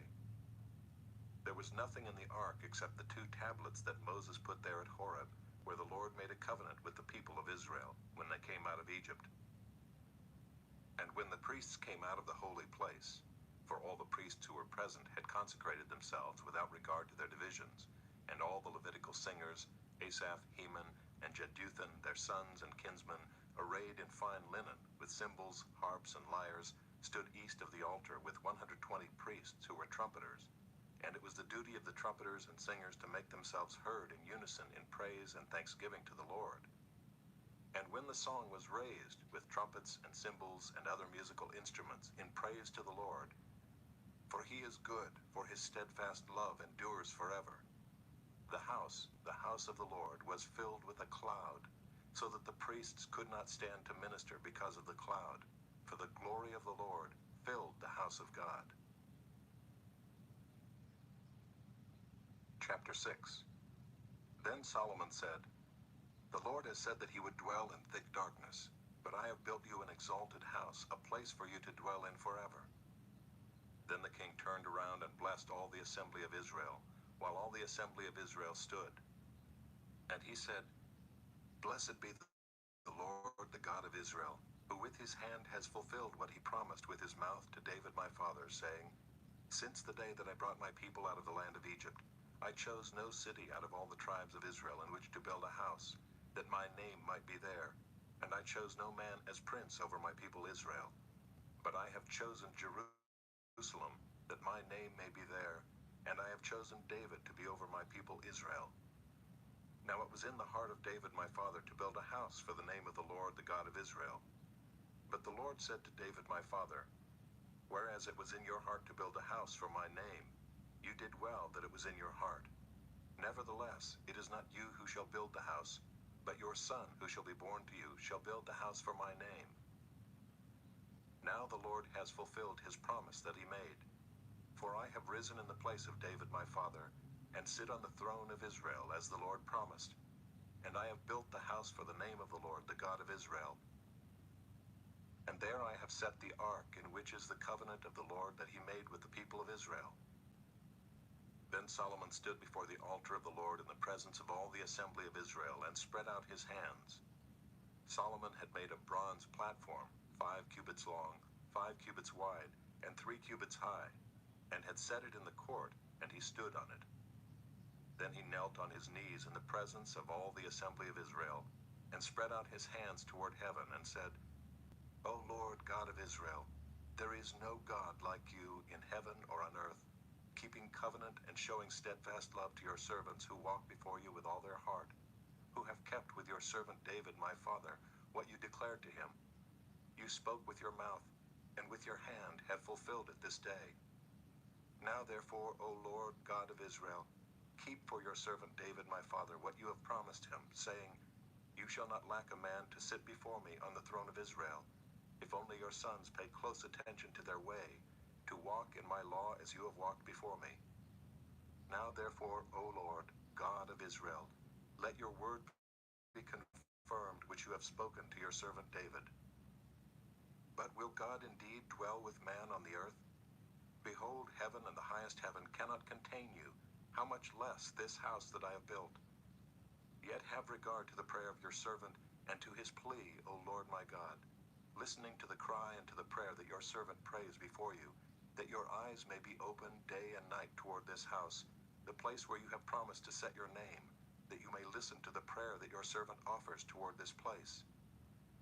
And listen to the pleas of your servant and of your people Israel, when they pray toward this place. And listen from heaven your dwelling place, and when you hear, forgive.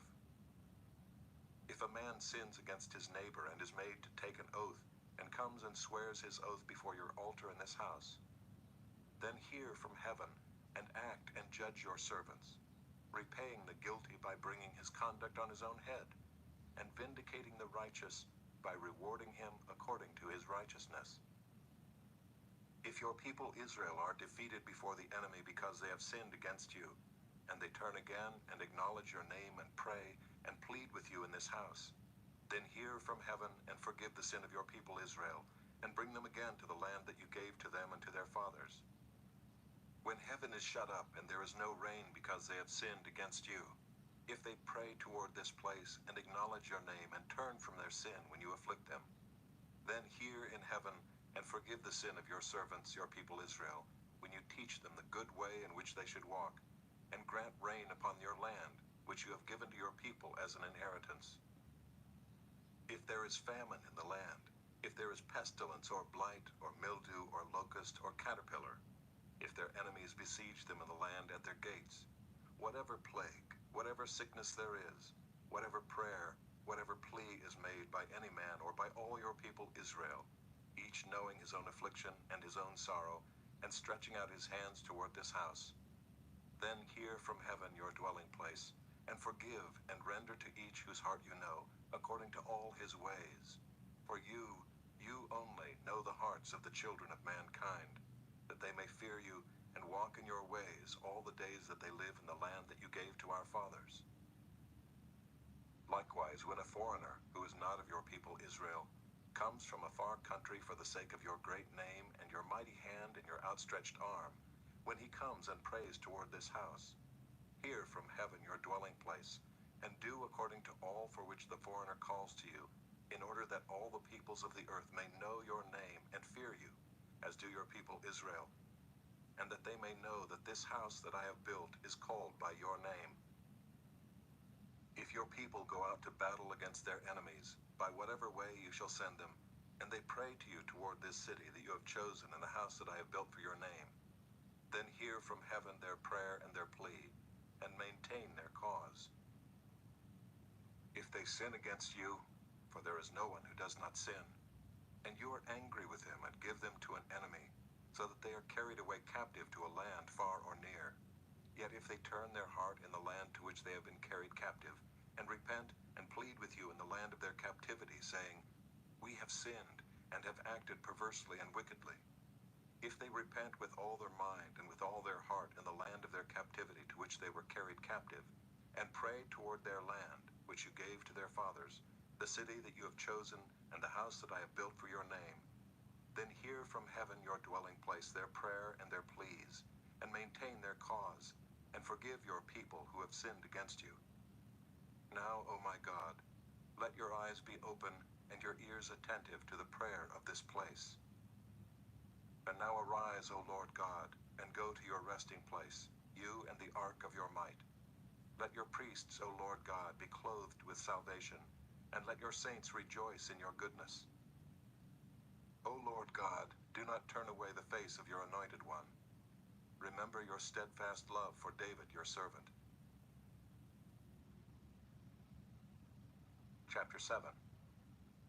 As soon as Solomon finished his prayer, fire came down from heaven and consumed the burnt offering and the sacrifices, and the glory of the Lord filled the temple. And the priests could not enter the house of the Lord, because the glory of the Lord filled the Lord's house.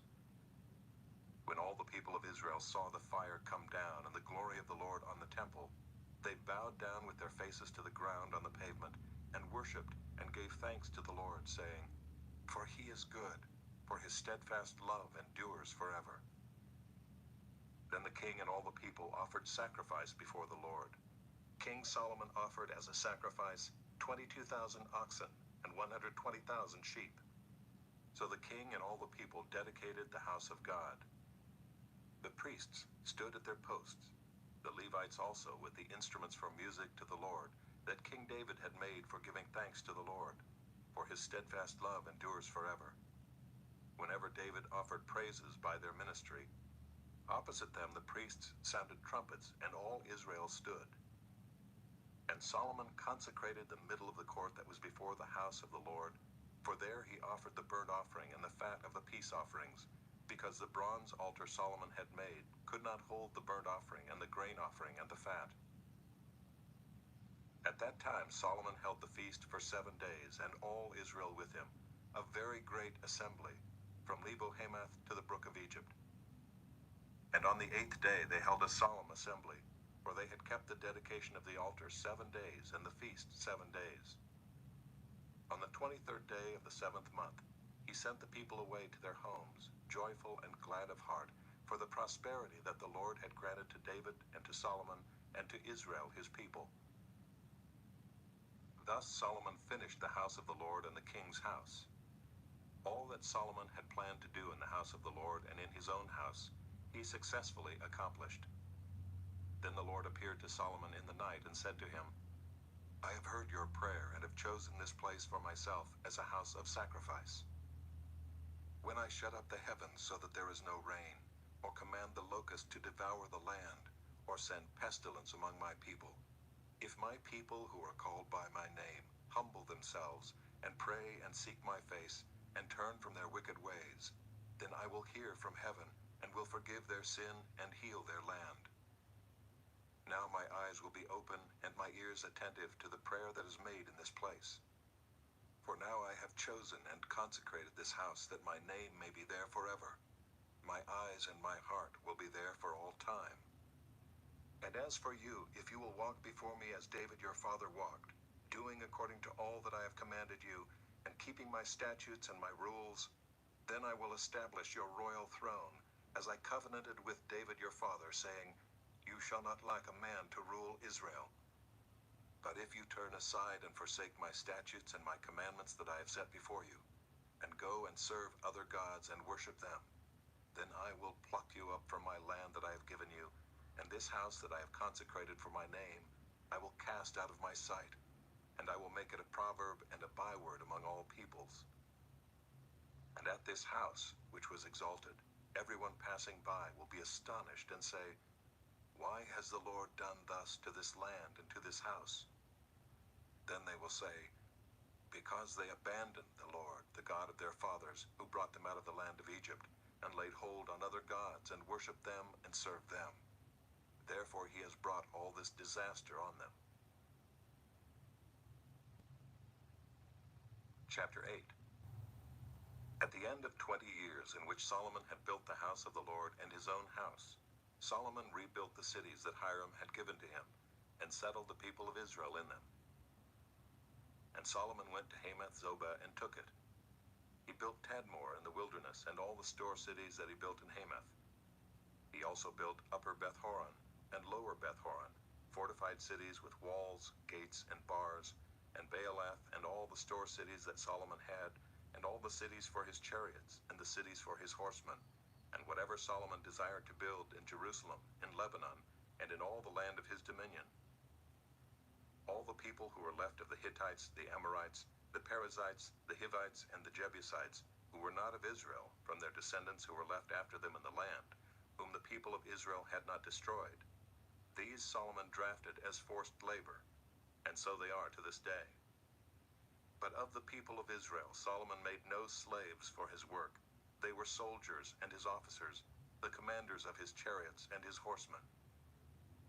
And these were the chief officers of King Solomon, 250, who exercised authority over the people. Solomon brought Pharaoh's daughter up from the city of David to the house that he had built for her. For he said, "My wife shall not live in the house of David, king of Israel, for the places to which the ark of the Lord has come are holy." Then Solomon offered up burnt offerings to the Lord on the altar of the Lord that he had built before the vestibule, as the duty of each day required, offering according to the commandment of Moses for the Sabbaths, the new moons, and the 3 annual feasts, the feast of unleavened bread, the feast of weeks, and the feast of booths. According to the ruling of David his father, he appointed the divisions of the priests for their service, and the Levites for their offices of praise and ministry before the priests, as the duty of each day required, and the gatekeepers in their divisions at each gate, for so David the man of God had commanded. And they did not turn aside from what the king had commanded the priests and Levites concerning any matter, and concerning the treasuries. Thus was accomplished all the work of Solomon from the day the foundation of the house of the Lord was laid, until it was finished. So the house of the Lord was completed. Then Solomon went to Ezion-Geber and Eloth on the shore of the sea, in the land of Edom. And Hiram sent to him by the hand of his servants, ships and servants familiar with the sea. And they went to Ophir together with the servants of Solomon, and brought from there 450 talents of gold, and brought it to King Solomon. Chapter 9. Now when the queen of Sheba heard of the fame of Solomon, she came to Jerusalem to test him with hard questions, having a very great retinue, and camels bearing spices, and very much gold and precious stones. And when she came to Solomon, she told him all that was on her mind. And Solomon answered all her questions. There was nothing hidden from Solomon that he could not explain to her. And when the queen of Sheba had seen the wisdom of Solomon, the house that he had built, the food of his table, the seating of his officials, and the attendance of his servants and their clothing, his cupbearers and their clothing, and his burnt offerings that he offered at the house of the Lord, there was no more breath in her. And she said to the king, "The report was true that I heard in my own land of your words and of your wisdom. But I did not believe the reports until I came and my own eyes had seen it. And behold, half the greatness of your wisdom was not told me. You surpass the report that I heard. Happy are your wives, happy are these your servants, who continually stand before you and hear your wisdom. Blessed be the Lord your God, who has delighted in you and set you on his throne as king for the Lord your God. Because your God loved Israel and would establish them forever, he has made you king over them, that you may execute justice and righteousness." Then she gave the king 120 talents of gold, and a very great quantity of spices and precious stones. There were no spices such as those that the queen of Sheba gave to King Solomon. Moreover, the servants of Hiram and the servants of Solomon, who brought gold from Ophir, brought algum wood and precious stones. And the king made from the algum wood supports for the house of the Lord and for the king's house, lyres also and harps for the singers. There never was seen the like of them before in the land of Judah. And King Solomon gave to the queen of Sheba all that she desired, whatever she asked besides what she had brought to the king. So she turned and went back to her own land with her servants. Now the weight of gold that came to Solomon in 1 year was 666 talents of gold, besides that which the explorers and merchants brought. And all the kings of Arabia and the governors of the land brought gold and silver to Solomon. King Solomon made 200 large shields of beaten gold. 600 shekels of beaten gold went into each shield. And he made 300 shields of beaten gold. 300 shekels of gold went into each shield. And the king put them in the house of the forest of Lebanon. The king also made a great ivory throne and overlaid it with pure gold. The throne had 6 steps and a footstool of gold, which were attached to the throne, and on each side of the seat were armrests and 2 lions standing beside the armrests, while 12 lions stood there, one on each end of a step on the 6 steps. Nothing like it was ever made for any kingdom. All King Solomon's drinking vessels were of gold, and all the vessels of the house of the forest of Lebanon were of pure gold. Silver was not considered as anything in the days of Solomon, for the king's ships went to Tarshish with the servants of Hiram. Once every 3 years the ships of Tarshish used to come bringing gold, silver, ivory, apes, and peacocks. Thus King Solomon excelled all the kings of the earth in riches and in wisdom. And all the kings of the earth sought the presence of Solomon to hear his wisdom, which God had put into his mind. Every one of them brought his present, articles of silver and of gold, garments, myrrh, spices, horses and mules, so much year by year. And Solomon had 4,000 stalls for horses and chariots, and 12,000 horsemen, whom he stationed in the chariot cities and with the king in Jerusalem. And he ruled over all the kings from the Euphrates to the land of the Philistines and to the border of Egypt. And the king made silver as common in Jerusalem as stone, and he made cedar as plentiful as the sycamore of the Shephelah. And horses were imported for Solomon from Egypt and from all lands. Now the rest of the acts of Solomon, from first to last, are they not written in the history of Nathan the prophet, and in the prophecy of Ahijah the Shilonite, and in the visions of Iddo the seer concerning Jeroboam the son of Nebat? Solomon reigned in Jerusalem over all Israel 40 years. And Solomon slept with his fathers, and was buried in the city of David his father. And Rehoboam his son reigned in his place. Chapter 10. Rehoboam went to Shechem, for all Israel had come to Shechem to make him king. And as soon as Jeroboam the son of Nebat heard of it, for he was in Egypt where he had fled from King Solomon, then Jeroboam returned from Egypt, and they sent and called him. And Jeroboam and all Israel came and said to Rehoboam, "Your father made our yoke heavy. Now therefore lighten the hard service of your father and his heavy yoke on us, and we will serve you." He said to them, "Come to me again in 3 days." So the people went away. Then King Rehoboam took counsel with the old men who had stood before Solomon his father while he was yet alive, saying, "How do you advise me to answer this people?" And they said to him, "If you will be good to this people and please them and speak good words to them, then they will be your servants forever." But he abandoned the counsel that the old men gave him, and took counsel with the young men who had grown up with him and stood before him. And he said to them, "What do you advise that we answer this people who have said to me, 'Lighten the yoke that your father put on us'?" And the young men who had grown up with him said to him, "Thus shall you speak to the people who said to you, 'Your father made our yoke heavy, but you lightened it for us.' Thus shall you say to them, 'My little finger is thicker than my father's thighs. And now, whereas my father laid on you a heavy yoke, I will add to your yoke. My father disciplined you with whips, but I will discipline you with scorpions." So Jeroboam and all the people came to Rehoboam the 3rd day, as the king said, "Come to me again the 3rd day." And the king answered them harshly, and forsaking the counsel of the old men, King Rehoboam spoke to them according to the counsel of the young men, saying, "My father made your yoke heavy, but I will add to it. My father disciplined you with whips, but I will discipline you with scorpions." So the king did not listen to the people, for it was a turn of affairs brought about by God, that the Lord might fulfill his word, which he spoke by Ahijah the Shilonite to Jeroboam the son of Nebat. And when all Israel saw that the king did not listen to them, the people answered the king, "What portion have we in David? We have no inheritance in the son of Jesse. Each of you to your tents, O Israel. Look now to your own house, David." So all Israel went to their tents. But Rehoboam reigned over the people of Israel who lived in the cities of Judah. Then King Rehoboam sent Hadoram, who was taskmaster over the forced labor, and the people of Israel stoned him to death with stones. And King Rehoboam quickly mounted his chariot to flee to Jerusalem. So Israel has been in rebellion against the house of David to this day. Chapter 11.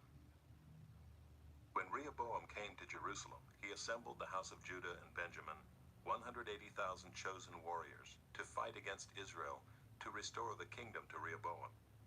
But the word of the Lord came to Shemaiah the man of God. "Say to Rehoboam the son of Solomon, king of Judah, and to all Israel in Judah and Benjamin, Thus says the Lord, you shall not go up or fight against your relatives. Return every man to his home, for this thing is from me." So they listened to the word of the Lord and returned, and did not go against Jeroboam. Rehoboam lived in Jerusalem, and he built cities for defense in Judah. He built Bethlehem, Edom, Tekoa, Bethzur, Soko, Adullam, Gath, Marisha, Ziph, Adoraim, Lachish, Azekah, Zorah, Aijalon, and Hebron, fortified cities that are in Judah and in Benjamin. He made the fortresses strong and put commanders in them, and stores of food, oil, and wine. And he put shields and spears in all the cities and made them very strong. So he held Judah and Benjamin. And the priests and the Levites who were in all Israel presented themselves to him from all places where they lived. For the Levites left their common lands and their holdings and came to Judah and Jerusalem, because Jeroboam and his sons cast them out from serving as priests of the Lord, and he appointed his own priests for the high places and for the goat idols, and for the calves that he had made. And those who had set their hearts to seek the Lord God of Israel came after them from all the tribes of Israel to Jerusalem, to sacrifice to the Lord, the God of their fathers. They strengthened the kingdom of Judah, and for 3 years they made Rehoboam the son of Solomon secure, for they walked for 3 years in the way of David and Solomon. Rehoboam took his wife Mahalath, the daughter of Jeremoth the son of David, and of Abihail the daughter of Eliab the son of Jesse, and she bore him sons, Jeush, Shemariah, and Zaham. After her he took Maacah the daughter of Absalom, who bore him Abijah, Attai, Ziza, and Shelomith. Rehoboam loved Maacah the daughter of Absalom above all his wives and concubines. He took 18 wives and 60 concubines, and fathered 28 sons and 60 daughters. And Rehoboam appointed Abijah the son of Maacah as chief prince among his brothers, for he intended to make him king. And he dealt wisely and distributed some of his sons through all the districts of Judah and Benjamin, in all the fortified cities, and he gave them abundant provisions, and procured wives for them. Chapter 12. When the rule of Rehoboam was established and he was strong, he abandoned the law of the Lord and all Israel with him. In the 5th year of King Rehoboam, because they had been unfaithful to the Lord, Shishak king of Egypt came up against Jerusalem with 1,200 chariots and 60,000 horsemen. And the people were without number who came with him from Egypt, Libyans, Sukkiim, and Ethiopians. And he took the fortified cities of Judah and came as far as Jerusalem.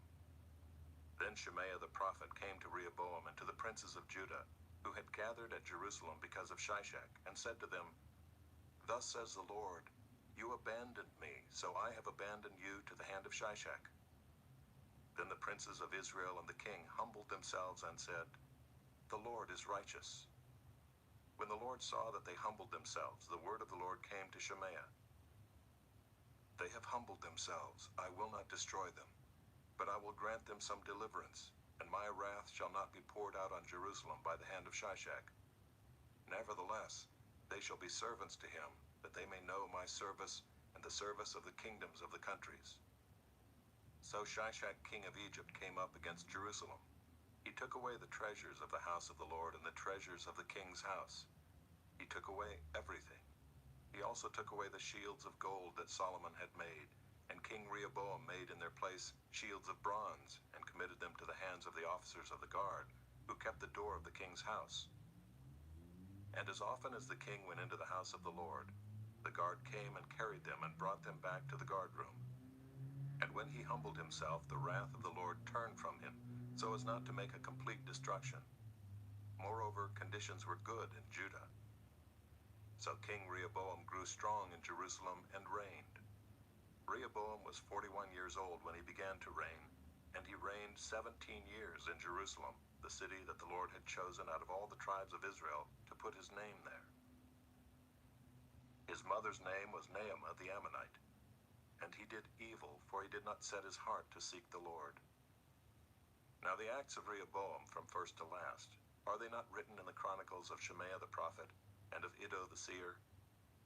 There were continual wars between Rehoboam and Jeroboam. And Rehoboam slept with his fathers and was buried in the city of David, and Abijah his son reigned in his place. Chapter 13. In the 18th year of King Jeroboam, Abijah began to reign over Judah. He reigned for 3 years in Jerusalem. His mother's name was Micaiah, the daughter of Uriel of Gibeah. Now there was war between Abijah and Jeroboam. Abijah went out to battle, having an army of valiant men of war, 400,000 chosen men. And Jeroboam drew up his line of battle against him with 800,000 chosen mighty warriors. Then Abijah stood up on Mount Zemaraim, that is in the hill country of Ephraim, and said, Hear me, O Jeroboam and all Israel. Ought you not to know that the Lord God of Israel gave the kingship over Israel forever to David and his sons by a covenant of salt?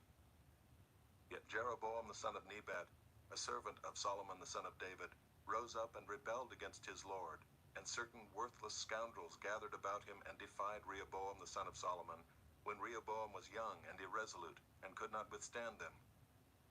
And now you think to withstand the kingdom of the Lord in the hand of the sons of David, because you are a great multitude, and have with you the golden calves that Jeroboam made you for gods. Have you not driven out the priests of the Lord, the sons of Aaron, and the Levites, and made priests for yourselves like the peoples of other lands? Whoever comes for ordination with a young bull or 7 rams becomes a priest of what are no gods. But as for us, the Lord is our God, and we have not forsaken him.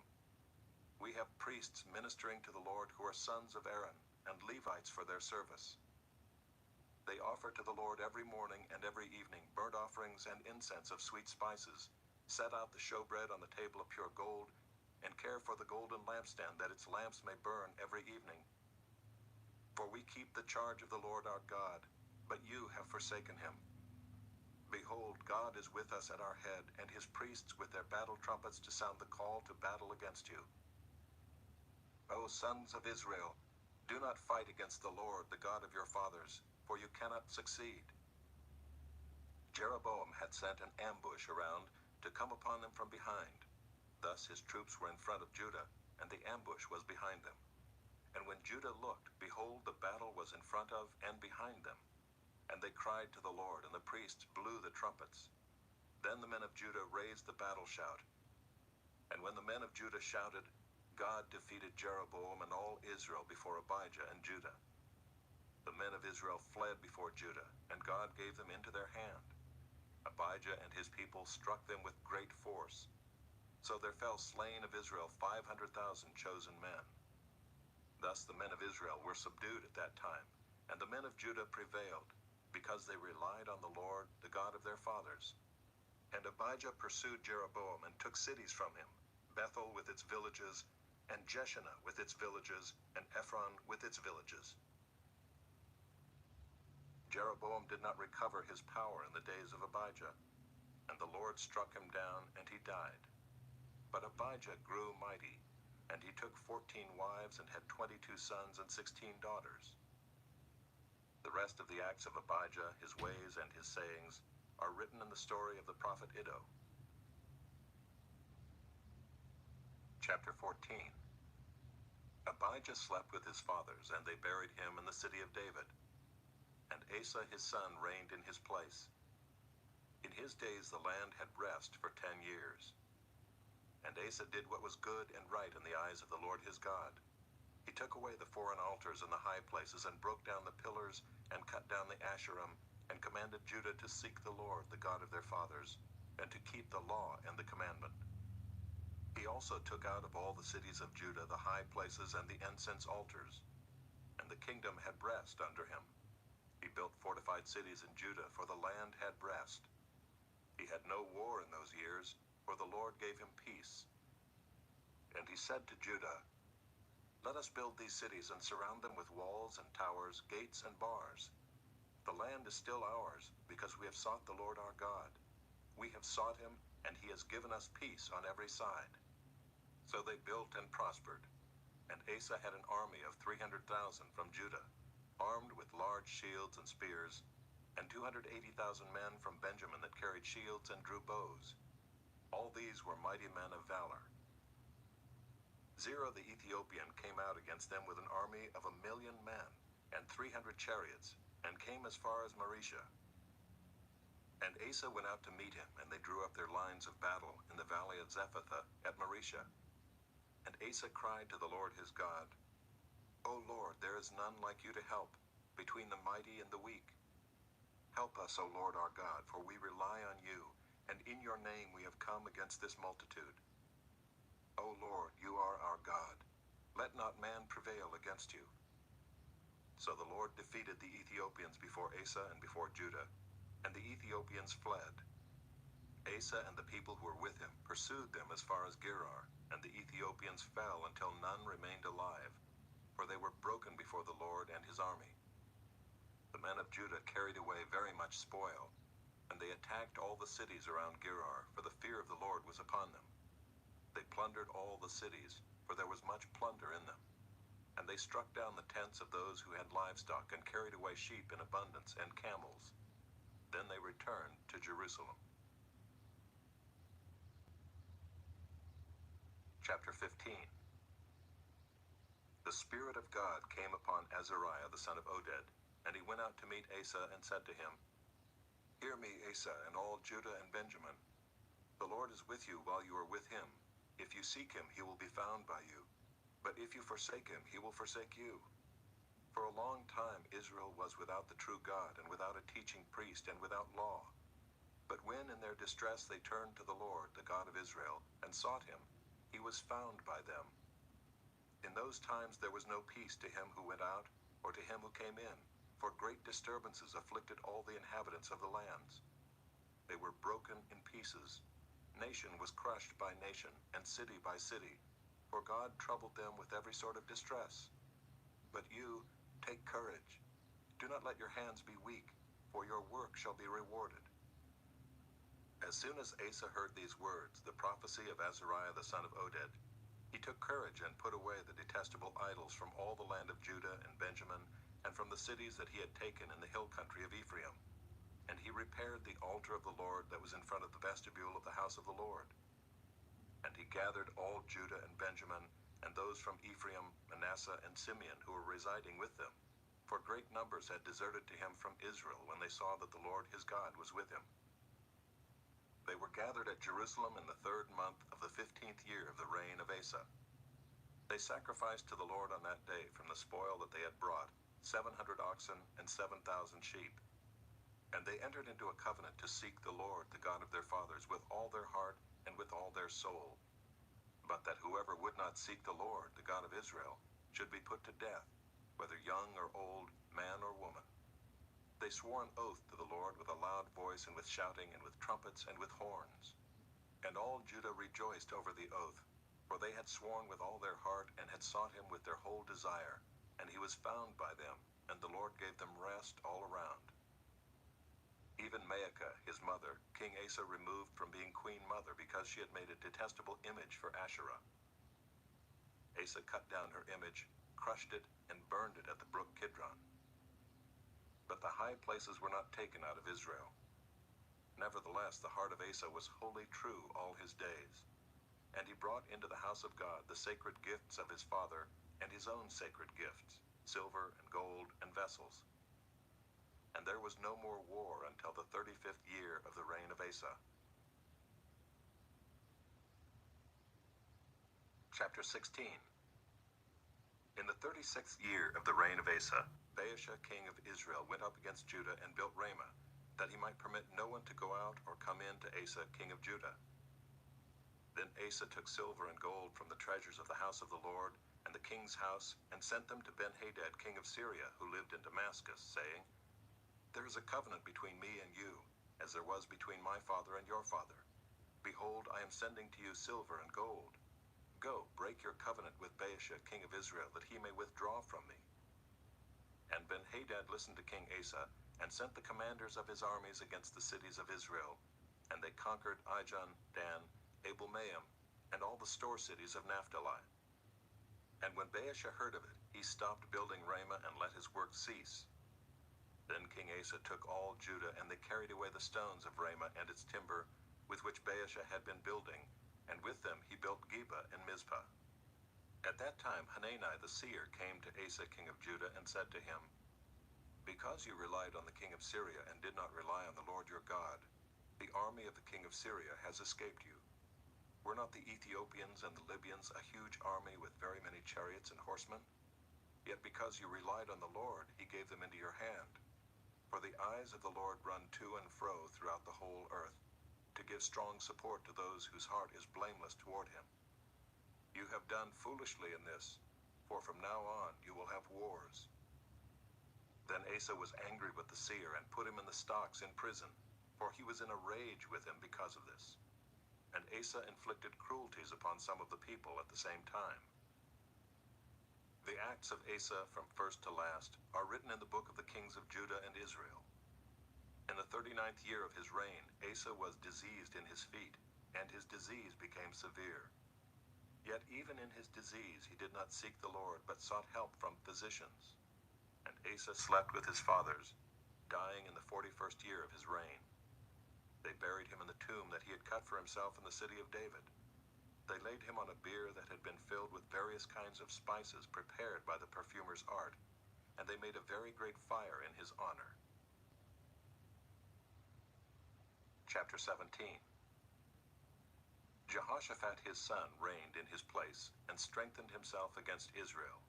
He placed forces in all the fortified cities of Judah, and set garrisons in the land of Judah, and in the cities of Ephraim that Asa his father had captured. The Lord was with Jehoshaphat, because he walked in the earlier ways of his father David.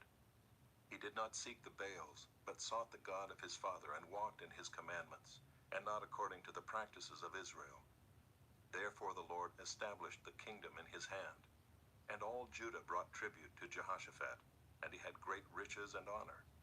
His heart was courageous in the ways of the Lord. And furthermore he took the high places and the Asherim out of Judah. In the 3rd year of his reign he sent his officials, Benhail, Obadiah, Zechariah, Nathanael, and Micaiah, to teach in the cities of Judah. And with them the Levites, Shemaiah, Nethaniah, Zebediah, Asahel, Shemiramoth, Jehonathan, Adonijah, Tobijah, and Tobadonijah. And with these Levites the priests, Elishama and Jehoram. And they taught in Judah, having the book of the law of the Lord with them. They went about through all the cities of Judah, and taught among the people. And the fear of the Lord fell upon all the kingdoms of the lands that were around Judah, and they made no war against Jehoshaphat.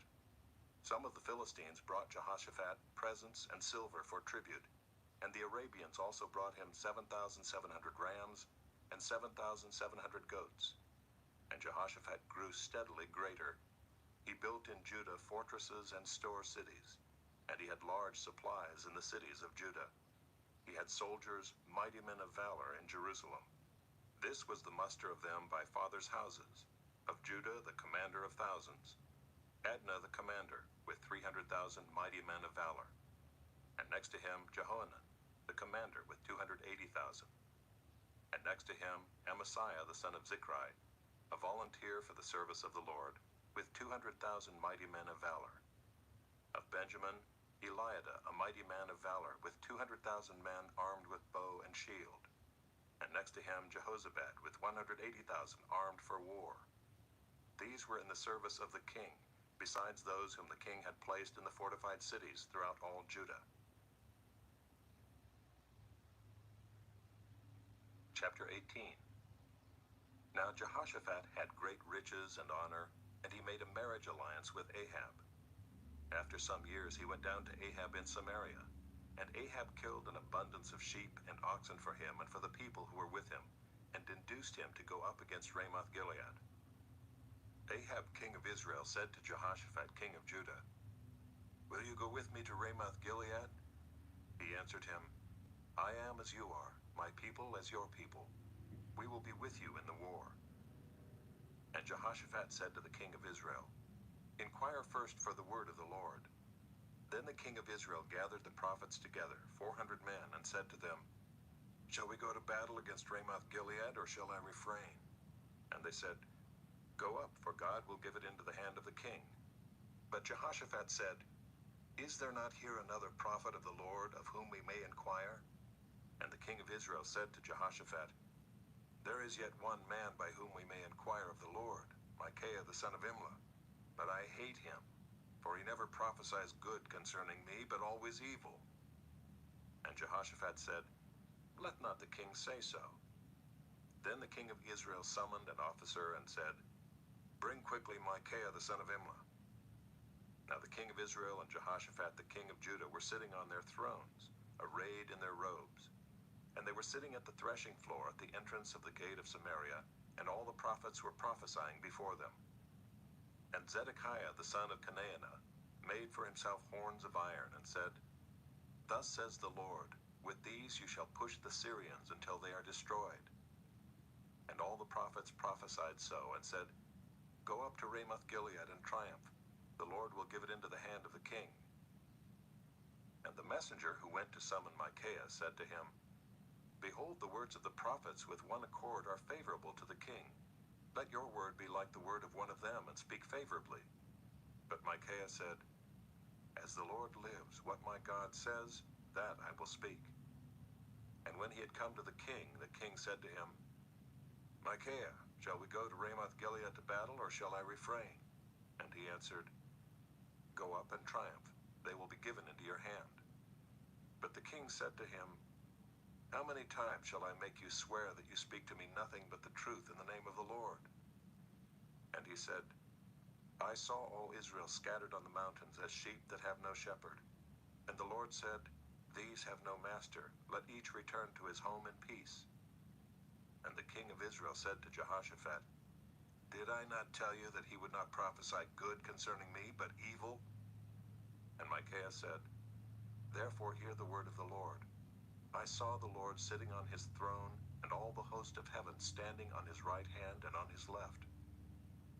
And the Lord said, 'Who will entice Ahab the king of Israel, that he may go up and fall at Ramoth-Gilead?' And one said one thing, and another said another. Then a spirit came forward and stood before the Lord, saying, 'I will entice him.' And the Lord said to him, 'By what means?' And he said, 'I will go out and will be a lying spirit in the mouth of all his prophets.' And he said, 'You are to entice him, and you shall succeed. Go out and do so. Now therefore, behold, the Lord has put a lying spirit in the mouth of these your prophets. The Lord has declared disaster concerning you.'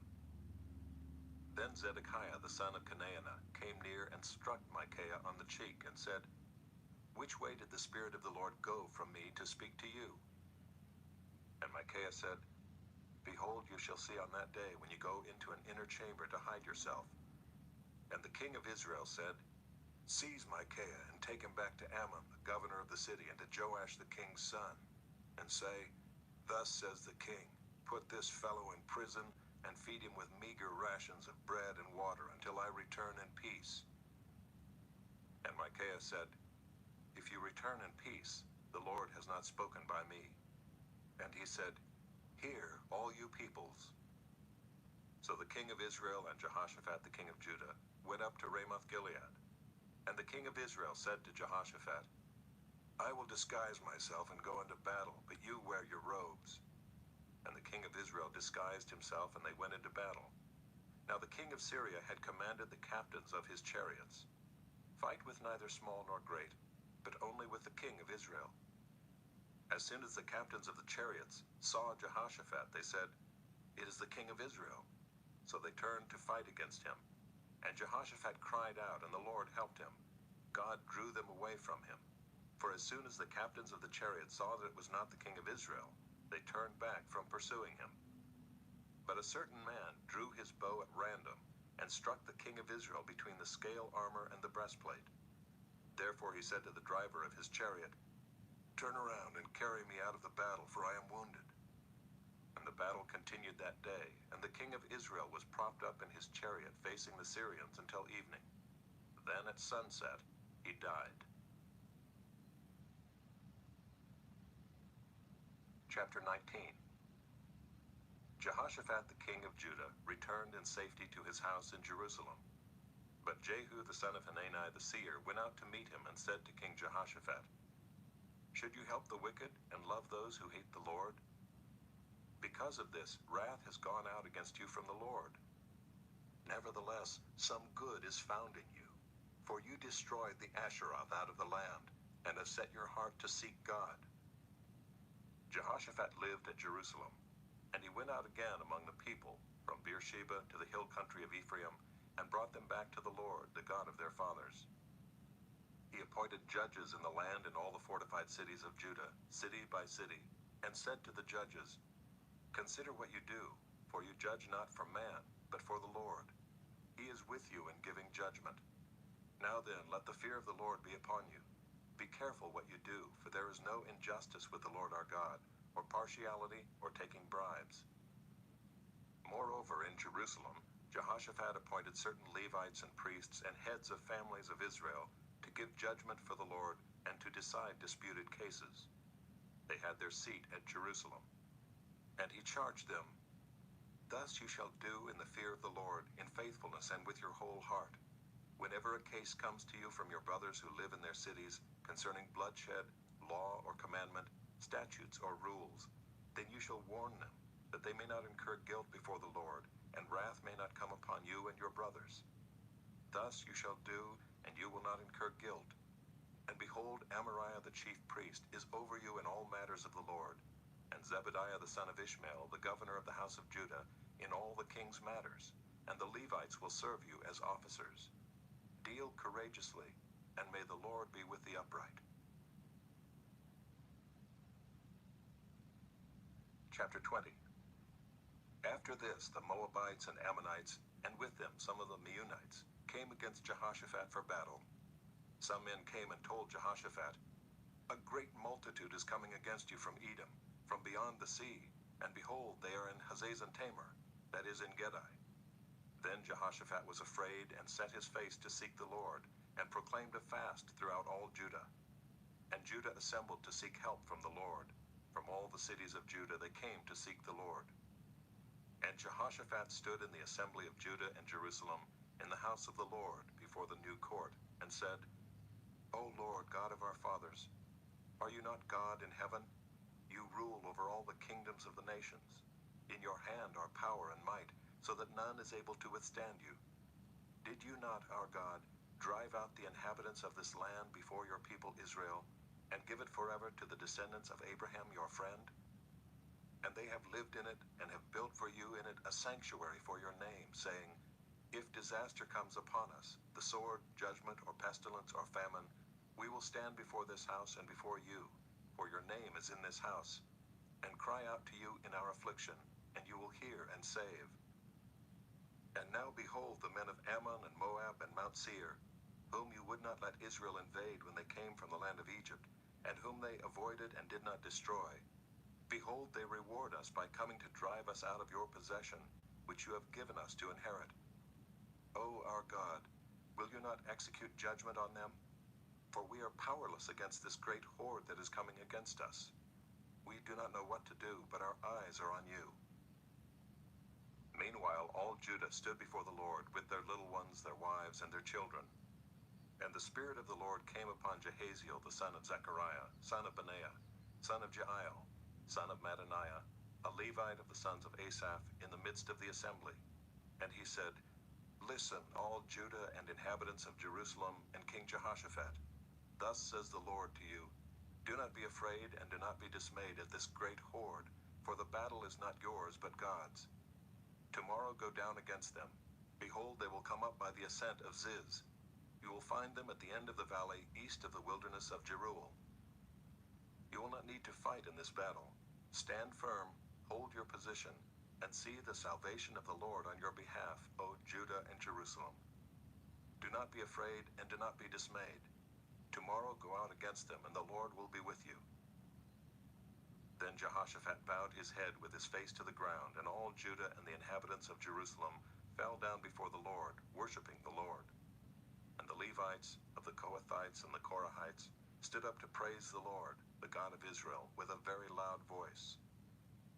And they rose early in the morning and went out into the wilderness of Tekoa. And when they went out, Jehoshaphat stood and said, Hear me, Judah and inhabitants of Jerusalem. Believe in the Lord your God, and you will be established. Believe his prophets, and you will succeed. And when he had taken counsel with the people, he appointed those who were to sing to the Lord and praise him in holy attire, as they went before the army, and say, Give thanks to the Lord, for his steadfast love endures forever. And when they began to sing and praise, the Lord set an ambush against the men of Ammon, Moab, and Mount Seir, who had come against Judah, so that they were routed. For the men of Ammon and Moab rose against the inhabitants of Mount Seir, devoting them to destruction. And when they had made an end of the inhabitants of Seir, they all helped to destroy one another. When Judah came to the watchtower of the wilderness, they looked toward the horde, and behold, there were dead bodies lying on the ground. None had escaped. When Jehoshaphat and his people came to take their spoil, they found among them in great numbers goods, clothing, and precious things, which they took for themselves until they could carry no more. They were 3 days in taking the spoil, it was so much. On the 4th day they assembled in the valley of Berakah, for there they blessed the Lord. Therefore the name of that place has been called the Valley of Berakah to this day. Then they returned, every man of Judah and Jerusalem, and Jehoshaphat at their head, returning to Jerusalem with joy, for the Lord had made them rejoice over their enemies. They came to Jerusalem with harps and lyres and trumpets to the house of the Lord. And the fear of God came on all the kingdoms of the countries when they heard that the Lord had fought against the enemies of Israel. So the realm of Jehoshaphat was quiet, for his God gave him rest all around. Thus Jehoshaphat reigned over Judah. He was 35 years old when he began to reign, and he reigned 25 years in Jerusalem. His mother's name was Azubah, the daughter of Shilhi. He walked in the way of Asa his father, and did not turn aside from it, doing what was right in the sight of the Lord. The high places, however, were not taken away. The people had not yet set their hearts upon the God of their fathers. Now the rest of the acts of Jehoshaphat, from first to last, are written in the chronicles of Jehu the son of Hanani, which are recorded in the book of the kings of Israel. After this, Jehoshaphat king of Judah joined with Ahaziah king of Israel, who acted wickedly. He joined him in building ships to go to Tarshish, and they built the ships in Ezion-Geber. Then Eliezer the son of Dodavehu of Marisha prophesied against Jehoshaphat, saying, Because you have joined with Ahaziah, the Lord will destroy what you have made. And the ships were wrecked, and were not able to go to Tarshish. Chapter 21. Jehoshaphat slept with his fathers, and was buried with his fathers in the city of David. And Jehoram his son reigned in his place. He had brothers, the sons of Jehoshaphat, Azariah, Jehiel, Zechariah, Azariah, Mikael, and Shephatiah. All these were the sons of Jehoshaphat king of Israel. Their father gave them great gifts of silver, gold, and valuable possessions, together with fortified cities in Judah. But he gave the kingdom to Jehoram, because he was the firstborn. When Jehoram had ascended the throne of his father and was established, he killed all his brothers with the sword, and also some of the princes of Israel. Jehoram was 32 years old when he became king, and he reigned 8 years in Jerusalem. And he walked in the way of the kings of Israel, as the house of Ahab had done, for the daughter of Ahab was his wife. And he did what was evil in the sight of the Lord. Yet the Lord was not willing to destroy the house of David because of the covenant that he had made with David, and since he had promised to give a lamp to him and to his sons forever. In his days Edom revolted from the rule of Judah and set up a king of their own. Then Jehoram passed over with his commanders and all his chariots, and he rose by night and struck the Edomites who had surrounded him and his chariot commanders. So Edom revolted from the rule of Judah to this day. At that time Libnah also revolted from his rule, because he had forsaken the Lord, the God of his fathers. Moreover, he made high places in the hill country of Judah, and led the inhabitants of Jerusalem into whoredom, and made Judah go astray. And a letter came to him from Elijah the prophet, saying, Thus says the Lord, the God of David your father, because you have not walked in the ways of Jehoshaphat your father, or in the ways of Asa king of Judah, but have walked in the way of the kings of Israel, and have enticed Judah and the inhabitants of Jerusalem into whoredom, as the house of Ahab led Israel into whoredom, and also you have killed your brothers of your father's house, who were better than you. Behold, the Lord will bring a great plague on your people, your children, your wives, and all your possessions. And you yourself will have a severe sickness with a disease of your bowels, until your bowels come out because of the disease, day by day. And the Lord stirred up against Jehoram the anger of the Philistines and of the Arabians who are near the Ethiopians. And they came up against Judah and invaded it, and carried away all the possessions they found that belonged to the king's house, and also his sons and his wives, so that no son was left to him except Jehoahaz, his youngest son. And after all this, the Lord struck him in his bowels with an incurable disease. In the course of time, at the end of 2 years, his bowels came out because of the disease, and he died in great agony. His people made no fire in his honor like the fires made for his fathers. He was 32 years old when he began to reign, and he reigned 8 years in Jerusalem. And he departed with no one's regret. They buried him in the city of David, but not in the tombs of the kings. Chapter 22. And the inhabitants of Jerusalem made Ahaziah, his youngest son, king in his place, for the band of men that came with the Arabians to the camp had killed all the older sons. So Ahaziah the son of Jehoram king of Judah reigned. Ahaziah was 22 years old when he began to reign, and he reigned 1 year in Jerusalem. His mother's name was Athaliah, the granddaughter of Omri. He also walked in the ways of the house of Ahab, for his mother was his counselor in doing wickedly. He did what was evil in the sight of the Lord, as the house of Ahab had done. For after the death of his father, they were his counselors to his undoing. He even followed their counsel and went with Jehoram the son of Ahab king of Israel, to make war against Hazael king of Syria at Ramoth Gilead.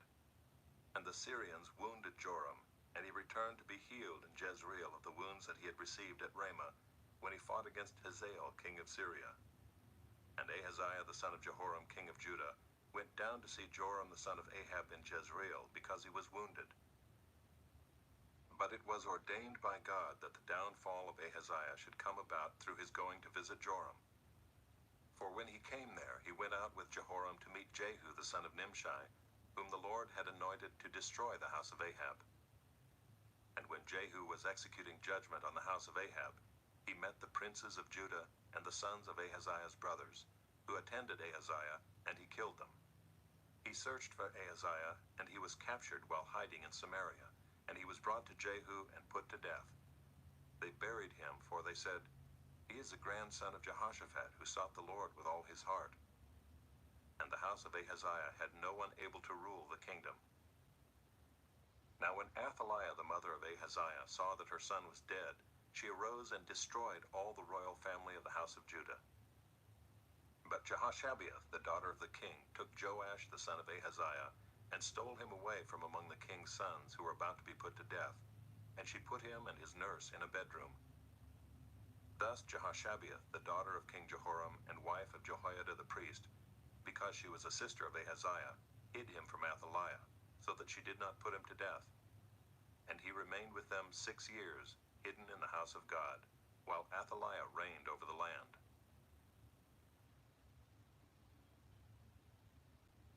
Chapter 23. But But in the 7th year Jehoiada took courage, and entered into a covenant with the commanders of hundreds, Azariah the son of Jehoram, Ishmael the son of Jehohanan, Azariah the son of Obed, Maaseiah the son of Adaiah, and Elishaphat the son of Zichri. And they went about through Judah and gathered the Levites from all the cities of Judah, and the heads of fathers' houses of Israel, and they came to Jerusalem. And all the assembly made a covenant with the king in the house of God. And Jehoiada said to them, Behold the king's son. Let him reign as the Lord spoke concerning the sons of David. This is the thing that you shall do. Of you priests and Levites who come off duty on the Sabbath, 1/3 shall be gatekeepers, and 1/3 shall be at the king's house, and 1/3 at the gate of the foundation. And all the people shall be in the courts of the house of the Lord. Let no one enter the house of the Lord except the priests and ministering Levites. They may enter, for they are holy, but all the people shall keep the charge of the Lord. The Levites shall surround the king, each with his weapons in his hand, and whoever enters the house shall be put to death. Be with the king when he comes in and when he goes out. The Levites and all Judah did according to all that Jehoiada the priest commanded, and they each brought his men who were to go off duty on the Sabbath, with those who were to come on duty on the Sabbath, for Jehoiada the priest did not dismiss the divisions. And Jehoiada the priest gave to the captains the spears and the large and small shields that had been King David's, which were in the house of God.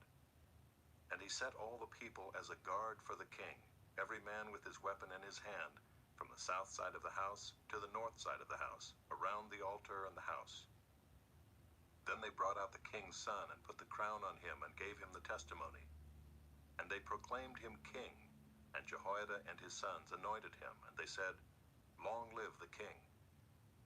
When Athaliah heard the noise of the people running and praising the king, she went into the house of the Lord to the people.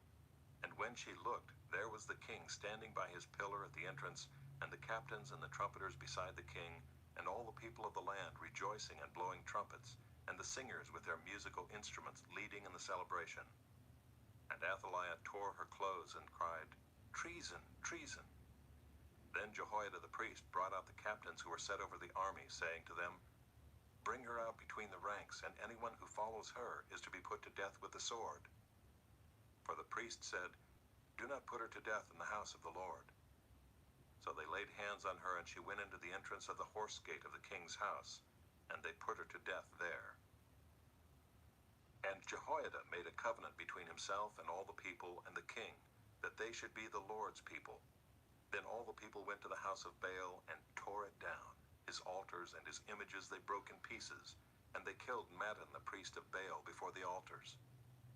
And Jehoiada posted watchmen for the house of the Lord under the direction of the Levitical priests and the Levites whom David had organized to be in charge of the house of the Lord, to offer burnt offerings to the Lord, as it is written in the law of Moses, with rejoicing and with singing, according to the order of David. He stationed the gatekeepers at the gates of the house of the Lord, so that no one should enter who was in any way unclean. And he took the captains, the nobles, the governors of the people, and all the people of the land, and they brought the king down from the house of the Lord, marching through the upper gate to the king's house. And they set the king on the royal throne. So all the people of the land rejoiced, and the city was quiet after Athaliah had been put to death with the sword. Chapter 24. Joash was 7 years old when he began to reign, and he reigned 40 years in Jerusalem.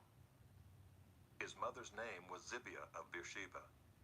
And Joash did what was right in the eyes of the Lord all the days of Jehoiada the priest. Jehoiada got for him 2 wives, and he had sons and daughters. After this, Joash decided to restore the house of the Lord. And he gathered the priests and the Levites and said to them, Go out to the cities of Judah and gather from all Israel money to repair the house of your God from year to year, and see that you act quickly.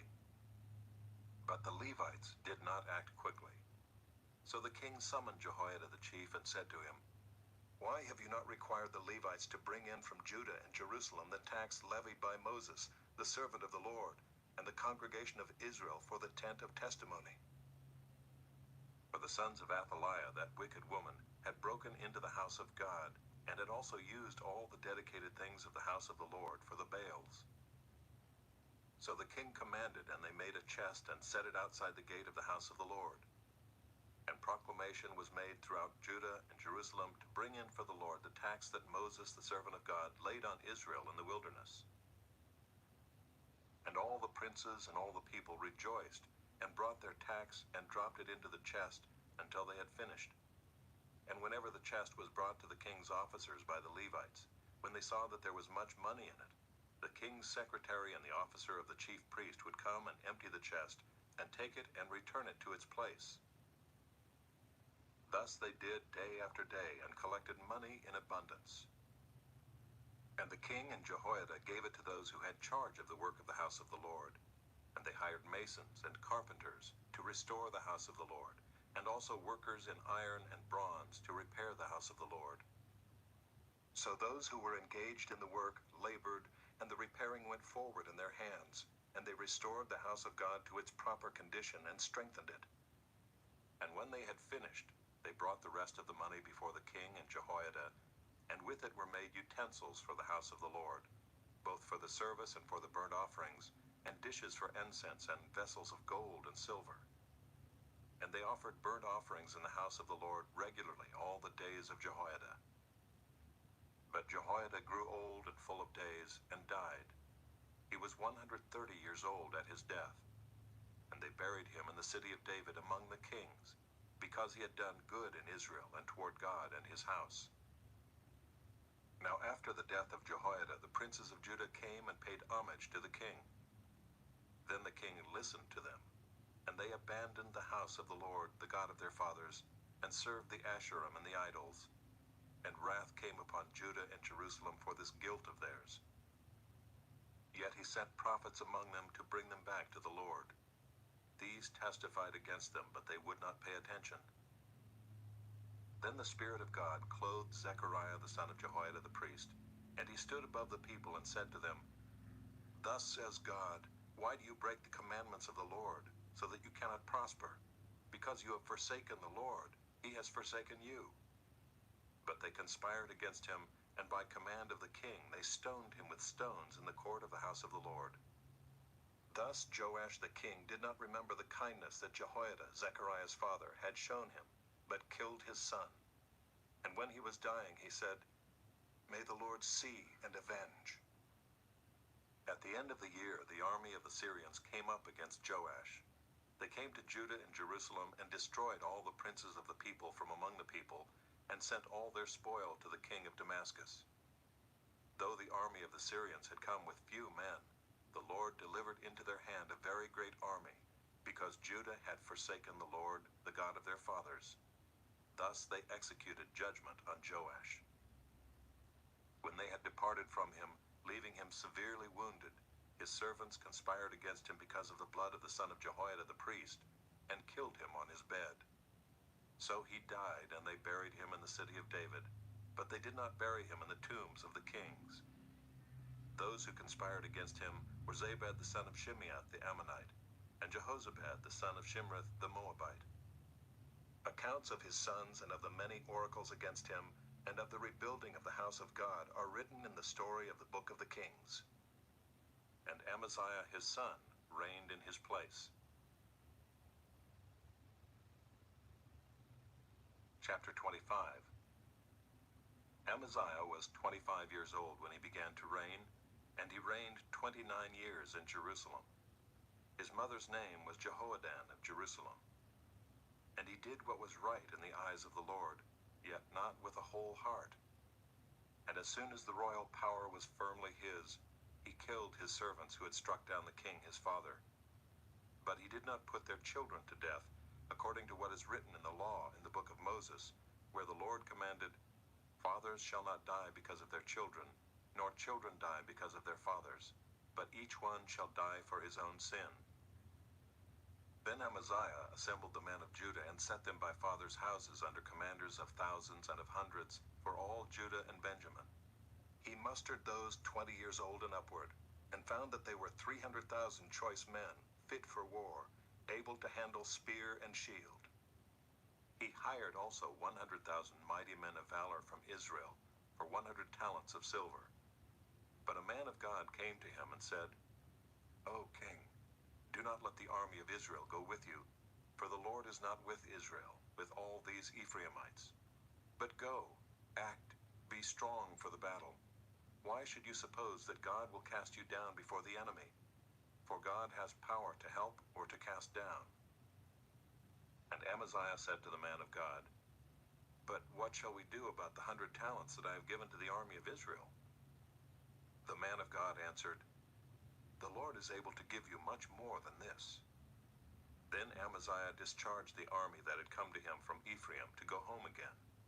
And they became very angry with Judah, and returned home in fierce anger. But Amaziah took courage and led out his people and went to the valley of Salt, and struck down 10,000 men of Seir. The men of Judah captured another 10,000 alive, and took them to the top of a rock, and threw them down from the top of the rock, and they were all dashed to pieces. But the men of the army whom Amaziah sent back, not letting them go with him to battle, raided the cities of Judah from Samaria to Beth-horon, and struck down 3,000 people in them, and took much spoil. After Amaziah came from striking down the Edomites, he brought the gods of the men of Seir, and set them up as his gods, and worshipped them, making offerings to them. Therefore the Lord was angry with Amaziah, and sent to him a prophet, who said to him, Why have you sought the gods of a people who did not deliver their own people from your hand? But as he was speaking, the king said to him, Have we made you a royal counselor? Stop. Why should you be struck down? So the prophet stopped, but said, I know that God has determined to destroy you, because you have done this and have not listened to my counsel. Then Amaziah king of Judah took counsel and sent to Joash the son of Jehoahaz, son of Jehu, king of Israel, saying, Come, let us look one another in the face.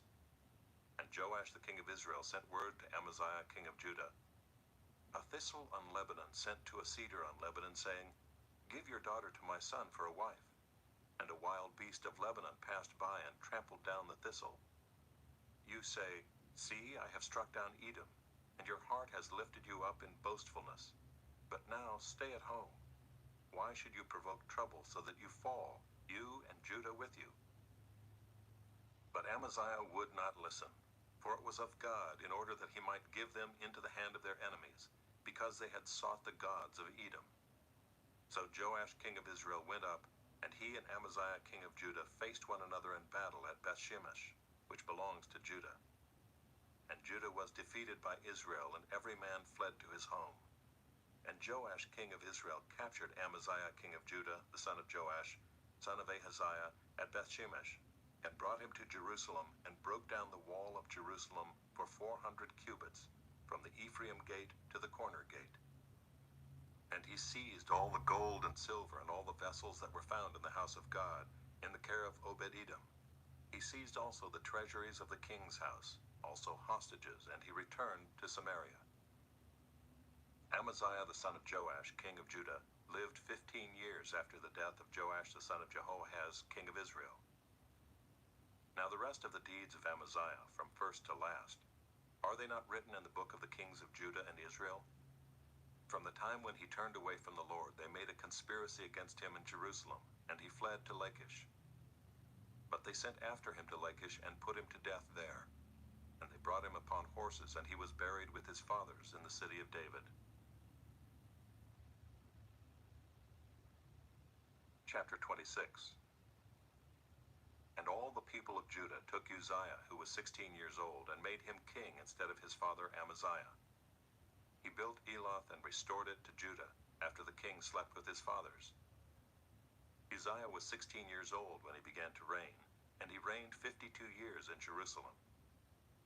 His mother's name was Jechaliah of Jerusalem. And he did what was right in the eyes of the Lord, according to all that his father Amaziah had done. He set himself to seek God in the days of Zechariah, who instructed him in the fear of God, and as long as he sought the Lord, God made him prosper. He went out and made war against the Philistines, and broke through the wall of Gath, and the wall of Jabneh, and the wall of Ashdod, and he built cities in the territory of Ashdod and elsewhere among the Philistines. God helped him against the Philistines, and against the Arabians who lived in Gurbaal, and against the Meunites. The Ammonites paid tribute to Uzziah, and his fame spread even to the border of Egypt, for he became very strong.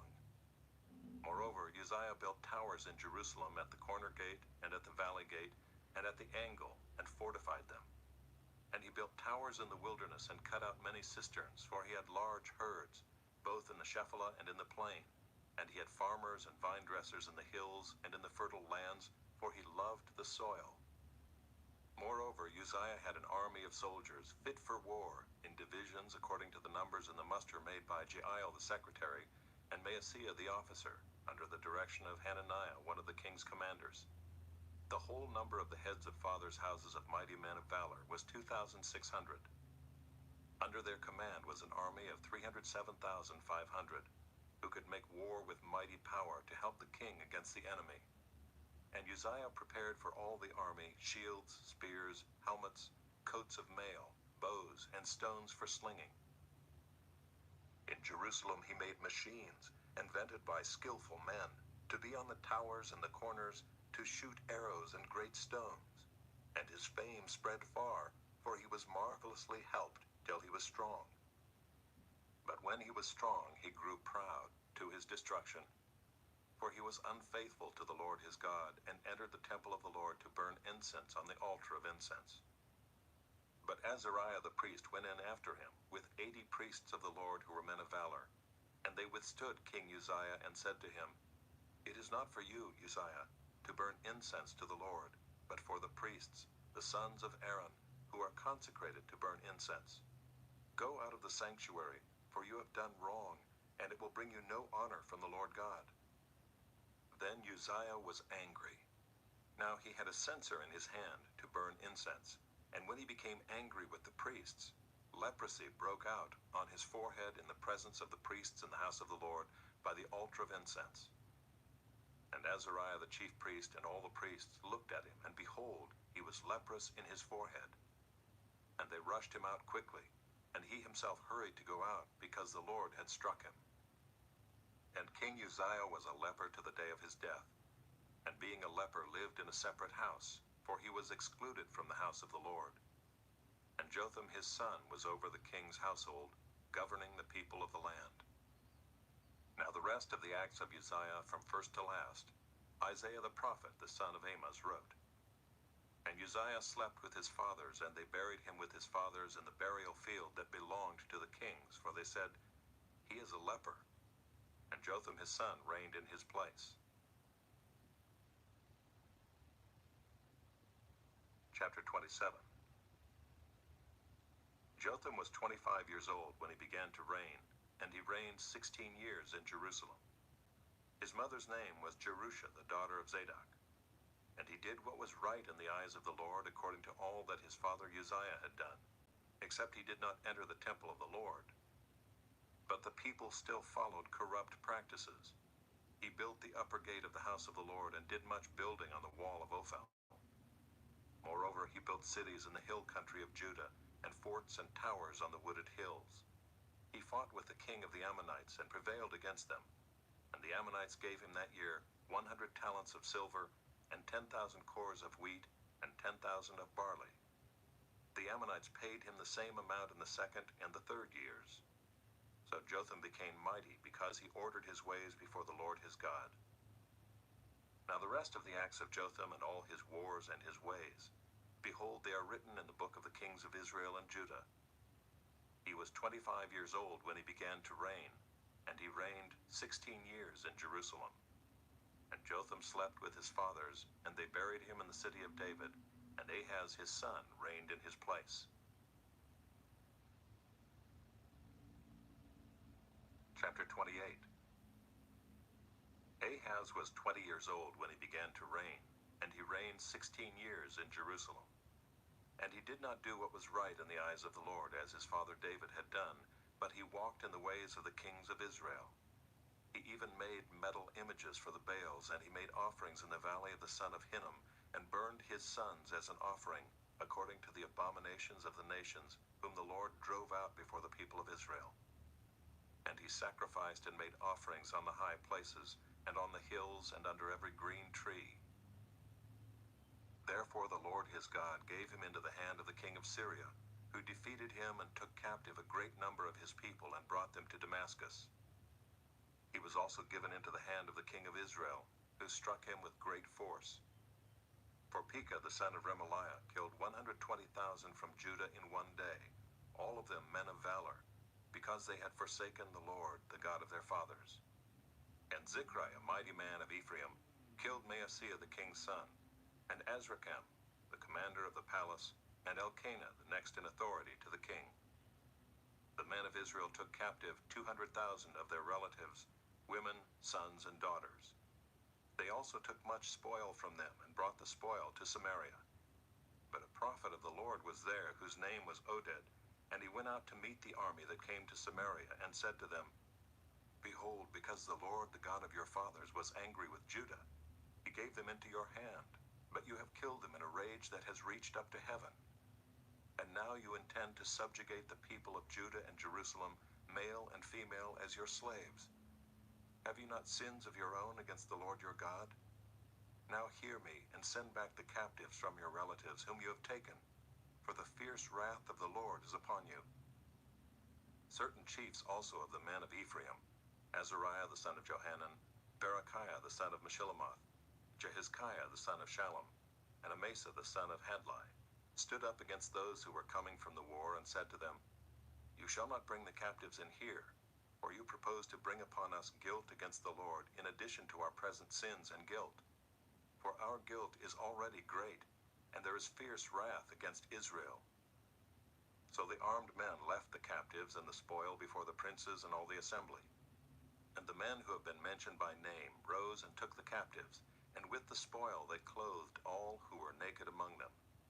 They clothed them, gave them sandals, provided them with food and drink, and anointed them. And carrying all the feeble among them on donkeys, they brought them to their kinsfolk at Jericho, the city of palm trees. Then they returned to Samaria.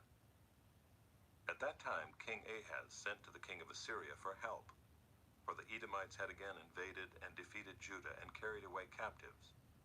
And the Philistines had made raids on the cities in the Shephelah and the Negeb of Judah, and had taken Beth-Shemesh, Aijalon, Gederoth, Soko with its villages, Timnah with its villages, and Gimzo with its villages.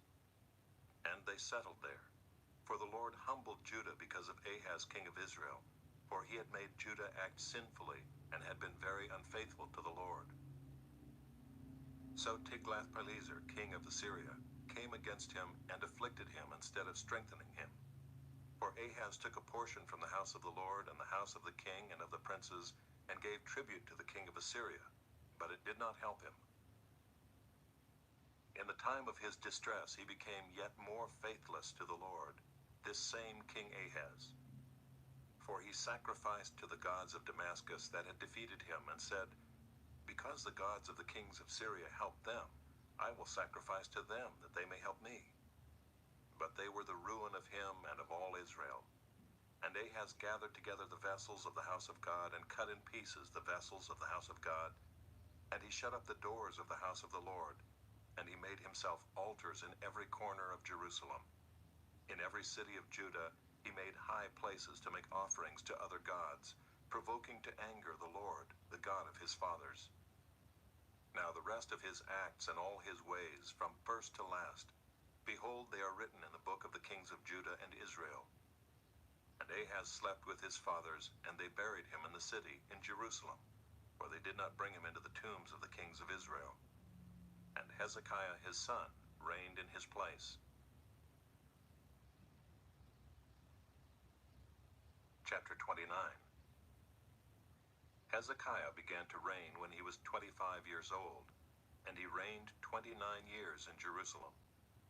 His mother's name was Abijah, the daughter of Zechariah. And he did what was right in the eyes of the Lord, according to all that David his father had done. In the first year of his reign, in the first month, he opened the doors of the house of the Lord and repaired them. He brought in the priests and the Levites and assembled them in the square on the east, and said to them, Hear me, Levites.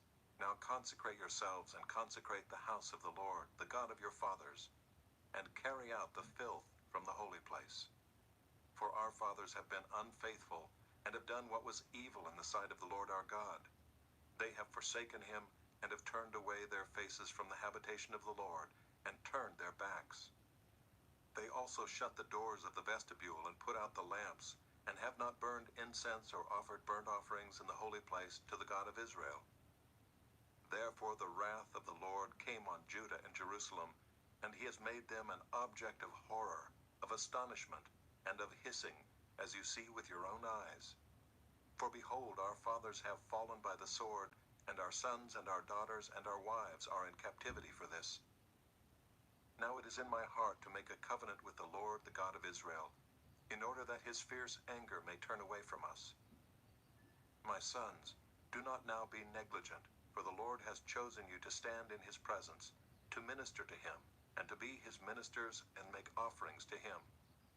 Then the Levites arose, Mahath the son of Amasai, and Joel the son of Azariah, of the sons of the Kohathites, and of the sons of Merari, Kish the son of Abdi, and Azariah the son of Jehalelel, and of the Gershonites, Joah the son of Zimmah, and Eden the son of Joah, and of the sons of Elizaphan, Shimri, and Jeuel, and of the sons of Asaph, Zechariah and Mattaniah, and of the sons of Heman, Jehuel and Shimei, and of the sons of Jeduthun, Shemaiah and Uziel. They gathered their brothers and consecrated themselves, and went in as the king had commanded by the words of the Lord, to cleanse the house of the Lord. The priests went into the inner part of the house of the Lord to cleanse it, and they brought out all the uncleanness that they found in the temple of the Lord into the court of the house of the Lord. And the Levites took it and carried it out to the brook Kidron. They began to consecrate on the first day of the first month, and on the 8th day of the month they came to the vestibule of the Lord. Then for 8 days they consecrated the house of the Lord, and on the 16th day of the first month they finished. Then they went in to Hezekiah the king and said, We have cleansed all the house of the Lord, the altar of burnt offering and all its utensils, and the table for the showbread and all its utensils. All the utensils that King Ahaz discarded in his reign when he was faithless, we have made ready and consecrated, and behold, they are before the altar of the Lord. Then Hezekiah the king rose early and gathered the officials of the city and went up to the house of the Lord. And they brought 7 bulls, 7 rams, 7 lambs, and 7 male goats for a sin offering for the kingdom and for the sanctuary and for Judah. And he commanded the priests, the sons of Aaron, to offer them on the altar of the Lord. So they slaughtered the bulls, and the priests received the blood and threw it against the altar. And they slaughtered the rams, and their blood was thrown against the altar. And they slaughtered the lambs, and their blood was thrown against the altar. Then the goats for the sin offering were brought to the king and the assembly, and they laid their hands on them. And the priests slaughtered them and made a sin offering with their blood on the altar, to make atonement for all Israel. For the king commanded that the burnt offering and the sin offering should be made for all Israel. And he stationed the Levites in the house of the Lord with cymbals, harps, and lyres, according to the commandment of David, and of Gad the king's seer, and of Nathan the prophet, for the commandment was from the Lord through his prophets. The Levites stood with the instruments of David, and the priests with the trumpets. Then Hezekiah commanded that the burnt offering be offered on the altar. And when the burnt offering began, the song of the Lord began also, and the trumpets accompanied by the instruments of David, king of Israel.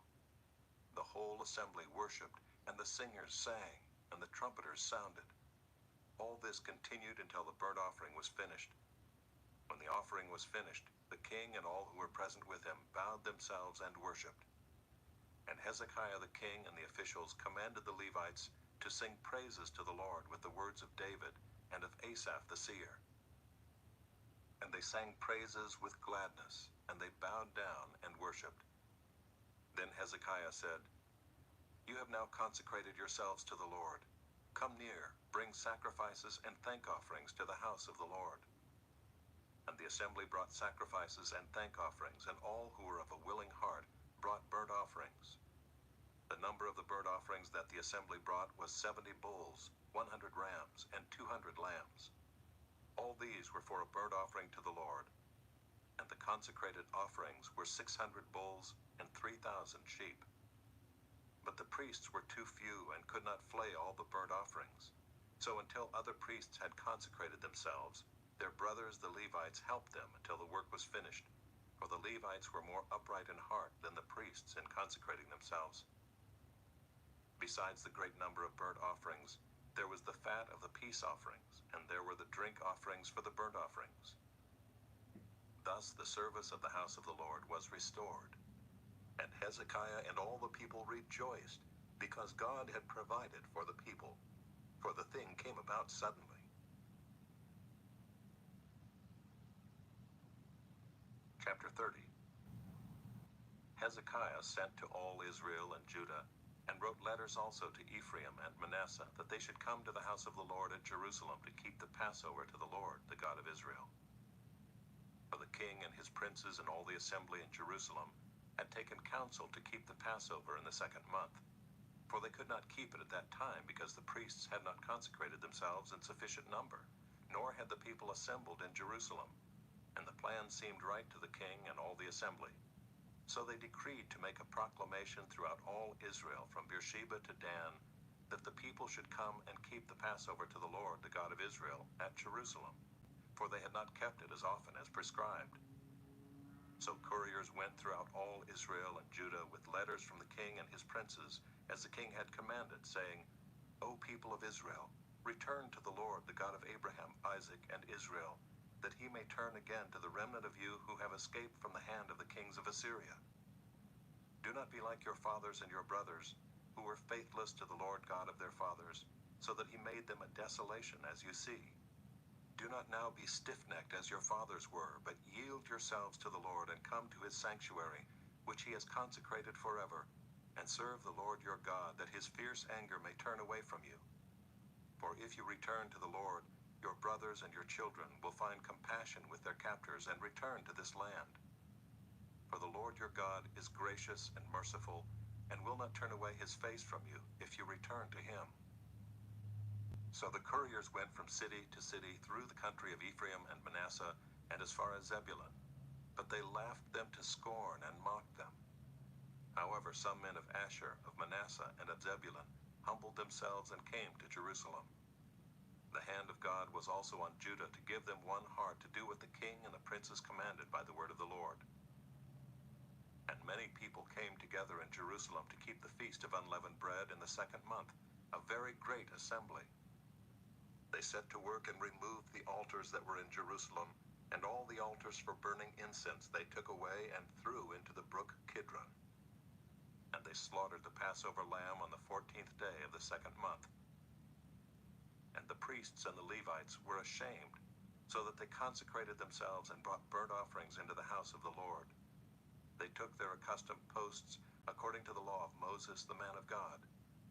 The priests threw the blood that they received from the hand of the Levites, for there were many in the assembly who had not consecrated themselves.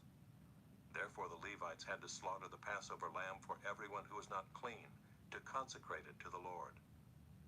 For a majority of the people, many of them from Ephraim, Manasseh, Issachar, and Zebulun, had not cleansed themselves, yet they ate the Passover, otherwise than as prescribed. For Hezekiah had prayed for them, saying, May the good Lord pardon everyone who sets his heart to seek God, the Lord, the God of his fathers, even though not according to the sanctuary's rules of cleanness. And the Lord heard Hezekiah and healed the people. And the people of Israel who were present at Jerusalem kept the feast of unleavened bread 7 days with great gladness. And the Levites and the priests praised the Lord day by day, singing with all their might to the Lord. And Hezekiah spoke encouragingly to all the Levites, who showed good skill in the service of the Lord. So they ate the food of the festival for 7 days, sacrificing peace offerings and giving thanks to the Lord, the God of their fathers. Then the whole assembly agreed together to keep the feast for another 7 days. So they kept it for another 7 days with gladness. For Hezekiah king of Judah gave the assembly 1,000 bulls and 7,000 sheep for offerings. And the princes gave the assembly 1,000 bulls and 10,000 sheep. And the priests consecrated themselves in great numbers. The whole assembly of Judah, and the priests and the Levites, and the whole assembly that came out of Israel, and the sojourners who came out of the land of Israel, and the sojourners who lived in Judah, rejoiced. So there was great joy in Jerusalem, for since the time of Solomon the son of David king of Israel, there had been nothing like this in Jerusalem. Then the priests and the Levites arose and blessed the people, and their voice was heard, and their prayer came to his holy habitation in heaven.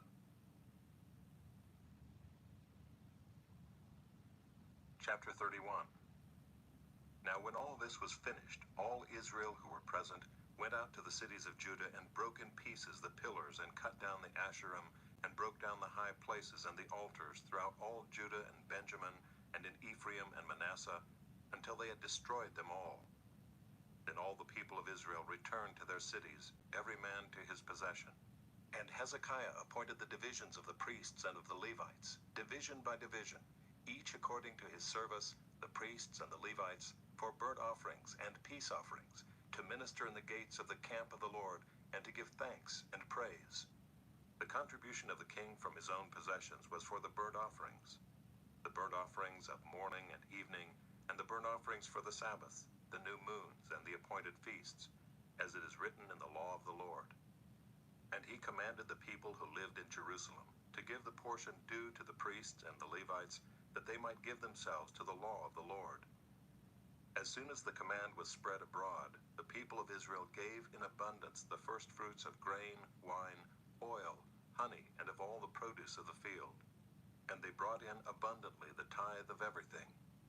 And the people of Israel and Judah who lived in the cities of Judah also brought in the tithe of cattle and sheep, and the tithe of the dedicated things that had been dedicated to the Lord their God, and laid them in heaps.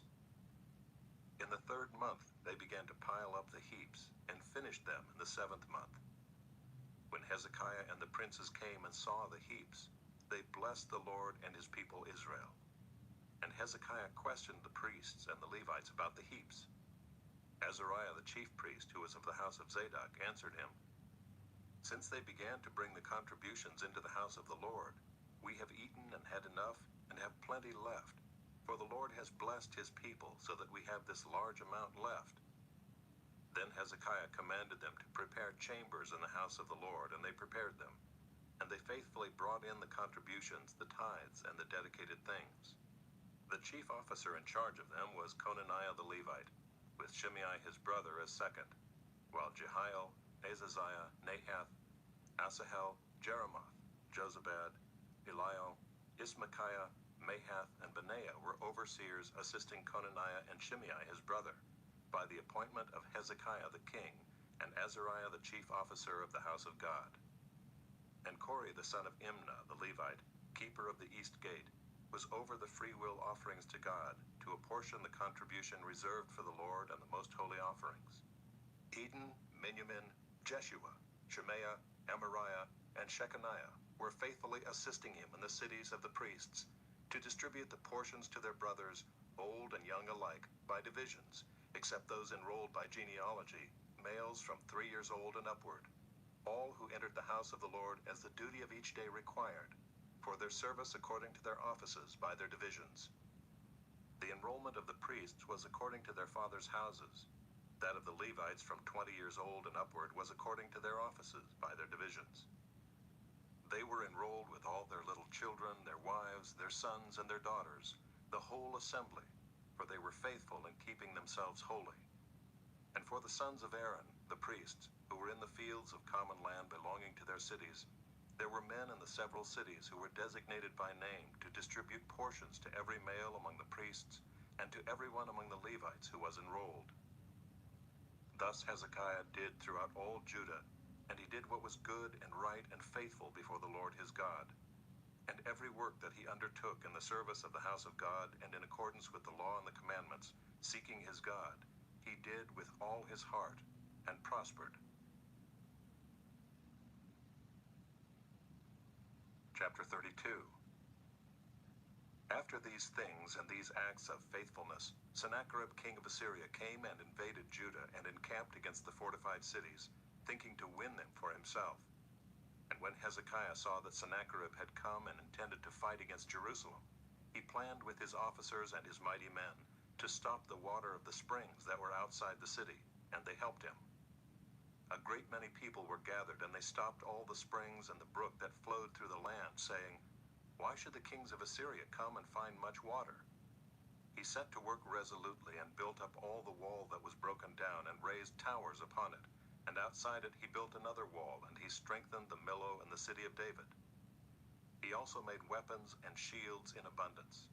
And he set combat commanders over the people and gathered them together to him in the square at the gate of the city and spoke encouragingly to them, saying, "Be strong and courageous. Do not be afraid or dismayed before the king of Assyria and all the horde that is with him, for there are more with us than with him.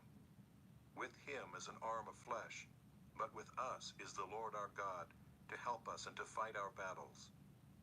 And the people took confidence from the words of Hezekiah king of Judah. After this, Sennacherib king of Assyria, who was besieging Lachish with all his forces, sent his servants to Jerusalem to Hezekiah king of Judah and to all the people of Judah who were in Jerusalem, saying, "Thus says Sennacherib king of Assyria, on what are you trusting that you endure the siege in Jerusalem? Is not Hezekiah misleading you that he may give you over to die by famine and by thirst, when he tells you, 'The Lord our God will deliver us from the hand of the king of Assyria'?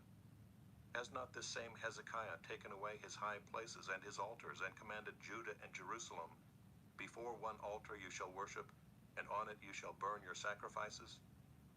Do you not know what I and my fathers have done to all the peoples of other lands? Were the gods of the nations of those lands at all able to deliver their lands out of my hand? Who among all the gods of those nations that my fathers devoted to destruction was able to deliver his people from my hand, that your God should be able to deliver you from my hand? Now therefore do not let Hezekiah deceive you or mislead you in this fashion, and do not believe him, for no God of any nation or kingdom has been able to deliver his people from my hand, or from the hand of my fathers. How much less will your God deliver you out of my hand?" And his servant said still more against the Lord God and against his servant Hezekiah.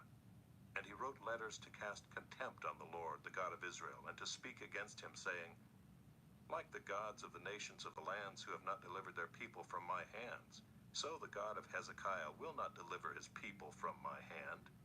And they shouted it with a loud voice in the language of Judah to the people of Jerusalem who were on the wall, to frighten and terrify them, in order that they might take the city. And they spoke of the God of Jerusalem as they spoke of the gods of the peoples of the earth, which are the work of men's hands. Then Hezekiah the king and Isaiah the prophet, the son of Amoz, prayed because of this and cried to heaven. And the Lord sent an angel who cut off all the mighty warriors and commanders and officers in the camp of the king of Assyria. So he returned with shame of face to his own land. And when he came into the house of his God, some of his own sons struck him down there with the sword. So the Lord saved Hezekiah and the inhabitants of Jerusalem from the hand of Sennacherib king of Assyria, and from the hand of all his enemies, and he provided for them on every side. And many brought gifts to the Lord to Jerusalem, and precious things to Hezekiah king of Judah, so that he was exalted in the sight of all nations from that time onward. In those days Hezekiah became sick and was at the point of death, and he prayed to the Lord, and he answered him and gave him a sign. But Hezekiah did not make return according to the benefit done to him, for his heart was proud. Therefore wrath came upon him and Judah and Jerusalem. But Hezekiah humbled himself for the pride of his heart, both he and the inhabitants of Jerusalem, so that the wrath of the Lord did not come upon them in the days of Hezekiah. And Hezekiah had very great riches and honor, and he made for himself treasuries for silver, for gold, for precious stones, for spices, for shields, and for all kinds of costly vessels, storehouses also for the yield of grain, wine, and oil, and stalls for all kinds of cattle and sheepfolds. He likewise provided cities for himself, and flocks and herds in abundance, for God had given him very great possessions. This same Hezekiah closed the upper outlet of the waters of Gihon, and directed them down to the west side of the city of David. And Hezekiah prospered in all his works. And so in the matter of the envoys of the princes of Babylon, who had been sent to him to inquire about the sign that had been done in the land, God left him to himself, in order to test him and to know all that was in his heart. Now the rest of the acts of Hezekiah and his good deeds, Behold, they are written in the vision of Isaiah the prophet, the son of Amoz, in the book of the kings of Judah and Israel. And Hezekiah slept with his fathers, and they buried him in the upper part of the tombs of the sons of David. And all Judah and the inhabitants of Jerusalem did him honor at his death. And Manasseh his son reigned in his place. Chapter 33. Manasseh was 12 years old when he began to reign, and he reigned 55 years in Jerusalem. And he did what was evil in the sight of the Lord, according to the abominations of the nations whom the Lord drove out before the people of Israel. For he rebuilt the high places that his father Hezekiah had broken down, and he erected altars to the Baals, and made Asheroth, and worshipped all the host of heaven, and served them. And he built altars in the house of the Lord, of which the Lord had said, In Jerusalem shall my name be forever. And he built altars for all the host of heaven in the two courts of the house of the Lord. And he burned his sons as an offering in the valley of the son of Hinnom, and used fortune-telling and omens and sorcery, and dealt with mediums and with necromancers. He did much evil in the sight of the Lord, provoking him to anger. And the carved image of the idol that he had made he set in the house of God, of which God said to David and to Solomon his son, In this house and in Jerusalem, which I have chosen out of all the tribes of Israel, I will put my name forever. And I will no more remove the foot of Israel from the land that I appointed for your fathers, if only they will be careful to do all that I have commanded them, all the law, the statutes, and the rules given through Moses. Manasseh led Judah and the inhabitants of Jerusalem astray, to do more evil than the nations whom the Lord destroyed before the people of Israel. The Lord spoke to Manasseh and to his people, but they paid no attention. Therefore the Lord brought upon them the commanders of the army of the king of Assyria, who captured Manasseh with hooks and bound him with chains of bronze, and brought him to Babylon. And when he was in distress, he entreated the favor of the Lord his God, and humbled himself greatly before the God of his fathers. He prayed to him, and God was moved by his entreaty, and heard his plea, and brought him again to Jerusalem into his kingdom. Then Manasseh knew that the Lord was God. Afterward he built an outer wall for the city of David west of Gihon in the valley, and for the entrance into the fish gate, and carried it around Ophel, and raised it to a very great height. He also put commanders of the army in all the fortified cities in Judah. And he took away the foreign gods and the idol from the house of the Lord, and all the altars that he had built on the mountain of the house of the Lord and in Jerusalem, and he threw them outside of the city. He also restored the altar of the Lord, and offered on it sacrifices of peace offerings and of thanksgiving, and he commanded Judah to serve the Lord, the God of Israel. Nevertheless, the people still sacrificed at the high places, but only to the Lord their God. Now the rest of the acts of Manasseh, and his prayer to his God, and the words of the seers who spoke to him in the name of the Lord, the God of Israel, behold, they are in the chronicles of the kings of Israel. And his prayer, and how God was moved by his entreaty, and all his sin and his faithlessness, and the sites on which he built high places and set up the Asherim and the images, before he humbled himself, behold, they are written in the chronicles of the seers. So Manasseh slept with his fathers, and they buried him in his house. And Amon his son reigned in his place. Amon was 22 years old when he began to reign, and he reigned 2 years in Jerusalem. And he did what was evil in the sight of the Lord, as Manasseh his father had done. Amon sacrificed to all the images that Manasseh his father had made, and served them. And he did not humble himself before the Lord, as Manasseh his father had humbled himself. But this Amon incurred guilt more and more. And his servants conspired against him, and put him to death in his house. But the people of the land struck down all those who had conspired against King Amon. And the people of the land made Josiah his son king in his place. Chapter 34. Josiah was 8 years old when he began to reign, and he reigned 31 years in Jerusalem. And he did what was right in the eyes of the Lord, and walked in the ways of David his father, and he did not turn aside to the right hand or to the left. For in the 8th year of his reign, while he was yet a boy, he began to seek the God of David his father, And in the 12th year he began to purge Judah and Jerusalem of the high places, the Asherim, and the carved and the metal images. And they chopped down the altars of the Baals in his presence, and he cut down the incense altars that stood above them. And he broke in pieces the Asherim and the carved and the metal images, and he made dust of them and scattered it over the graves of those who had sacrificed to them. He also burned the bones of the priests on their altars and cleansed Judah and Jerusalem. And in the cities of Manasseh, Ephraim, and Simeon, and as far as Naphtali, in their ruins all around, he broke down the altars and beat the Asherim and the images into powder, and cut down all the incense altars throughout all the land of Israel. Then he returned to Jerusalem. Now in the 18th year of his reign, when he had cleansed the land and the house, he sent Shaphan the son of Azaliah, and Maaseiah the governor of the city, and Joah the son of Joahaz the recorder, to repair the house of the Lord his God. They came to Hilkiah the high priest and gave him the money that had been brought into the house of God, which the Levites, the keepers of the threshold, had collected from Manasseh and Ephraim, and from all the remnant of Israel, and from all Judah and Benjamin, and from the inhabitants of Jerusalem. And they gave it to the workmen who were working in the house of the Lord. And the workmen who were working in the house of the Lord gave it for repairing and restoring the house.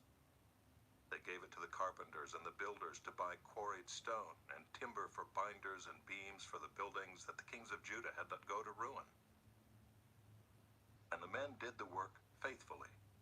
Over them were set Jahath and Obadiah the Levites, of the sons of Merari, and Zechariah and Meshullam, of the sons of the Kohathites, to have oversight. The Levites, all who were skillful with instruments of music, were over the burden bearers and directed all who did work in every kind of service, and some of the Levites were scribes and officials and gatekeepers. While they were bringing out the money that had been brought into the house of the Lord, Hilkiah the priest found the book of the law of the Lord given through Moses. Then Hilkiah answered and said to Shaphan the secretary, I have found the book of the law in the house of the Lord. And Hilkiah gave the book to Shaphan. Shaphan brought the book to the king, and further reported to the king, all that was committed to your servants they are doing. They have emptied out the money that was found in the house of the Lord, and have given it into the hand of the overseers and the workmen. Then Shaphan the secretary told the king, Hilkiah the priest has given me a book. And Shaphan read from it before the king. And when the king heard the words of the law, he tore his clothes.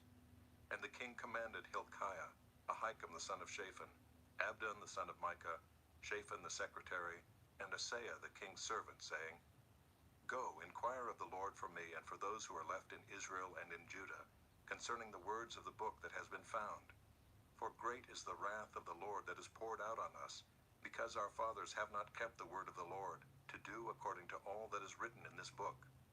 So Hilkiah and those whom the king had sent went to Huldah the prophetess, the wife of Shallum the son of Tokath, son of Hazra, keeper of the wardrobe.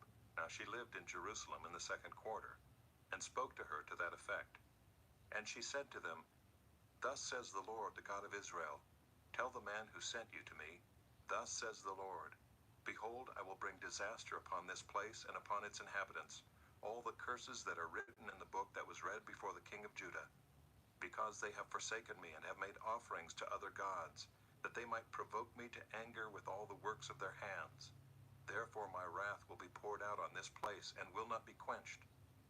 But to the king of Judah, who sent you to inquire of the Lord, thus shall you say to him, Thus says the Lord, the God of Israel, regarding the words that you have heard, because your heart was tender, and you humbled yourself before God, when you heard his words against this place and its inhabitants, and you have humbled yourself before me, and have torn your clothes and wept before me. I also have heard you, declares the Lord. Behold, I will gather you to your fathers, and you shall be gathered to your grave in peace, and your eyes shall not see all the disaster that I will bring upon this place and its inhabitants. And they brought back word to the king. Then the king sent and gathered together all the elders of Judah and Jerusalem. And the king went up to the house of the Lord with all the men of Judah and the inhabitants of Jerusalem and the priests and the Levites, all the people both great and small. And he read in their hearing all the words of the book of the covenant that had been found in the house of the Lord. And the king stood in his place and made a covenant before the Lord, to walk after the Lord and to keep his commandments and his testimonies and his statutes with all his heart and all his soul, to perform the words of the covenant that were written in this book. Then he made all who were present in Jerusalem and in Benjamin join in it.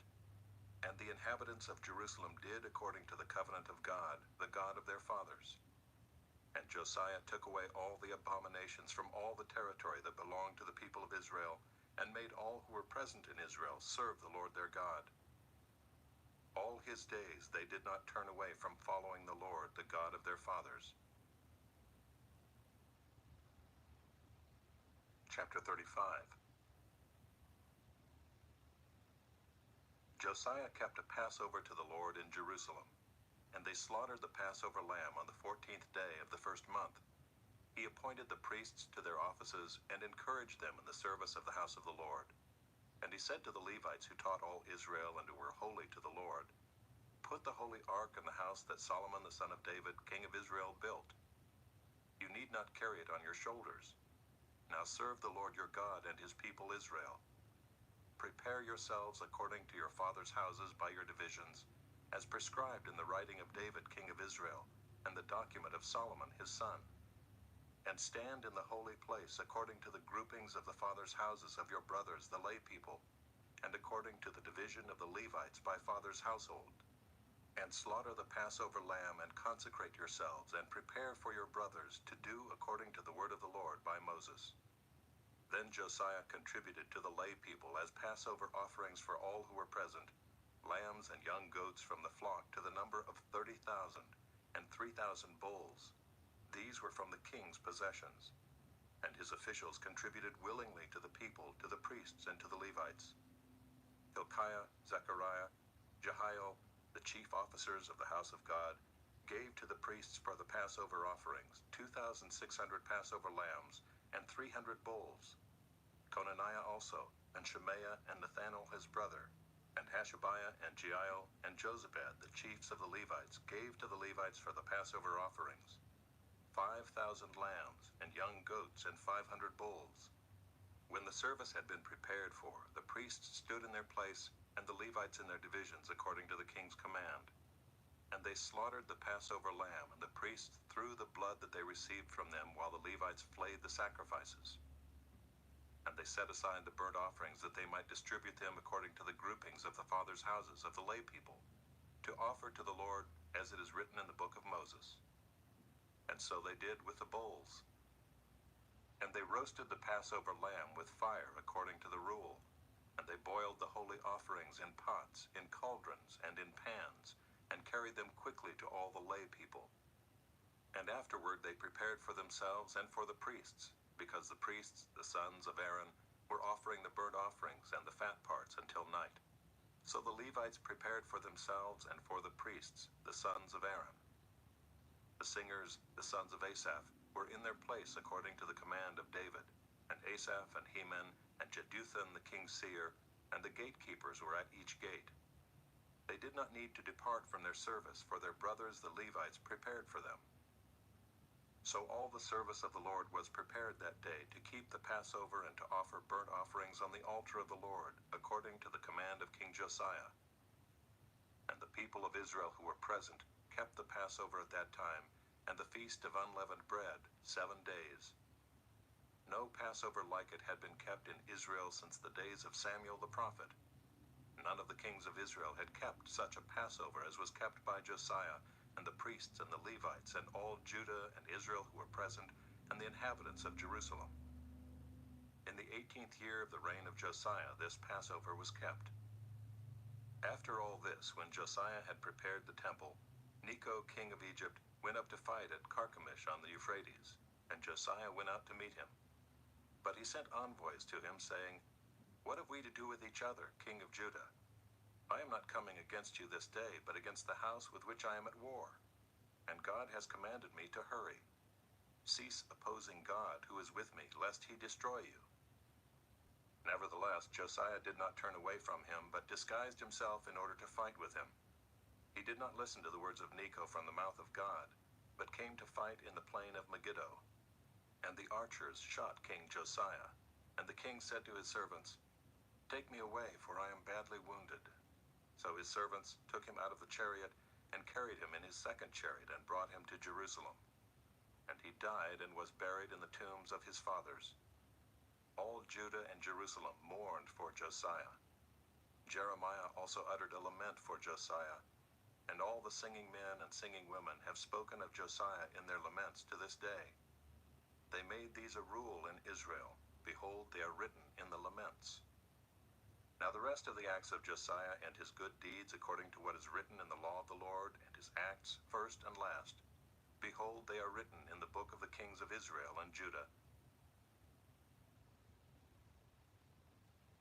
Chapter 36. The people of the land took Jehoahaz the son of Josiah and made him king in his father's place in Jerusalem.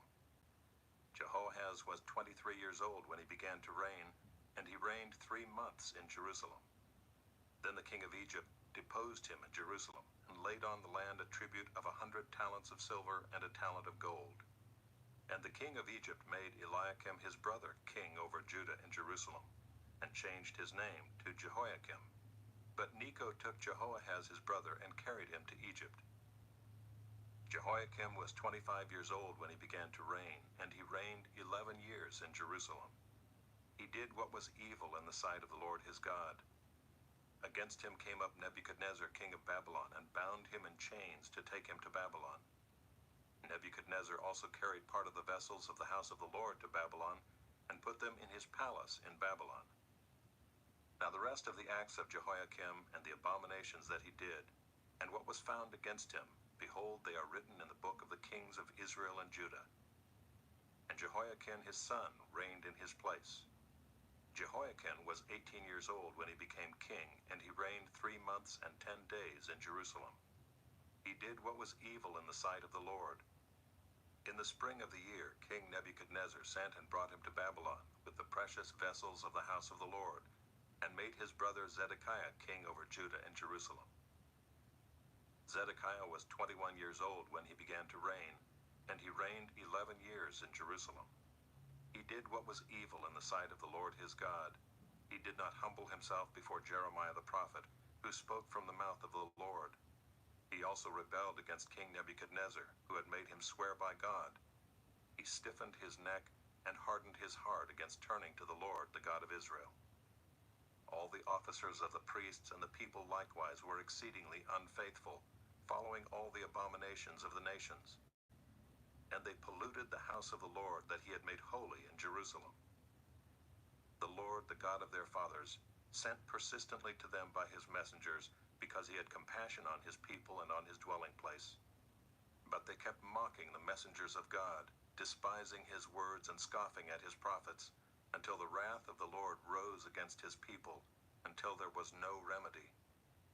Therefore he brought up against them the king of the Chaldeans, who killed their young men with the sword in the house of their sanctuary, and had no compassion on young man or virgin, old man or aged. He gave them all into his hand. And all the vessels of the house of God, great and small, and the treasures of the house of the Lord, and the treasures of the king and of his princes, all these he brought to Babylon. And they burned the house of God, and broke down the wall of Jerusalem, and burned all its palaces with fire, and destroyed all its precious vessels. He took into exile in Babylon those who had escaped from the sword, and they became servants to him and to his sons, until the establishment of the kingdom of Persia, to fulfill the word of the Lord by the mouth of Jeremiah, until the land had enjoyed its Sabbaths. All the days that it lay desolate, it kept Sabbath, to fulfill 70 years. Now in the first year of Cyrus king of Persia, that the word of the Lord by the mouth of Jeremiah might be fulfilled, the Lord stirred up the spirit of Cyrus king of Persia, so that he made a proclamation throughout all his kingdom, and also put it in writing. Thus says Cyrus king of Persia, the Lord, the God of heaven, has given me all the kingdoms of the earth, and he has charged me to build him a house at Jerusalem, which is in Judah. Whoever is among you of all his people, may the Lord his God be with him. Let him go up.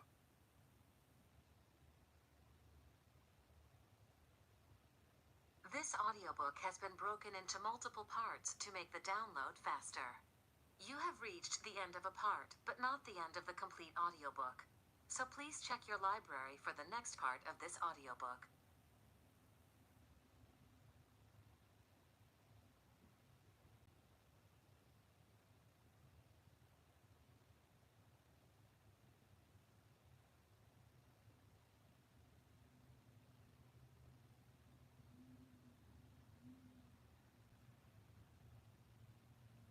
You are listening to the ESV Hear the Word audio Bible, read by David Cochran Heath, produced in 2008 by Crossway Bibles.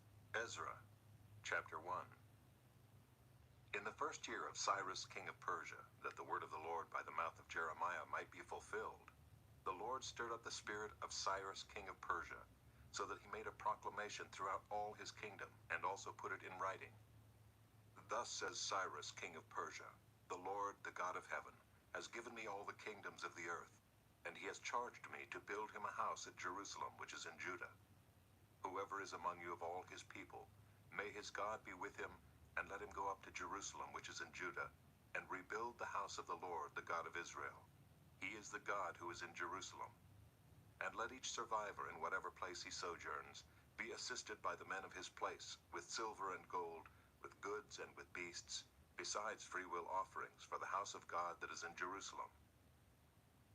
Then rose up the heads of the fathers' houses of Judah and Benjamin, and the priests and the Levites, everyone whose spirit God had stirred to go up to rebuild the house of the Lord that is in Jerusalem. And all who were about them aided them with vessels of silver, with gold, with goods, with beasts, and with costly wares, besides all that was freely offered. Cyrus the king also brought out the vessels of the house of the Lord, that Nebuchadnezzar had carried away from Jerusalem and placed in the house of his gods. Cyrus king of Persia brought these out in the charge of Mithredath the treasurer, who counted them out to Sheshbazzar the prince of Judah. And this was the number of them: 30 basins of gold, 1,000 basins of silver, 29 censers, 30 bowls of gold, 410 bowls of silver, and 1,000 other vessels. All the vessels of gold and of silver were 5,400. All these did Sheshbazzar bring up when the exiles were brought up from Babylonia to Jerusalem. Chapter 2. Now these were the people of the province who came up out of the captivity of those exiles whom Nebuchadnezzar the king of Babylon had carried captive to Babylonia. They returned to Jerusalem and Judah, each to his own town. They came with Zerubbabel, Jeshua, Nehemiah, Seraiah, Reelaiah, Mordecai, Bilshan, Mispar, Bigvai, Rehum, and Baanah. The number of the men of the people of Israel, the sons of Parash, 2,172. The sons of Shephatiah, 372. The sons of Erah, 775. The sons of Paath Moab, namely the sons of Jeshua and Joab, 2,812. The sons of Elam, 1,254. The sons of Zatu, 945. The sons of Zakkai, 760. The sons of Bani, 642. The sons of Bebai, 623. The sons of Azgad, 1,222. The sons of Adonikam, 666. The sons of Bigvai, 2,056. The sons of Aden, 454. The sons of Ater, namely of Hezekiah, 98. The sons of Bezai, 323. The sons of Jorah, 112. The sons of Hashem, 223. The sons of Gibbar, 95. The sons of Bethlehem, 123. The men of Netophah, 56. The men of Anathoth, 128. The sons of Asmaveth, 42. The sons of Kiriath-Aram, Kephirah, and Beeroth, 743. The sons of Ramah and Geba, 621.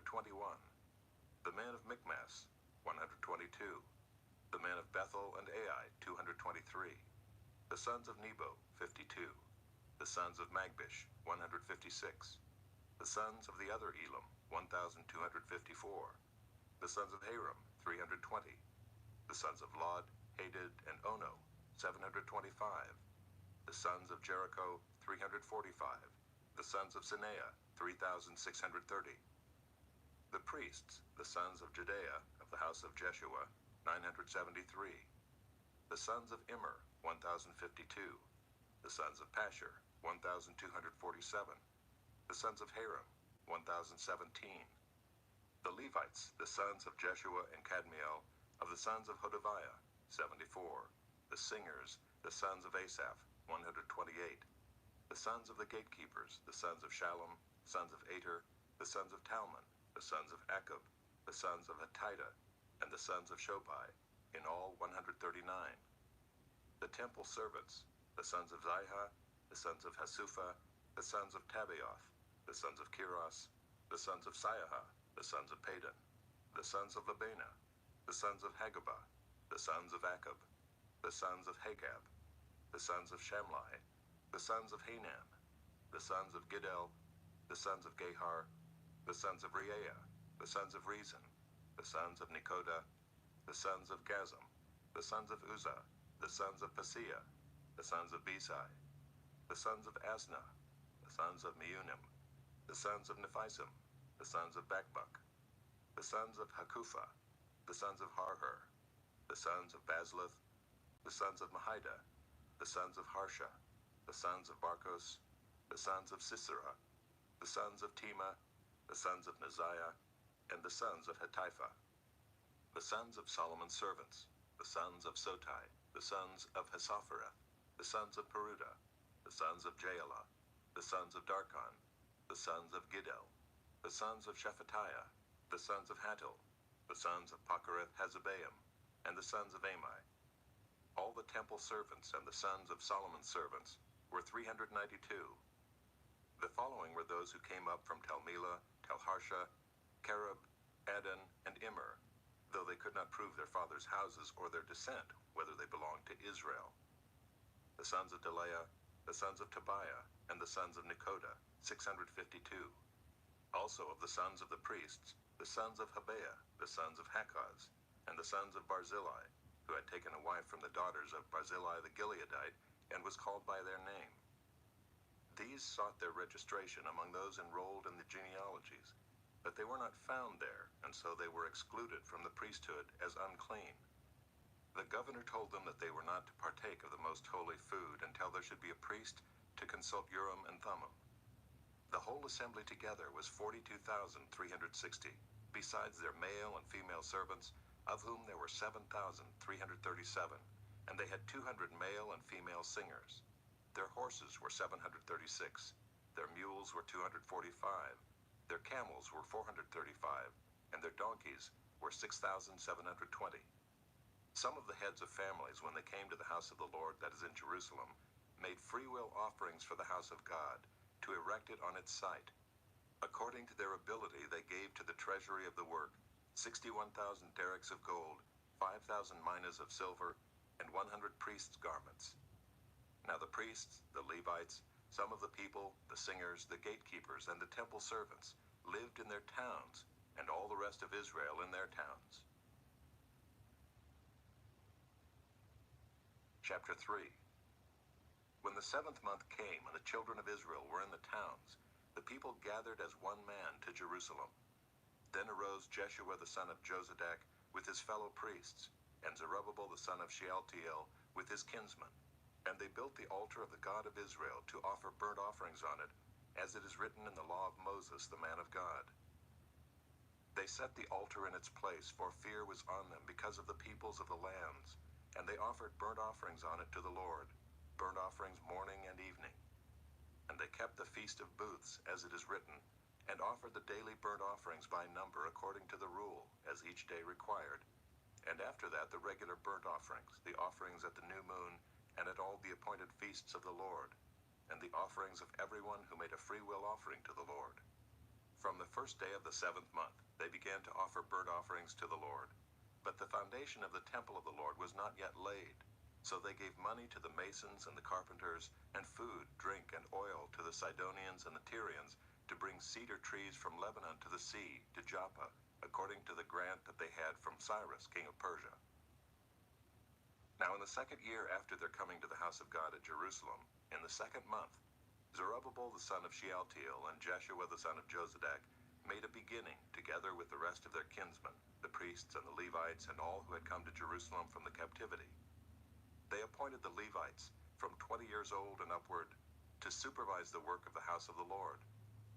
And Jeshua with his sons and his brothers, and Kadmiel and his sons, the sons of Judah, together supervised the workmen in the house of God, along with the sons of Henadad and the Levites, their sons and brothers. And when the builders laid the foundation of the temple of the Lord, the priests in their vestments came forward with trumpets, and the Levites, the sons of Asaph, with cymbals, to praise the Lord according to the directions of David, king of Israel. And they sang responsively, praising and giving thanks to the Lord. For he is good, for his steadfast love endures forever toward Israel. And all the people shouted with a great shout when they praised the Lord, because the foundation of the house of the Lord was laid. But many of the priests and Levites and heads of fathers' houses, old men who had seen the first house, wept with a loud voice when they saw the foundation of this house being laid, though many shouted aloud for joy, so that the people could not distinguish the sound of the joyful shout from the sound of the people's weeping. For the people shouted with a great shout, and the sound was heard far away. Chapter 4. Now when the adversaries of Judah and Benjamin heard that the returned exiles were building a temple to the Lord, the God of Israel, they approached Zerubbabel and the heads of fathers' houses and said to them, Let us build with you, for we worship your God as you do, and we have been sacrificing to him ever since the days of Esarhaddon king of Assyria, who brought us here. But Zerubbabel, Jeshua, and the rest of the heads of fathers' houses in Israel said to them, You have nothing to do with us in building a house to our God, but we alone will build to the Lord, the God of Israel, as King Cyrus, the king of Persia, has commanded us. Then the people of the land discouraged the people of Judah and made them afraid to build, and bribed counselors against them to frustrate their purpose, all the days of Cyrus, king of Persia, even until the reign of Darius, king of Persia. And in the reign of Ahasuerus, in the beginning of his reign, they wrote an accusation against the inhabitants of Judah and Jerusalem. In the days of Artaxerxes, Bishlam and Mithridath and Tabiel and the rest of their associates wrote to Artaxerxes, king of Persia. The letter was written in Aramaic and translated. Rehum the commander and Shimshai the scribe wrote a letter against Jerusalem to Artaxerxes the king as follows. Rehum the commander, Shimshai the scribe, and the rest of their associates, the judges, the governors, the officials, the Persians, the men of Erech, the Babylonians, the men of Susa, that is, the Elamites, and the rest of the nations whom the great and noble Osnappar deported and settled in the cities of Samaria, and in the rest of the province beyond the river. This is a copy of the letter that they sent. To Artaxerxes the king, your servants, the men of the province beyond the river, send greeting. And now be it known to the king that the Jews who came up from you to us have gone to Jerusalem. They are rebuilding that rebellious and wicked city. They are finishing the walls and repairing the foundations. Now be it known to the king that if this city is rebuilt and the walls finished, they will not pay tribute, custom, or toll, and the royal revenue will be impaired. Now because we eat the salt of the palace, and it is not fitting for us to witness the king's dishonor, therefore we send and inform the king, in order that search may be made in the book of the records of your fathers. You will find in the book of the records and learn that this city is a rebellious city, hurtful to kings and provinces, and that sedition was stirred up in it from of old. That was why this city was laid waste. We make known to the king that if this city is rebuilt and its walls finished, you will then have no possession in the province beyond the river. The king sent an answer. To Rehum the commander and Shimshai the scribe and the rest of their associates who live in Samaria and in the rest of the province beyond the river, greeting. And now the letter that you sent to us has been plainly read before me. And I made a decree, and search has been made, and it has been found that this city from of old has risen against kings, and that rebellion and sedition have been made in it. And mighty kings have been over Jerusalem, who ruled over the whole province beyond the river, to whom tribute, custom, and toll were paid. Therefore make a decree that these men be made to cease, and that this city be not rebuilt, until a decree is made by me. And take care not to be slack in this matter. Why should damage grow to the hurt of the king? Then when the copy of King Artaxerxes' letter was read before Rehum and Shimshai the scribe and their associates, they went in haste to the Jews at Jerusalem, and by force and power made them cease. Then the work on the house of God that is in Jerusalem stopped, and it ceased until the 2nd year of the reign of Darius, king of Persia. Chapter 5. Now the prophets, Haggai and Zechariah the son of Iddo, prophesied to the Jews who were in Judah and Jerusalem in the name of the God of Israel who was over them. Then Zerubbabel the son of Shealtiel and Jeshua the son of Jozadak arose and began to rebuild the house of God that is in Jerusalem, and the prophets of God were with them, supporting them. At the same time, Tattenai, the governor of the province beyond the river, and Shethar-bozenai and their associates came to them and spoke to them thus: Who gave you a decree to build this house and to finish this structure? They also asked them this: What are the names of the men who are building this building? But the eye of their God was on the elders of the Jews, and they did not stop them until the report should reach Darius, and then an answer be returned by letter concerning it. This is a copy of the letter that Tattenai, the governor of the province beyond the river, and Shethar-bozenai and his associates, the governors who were in the province beyond the river, sent to Darius the king. They sent him a report in which was written as follows: To Darius the king, all peace. Be it known to the king that we went to the province of Judah, to the house of the great God. It is being built with huge stones, and timber is laid in the walls. This work goes on diligently and prospers in their hands. Then we asked those elders and spoke to them thus: Who gave you a decree to build this house and to finish this structure? We also asked them their names, for your information, that we might write down the names of their leaders. And this was their reply to us: We are the servants of the God of heaven and earth, and we are rebuilding the house that was built many years ago, which a great king of Israel built and finished. But because our fathers had angered the God of heaven, he gave them into the hand of Nebuchadnezzar, king of Babylon, the Chaldean, who destroyed this house and carried away the people to Babylonia. However, in the first year of Cyrus, king of Babylon, Cyrus the king made a decree that this house of God should be rebuilt, and the gold and silver vessels of the house of God, which Nebuchadnezzar had taken out of the temple that was in Jerusalem and brought into the temple of Babylon, these Cyrus the king took out of the temple of Babylon, and they were delivered to one whose name was Sheshbazzar, whom he had made governor. And he said to him, Take these vessels, go and put them in the temple that is in Jerusalem, and let the house of God be rebuilt on its site. Then this Sheshbazzar came and laid the foundations of the house of God that is in Jerusalem, and from that time until now it has been in building, and it is not yet finished. Therefore, if it seems good to the king, let search be made in the royal archives there in Babylon to see whether a decree was issued by Cyrus the king for the rebuilding of this house of God in Jerusalem, and let the king send us his pleasure in this matter. Chapter 6. Then Darius the king made a decree, and search was made in Babylonia in the house of the archives where the documents were stored, and in Ecbatana, the citadel that is in the province of Media, a scroll was found on which this was written: A record. In the first year of Cyrus the king issued a decree concerning the house of God at Jerusalem: Let the house be rebuilt, the place where sacrifices were offered, and let its foundations be retained. Its height shall be 60 cubits, and its breadth 60 cubits, with 3 layers of great stones and 1 layer of timber. Let the cost be paid from the royal treasury, and also let the gold and silver vessels of the house of God, which Nebuchadnezzar took out of the temple that is in Jerusalem and brought to Babylon, be restored and brought back to the temple that is in Jerusalem, each to its place. You shall put them in the house of God. Now therefore, Tattenai, governor of the province beyond the river, Shethar-bozenai and your associates, the governors who are in the province beyond the river, keep away. Let the work on this house of God alone. Let the governor of the Jews and the elders of the Jews rebuild this house of God on its site. Moreover, I make a decree regarding what you shall do for these elders of the Jews for the rebuilding of this house of God. The cost is to be paid to these men in full and without delay from the royal revenue, the tribute of the province from beyond the river.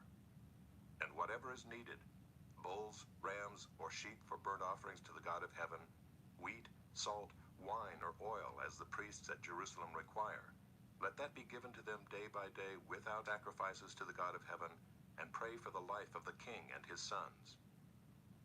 Also I make a decree that if anyone alters this edict, a beam shall be pulled out of his house, and he shall be impaled on it, and his house shall be made a dunghill. May the God who has caused his name to dwell there overthrow any king or people who shall put out a hand to alter this or to destroy this house of God that is in Jerusalem. I, Darius, make a decree. Let it be done with all diligence. Then, according to the word sent by Darius the king, Tattenai, the governor of the province beyond the river, Shethar-bozenai and their associates, did with all diligence what Darius the king had ordered. And the elders of the Jews built and prospered through the prophesying of Haggai the prophet and Zechariah the son of Iddo. They finished their building by decree of the God of Israel, and by decree of Cyrus and Darius and Artaxerxes king of Persia. And this house was finished on the 3rd day of the month of Adar, in the 6th year of the reign of Darius the king.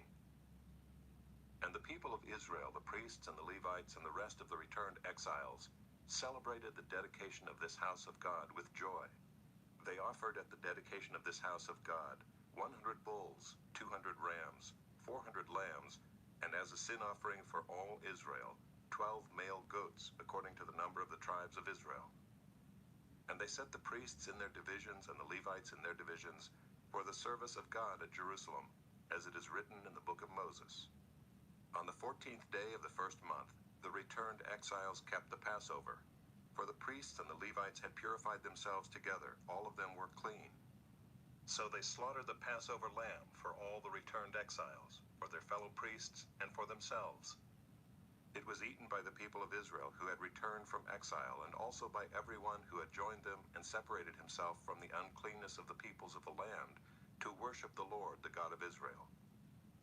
And they kept the feast of unleavened bread 7 days with joy, for the Lord had made them joyful, and had turned the heart of the king of Assyria to them, so that he aided them in the work of the house of God, the God of Israel. Chapter 7.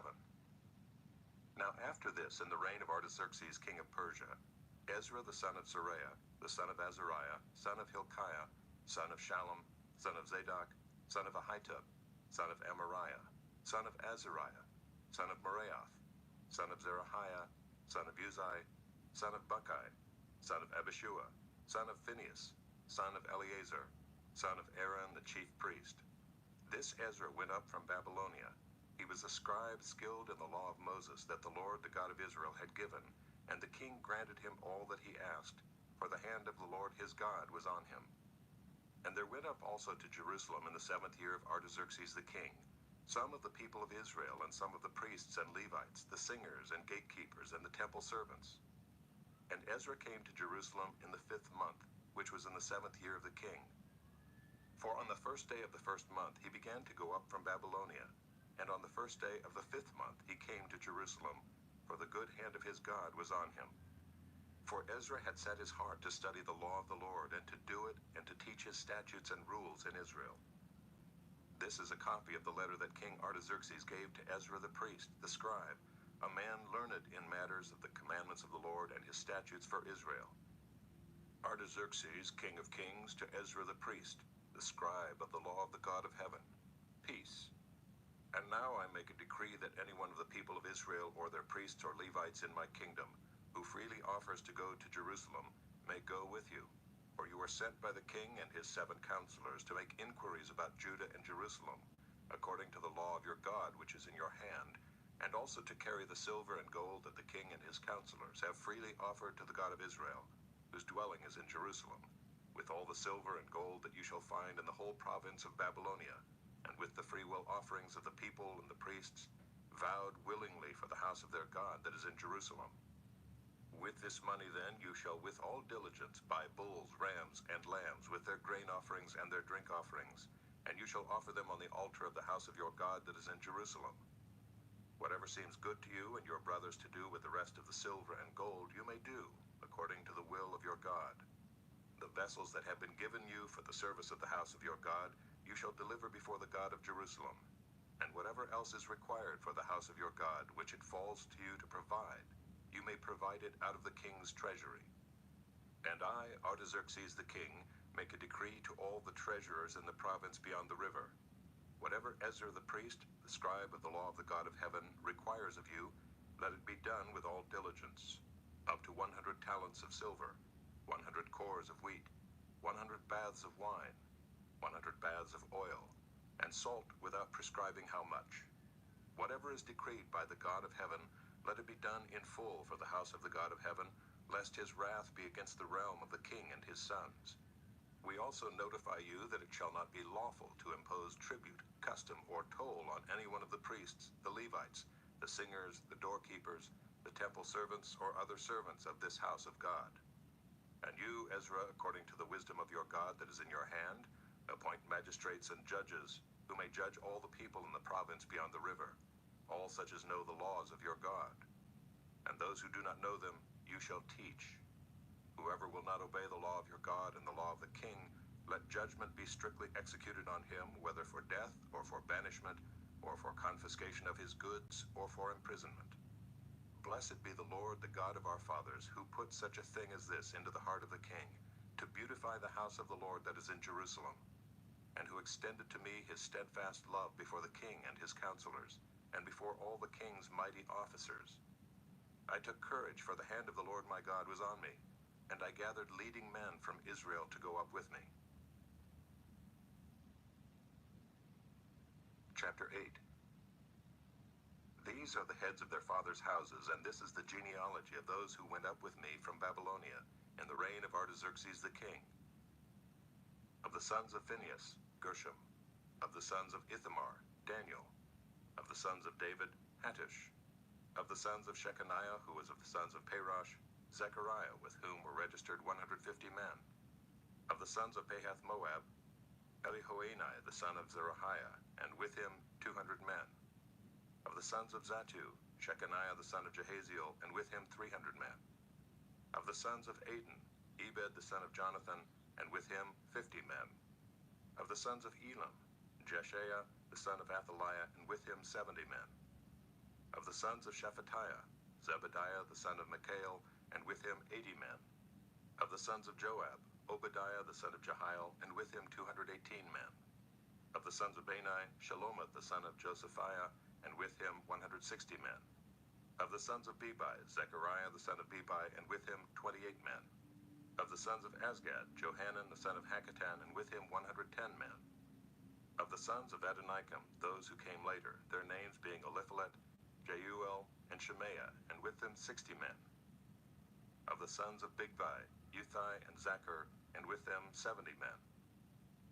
I gathered them to the river that runs to Ahava, and there we camped 3 days. As I reviewed the people and the priests, I found there none of the sons of Levi.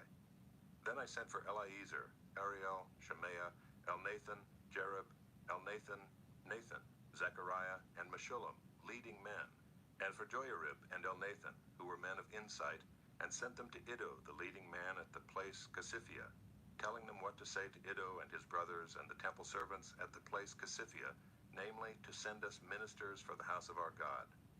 And by the good hand of our God on us, they brought us a man of discretion of the sons of Malai, the son of Levi, son of Israel, namely Sherebiah with his sons and kinsmen, 18.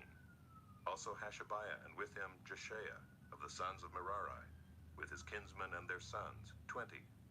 Besides 220 of the temple servants, whom David and his officials had set apart to attend the Levites. These were all mentioned by name. Then I proclaimed a fast there at the river Ahava, that we might humble ourselves before our God, to seek from him a safe journey for ourselves, our children, and all our goods.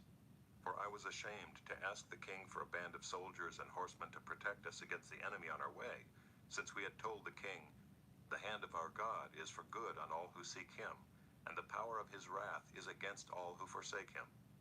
So we fasted and implored our God for this, and he listened to our entreaty. Then I set apart 12 of the leading priests, Sherebiah, Hashabiah, and 10 of their kinsmen with them. And I weighed out to them the silver and the gold and the vessels, the offering for the house of our God that the king and his counselors and his lords, and all Israel there present, had offered. I weighed out into their hands 650 talents of silver, and silver vessels worth 200 talents, and 100 talents of gold, 20 bowls of gold worth 1,000 derricks, and 2 vessels of fine bright bronze as precious as gold. And I said to them, You are holy to the Lord, and the vessels are holy, and the silver and the gold are a freewill offering to the Lord, the God of your fathers. Guard them and keep them until you weigh them before the chief priests and the Levites, and the heads of fathers' houses in Israel at Jerusalem, within the chambers of the house of the Lord. So the priests and the Levites took over the weight of the silver and the gold and the vessels, to bring them to Jerusalem, to the house of our God. Then we departed from the river Ahava on the 12th day of the first month, to go to Jerusalem. The hand of our God was on us, and he delivered us from the hand of the enemy and from ambushes by the way. We came to Jerusalem, and there we remained 3 days. On the 4th day, within the house of our God, the silver and the gold and the vessels were weighed into the hands of Meremoth the priest, son of Uriah, and with him was Eleazar the son of Phinehas, and with them were the Levites, Jozabad the son of Jeshua, and Noadiah the son of Binnui. The whole was counted and weighed, and the weight of everything was recorded. At that time those who had come from captivity, the returned exiles, offered burnt offerings to the God of Israel, 12 bulls for all Israel, 96 rams, 77 lambs, and as a sin offering 12 male goats. All this was a burnt offering to the Lord. They also delivered the king's commissions to the king's satraps and to the governors of the province beyond the river, and they aided the people in the house of God. Chapter 9.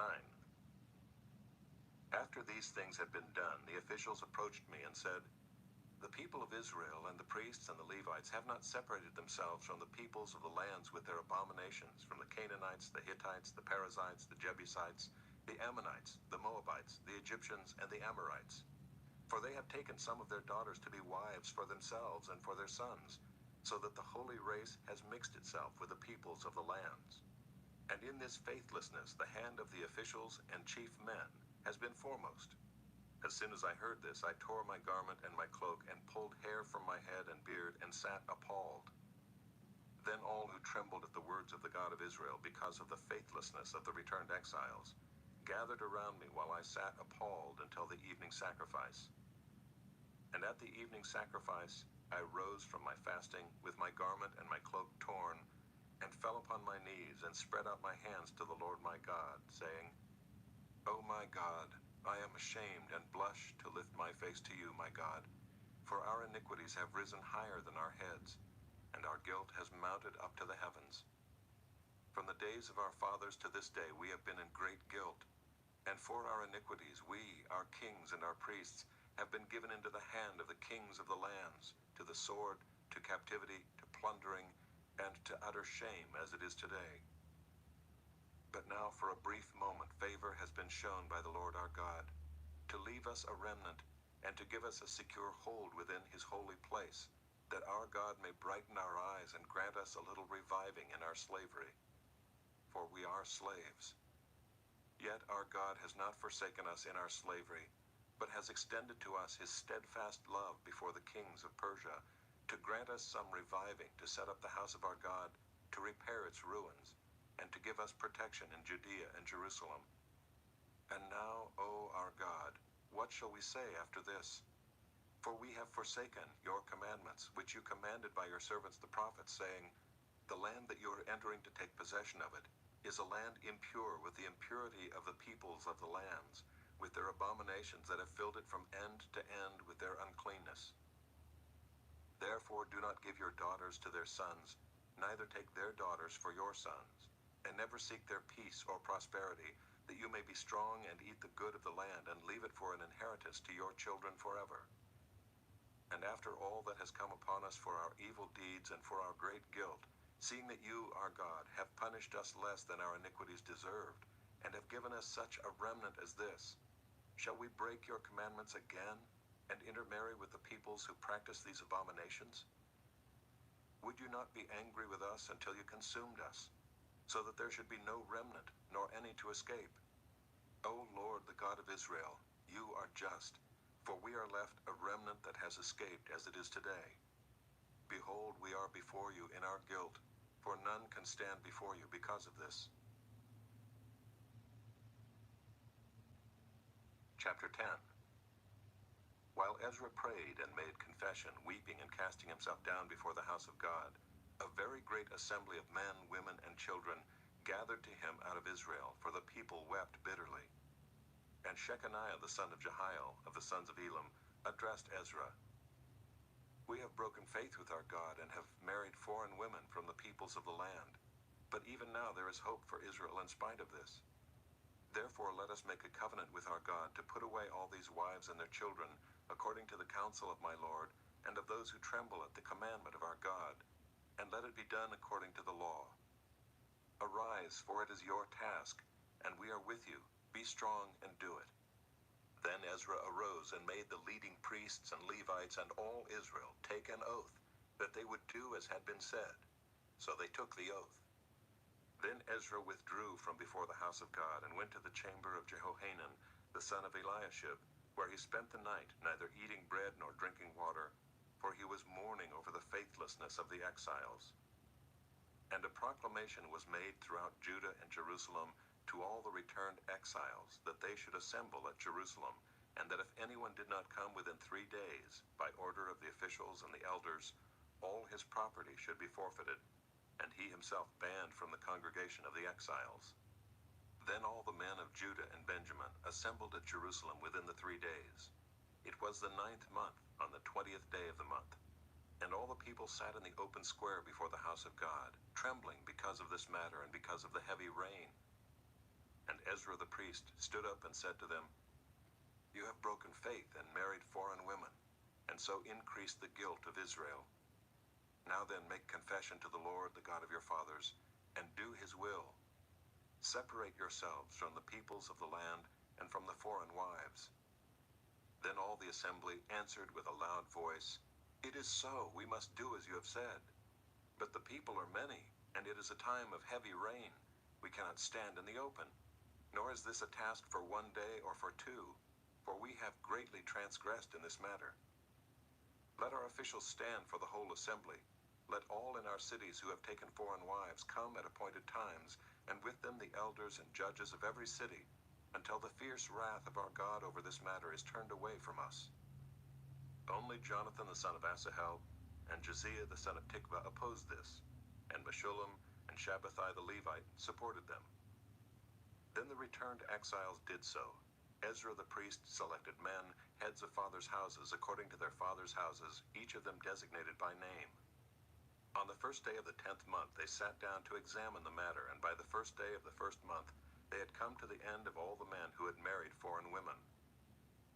Now there were found some of the sons of the priests who had married foreign women: Maaseiah, Eleazar, Jerib, and Gedaliah, some of the sons of Jeshua the son of Jozadak and his brothers. They pledged themselves to put away their wives, and their guilt offering was a ram of the flock for their guilt. Of the sons of Immer, Hanani, and Zebediah. Of the sons of Haram, Maaseiah, Elijah, Shemaiah, Jehiel, and Uzziah.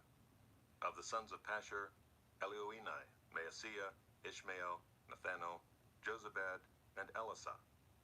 Of the Levites, Jozabad, Shimei, Kaleah, that is Kelita, Pethahiah, Judah, and Eleazar. Of the singers, Eliashib. Of the gatekeepers, Shallum, Telem, and Uri. And of Israel, of the sons of Parosh, Remiah, Uzziah, Malchijah, Mijamin, Eleazar, Hashabiah, and Benaiah. Of the sons of Elam, Mattaniah, Zechariah, Jehiel, Abdi, Jeremoth, and Elijah. Of the sons of Zatu, Elioenai, Eliashib, Mattaniah, Jeremoth, Zabad, and Aziza. Of the sons of Bebai were Jehohanan, Hananiah, Zabbai, and Ethli. Of the sons of Bani were Meshullam, Malach, Adiah, Jashub, Sheal, and Jeremoth. Of the sons of Pahath-Moab, Adnah, Kelal, Benaiah, Maaseiah, Mattaniah, Bezalel, Binnui, and Manasseh. Of the sons of Haram, Eleazar, Ishijah, Malchijah, Shemaiah, Shimeon, Benjamin, Malach, and Shemariah. Of the sons of Hashem, Mattani, Mattata, Zabad, Eliphalet, Jeremiah, Manasseh, and Shimei. Of the sons of Bani, Maadai, Amram, Uel, Benaiah, Bedaiah, Kalahai, Benaiah, Meremoth, Eliashib, Mattaniah, Mattani, Jeasu. Of the sons of Binnui, Shimei, Shelemiah, Nathan, Adaiah, Magnadabai, Sheshai, Sherai, Azarel, Shelemiah, Shemariah, Shallum, Amariah, and Joseph. Of the sons of Nebo, Jeiel, Mattathiah, Zabad, Zabina, Jedi, Joel, and Benaiah. All these had married foreign women, and some of the women had even borne children. Nehemiah, chapter 1. The words of Nehemiah the son of Hakaliah. Now it happened in the month of Kislev, in the 20th year, as I was in Susa the citadel, that Hanani, one of my brothers, came with certain men from Judah. And I asked them concerning the Jews who escaped, who had survived the exile, and concerning Jerusalem. And they said to me, the remnant there in the province who had survived the exile is in great trouble and shame. The wall of Jerusalem is broken down, and its gates are destroyed by fire. As soon as I heard these words, I sat down and wept and mourned for days, and I continued fasting and praying before the God of heaven. And I said, O Lord God of heaven, the great and awesome God who keeps covenant and steadfast love with those who love him and keep his commandments, let your ear be attentive and your eyes open to hear the prayer of your servant that I now pray before you day and night for the people of Israel your servants, confessing the sins of the people of Israel which we have sinned against you. Even I and my father's house have sinned. We have acted very corruptly against you, and have not kept the commandments, the statutes, and the rules that you commanded your servant Moses. Remember the word that you commanded your servant Moses, saying, if you are unfaithful, I will scatter you among the peoples. But if you return to me and keep my commandments and do them, though your outcasts are in the uttermost parts of heaven, from there I will gather them and bring them to the place that I have chosen, to make my name dwell there. They are your servants and your people, whom you have redeemed by your great power and by your strong hand. O Lord, let your ear be attentive to the prayer of your servant, and to the prayer of your servants who delight to fear your name, and give success to your servant today, and grant him mercy in the sight of this man. Now I was cupbearer to the king. Chapter 2. In the month of Nisan, in the 20th year of King Artaxerxes, when wine was before him, I took up the wine and gave it to the king. Now I had not been sad in his presence. And the king said to me, why is your face sad, seeing you are not sick? This is nothing but sadness of the heart. Then I was very much afraid. I said to the king, let the king live forever. Why should not my face be sad when the city, the place of my father's graves, lies in ruins, and its gates have been destroyed by fire? Then the king said to me, what are you requesting? So I prayed to the God of heaven, and I said to the king, if it pleases the king, and if your servant has found favor in your sight, that you send me to Judah, to the city of my father's graves, that I may rebuild it. And the king said to me, the queen sitting beside him, how long will you be gone, and when will you return? So it pleased the king to send me when I had given him a time. And I said to the king, if it pleases the king, let letters be given to me to the governors of the province beyond the river, that they may let me pass through until I come to Judah, and a letter to Asaph, the keeper of the king's forest, that he may give me timber to make beams for the gates of the fortress of the temple, and for the wall of the city, and for the house that I shall occupy.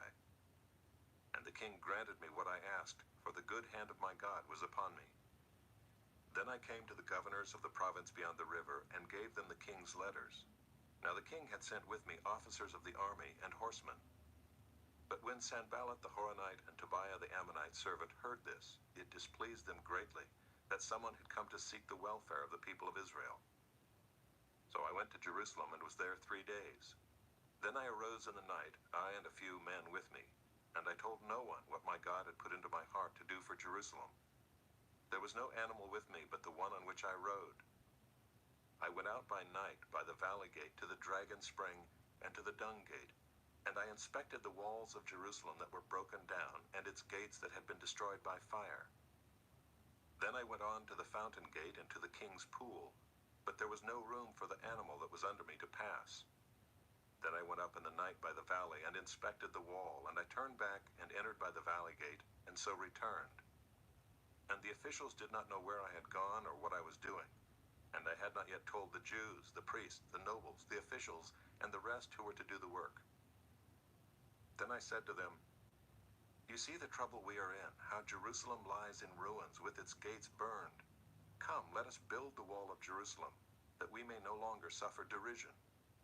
And I told them of the hand of my God that had been upon me for good, and also of the words that the king had spoken to me. And they said, Let us rise up and build. So they strengthened their hands for the good work. But when Sanballat the Horonite, and Tobiah the Ammonite servant, and Geshem the Arab heard of it, they jeered at us and despised us, and said, What is this thing that you are doing? Are you rebelling against the king? Then I replied to them, The God of heaven will make us prosper, and we his servants will arise and build. But you have no portion or right or claim in Jerusalem. Chapter 3. Then Eliashib the high priest rose up with his brothers the priests, and they built the sheep gate. They consecrated it and set its doors. They consecrated it as far as the Tower of the 100, as far as the Tower of Hananel. And next to him the men of Jericho built, and next to them Zachar the son of Imri built. The sons of Hasaneah built the fish gate. They laid its beams and set its doors, its bolts, and its bars. And next to them Meremoth the son of Uriah, son of Hakkoz, repaired. And next to them Meshullam the son of Berechiah, the son of Meshezabel, repaired. And next to them Zadok the son of Baanah repaired. And next to them the Tekoites repaired, but their nobles would not stoop to serve their lord. Joiada the son of Paseah and Meshullam the son of Besadiah repaired the gate of Yeshanah. They laid its beams and set its doors, its bolts, and its bars. And next to them repaired Melatiah the Gibeonite, and Jadon the Meronothite, the men of Gibeon and Mizpah, the seat of the governor of the province beyond the river. Next to them Uziel the son of Harhaiah, goldsmiths, repaired. Next to him Hananiah one of the perfumers repaired, and they restored Jerusalem as far as the broad wall. Next to them Raphaiah the son of Hur, ruler of half the district of Jerusalem, repaired. Next to them Jedaiah the son of Harumaph repaired opposite his house. And next to him Hattush the son of Hashabniah repaired. Malchijah the son of Haram and Hashab the son of Pahath-Moab repaired another section and the Tower of the Ovens. Next to him Shallum the son of Halohesh, ruler of half the district of Jerusalem, repaired, he and his daughters. Hanan and the inhabitants of Zanoah repaired the valley gate. They rebuilt it and set its doors, its bolts, and its bars, and repaired 1,000 cubits of the wall as far as the dung gate. Malchijah the son of Rechab, ruler of the district of Beth-Hakkerem, repaired the dung gate. He rebuilt it and set its doors, its bolts, and its bars. And Shallum the son of Colhozeh, ruler of the district of Mizpah, repaired the fountain gate. He rebuilt it and covered it and set its doors, its bolts, and its bars. And he built the wall of the pool of Shelah of the king's garden, as far as the stairs that go down from the city of David. After him Nehemiah the son of Azbuk, ruler of half the district of Beth-zur, repaired to a point opposite the tombs of David, as far as the artificial pool and as far as the house of the mighty men. After him the Levites repaired, Rehum the son of Bani. Next to him Hashabiah, ruler of half the district of Keilah, repaired for his district. After him their brothers repaired, Bavai the son of Henadad, ruler of half the district of Keilah. Next to him Ezer the son of Jeshua, ruler of Mizpah, repaired another section opposite the ascent to the armory at the buttress. After him Barak the son of Zabbai repaired another section from the buttress to the door of the house of Eliashib the high priest. After him Meremoth the son of Uriah, son of Hakkoz, repaired another section from the door of the house of Eliashib to the end of the house of Eliashib. After him the priests, the men of the surrounding area, repaired. After them Benjamin and Hashab repaired opposite their house.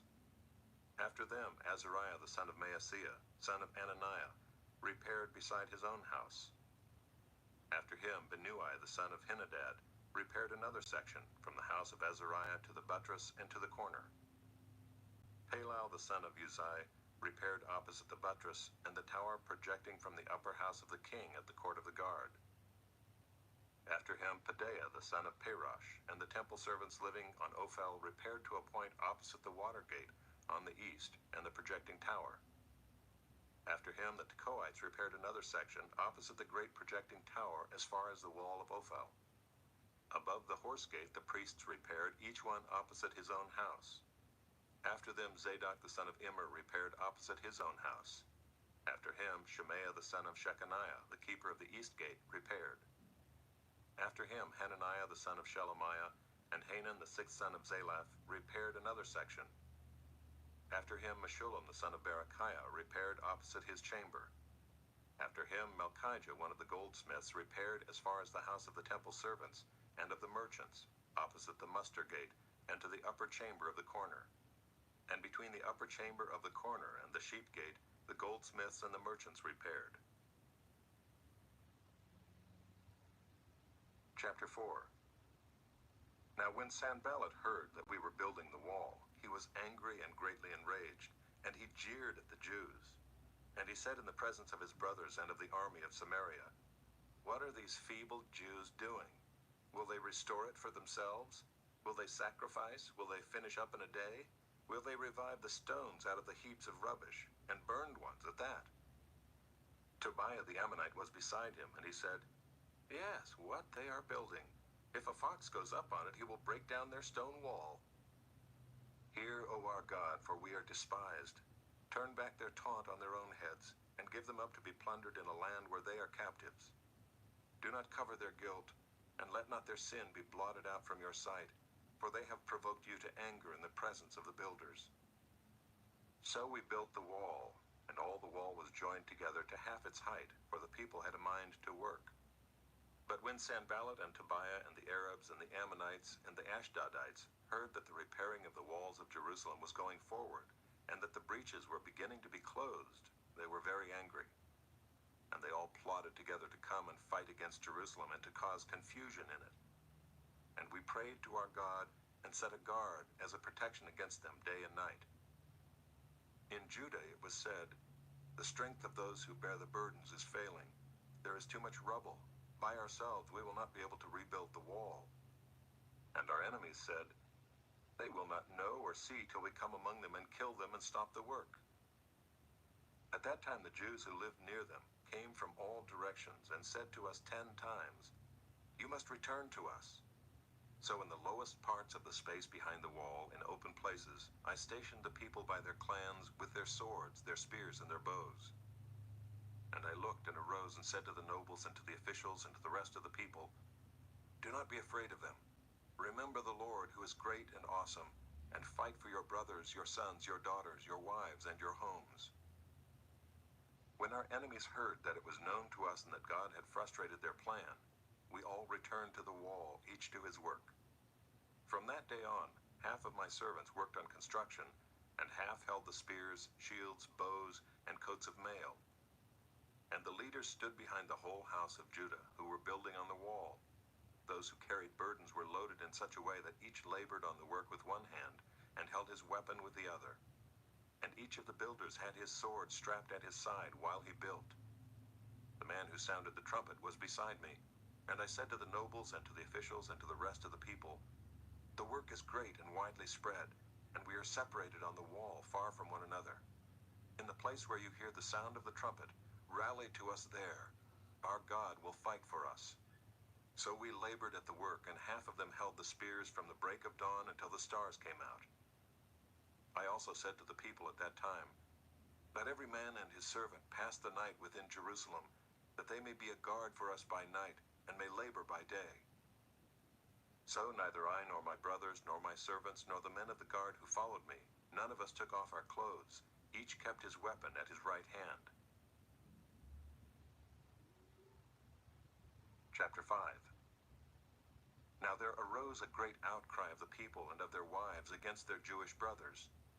For there were those who said, "With our sons and our daughters we are many, so let us get grain that we may eat and keep alive." There were also those who said, "We are mortgaging our fields, our vineyards, and our houses to get grain because of the famine." And there were those who said, "We have borrowed money for the king's tax on our fields and our vineyards. Now our flesh is as the flesh of our brothers, our children are as their children. Yet we are forcing our sons and our daughters to be slaves, and some of our daughters have already been enslaved. But it is not in our power to help it, for other men have our fields and our vineyards." I was very angry when I heard their outcry and these words. I took counsel with myself, and I brought charges against the nobles and the officials. I said to them, "You are exacting interest, each from his brother. And I held a great assembly against them and said to them, We, as far as we are able, have brought back our Jewish brothers who have been sold to the nations. But you even sell your brothers that they may be sold to us. They were silent and could not find a word to say. So I said, The thing that you are doing is not good. Ought you not to walk in the fear of our God to prevent the taunts of the nations, our enemies? Moreover, I and my brothers and my servants are lending them money and grain. Let us abandon this exacting of interest. Return to them this very day their fields, their vineyards, their olive orchards, and their houses, and the percentage of money, grain, wine, and oil that you have been exacting from them. Then they said, We will restore these and require nothing from them. We will do as you say. And I called the priests and made them swear to do as they had promised. I also shook out the fold of my garment and said, So may God shake out every man from his house and from his labor who does not keep this promise. So may he be shaken out and emptied. And all the assembly said, Amen, and praised the Lord. And the people did as they had promised. Moreover, from the time that I was appointed to be their governor in the land of Judah, from the 20th year to the 32nd year of Artaxerxes the king, 12 years, neither I nor my brothers ate the food allowance of the governor. The former governors who were before me laid heavy burdens on the people and took from them for their daily ration 40 shekels of silver. Even their servants lorded it over the people. But I did not do so because of the fear of God. I also persevered in the work on this wall, and we acquired no land, and all my servants were gathered there for the work. Moreover, there were at my table 150 men, Jews and officials, besides those who came to us from the nations that were around us. Now what was prepared at my expense for each day was 1 ox and 6 choice sheep and birds, and every 10 days all kinds of wine in abundance. Yet for all this I did not demand the food allowance of the governor, because the service was too heavy on this people. Remember for my good, O my God, all that I have done for this people. Chapter 6. Now when Sanballat and Tobiah and Geshem the Arab and the rest of our enemies heard that I had built the wall and that there was no breach left in it, although up to that time I had not set up the doors and the gates, Sanballat and Geshem sent to me, saying, Come and let us meet together at Hakkephirim in the plain of Ono. But they intended to do me harm, and I sent messengers to them, saying, I am doing a great work and I cannot come down. Why should the work stop while I leave it and come down to you? And they sent to me 4 times in this way, and I answered them in the same manner. In the same way, Sanballat for the 5th time sent his servant to me with an open letter in his hand. In it was written, It is reported among the nations, and Geshem also says it, that you and the Jews intend to rebel. That is why you are building the wall. And according to these reports, you wish to become their king. And you have also set up prophets to proclaim concerning you in Jerusalem, There is a king in Judah. And now the king will hear of these reports. So now come and let us take counsel together. Then I sent to him, saying, No such things as you say have been done, for you are inventing them out of your own mind. For they all wanted to frighten us, thinking, Their hands will drop from the work, and it will not be done. But now, O God, strengthen my hands. Now when I went into the house of Shemaiah the son of Delaiah, son of Mehetabel, who was confined to his home, he said, Let us meet together in the house of God, within the temple. Let us close the doors of the temple, for they are coming to kill you. They are coming to kill you by night. But I said, Should such a man as I run away? And what man such as I could go into the temple and live? I will not go in. And I understood and saw that God had not sent him, but he had pronounced the prophecy against me, because Tobiah and Sanballat had hired him. For this purpose he was hired, that I should be afraid, and act in this way, and sin, and so they could give me a bad name in order to taunt me. Remember Tobiah and Sanballat, O my God, according to these things that they did, and also the prophetess Noadiah, and the rest of the prophets who wanted to make me afraid.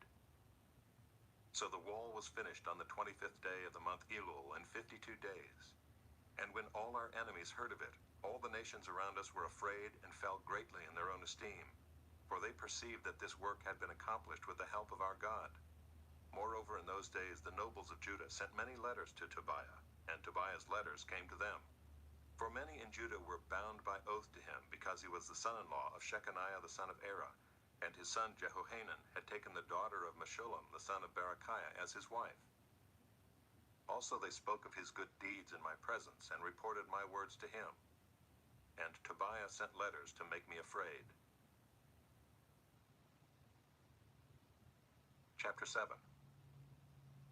Now when the wall had been built, and I had set up the doors, and the gatekeepers, the singers, and the Levites had been appointed, I gave my brother Hanani and Hananiah the governor of the castle charge over Jerusalem, for he was a more faithful and God-fearing man than many. And I said to them, Let not the gates of Jerusalem be opened until the sun is hot, and while they are still standing guard, let them shut and bar the doors. Appoint guards from among the inhabitants of Jerusalem, some at their guard posts, and some in front of their own homes. The city was wide and large, but the people within it were few, and no houses had been rebuilt. Then my God put it into my heart to assemble the nobles and the officials and the people to be enrolled by genealogy. And I found the book of the genealogy of those who came up at the first, and I found written in it, These were the people of the province who came up out of the captivity of those exiles whom Nebuchadnezzar the king of Babylon had carried into exile. They returned to Jerusalem and Judah, each to his town. They came with Zerubbabel, Jeshua, Nehemiah, Azariah, Rehemiah, Nehemiah, Mordecai, Bilshan, Misperath, Bigvai, Nehem, Baanah. The number of the men of the people of Israel, the sons of Parosh, 2,172. The sons of Shephatiah, 372. The sons of Era, 652. The sons of Pahath Moab, namely the sons of Jeshua and Joab, 2,818. The sons of Elam, 1,254. The sons of Zatu, 845. The sons of Zakkai, 760. The sons of Binnui, 648. The sons of Bebai, 628. The sons of Azgad, 2,322. The sons of Adonikam, 667. The sons of Bigvai, 2,067. The sons of Adin, 655. The sons of Ater, namely of Hezekiah, 98. The sons of Hashem, 328. The sons of Bezai, 324. The sons of Hariph, 112. The sons of Gibeon, 95. The men of Bethlehem and Netophah, 188. The men of Anathoth, 128. The men of Beth Azmaveth, 42. The men of Kiriath Jearim, Kephirah, and Beeroth, 743. The men of Ramah and Geba, 621. The men of Michmas, 122. The men of Bethel and Ai, 123. The men of the other Nebo, 52. The sons of the other Elam, 1,254. The sons of Haram, 320. The sons of Jericho, 345. The sons of Lod, Hadid, and Ono, 721. The sons of Sineah, 3,930. The priests, the sons of Jedaiah, namely the house of Jeshua, 973. The sons of Immer, 1,052. The sons of Pashur, 1,247. The sons of Haram, 1,017.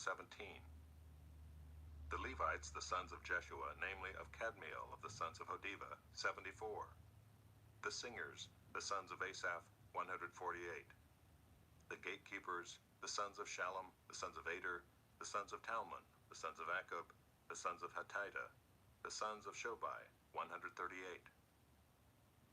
The temple servants, the sons of Ziha, the sons of Hasupha, the sons of Tabaoth, the sons of Kiros, the sons of Siah, the sons of Padon, the sons of Labana, the sons of Hagabah, the sons of Shalmai, the sons of Hanan, the sons of Giddel, the sons of Gehar, the sons of Reaiah, the sons of Rezin, the sons of Nekoda, the sons of Gazam, the sons of Uzzah, the sons of Paseah, the sons of Besai, the sons of Meunim, the sons of Nephushisim, the sons of Bakbuk, the sons of Hakupha, the sons of Harhur, the sons of Bazlith, the sons of Mahida, the sons of Harsha, the sons of Barkos, the sons of Sisera, the sons of Tema, the sons of Neziah, the sons of Hatipha, The sons of Solomon's servants, the sons of Sotai, the sons of Sophereth, the sons of Perida, the sons of Jaela, the sons of Darkon, the sons of Giddel, the sons of Shephatiah, the sons of Hattil, the sons of Pokereth-Hazzebaim, the sons of Ammon. All the temple servants and the sons of Solomon's servants were 392. The following were those who came up from Tel-Melah, Tel-Harsha, Kerub, Adon, and Immer, but they could not prove their fathers' houses nor their descent, whether they belonged to Israel. The sons of Delaiah, the sons of Tobiah, the sons of Nekoda, 642. Also of the priests, the sons of Hobaiah, the sons of Hakkoz, the sons of Barzillai, who had taken a wife of the daughters of Barzillai the Gileadite and was called by their name. These sought their registration among those enrolled in the genealogies, but it was not found there, so they were excluded from the priesthood as unclean. The governor told them that they were not to partake of the most holy food until a priest with Urim and Thummim should arise. The whole assembly together was 42,360, besides their male and female servants, of whom there were 7,337, and they had 245 singers, male and female. Their horses were 736, their mules 245, their camels 435, and their donkeys 6,720. Now some of the heads of fathers' houses gave to the work. The governor gave to the treasury 1,000 derricks of gold, 50 basins, 30 priests' garments, and 500 minas of silver. And some of the heads of fathers' houses gave into the treasury of the work 20,000 derricks of gold and 2,200 minas of silver. And what the rest of the people gave was 20,000 derricks of gold, 2,000 minas of silver, and 67 priests' garments. So the priests, the Levites, the gatekeepers, the singers, some of the people, the temple servants, and all Israel lived in their towns. And when the 7th month had come, the people of Israel were in their towns. Chapter 8. And all the people gathered as one man into the square before the water gate. And they told Ezra the scribe to bring the book of the law of Moses that the Lord had commanded Israel. So Ezra the priest brought the law before the assembly, both men and women and all who could understand what they heard, on the 1st day of the 7th month. And he read from it, facing the square before the water gate, from early morning until midday, in the presence of the men and the women and those who could understand. And the ears of all the people were attentive to the book of the law. And Ezra the scribe stood on a wooden platform that they had made for the purpose. And beside him stood Mattithiah, Shema, Anaiah, Uriah, Hilkiah, and Maaseiah on his right hand, and Pedaiah, Mishael, Malchijah, Hashem, Hashbaddanah, Zechariah, and Meshullam on his left hand. And Ezra opened the book in the sight of all the people, for he was above all the people. And as he opened it, all the people stood. And Ezra blessed the Lord, the great God. And all the people answered, Amen, Amen, lifting up their hands. And they bowed their heads and worshipped the Lord with their faces to the ground. Also Jeshua, Bani, Sherebiah, Jamin, Akkub, Shabbathai, Hodiah, Maaseiah, Kelita, Azariah, Jozabad, Hanan, Pelaiah, the Levites, helped the people to understand the law while the people remained in their places. They read from the book, from the law of God, clearly, and they gave the sense so that the people understood the reading. And Nehemiah, who was the governor, and Ezra the priest and scribe, and the Levites who taught the people, said to all the people, This day is holy to the Lord your God. Do not mourn or weep. For all the people wept as they heard the words of the law. Then he said to them, Go your way, eat the fat and drink sweet wine, and send portions to anyone who has nothing ready, for this day is holy to our Lord. And do not be grieved, for the joy of the Lord is your strength. So the Levites calmed all the people, saying, Be quiet, for this day is holy. Do not be grieved. And all the people went their way to eat and drink, and to send portions, and to make great rejoicing, because they had understood the words that were declared to them. On the 2nd day, the heads of fathers' houses of all the people, with the priests and the Levites, came together to Ezra the scribe in order to study the words of the law. And they found it written in the law that the Lord had commanded by Moses that the people of Israel should dwell in booths during the feast of the 7th month, and that they should proclaim it and publish it in all their towns and in Jerusalem. Go out to the hills and bring branches of olive, wild olive, myrtle, palm, and other leafy trees to make booths, as it is written." So the people went out and brought them and made booths for themselves, each on his roof, and in their courts, and in the courts of the house of God, and in the square at the water gate, and in the square at the gate of Ephraim. And all the assembly of those who had returned from the captivity made booths and lived in the booths. For from the days of Jeshua the son of Nun to that day the people of Israel had not done so. And there was very great rejoicing, and day by day, from the first day to the last day, he read from the book of the law of God. They kept the feast 7 days, and on the 8th day there was a solemn assembly, according to the rule. Chapter 9. Now on the 24th day of this month, the people of Israel were assembled with fasting and in sackcloth and with earth on their heads. And the Israelites separated themselves from all foreigners and stood and confessed their sins and the iniquities of their fathers. And they stood up in their place and read from the book of the law of the Lord their God for a quarter of the day. For another quarter of it, they made confession and worshiped the Lord their God.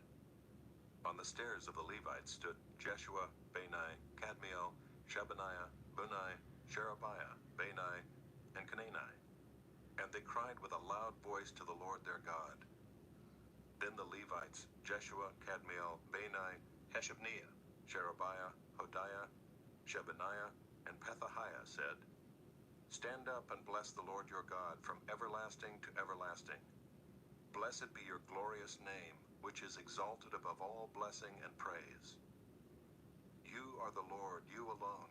You have made heaven, the heaven of heavens, with all their host, the earth and all that is on it, the seas and all that is in them, and you preserve all of them, and the host of heaven worships you. You are the Lord, the God who chose Abram, and brought him out of Ur of the Chaldeans, and gave him the name Abraham. You found his heart faithful before you, and made with him the covenant to give to his offspring the land of the Canaanite, the Hittite, the Amorite, the Perizzite, the Jebusite, and the Girgashite. And you have kept your promise, for you are righteous. And you saw the affliction of our fathers in Egypt, and heard their cry at the Red Sea, and performed signs and wonders against Pharaoh and all his servants and all the people of his land, for you knew that they acted arrogantly against our fathers. And you made a name for yourself, as it is to this day. And you divided the sea before them, so that they went through the midst of the sea on dry land, and you cast their pursuers into the depths, as a stone into mighty waters. By a pillar of cloud you led them in the day, and by a pillar of fire in the night, to light for them the way in which they should go. You came down on Mount Sinai, and spoke with them from heaven, and gave them right rules and true laws, good statutes and commandments. And you made known to them your holy Sabbath, and commanded them commandments and statutes and a law by Moses your servant. You gave them bread from heaven for their hunger, and brought water for them out of the rock for their thirst. And you told them to go in to possess the land that you had sworn to give them. But they and our fathers acted presumptuously, and stiffened their neck, and did not obey your commandments.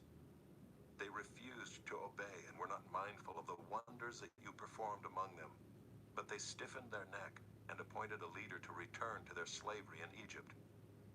But you are a God ready to forgive, gracious and merciful, slow to anger, and abounding in steadfast love, and did not forsake them. Even when they had made for themselves a golden calf, and said, "This is your God who brought you up out of Egypt," and had committed great blasphemies, you in your great mercies did not forsake them in the wilderness. The pillar of cloud to lead them in the way did not depart from them by day, nor the pillar of fire by night to light for them the way by which they should go. You gave your good spirit to instruct them, and did not withhold your manna from their mouth, and gave them water for their thirst. 40 years you sustained them in the wilderness, and they lacked nothing. Their clothes did not wear out, and their feet did not swell. And you gave them kingdoms and peoples, and allotted to them every corner. So they took possession of the land of Sihon, king of Heshbon, and the land of Og, king of Bashan. You multiplied their children as the stars of heaven, and you brought them into the land that you had told their fathers to enter and possess. So the descendants went in and possessed the land, and you subdued before them the inhabitants of the land, the Canaanites, and gave them into their hand with their kings and the peoples of the land, that they might do with them as they would. And they captured fortified cities and a rich land, and took possession of houses full of all good things, cisterns already hewn, vineyards, olive orchards, and fruit trees in abundance. So they ate and were filled and became fat, and delighted themselves in your great goodness. Nevertheless, they were disobedient and rebelled against you, and cast your law behind their back, and killed your prophets, who had warned them in order to turn them back to you, and they committed great blasphemies. Therefore you gave them into the hand of their enemies, who made them suffer. And in the time of their suffering they cried out to you, and you heard them from heaven. And according to your great mercies you gave them saviors, who saved them from the hand of their enemies. But after they had rest, they did evil again before you, and you abandoned them to the hand of their enemies, so that they had dominion over them. Yet when they turned and cried to you, you heard from heaven, and many times you delivered them according to your mercies. And you warned them in order to turn them back to your law. Yet they acted presumptuously, and did not obey your commandments, but sinned against your rules, which if a person does them, he shall live by them. And they turned a stubborn shoulder, and stiffened their neck, and would not obey. Many years you bore with them, and warned them by your Spirit through your prophets. Yet they would not give ear. Therefore you gave them into the hand of the peoples of the lands. Nevertheless, in your great mercies, you did not make an end of them or forsake them, for you are a gracious and merciful God. Now therefore our God, the great, the mighty, and the awesome God, who keeps covenant and steadfast love, let not all the hardship seem little to you that has come upon us, upon our kings, our princes, our priests, our prophets, our fathers, and all your people, since the time of the kings of Assyria until this day. Yet you have been righteous in all that has come upon us, for you have dealt faithfully, and we have acted wickedly. Our kings, our princes, our priests, and our fathers have not kept your law or paid attention to your commandments and your warnings that you gave them. Even in their own kingdom and amid your great goodness that you gave them, and in the large and rich land that you set before them, they did not serve you or turn from their wicked works. Behold, we are slaves this day in the land that you gave to our fathers to enjoy its fruit and its good gifts. Behold, we are slaves. And its rich yield goes to the kings whom you have set over us because of our sins. They rule over our bodies and over our livestock as they please, and we are in great distress. Because of all this, we make a firm covenant in writing. On the sealed document are the names of our princes, our Levites, and our priests. Chapter 10. On the seals are the names of Nehemiah the governor, the son of Hekeliah, Zedekiah, Seraiah, Azariah, Jeremiah, Pashur, Amariah, Malchijah, Hattush, Shebaniah, Malach, Harim, Meremoth, Obadiah, Daniel, Ginnethon, Barak, Meshullam, Abijah, Mijamin, Maaziah, Bilgai, Shemaiah. These are the priests. And the Levites, Jeshua the son of Azaniah, Binnui of the sons of Henadad, Kadmiel, and their brothers Shebaniah, Hodiah, Kelita, Pelaiah, Hanan, Micah, Rehab, Hashabiah, Zachar, Sherebiah, Shebaniah, Hodiah, Bani, Beninu. The chiefs of the people, Parosh, Pahath-Moab, Elam, Zatu, Bani, Bunai, Asgad, Bebai, Adonijah, Bigvai, Aden, Ader, Hezekiah, Azar, Hodiah, Hashem, Bezai, Hariph, Anathoth, Nebai, Magpiash, Meshullam, Ezer, Meshezabel, Zadok, Jaddua, Pelatiah, Hanan, Anaiah, Hoshea, Hananiah, Hashab, Elohesh, Pilah, Shobek, Ream, Hashabnah, Maaseiah, Ahiah, Hanan, Anan, Malach, Haram, Baanah. The rest of the people, the priests, the Levites, the gatekeepers, the singers, the temple servants, and all who have separated themselves from the peoples of the lands to the law of God, their wives, their sons, their daughters, all who have knowledge and understanding, join with their brothers, their nobles, and enter into a curse and an oath to walk in God's law that was given by Moses, the servant of God, and to observe and do all the commandments of the Lord our Lord, and his rules and his statutes. We will not give our daughters to the peoples of the land, or take their daughters for our sons. And if the peoples of the land bring in goods or any grain on the Sabbath day to sell, we will not buy from them on the Sabbath or on a holy day. And we will forego the crops of the 7th year, and the exaction of every debt. We also take on ourselves the obligation to give yearly a third part of a shekel for the service of the house of our God, for the showbread, the regular grain offering, the regular burnt offering, the Sabbaths, the new moons, the appointed feasts, the holy things, and the sin offerings, to make atonement for Israel, and for all the work of the house of our God. We, the priests, the Levites, and the people, have likewise cast lots for the wood offering, to bring it into the house of our God, according to our fathers' houses, at times appointed, year by year, to burn on the altar of the Lord our God, as it is written in the law. We obligate ourselves to bring the firstfruits of our ground, and the firstfruits of all fruit of every tree, year by year, to the house of the Lord. Also to bring to the house of our God, to the priests who minister in the house of our God, the firstborn of our sons and of our cattle, as it is written in the law, and the firstborn of our herds and of our flocks.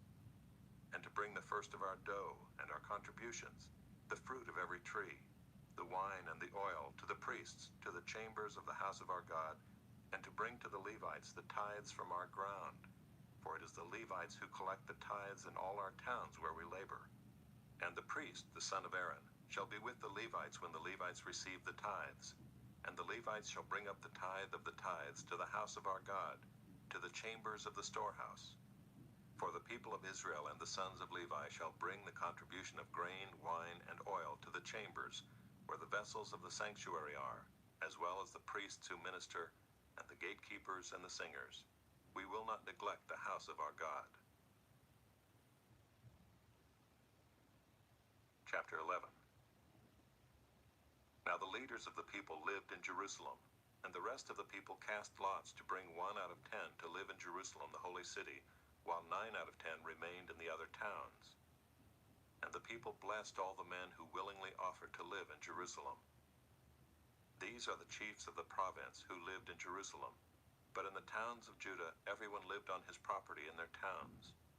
Israel, the priests, the Levites, the temple servants, and the descendants of Solomon's servants. And in Jerusalem lived certain of the sons of Judah and of the sons of Benjamin.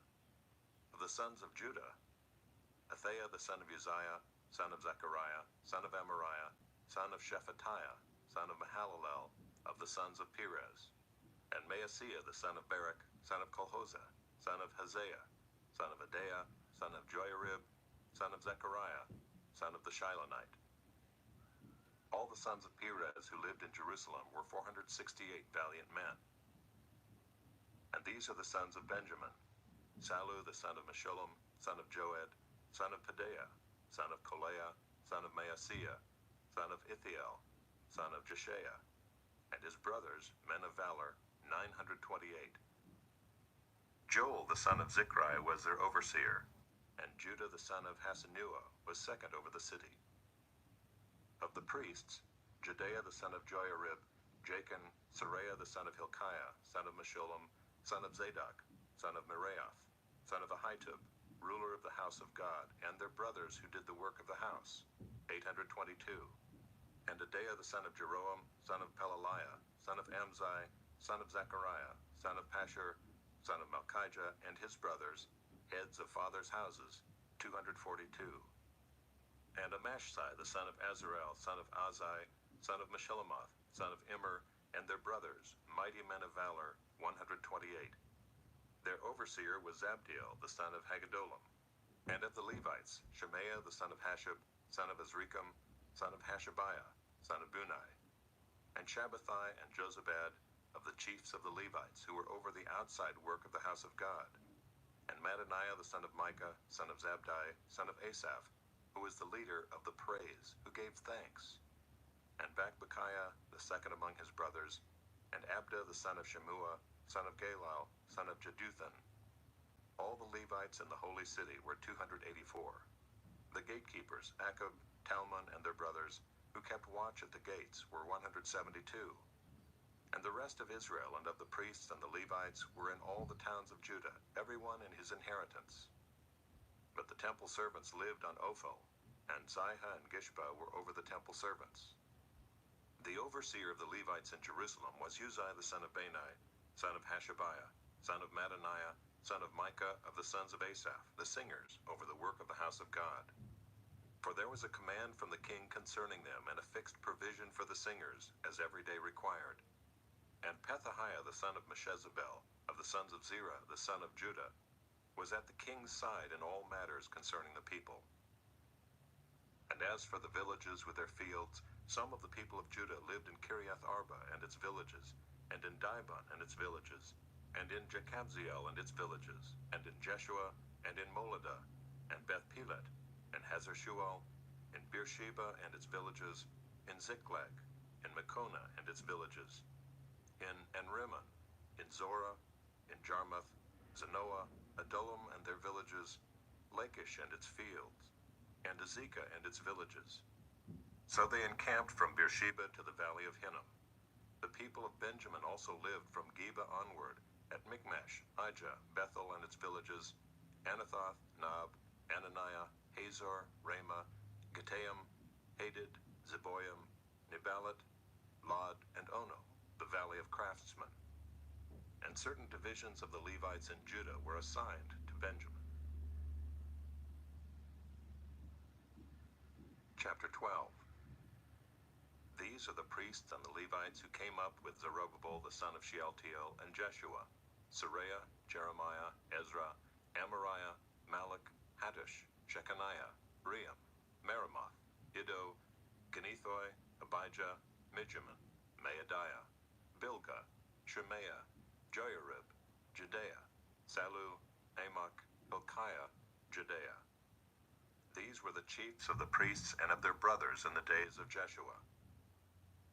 And the Levites, Jeshua, Binnui, Kadmiel, Sherebiah, Judah, and Mattaniah, who with his brothers was in charge of the songs of thanksgiving. And Bakbukiah and Unai and their brothers stood opposite them in the service. And Jeshua was the father of Joachim, Joachim the father of Eliashib, Eliashib the father of Joiada, Joiada the father of Jonathan, and Jonathan the father of Jaddua. And in the days of Joachim were priests, heads of fathers' houses. Of Seraiah, Meraiah. Of Jeremiah, Hananiah. Of Ezra, Meshullam. Of Amariah, Jehohanan. Of Malachi, Jonathan. Of Shebaniah, Joseph. Of Haram, Adnah. Of Meraioth, Helkai. Of Iddo, Zechariah. Of Ginnethon, Meshullam. Of Abijah, Zichri. Of Miniamin of Moadiah, Piltai. Of Bilgah, Shemua. Of Shemaiah, Jehonathan. Of Joiarib, Mattani. Of Judea, Uzai. Of Salai, Kalai. Of Amok, Eber. Of Hilkiah, Hashabiah. Of Judea, Nethanel.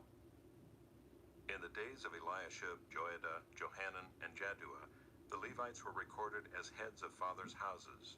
So too were the priests in the reign of Darius the Persian. As for the sons of Levi, their heads of fathers' houses were written in the book of the Chronicles until the days of Johanan the son of Eliashib. And the chiefs of the Levites, Hashabiah, Sherebiah, and Jeshua the son of Kadmiel, with their brothers who stood opposite them, to praise and to give thanks, according to the commandment of David the man of God, watch by watch. Mattaniah, Bakbukiah, Obadiah, Meshullam, Talmon, and Akub were gatekeepers standing guard at the storehouses of the gates. These were in the days of Joachim the son of Jeshua, son of Jozadak, and in the days of Nehemiah the governor, and of Ezra the priest and scribe. And at the dedication of the wall of Jerusalem they sought the Levites in all their places, to bring them to Jerusalem to celebrate the dedication with gladness, with thanksgivings, and with singing, with cymbals, harps, and lyres. And the sons of the singers gathered together from the district surrounding Jerusalem, and from the villages of the Netophathites, also from Beth Gilgal and from the region of Geba and Asmaveth, for the singers had built for themselves villages around Jerusalem. And the priests and the Levites purified themselves, and they purified the people and the gates and the wall. Then I brought the leaders of Judah up onto the wall and appointed 2 great choirs that gave thanks. One went to the south on the wall to the dung gate, and after them went Hoshea and half of the leaders of Judah, and Azariah, Ezra, Meshullam, Judah, Benjamin, Shemaiah, and Jeremiah, and certain of the priest's sons with trumpets, Zechariah the son of Jonathan, son of Shemaiah, son of Mattaniah, son of Micaiah, son of Zachar, son of Asaph, and his relatives, Shemaiah, Azarel, Milalai, Gilalai, Maai, Nathanael, Judah, and Hanani, with the musical instruments of David the man of God. And Ezra the scribe went before them. At the fountain gate they went up straight before them by the stairs of the city of David, at the ascent of the wall, above the house of David, to the water gate on the east. The other choir of those who gave thanks went to the north, and I followed them with half of the people on the wall, above the tower of the ovens to the broad wall, and above the gate of Ephraim, and by the gate of Jeshanah, and by the fish gate, and the tower of Hananel, and the tower of the 100 to the sheep gate. And they came to a halt at the gate of the guard. So both choirs of those who gave thanks stood in the house of God, and I and half of the officials with me, and the priests, Eliakim, Maaseiah, Miniamin, Micaiah, Elioenai, Zechariah, and Hananiah with trumpets, and Maaseiah, Shemaiah, Eleazar, Uzai, Jehohanan, Malchijah, Elam, and Ezer. And the singers sang with Jezrahiah as their leader. And they offered great sacrifices that day and rejoiced, for God had made them rejoice with great joy. The women and children also rejoiced, and the joy of Jerusalem was heard far away. On that day, men were appointed over the storerooms, the contributions, the firstfruits, and the tithes, to gather into them the portions required by the law for the priests and for the Levites according to the fields of the towns. For Judah rejoiced over the priests and the Levites who ministered. And they performed the service of their God and the service of purification, as did the singers and the gatekeepers, according to the command of David and his son Solomon. For long ago in the days of David and Asaph, there were directors of the singers, and there were songs of praise and thanksgiving to God.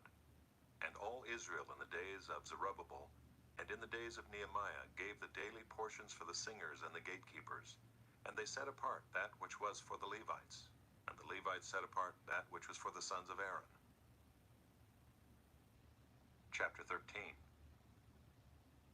On that day they read from the book of Moses in the hearing of the people, and in it was found written that no Ammonite or Moabite should ever enter the assembly of God, for they did not meet the people of Israel with bread and water, but hired Balaam against them to curse them. Yet our God turned the curse into a blessing. As soon as the people heard the law, they separated from Israel all those of foreign descent. Now before this, Eliashib the priest, who was appointed over the chambers of the house of our God, and who was related to Tobiah, prepared for Tobiah a large chamber where they had previously put the grain offering, the frankincense, the vessels, and the tithes of grain, wine, and oil, which were given by commandment to the Levites, singers, and gatekeepers, and the contributions for the priests. While this was taking place, I was not in Jerusalem, for in the 32nd year of Artaxerxes king of Babylon, I went to the king. And after some time I asked leave of the king, and came to Jerusalem. And I then discovered the evil that Eliashib had done for Tobiah, preparing for him a chamber in the courts of the house of God. And I was very angry, and I threw all the household furniture of Tobiah out of the chamber. Then I gave orders, and they cleansed the chambers, and I brought back there the vessels of the house of God, with the grain offering and the frankincense. I also found out that the portions of the Levites had not been given to them, so that the Levites and the singers who did the work had fled each to his field. So I confronted the officials and said, "Why is the house of God forsaken?" And I gathered them together and set them in their stations. Then all Judah brought the tithe of the grain, wine, and oil into the storehouses. And I appointed as treasurers over the storehouses Shelemiah the priest, Zadok the scribe, and Pedaiah of the Levites, and as their assistant Hanan the son of Zachar, son of Mattaniah, for they were considered reliable, and their duty was to distribute to their brothers. Remember me, O my God, concerning this, and do not wipe out my good deeds that I have done for the house of my God and for his service. In those days I saw in Judah people treading wine presses on the Sabbath, and bringing in heaps of grain and loading them on donkeys, and also wine, grapes, figs, and all kinds of loads, which they brought into Jerusalem on the Sabbath day. And I warned them on the day when they sold food. Tyrians also, who lived in the city, brought in fish and all kinds of goods, and sold them on the Sabbath to the people of Judah, in Jerusalem itself. Then I confronted the nobles of Judah and said to them, "What is this evil thing that you are doing, profaning the Sabbath day? Did not your fathers act in this way, and did not our God bring all this disaster on us and on this city? Now you are bringing more wrath on Israel by profaning the Sabbath." As soon as it began to grow dark at the gates of Jerusalem before the Sabbath, I commanded that the doors should be shut, and gave orders that they should not be opened until after the Sabbath. And I stationed some of my servants at the gates, that no load might be brought in on the Sabbath day. Then the merchants and sellers of all kinds of wares lodged outside Jerusalem once or twice. But I warned them and said to them, "Why do you lodge outside the wall? If you do so again, I will lay hands on you." From that time on, they did not come on the Sabbath. Then I commanded the Levites that they should purify themselves and come and guard the gates, to keep the Sabbath day holy. Remember this also in my favor, O my God, and spare me according to the greatness of your steadfast love. In those days also I saw the Jews who had married women of Ashdod, Ammon, and Moab, and half of their children spoke the language of Ashdod, and they could not speak the language of Judah, but only the language of each people. And I confronted them and cursed them, and beat some of them and pulled out their hair. And I made them take an oath in the name of God, saying, "You shall not give your daughters to their sons, or take their daughters for your sons, or for yourselves." Did not Solomon, king of Israel, sin on account of such women? Among the many nations there was no king like him, and he was beloved by his God, and God made him king over all Israel. Nevertheless, foreign women made even him to sin. Shall we then listen to you, and do all this great evil and act treacherously against our God by marrying foreign women? And one of the sons of Jehoiada, the son of Eliashib the high priest, was the son-in-law of Sanballat the Horonite. Therefore I chased him from me. Remember them, O my God, because they have desecrated the priesthood, and the covenant of the priesthood and the Levites. Thus I cleansed them from everything foreign, and I established the duties of the priests and Levites, each in his work. And I provided for the wood offering at appointed times and for the firstfruits. Remember me, O my God, for good. Esther, chapter 1. Now in the days of Ahasuerus, the Ahasuerus who reigned from India to Ethiopia over 127 provinces, in those days when King Ahasuerus sat on his royal throne in Susa the citadel, in the 3rd year of his reign, he gave a feast for all his officials and servants. The army of Persia and Media and the nobles and governors of the provinces were before him, while he showed the riches of his royal glory and the splendor and pomp of his greatness for many days, 180 days. And when these days were completed, the king gave for all the people present in Susa, the citadel, both great and small, a feast lasting for 7 days in the court of the garden of the king's palace. There were white cotton curtains and violet hangings fastened with cords of fine linen and purple to silver rods and marble pillars, and also couches of gold and silver on a mosaic pavement of porphyry, marble, mother of pearl, and precious stones. Drinks were served in golden vessels, vessels of different kinds, and the royal wine was lavished according to the bounty of the king, and drinking was according to this edict: there is no compulsion. For the king had given orders to all the staff of his palace to do as each man desired. Queen Vashti also gave a feast for the women in the palace that belonged to King Ahasuerus.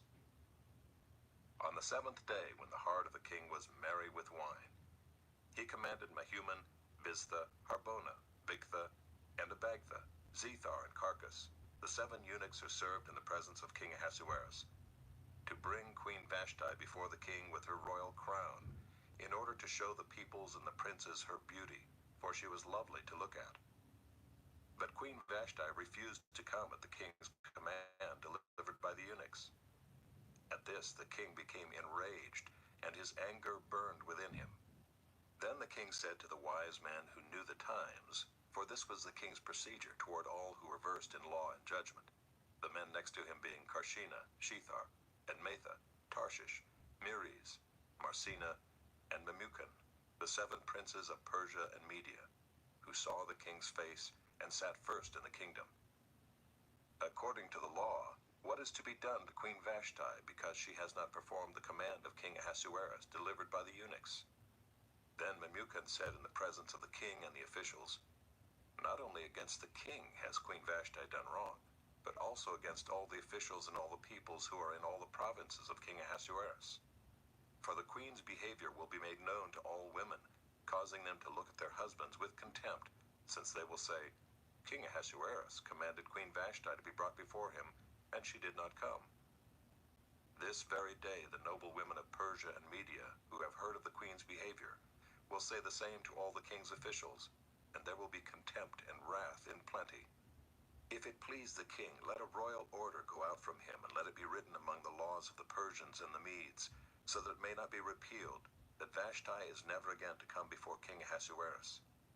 And let the king give her royal position to another who is better than she.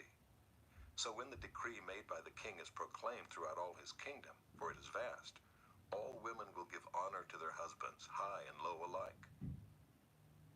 This advice pleased the king and the princes, and the king did as Memucan proposed.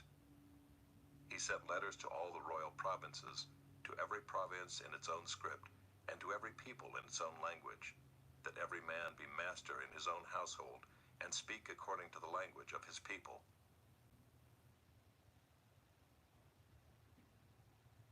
Chapter 2. After these things, when the anger of King Ahasuerus had abated, he remembered Vashti and what she had done, and what had been decreed against her. Then the king's young men who attended him said, Let beautiful young virgins be sought out for the king, and let the king appoint officers in all the provinces of his kingdom, to gather all the beautiful young virgins to the harem in Susa the citadel, under custody of Hegai the king's eunuch, who is in charge of the women. Let their cosmetics be given them. And let the young woman who pleases the king be queen instead of Vashti. This pleased the king, and he did so. Now there was a Jew in Susa the citadel, whose name was Mordecai, the son of Jair, son of Shimei, son of Kish, a Benjaminite, who had been carried away from Jerusalem among the captives carried away with Jeconiah king of Judah, whom Nebuchadnezzar king of Babylon had carried away. He was bringing up Hadassah, that is Esther, the daughter of his uncle, for she had neither father nor mother. The young woman had a beautiful figure and was lovely to look at, and when her father and her mother died, Mordecai took her as his own daughter. So when the king's order and his edict were proclaimed, and when many young women were gathered in Susa the citadel in custody of Hegai, Esther also was taken into the king's palace and put in custody of Hegai, who had charge of the women. And the young woman pleased him and won his favor, and he quickly provided her with her cosmetics and her portion of food, and with 7 chosen young women from the king's palace, and advanced her and her young women to the best place in the harem. Esther had not made known her people or kindred, for Mordecai had commanded her not to make it known. And every day Mordecai walked in front of the court of the harem to learn how Esther was and what was happening to her. Now when the turn came for each young woman to go into King Ahasuerus, after being 12 months under the regulations for the women, since this was the regular period of their beautifying, 6 months with oil of myrrh, and 6 months with spices and ointments for women, when the young woman went into the king in this way, she was given whatever she desired to take with her from the harem to the king's palace. In the evening she would go in, and in the morning she would return to the second harem, in custody of Sheashgaz, the king's eunuch who was in charge of the concubines. She would not go into the king again unless the king delighted in her and she was summoned by name. When the turn came for Esther, the daughter of Abihail, the uncle of Mordecai, who had taken her as his own daughter, to go into the king, she asked for nothing except what Hegai the king's eunuch, who had charge of the women, advised. Now Esther was winning favor in the eyes of all who saw her. And when Esther was taken to King Ahasuerus into his royal palace, in the 10th month, which is the month Tebeth, in the 7th year of his reign, the king loved Esther more than all the women, and she won grace and favor in his sight more than all the virgins, so that he set the royal crown on her head and made her queen instead of Vashti. Then the king gave a great feast for all his officials and servants. It was Esther's feast. He also granted a remission of taxes to the provinces and gave gifts with royal generosity. Now when the virgins were gathered together the second time, Mordecai was sitting at the king's gate. Esther had not made known her kindred or her people, as Mordecai had commanded her, for Esther obeyed Mordecai just as when she was brought up by him. In those days, as Mordecai was sitting at the king's gate, Bigthan and Teresh, two of the king's eunuchs, who guarded the threshold, became angry and sought to lay hands on King Ahasuerus. And this came to the knowledge of Mordecai, and he told it to Queen Esther, and Esther told the king in the name of Mordecai. When the affair was investigated and found to be so, the men were both hanged on the gallows, and it was recorded in the book of the Chronicles in the presence of the king. Chapter 3. After these things, King Ahasuerus promoted Haman the Agagite, the son of Hammedatha, and advanced him and set his throne above all the officials who were with him. And all the king's servants who were at the king's gate bowed down and paid homage to Haman, for the king had so commanded concerning him. But Mordecai did not bow down or pay homage. Then the king's servants who were at the king's gate said to Mordecai, "Why do you transgress the king's command?" And when they spoke to him day after day, and he would not listen to them, they told Haman, in order to see whether Mordecai's words would stand, for he had told them that he was a Jew. And when Haman saw that Mordecai did not bow down or pay homage to him, Haman was filled with fury. But he disdained to lay hands on Mordecai alone. So as they had made known to him the people of Mordecai, Haman sought to destroy all the Jews, the people of Mordecai, throughout the whole kingdom of Ahasuerus. In the first month, which is the month of Nisan in the 12th year of King Ahasuerus, they cast pur, that is, they cast lots before Haman day after day. And they cast it month after month, till the 12th month, which is the month of Adar. Then Haman said to King Ahasuerus, "There is a certain people scattered abroad and dispersed among the peoples in all the provinces of your kingdom. Their laws are different from those of every other people, and they do not keep the king's laws, so that it is not to the king's profit to tolerate them. If it please the king, let it be decreed that they be destroyed, and I will pay 10,000 talents of silver into the hands of those who have charge of the king's business, that they may put it into the king's treasuries." So the king took his signet ring from his hand, and gave it to Haman the Agagite, the son of Hammedatha, the enemy of the Jews. And the king said to Haman, "The money is given to you, the people also, to do with them as it seems good to you." Then the king's scribes were summoned on the 13th day of the first month, and an edict, according to all that Haman commanded, was written to the king's satraps and to the governors over all the provinces, and to the officials of all the peoples, to every province in its own script, and every people in its own language. It was written in the name of King Ahasuerus, and sealed with the king's signet ring.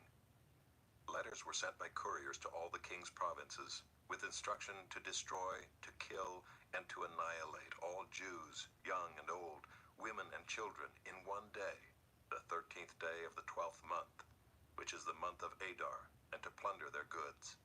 A copy of the document was to be issued as a decree in every province by proclamation to all the peoples to be ready for that day. The couriers went out hurriedly by order of the king, and the decree was issued in Susa the citadel. And the king and Haman sat down to drink, but the city of Susa was thrown into confusion. Chapter 4. When Mordecai learned all that had been done, Mordecai tore his clothes and put on sackcloth and ashes, and went out into the midst of the city, and he cried out with a loud and bitter cry. He went up to the entrance of the king's gate, for no one was allowed to enter the king's gate clothed in sackcloth.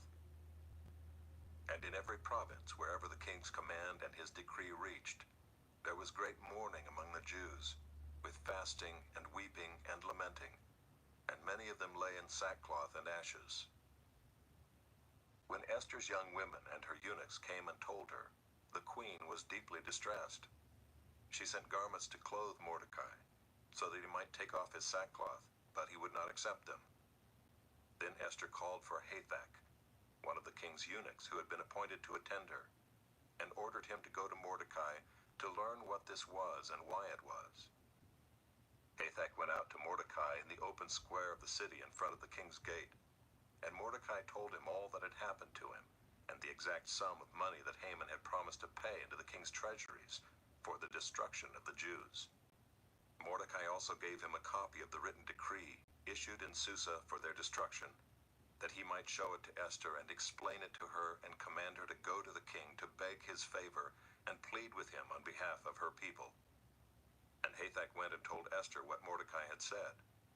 Then Esther spoke to Hathach and commanded him to go to Mordecai and say, "All the king's servants and the people of the king's provinces know that if any man or woman goes to the king inside the inner court without being called, there is but one law, to be put to death, except the one to whom the king holds out the golden scepter, so that he may live.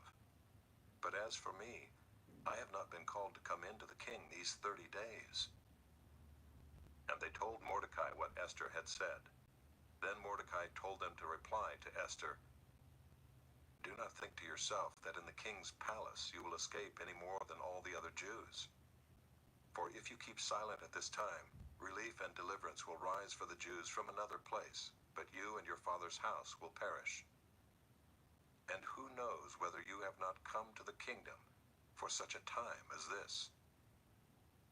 Then Esther told them to reply to Mordecai, "Go, gather all the Jews to be found in Susa, and hold a fast on my behalf, and do not eat or drink for 3 days, night or day. I and my young women will also fast as you do. Then I will go to the king, though it is against the law, and if I perish, I perish."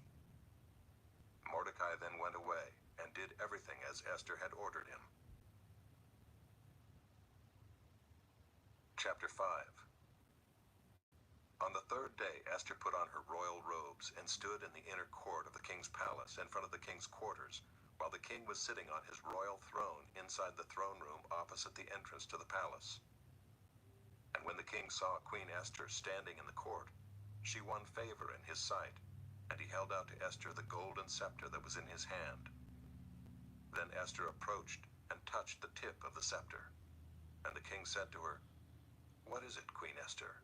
What is your request? It shall be given you, even to the half of my kingdom." And Esther said, "If it please the king, let the king and Haman come today to a feast that I have prepared for the king." Then the king said, "Bring Haman quickly, so that we may do as Esther has asked." So the king and Haman came to the feast that Esther had prepared. And as they were drinking wine after the feast, the king said to Esther, "What is your wish? It shall be granted you. And what is your request? Even to the half of my kingdom it shall be fulfilled." Then Esther answered, "My wish and my request is, if I have found favor in the sight of the king, and if it please the king to grant my wish and fulfill my request, let the king and Haman come to the feast that I will prepare for them, and tomorrow I will do as the king has said." And Haman went out that day joyful and glad of heart. But when Haman saw Mordecai in the king's gate, that he neither rose nor trembled before him, he was filled with wrath against Mordecai. Nevertheless, Haman restrained himself and went home, and he sent and brought his friends and his wife Zeresh.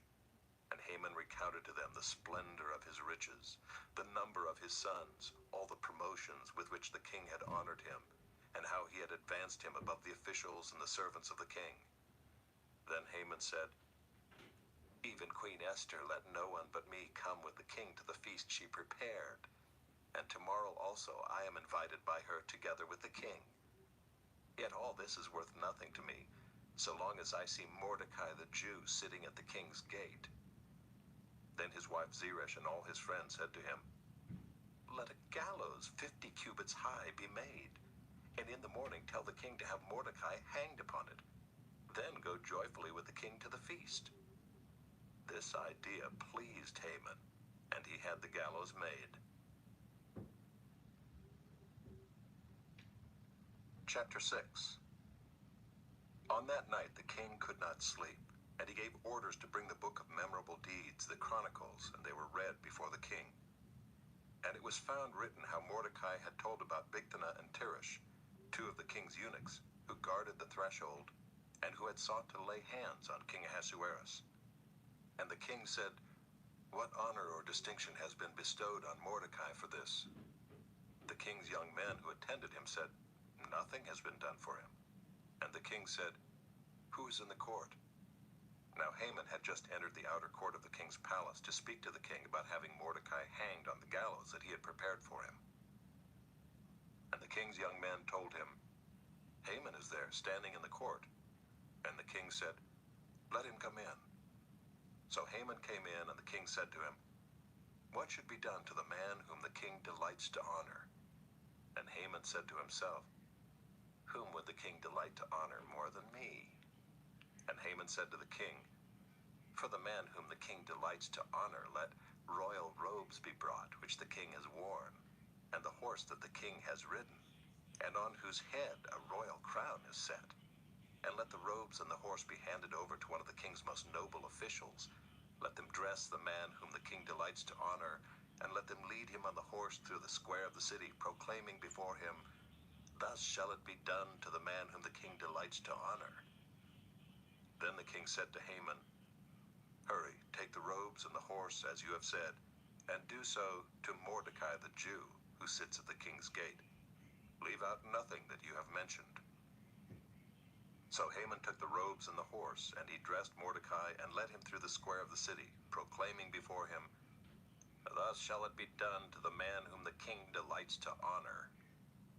Then Mordecai returned to the king's gate, but Haman hurried to his house, mourning and with his head covered.